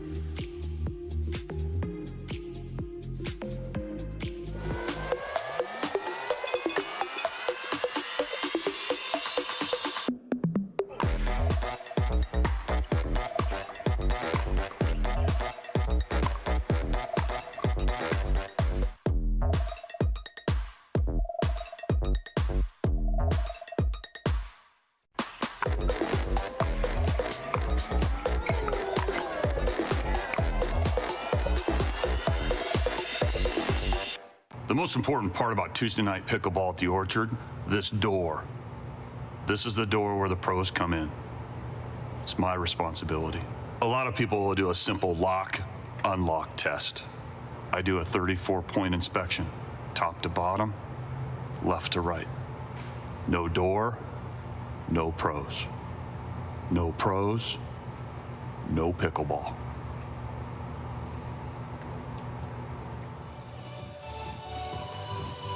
So here we go, out of the timeout.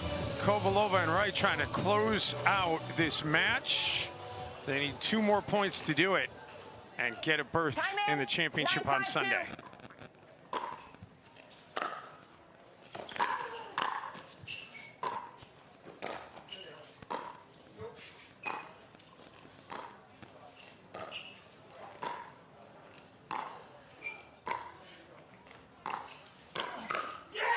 Matt speeds it up, and that takes us to championship point. Yeah, right, just excuse like me, that. match point, not championship point. You can match see point. Devilliers frustrated with himself after that one. He knew he had it. He was ready for it, had the backhand right where he wanted it. Side out.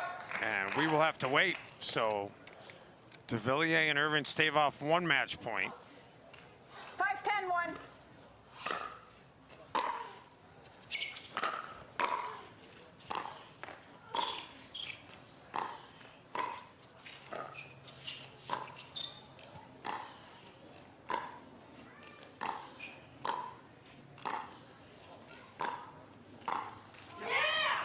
Second serve.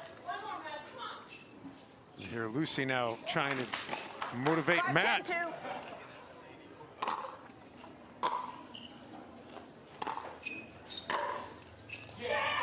And indeed, they do force the side out without giving up a single point. Yeah, this was tough. You see Devilliers choosing to let that one go, hoping that Irvine was there on the coverage, but it was just a hair out of her reach. 10-5-1. Match point number 2.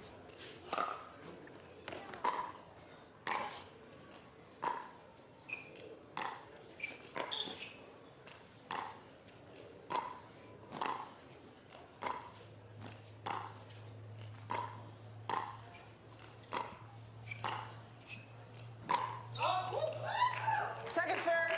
And that is just long. Match point number 3. 10-5-2.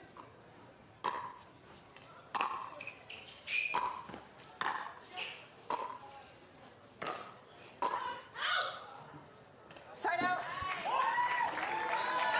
Side out, they're staying alive. Just got to find that energy again.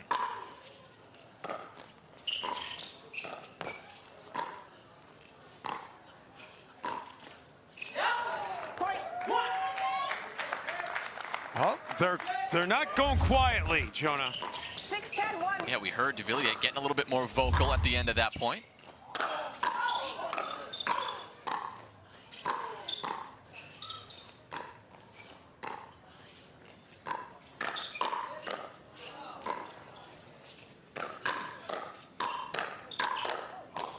Wow!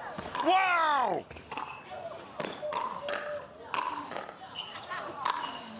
What a point! There is no point at the end of that point, but what that was just unbelievable pickleball. Or, I mean, ruthless aggression from Matt Wright over and over again, but the defense to match it was incredible. Kovalova and Wright come away with it, though. So 6-10-2. And now we're going to have match point number 4. 10-6-1.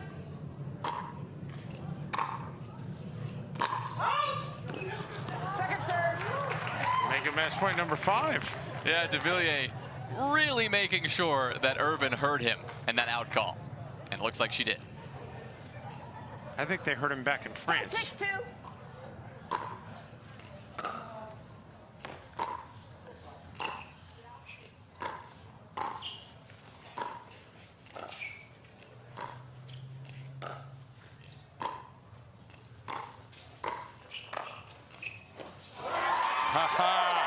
Matt tried to lob it up. Jay knocks it down.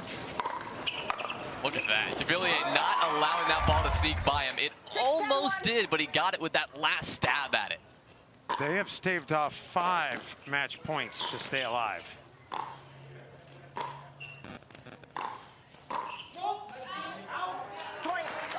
And now they get it back to a 3-point game. 7-10-1.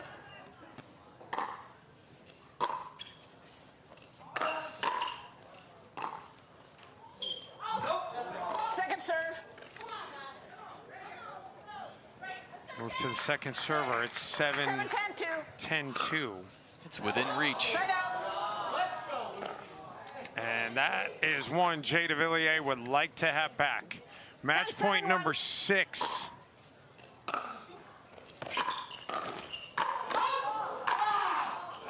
Wow. Finally, Matt Wright puts it away. Apropos the way he played.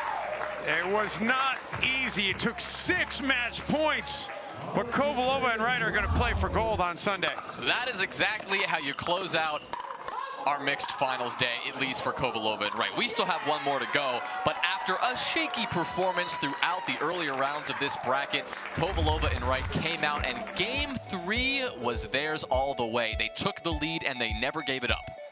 And they will await the winner of Lindsey and Riley Newman against Andrea Koop and AJ Kohler. Our final match of the day will be coming up, but not before we get it down to Hannah John. Stick with us. We're going to take a quick break. When we come back, Hannah, we'll talk to the winners, Kovalova and Wright. That is coming up next as our coverage of the PPA Takeya Showcase continues on Tennis Channel.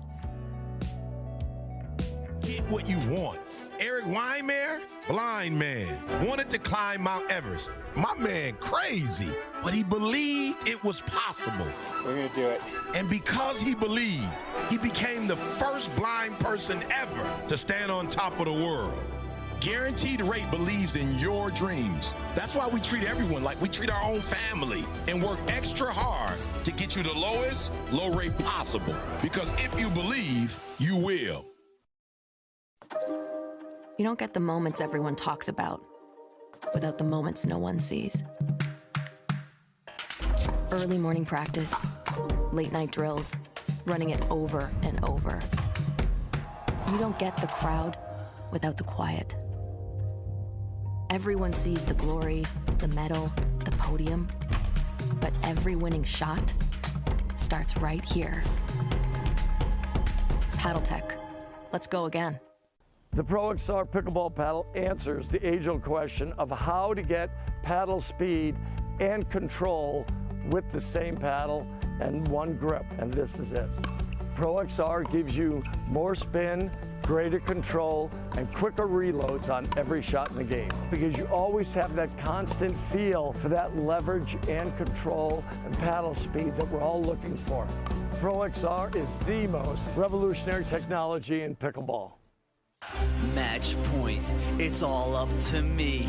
Nothing can get in my way. And when they ask, what are you gonna do next? I'll say, I'm going. Oh.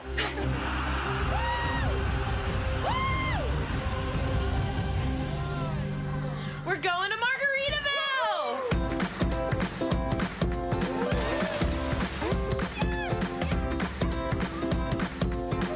You can go to Margaritaville too. Visit MargaritavilleResorts.com.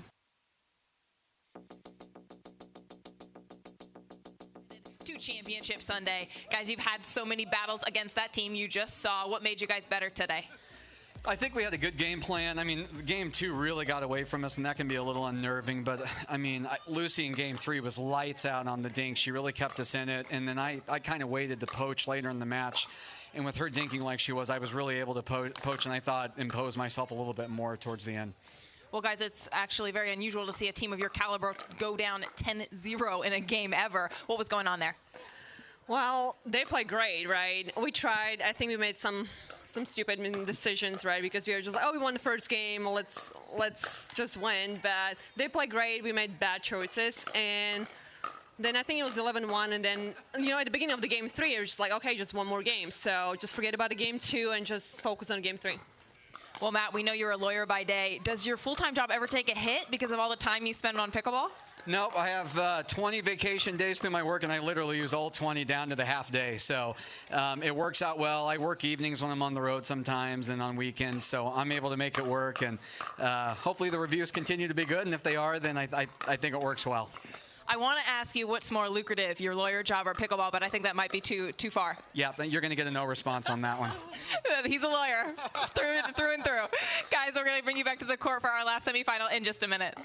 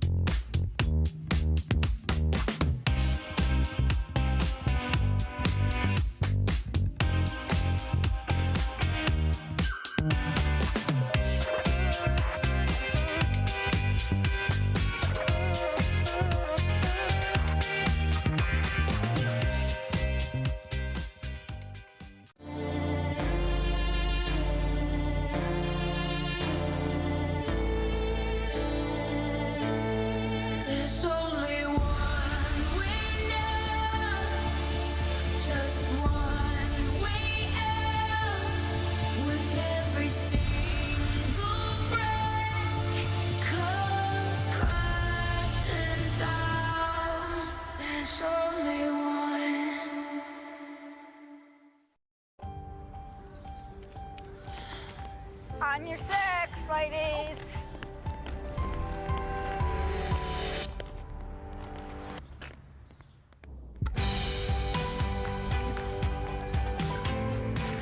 The world will get back on its feet. We'll help you stay on yours. What's your secret? Oh, it's no secret. It's the expert help I got at Foot Solutions. Make an appointment at footsolutions.com.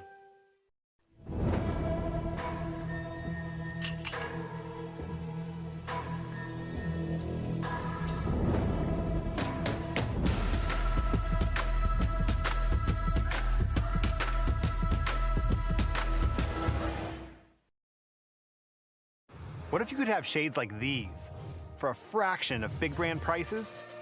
With Shady Rays, you can. We're an independent company, so we do things differently. We offer high-quality polarized shades for a reasonable price. And we personally replace any pair that gets lost or broken. And so far, we've racked up over 100,000 five-star reviews. I founded Shady Rays so that we can have sunglasses that stand up to whatever life throws at us. Order now and get 50% off 2 pairs at shadyrays.com.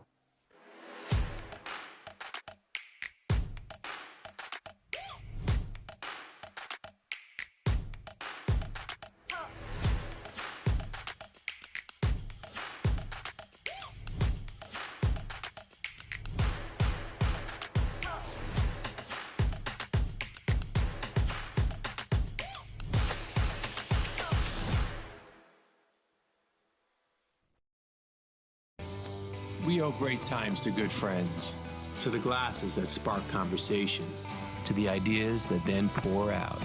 Ours came from a night like that, and somehow survived the morning after, to make our own tequila. It wasn't meant to leave our house, but since we made this for friends, we thought it wouldn't hurt to make a few more. Grab a glass, amigo. Our tequila is your tequila. Our casa is your casa.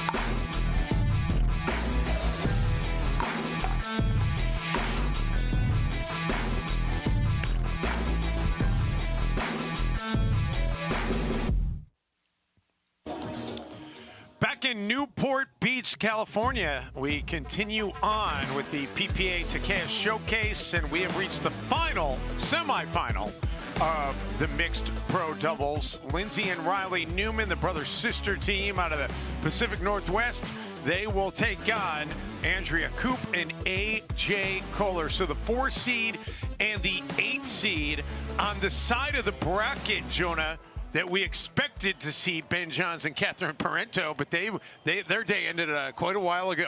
Their day ended early, and they're not in this matchup like we would have expected to see. Instead, it is Koop and Kohler who were able to take down the very team that upset Parenteau and Johns, being Julian Arnold and Mary Brasha. So great performance from Koop and Kohler, not only in that match, but throughout the day. They have yet to go to 3 games, winning every single match they've played in 2. Getting more competitive as the day goes on, but we'll see how this one goes. And we are underway in Newport Beach. Newman and Newman in the near court. Koop and Kohler in the far court, and that is going to be deep and an early point here for Newman and Newman. 1-0-2.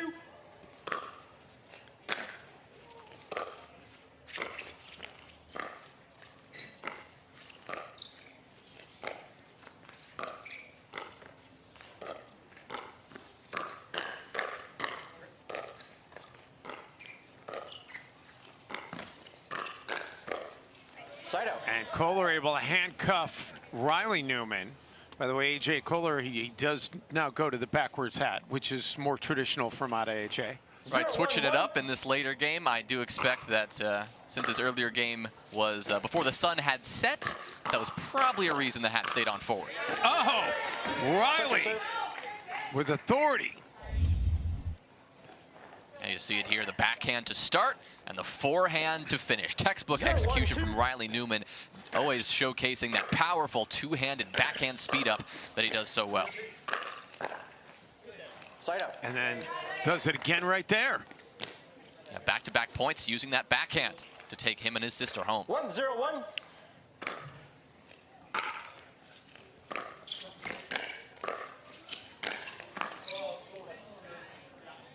Second serve. Move to the second server. 1-0-2.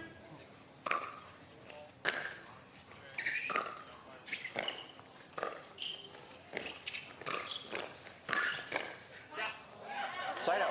Kohler with the quick hands.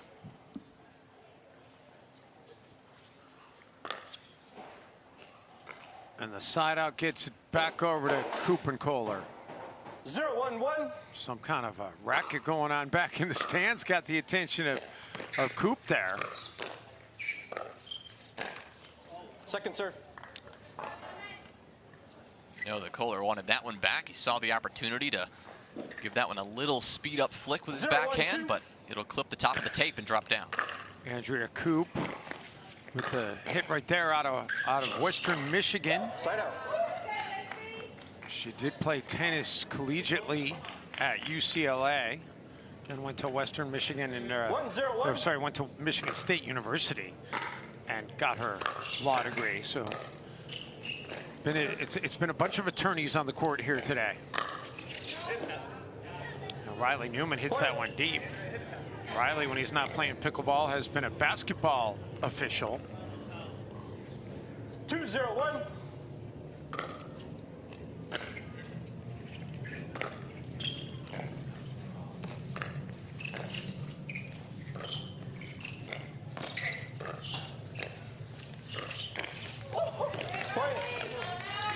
AJ trying to go for the Ernie. Tried to put that one right at Riley. A former teammate, actually, from the 2021 season mostly. One of two of Kohler's first gold medals was actually with Riley Newman in men's doubles against the Johns brothers. No easy task. In fact, they were one of the first ones to ever do it, to beat the Johns boys in a gold medal match. 3-0-2. 3-0-2 for Koop and Kohler. This is their first tournament that they have played in together. And you think about how impressive that is. I mean, they win here, they not only get to play Sunday for gold, but they're guaranteed a medal regardless of what happens on Sunday.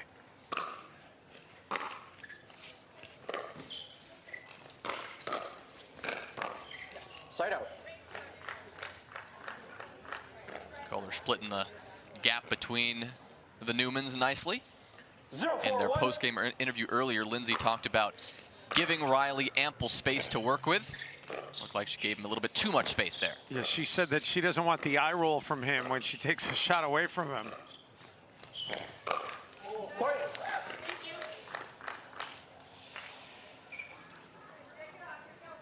So the serve. 1-4-1. Back over to Koop and Kohler. At 1-4.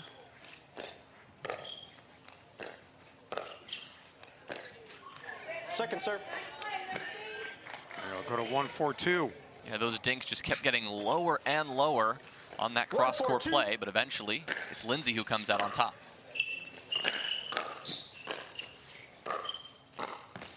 Side up.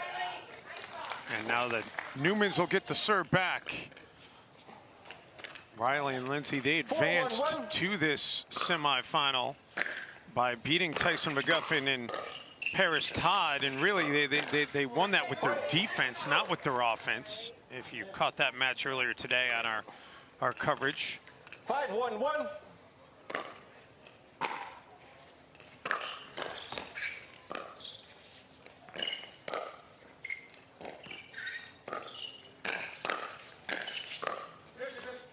Some of that defense on display right now.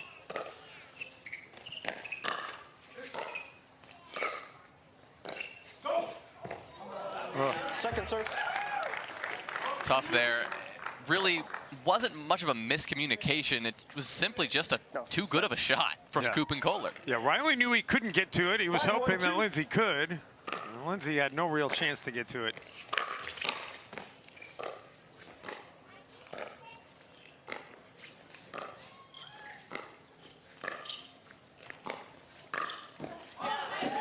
And Riley able to stay with the footwork and not have the violation. Hopping on one foot there to avoid the kitchen. I like that. 6-1.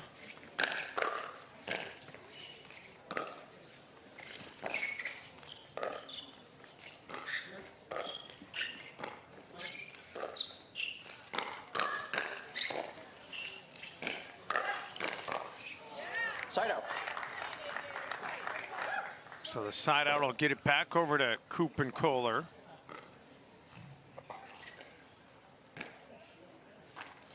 One 6-1. Andrea Koop, in addition to being an attorney and a fantastic pickleball player, Jonas, she's also a tournament organizer in Western Michigan, tournament director of the Beer City Open, which she will tell you she actually feels is her biggest accomplishment ever in pickleball.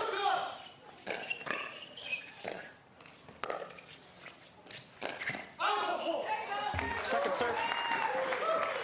Well, if they can put something together, maybe she'll add a nice Championship Sunday performance to that list of accomplishments. But down by a few right now, they still need to make up this gap first.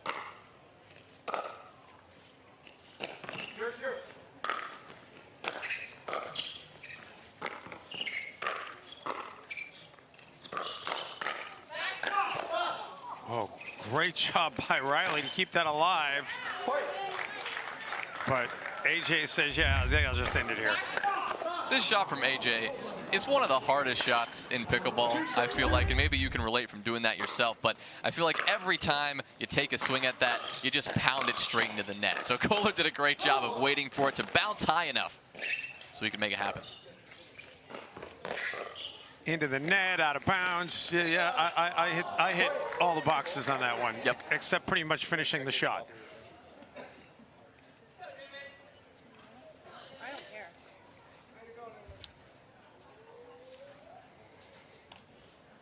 So 6-3 here.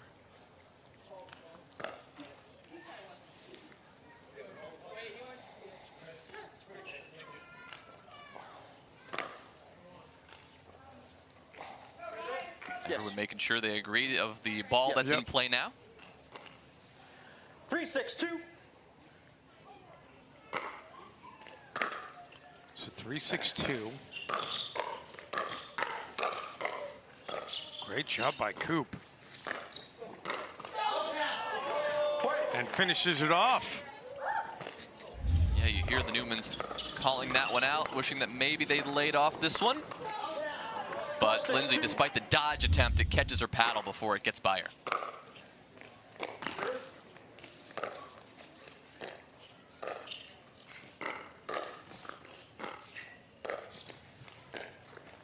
Side out. Kohler unable to get it over the net. I mentioned that the Beer City Open, the tournament for Andrea Koop.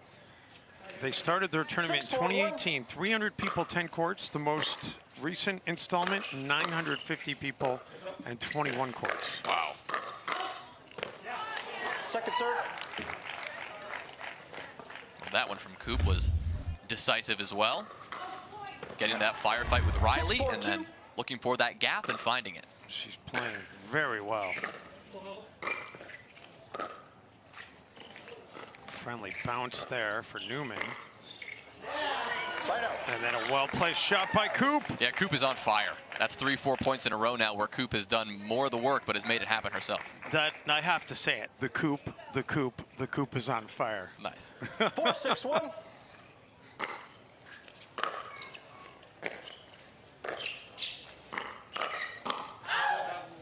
Second serve. Right there, though, she misfires. So move to 4-6-2. 4-6-2. Side out. And that does not make it all the way after hitting the net, so it will be the side out. 6-4-1.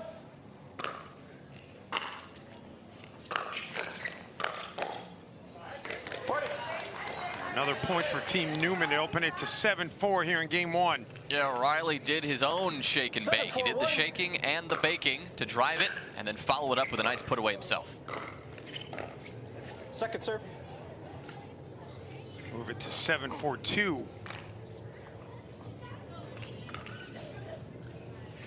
7-4-2.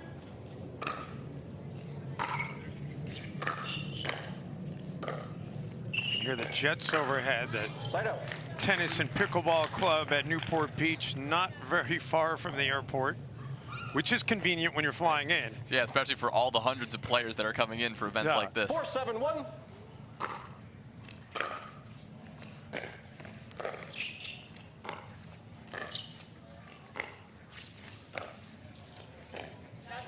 Second serve.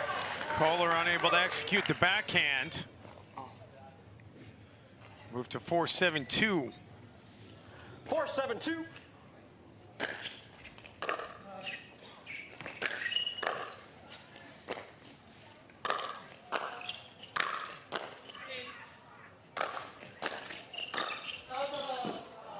That's deep.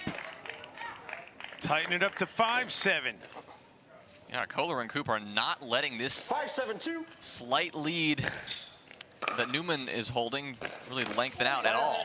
Yeah, and AJ saw an opportunity there as Lindsey was trying to get back over to the left and Riley was in the middle, so he was trying to paint that line and unable to do it.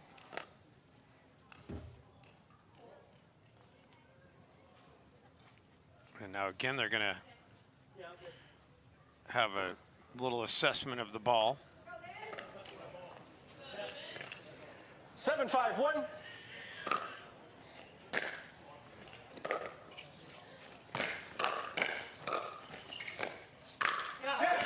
Riley puts it away to make it 8-5. Yeah, AJ Koller, he saw the cross-court opportunity there because of how far Riley was over in the middle of the court. Problem is, Koller simply left it way too high. That one was, I mean, he knew at the moment he hit it. He just lifted that ball up, gave Riley the chance to finish the point just like that.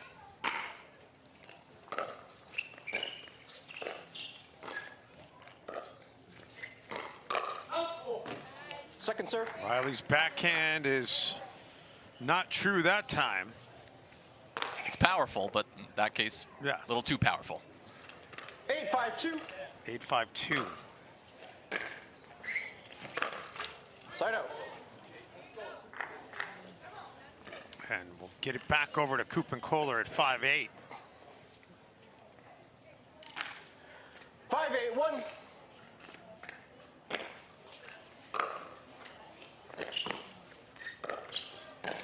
Second serve. Into the net to move it to 5-8-2. Koop and Kohler have been hanging around, but you haven't gotten a sense like they're really making much of a charge here in this game. Right, it's been 1 point here, 1 point there. Not much of a run yet. They get a point there. Back to a 2-point margin.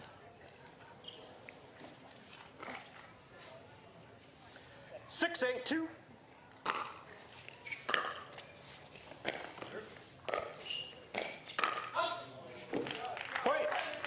And yet another point. So now they are trying to amass something. 7-8-2. Got a little something going here. We're seeing a little bit of that frustration on the Newman side of things. But they get a gift right there from AJ. And they get, more importantly, the serve back at 8-7. 8-7-1. Second serve. But unable to capitalize it on the first server. 8-7-2.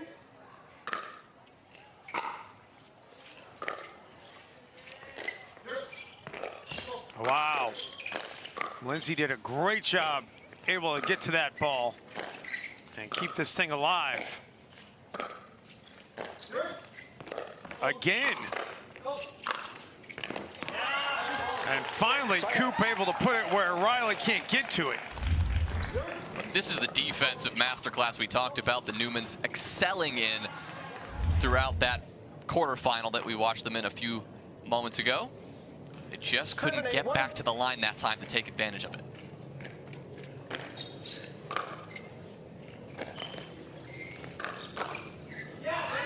They let it go, and turns out to be the wrong decision. So now, crazy eights in game one. 8-8-1.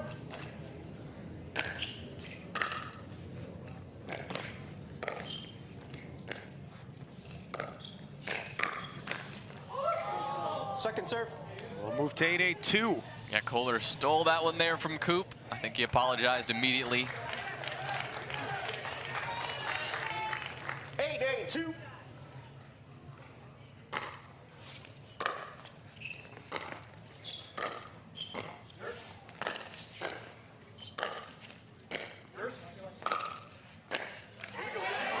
Great communication between the brother and sister. It's Lindsey just responsible for that tiny corner of the court, but doing it perfectly, straddling that kitchen line and delivering two perfect strikes.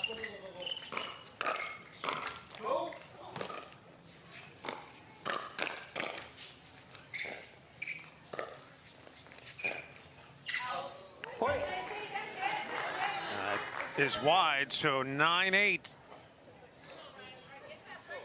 9-8-1.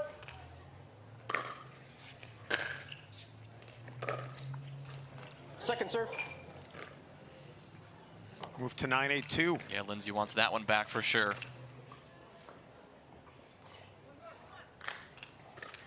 9-8-2.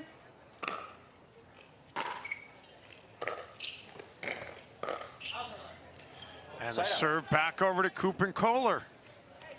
Continue to just hang around. 8-9-1. They could win this game here.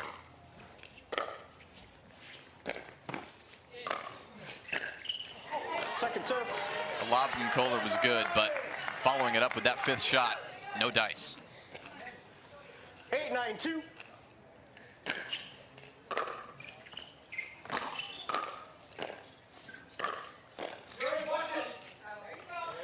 All right, so serve back over again to Newman, and Newman 2 points away. 9-8-1.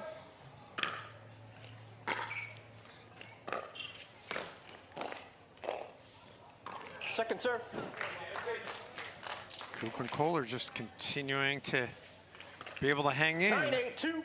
Newman and Newman down to the second serve here at 9-8-2. Good spots from Kohler there.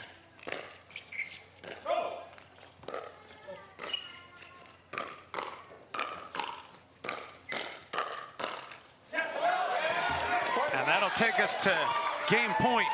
The net saved Riley there, 100%. Coop saw the gap, placed it in that gap, but it hit the net, just ricocheted out.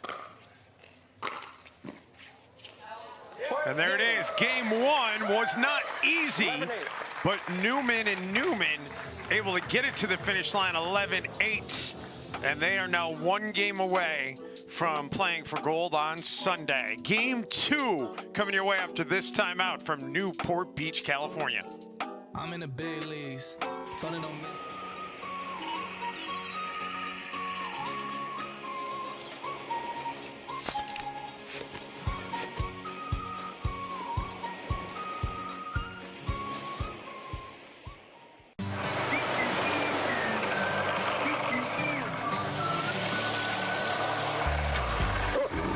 Ready yet? Not yet, buddy.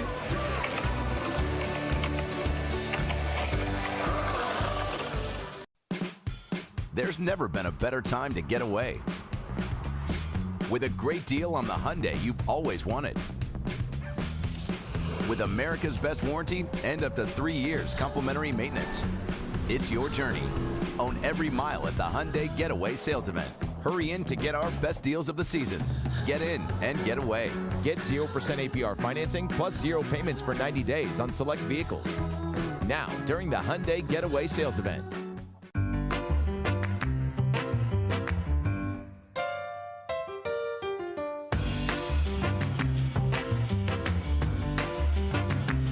A lot of us miss hit the ball. I know I miss hit the ball a lot. So Speak for more yourself, forgiving.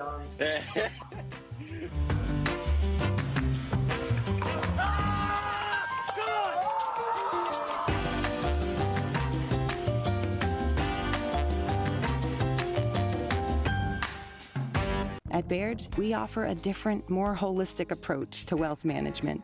With your career, family, friends, and community, finding time for you and making sure your family's financial plans are on track can be a real challenge. At Baird, our financial advisors get it. We'll partner with you to create a unique financial plan and coordinate with your legal and tax advisors to bring it all together so you have more time for what matters most.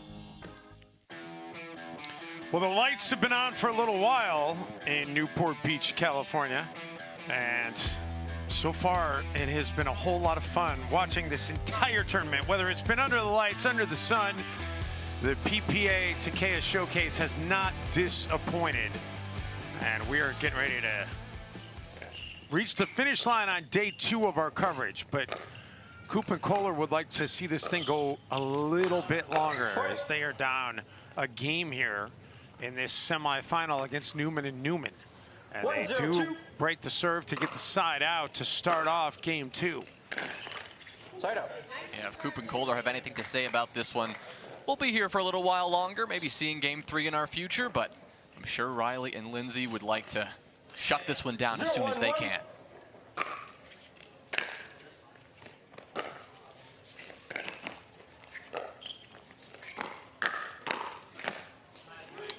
Lindsey, I don't think she really wanted to hit that one. I think she thought it was going to go out. Riley didn't say anything. She takes a swing at it at the last second. Might have been better off to see if it would have gone out. Yeah, she initially chose not to hit it and then decided to hit it last minute. Indecision in pickleball always gets you in trouble. Side out. So Koop and Kohler. 1-0-1. 1-0-1.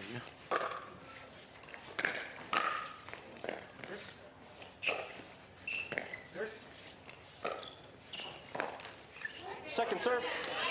Make it 1-0-2. You know, Lindsey had Kohler's number there. First dink from him was a little bit too high, but Lindsey still played it patiently. 1-0-2. Second one, he kind of got himself in trouble there by his feet. Side out. Newman and Newman will get it back. Coop just said, "Trust me, please," to her partner. We mentioned this is their first tournament together, so they're still feeling each other out. But second serve. Have been very successful on this day. 36 teams began the day in pro mixed doubles. The winner of this one will be one of only 2 to have survived the day intact.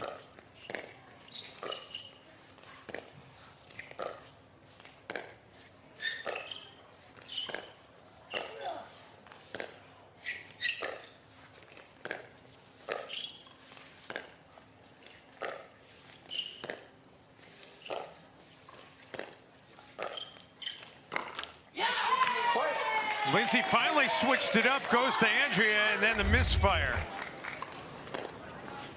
It was beautiful backspin dinks there. 1-1-2. From Kohler, exchange with the top spin of Lindsey, and eventually she switched it up and it paid off.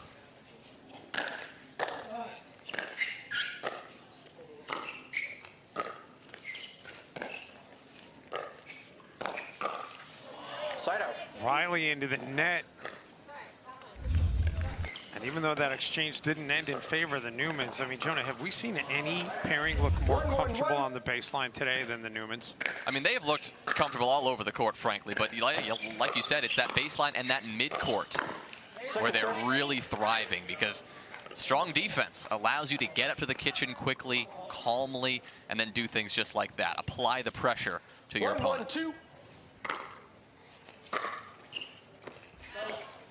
That's wide. Coop and Kohler able to take the modest 2-1 lead. 2-1-2.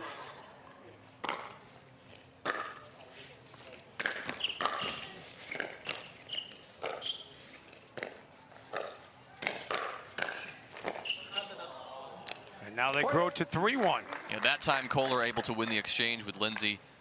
Both of them a little bit messy there on the approach, but once they were there, it was Kohler who saw a high ball that he liked, and so he chose to attack. And now they've got something cooking. 4-1 lead. Feel like one more here, and maybe you might see the Newmans up for a timeout.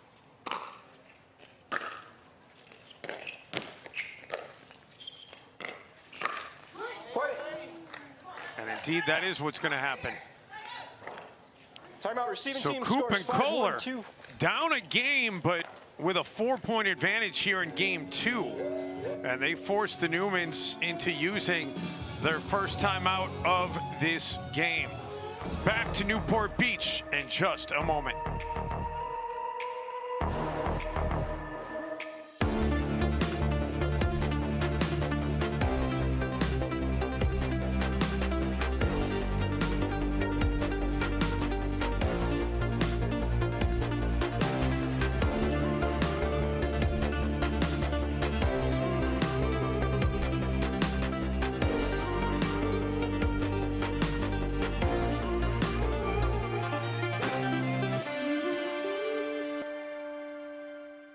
A lot of people come up to me on Tuesday night pickleball at the Orchard and ask me, where's the bathroom?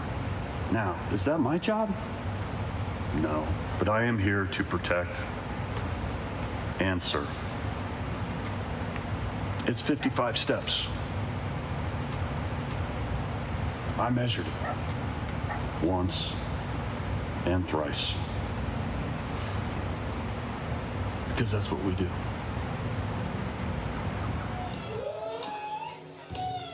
One timeout, 2 timeouts. Well, Coop feeling pretty good right now about her partnership with AJ Koller, as they've battled their way back here and 5-1-2. now enjoying this 4-point margin in game 2. Trying to get it to a decisive game 3. Winner to play on Sunday. And that is out. Ball looked out. Newman asking the official to confirm. 6-1-2. Looked like there was a little bit of green there. Side out. Already through these first 2 points, we're seeing a different Riley Newman. He's been playing just within these first 2 points off the timeout. Far more aggressive, swinging hard, up in the face of AJ Kohler.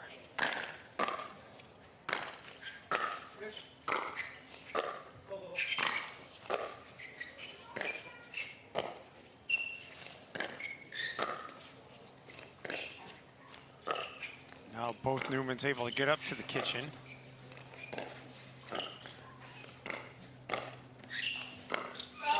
And a nice decision by Lindsey to lay off of it. That right there is another typical Newman point from what we've seen today. Patient, defending, and waiting for their opportunities. Second serve. That's wide, so it'll go to 2-6-2. 2-6-2.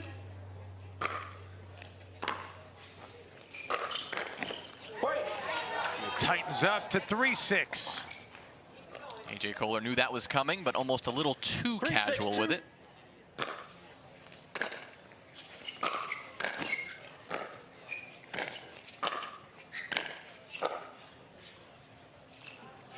Serve back over to Coop and Kohler. Kohler does such a good job of pinning Lindsey Newman in that corner. That's a couple of points now where we've seen him hit these beautiful backhand topspin rolls that drop right into the corner of the court.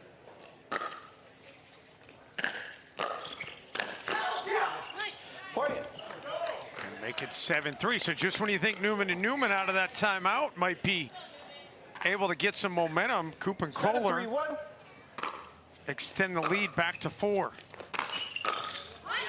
Make it 5. Yeah, clearly feeling good. Coop and Kohler now regain some of that confidence. 8-3-1.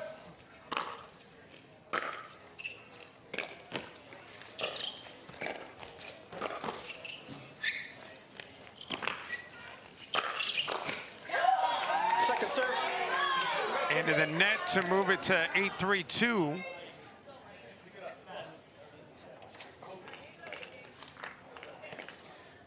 Two.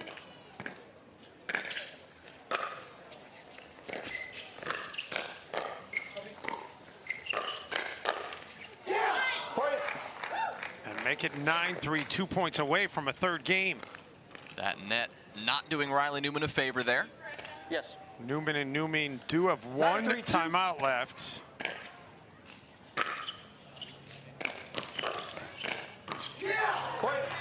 And I think they might use it here, or will they? I think they're just going to play on. Maybe already setting their sights on that third game. So game point number 1. Watch it. Side out. All right, well, they're still breathing here. But still hanging around. Big hill to climb. 3-10-1.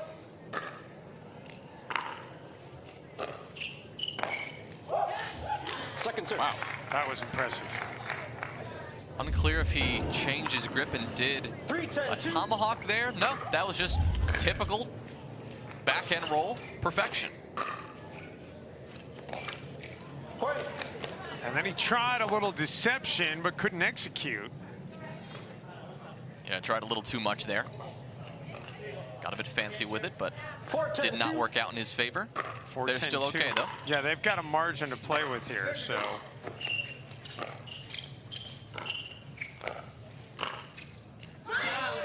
And Lindsey lets it go. It's the wrong decision. That'll take us to game point number 2. 10-4-1.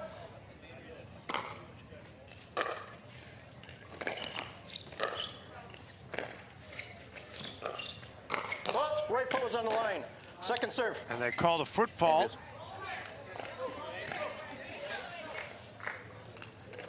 I'm not sure if it was AJ or 10-4-2. or Andrea that went in. Side out. Oh, yeah, there it it was is. Andrea.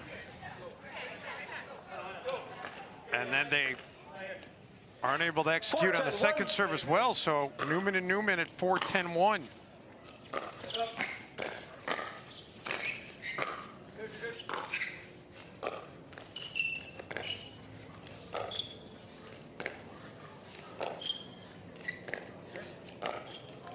Second serve. Again, wobbly. Tired of it. All match has been wobbly.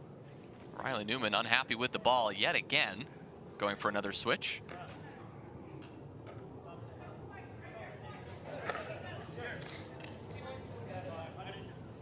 Coop wants to check it out, and now AJ wants, well, AJ's like, yeah, I'm good. 4-10-2.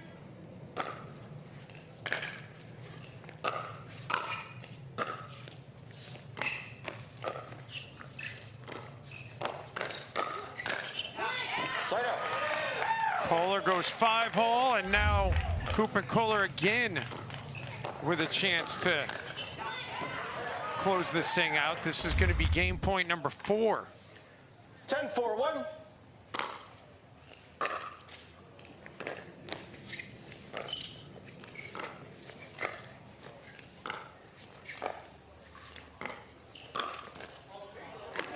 Second serve. Well, we're going to go to game point number 5. Yeah, Coop and Kohler still haven't closed it out yet. 10-4-2.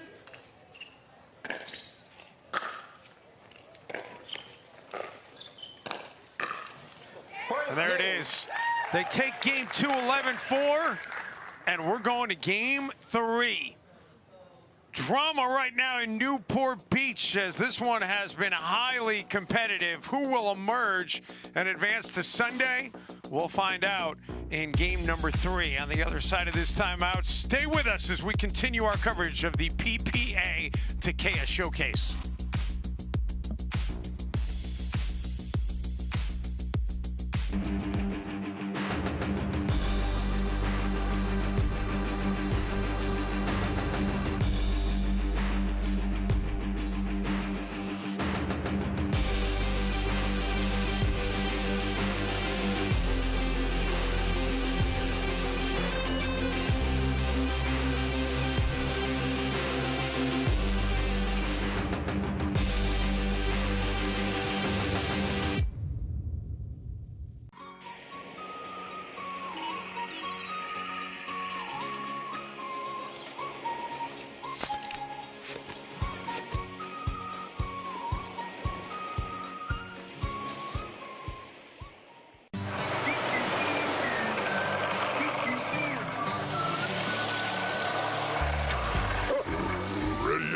Not yet, buddy.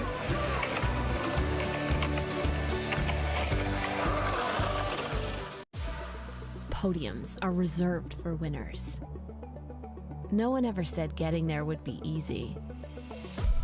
So we work, we drill, we train.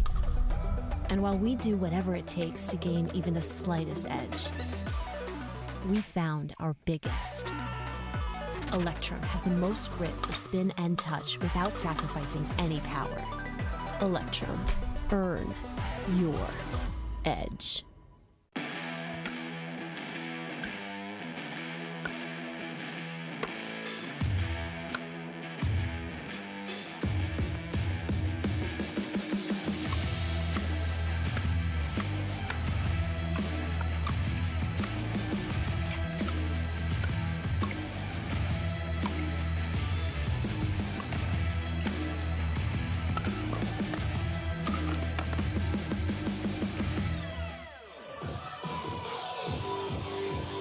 Well, it wouldn't be the PPA Takeya Showcase if there wasn't a little bit of drama, Jonas Willinger.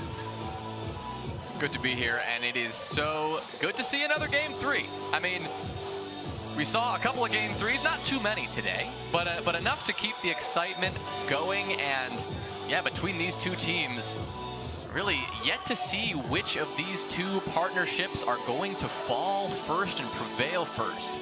We've got Newman, Riley Newman and Lindsey Newman on one side. They've been playing well, but they just couldn't make it happen in that second game. Game 3 on the horizon. It's going to come down to who can really kick things off well, right? AJ Kohler, Andrea Koop, a really strong game 2. That momentum they'll be looking to continue.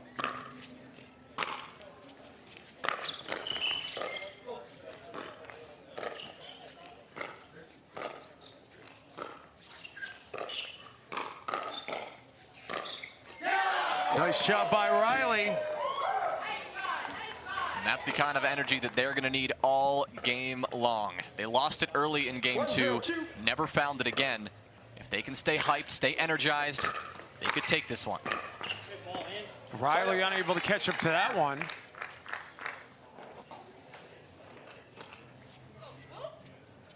Zero, 1-1. 0-1-1. And a race to 11 to play for gold.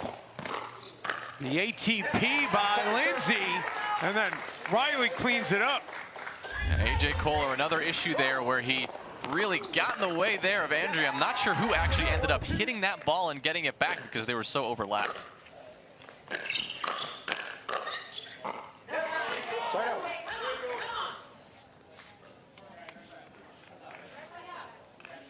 So Newman and Newman, chance here to build on this lead.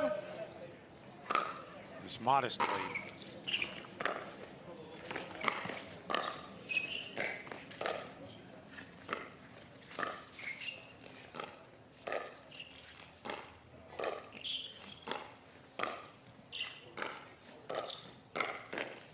Second serve. And instead we'll go to the second server.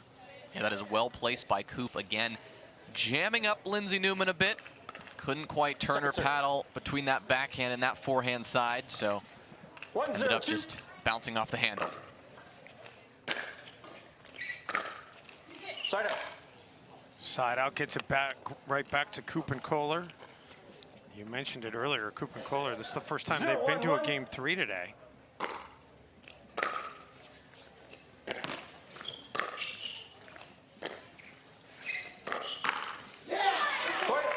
Coop hammers that one home. Yeah, she was ready. Saw Riley Newman loading up, and so she did too, prepping that forehand and slamming it right back down towards Riley's feet. 1-1-1.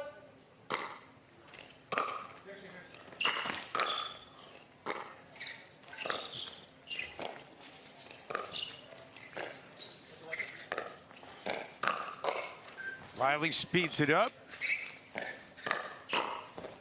Riley was trying to put it down the boulevard. Nicely played. Second serve. And AJ going backwards. Degree of difficulty on that was high, and he's unable to execute it. So tough to be going one way in the court, trying to hit the ball the other direction. And AJ Kohler got a bit on top of the ball, ended up hitting it into the net. Watch it. Side out. So side out, back to Newman and Newman. 1-1-1.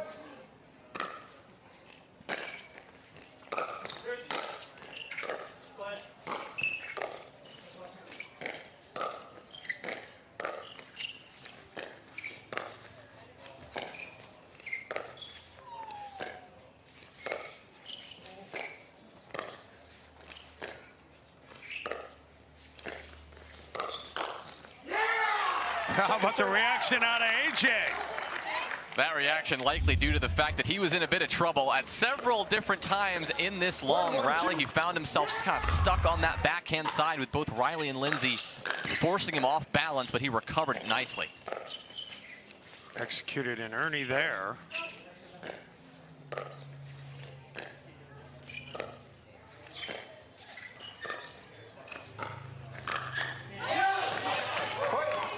Riley able to get another point.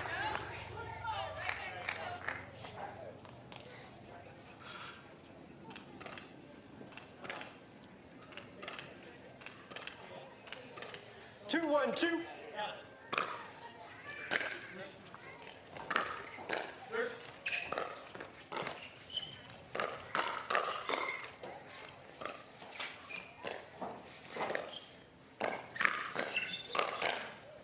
Oh, AJ keeps the best Riley's got alive.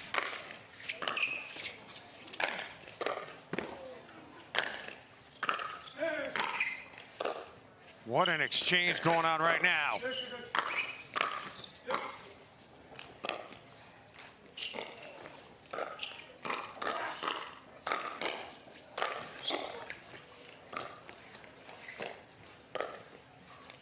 This is incredibly high-level pickleball, folks, that you are watching right now. You've got to be kidding me with this point.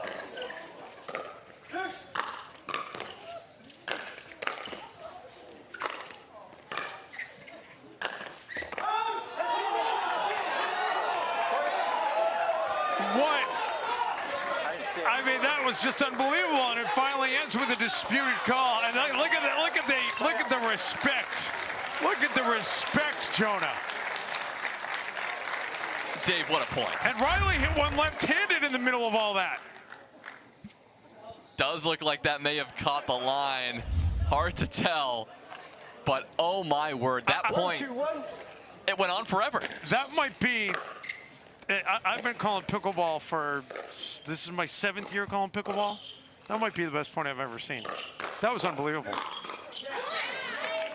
It was endless defense from the Newmans, as we've seen today. But they got everything. They got to every single ball and just kept on staying in the rally.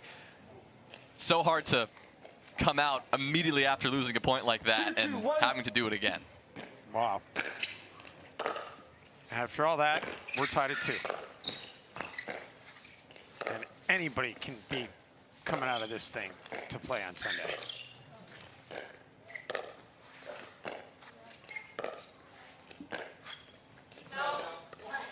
That is out.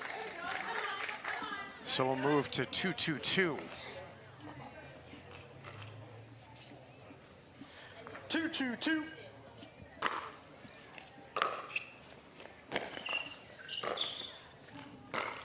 Side out. Coop into the net. And likely feeling ready to keep on the gas pedal after so much success over these past few points, but just couldn't cut it there.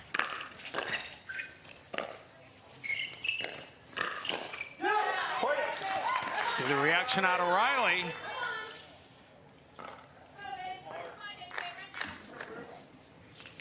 Three, two, one.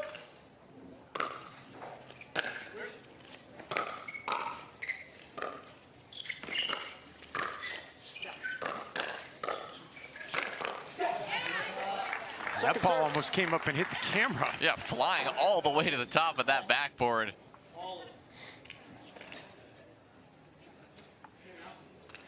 Beautiful Takeya logo in the background, where that ball just flew to. We love the logos of all the sponsors of this tournament. So many great sponsors that have come on board. Lindsey lets that one go, but it does stay in. 2-3-1.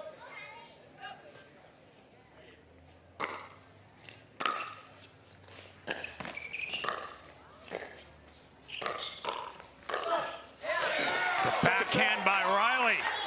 That's textbook execution of the Riley Newman patented shot. He's got that amazing two-handed backhand that extra length of that gamma paddle allows him to find. And the flick there by Kohler. So 3-3. 3-3-2.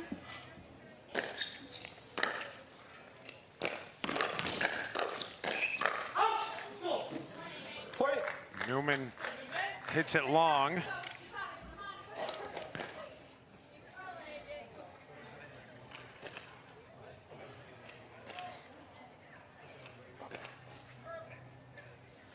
Four, 3-2.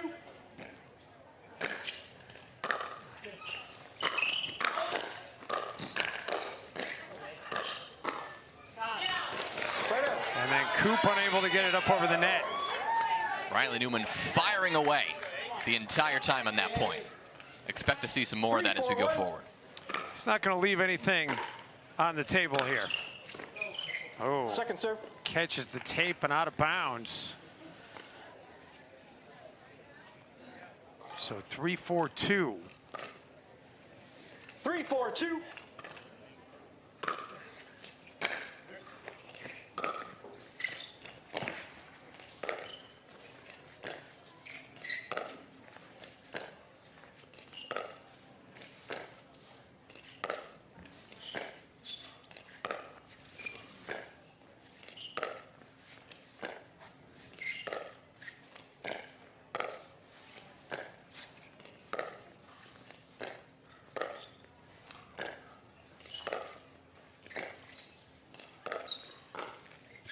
Who's going to speed it up first here? That is the question.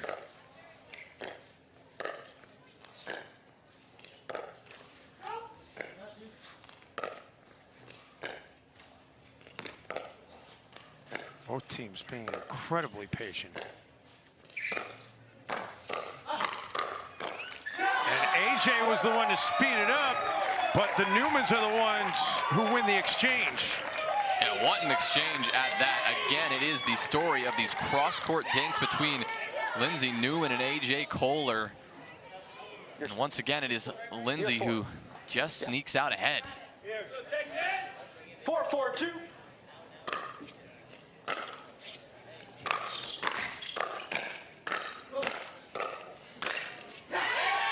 And then Kohler hits it down the boulevard. Side out. Side out. Such a close game 3. You feel like this one's headed to 18-16, the way that this match has gone. And I don't think anybody would mind. This is some unbelievable pickleball that we are seeing on display right now. And it's not slowing down either. I mean, as we get later on in the night, still temperatures dropping, but everyone on this court staying hot.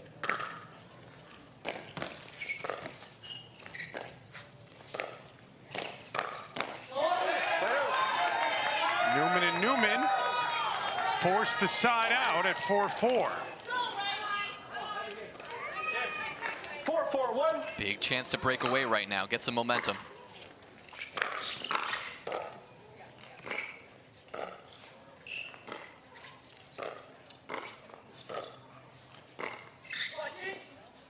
That lob stays in. Riley able to keep it alive. Second serve. What a lob from Andrea Coop. I mean, it's usually AJ Kohler who we see pull that out, but it was her instead, and it worked.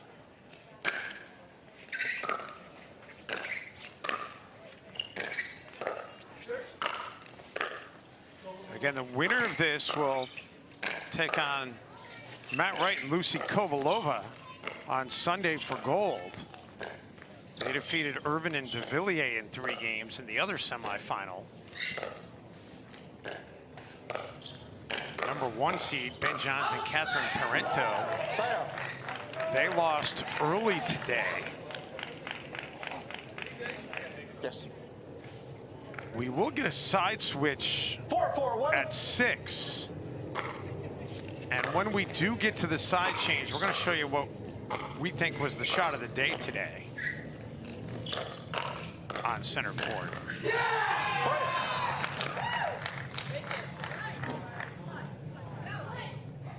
And we're also going to replay the point from this match because that was worth watching again. Second serve.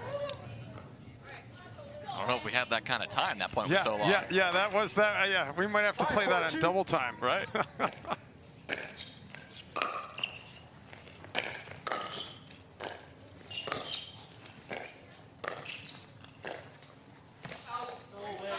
Side out.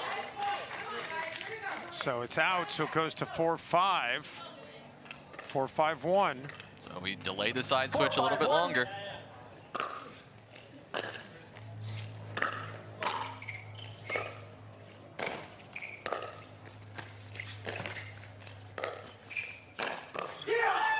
Second serve. Kohler kind of handcuffed Riley there. Kohler found himself in a tough spot, but adapted beautifully. Yes. Ran all the way around that backhand to drop a little forehand down the middle. 4-5-2. And then took advantage of that positioning and, yeah, like you said, got Riley in trouble. Side out. Lindsey hits it wide, so back to Koop and Kohler at 5-4-1. 5-4-1.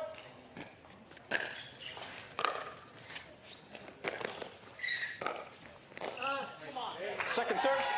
Make it 5-4-2. Kohler tried to take that one out of the air, but a little bit ill-advised as he was all that forward momentum, hard to stop and execute that shot.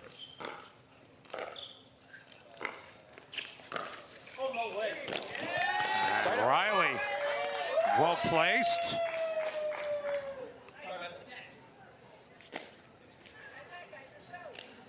So the Newmans get the side out, and they get it back again at 4-5. 4-5-1.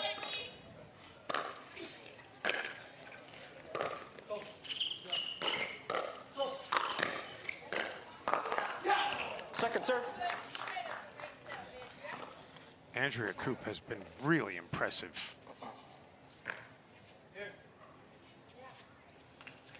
Four, 5-2.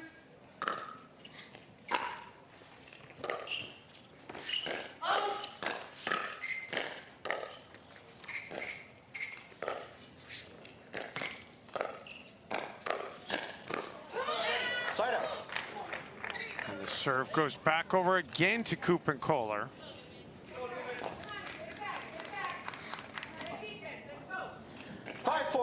Crazy how tight this game still is.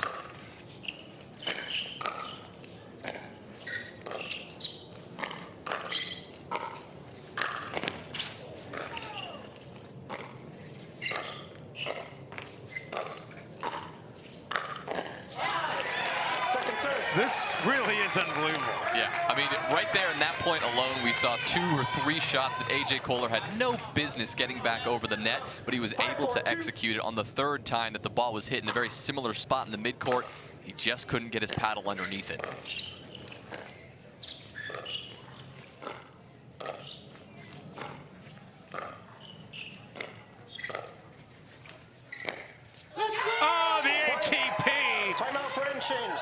And how about that on A.J. Koller? And that will get us to 6 and get us to the side change. Okay, so here's what we were talking about earlier.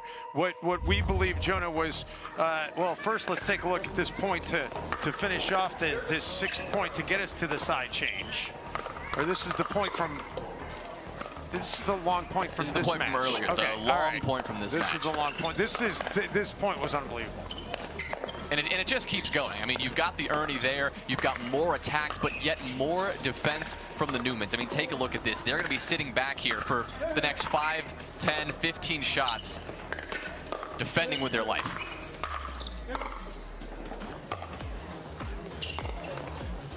They work their way back up, and then they take advantage, getting aggressive themselves. And how many times did you feel like this thing could be over? And it just keeps going. Look at that speed from Kohler, and yet the ball keeps coming back. And the work on the baseline out of the Newmans.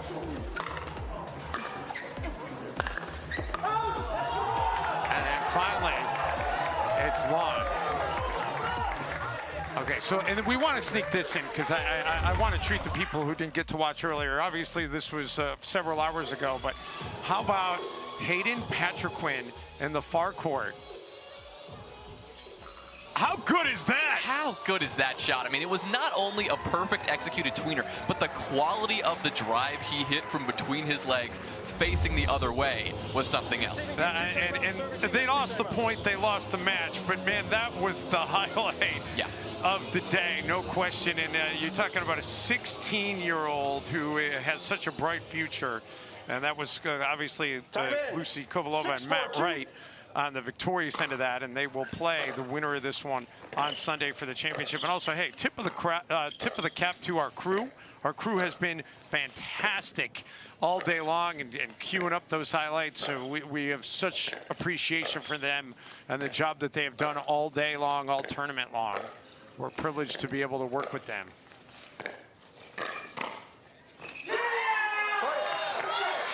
Just sneaking by Riley Newman. Even his towering frame, that outstretched arm, could not get that ball, given how much space he was already taking up on the left side of that court.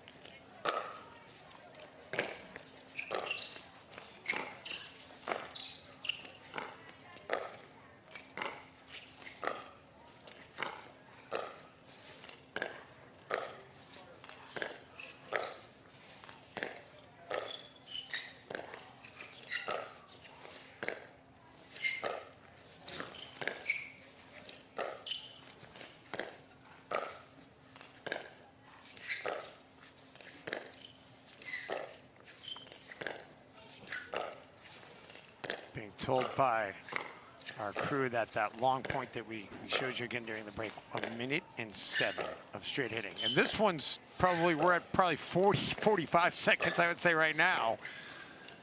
This one though, just more patience. Off the net, and Newman gets a favorable result. And we see here, Coop was backpedaling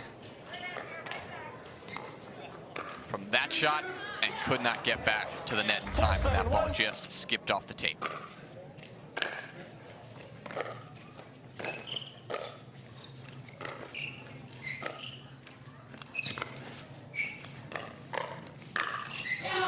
Riley puts that one away to make it 5-7.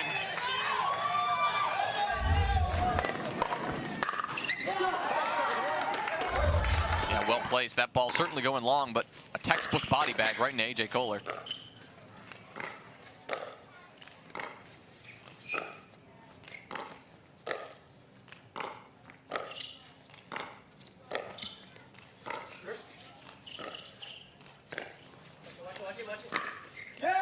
Riley around the post, deep into the corner.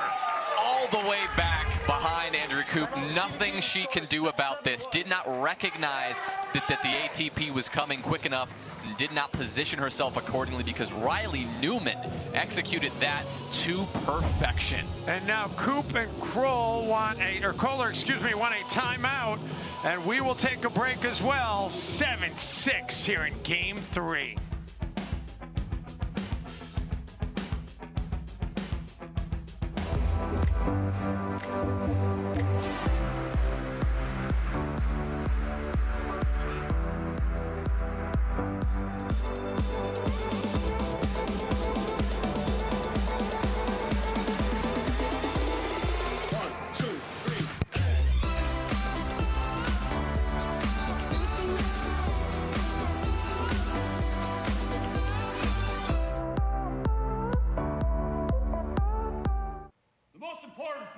Tuesday night pickleball at the Orchard is the sound check.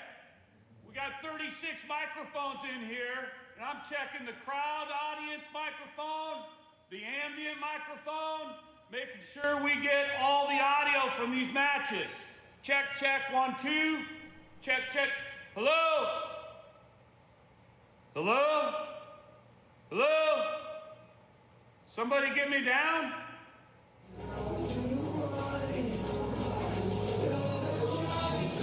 Two timeouts, one timeout.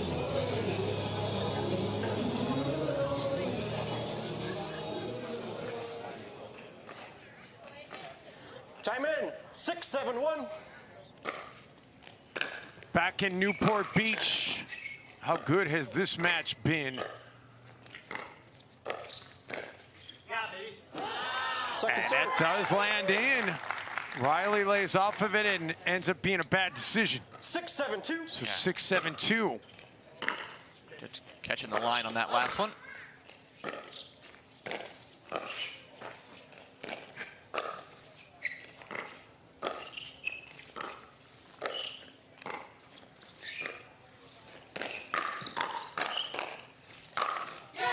Riley.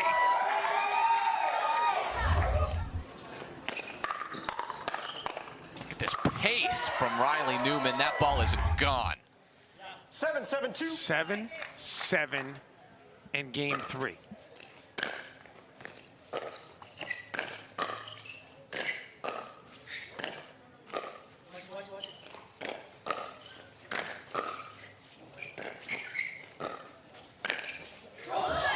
And then the backhand Ernie by Kohler.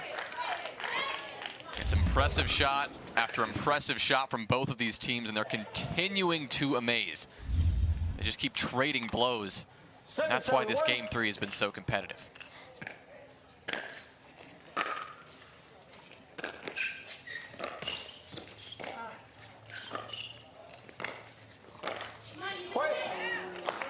And Riley into the net. So Koop and Kohler back to an advantage. Yeah, first unforced error we've seen from Riley Newman in a while.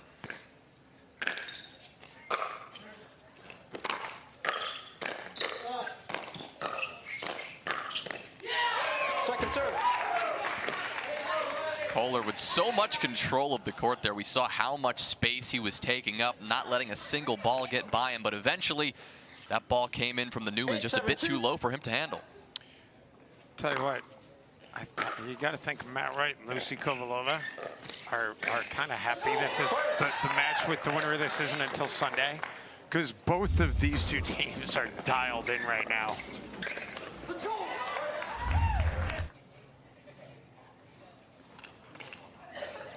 Biggest lead we've seen in a while, even though it's just 2 points. Yeah, well, it was 6-4 and then got back to 7-7. So yeah, I think that those were the only 2-point leads we've seen in this third game.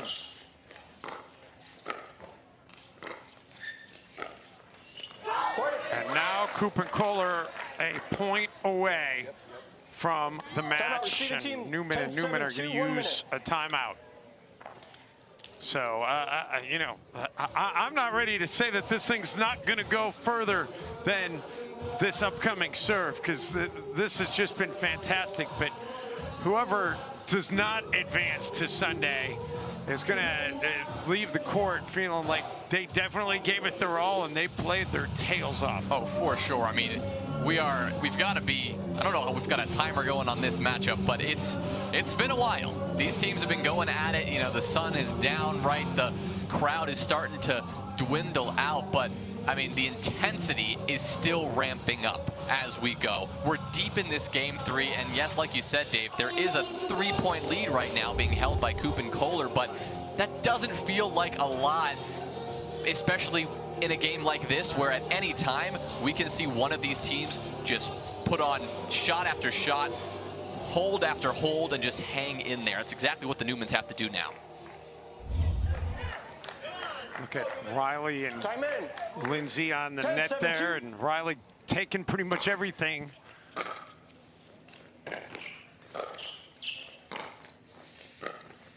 So here we go on match point.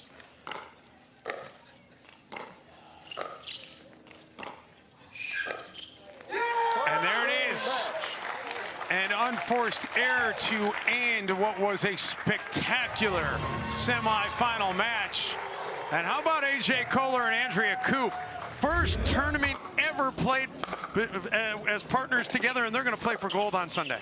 What a story for them going into Championship Sunday. They've got some tough opponents on the other side for sure, but I mean, they played out of their minds today throughout this 3-game semifinal, and I mean, both of them, with the amount of court control that AJ Koller is able to hold, the discipline that Koop was exercising at that kitchen line, staying in tight, throwing in a couple of creative shots in the mix too. She didn't shy away from throwing in a couple of speed ups, throwing in a couple of lobs. I mean, that well-rounded play is exactly what got them through to Championship Sunday. I hope for their sake that they continue to keep playing lights out come 2 days. I'm looking forward to hearing what they have to say to Hannah Johns, and we're going to find out in a few moments. Here's a look at the bracket. Championship Sunday, it will be Koop and Kohler against Kovalova and Wright. Don't go anywhere. We're taking a quick break, back for one last time to Newport Beach after this timeout.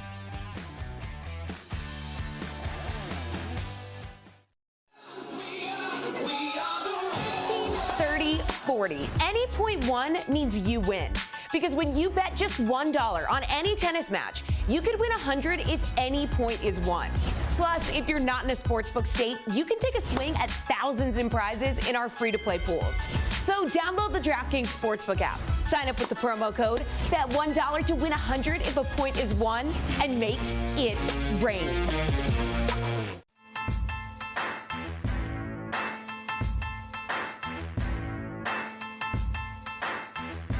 New People Pickleball. Our new EV rental fleet is the absolute GOAT. Nice. Speaking of goats, is that Tom Brady? Yeah. He comes in to recharge, get software updates, you know.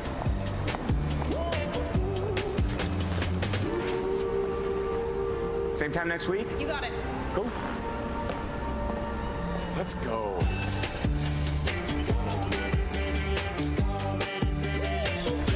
Let's go.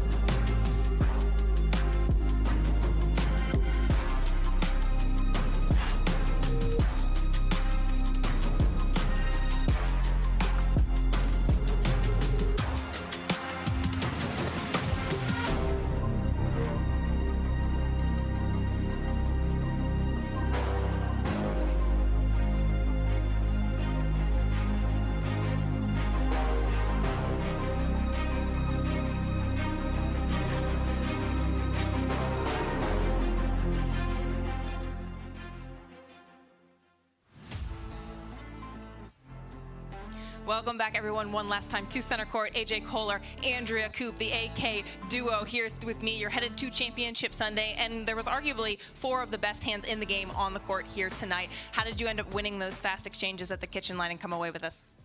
You know, when you play the Newmans in 40 degrees, you got to take advantage.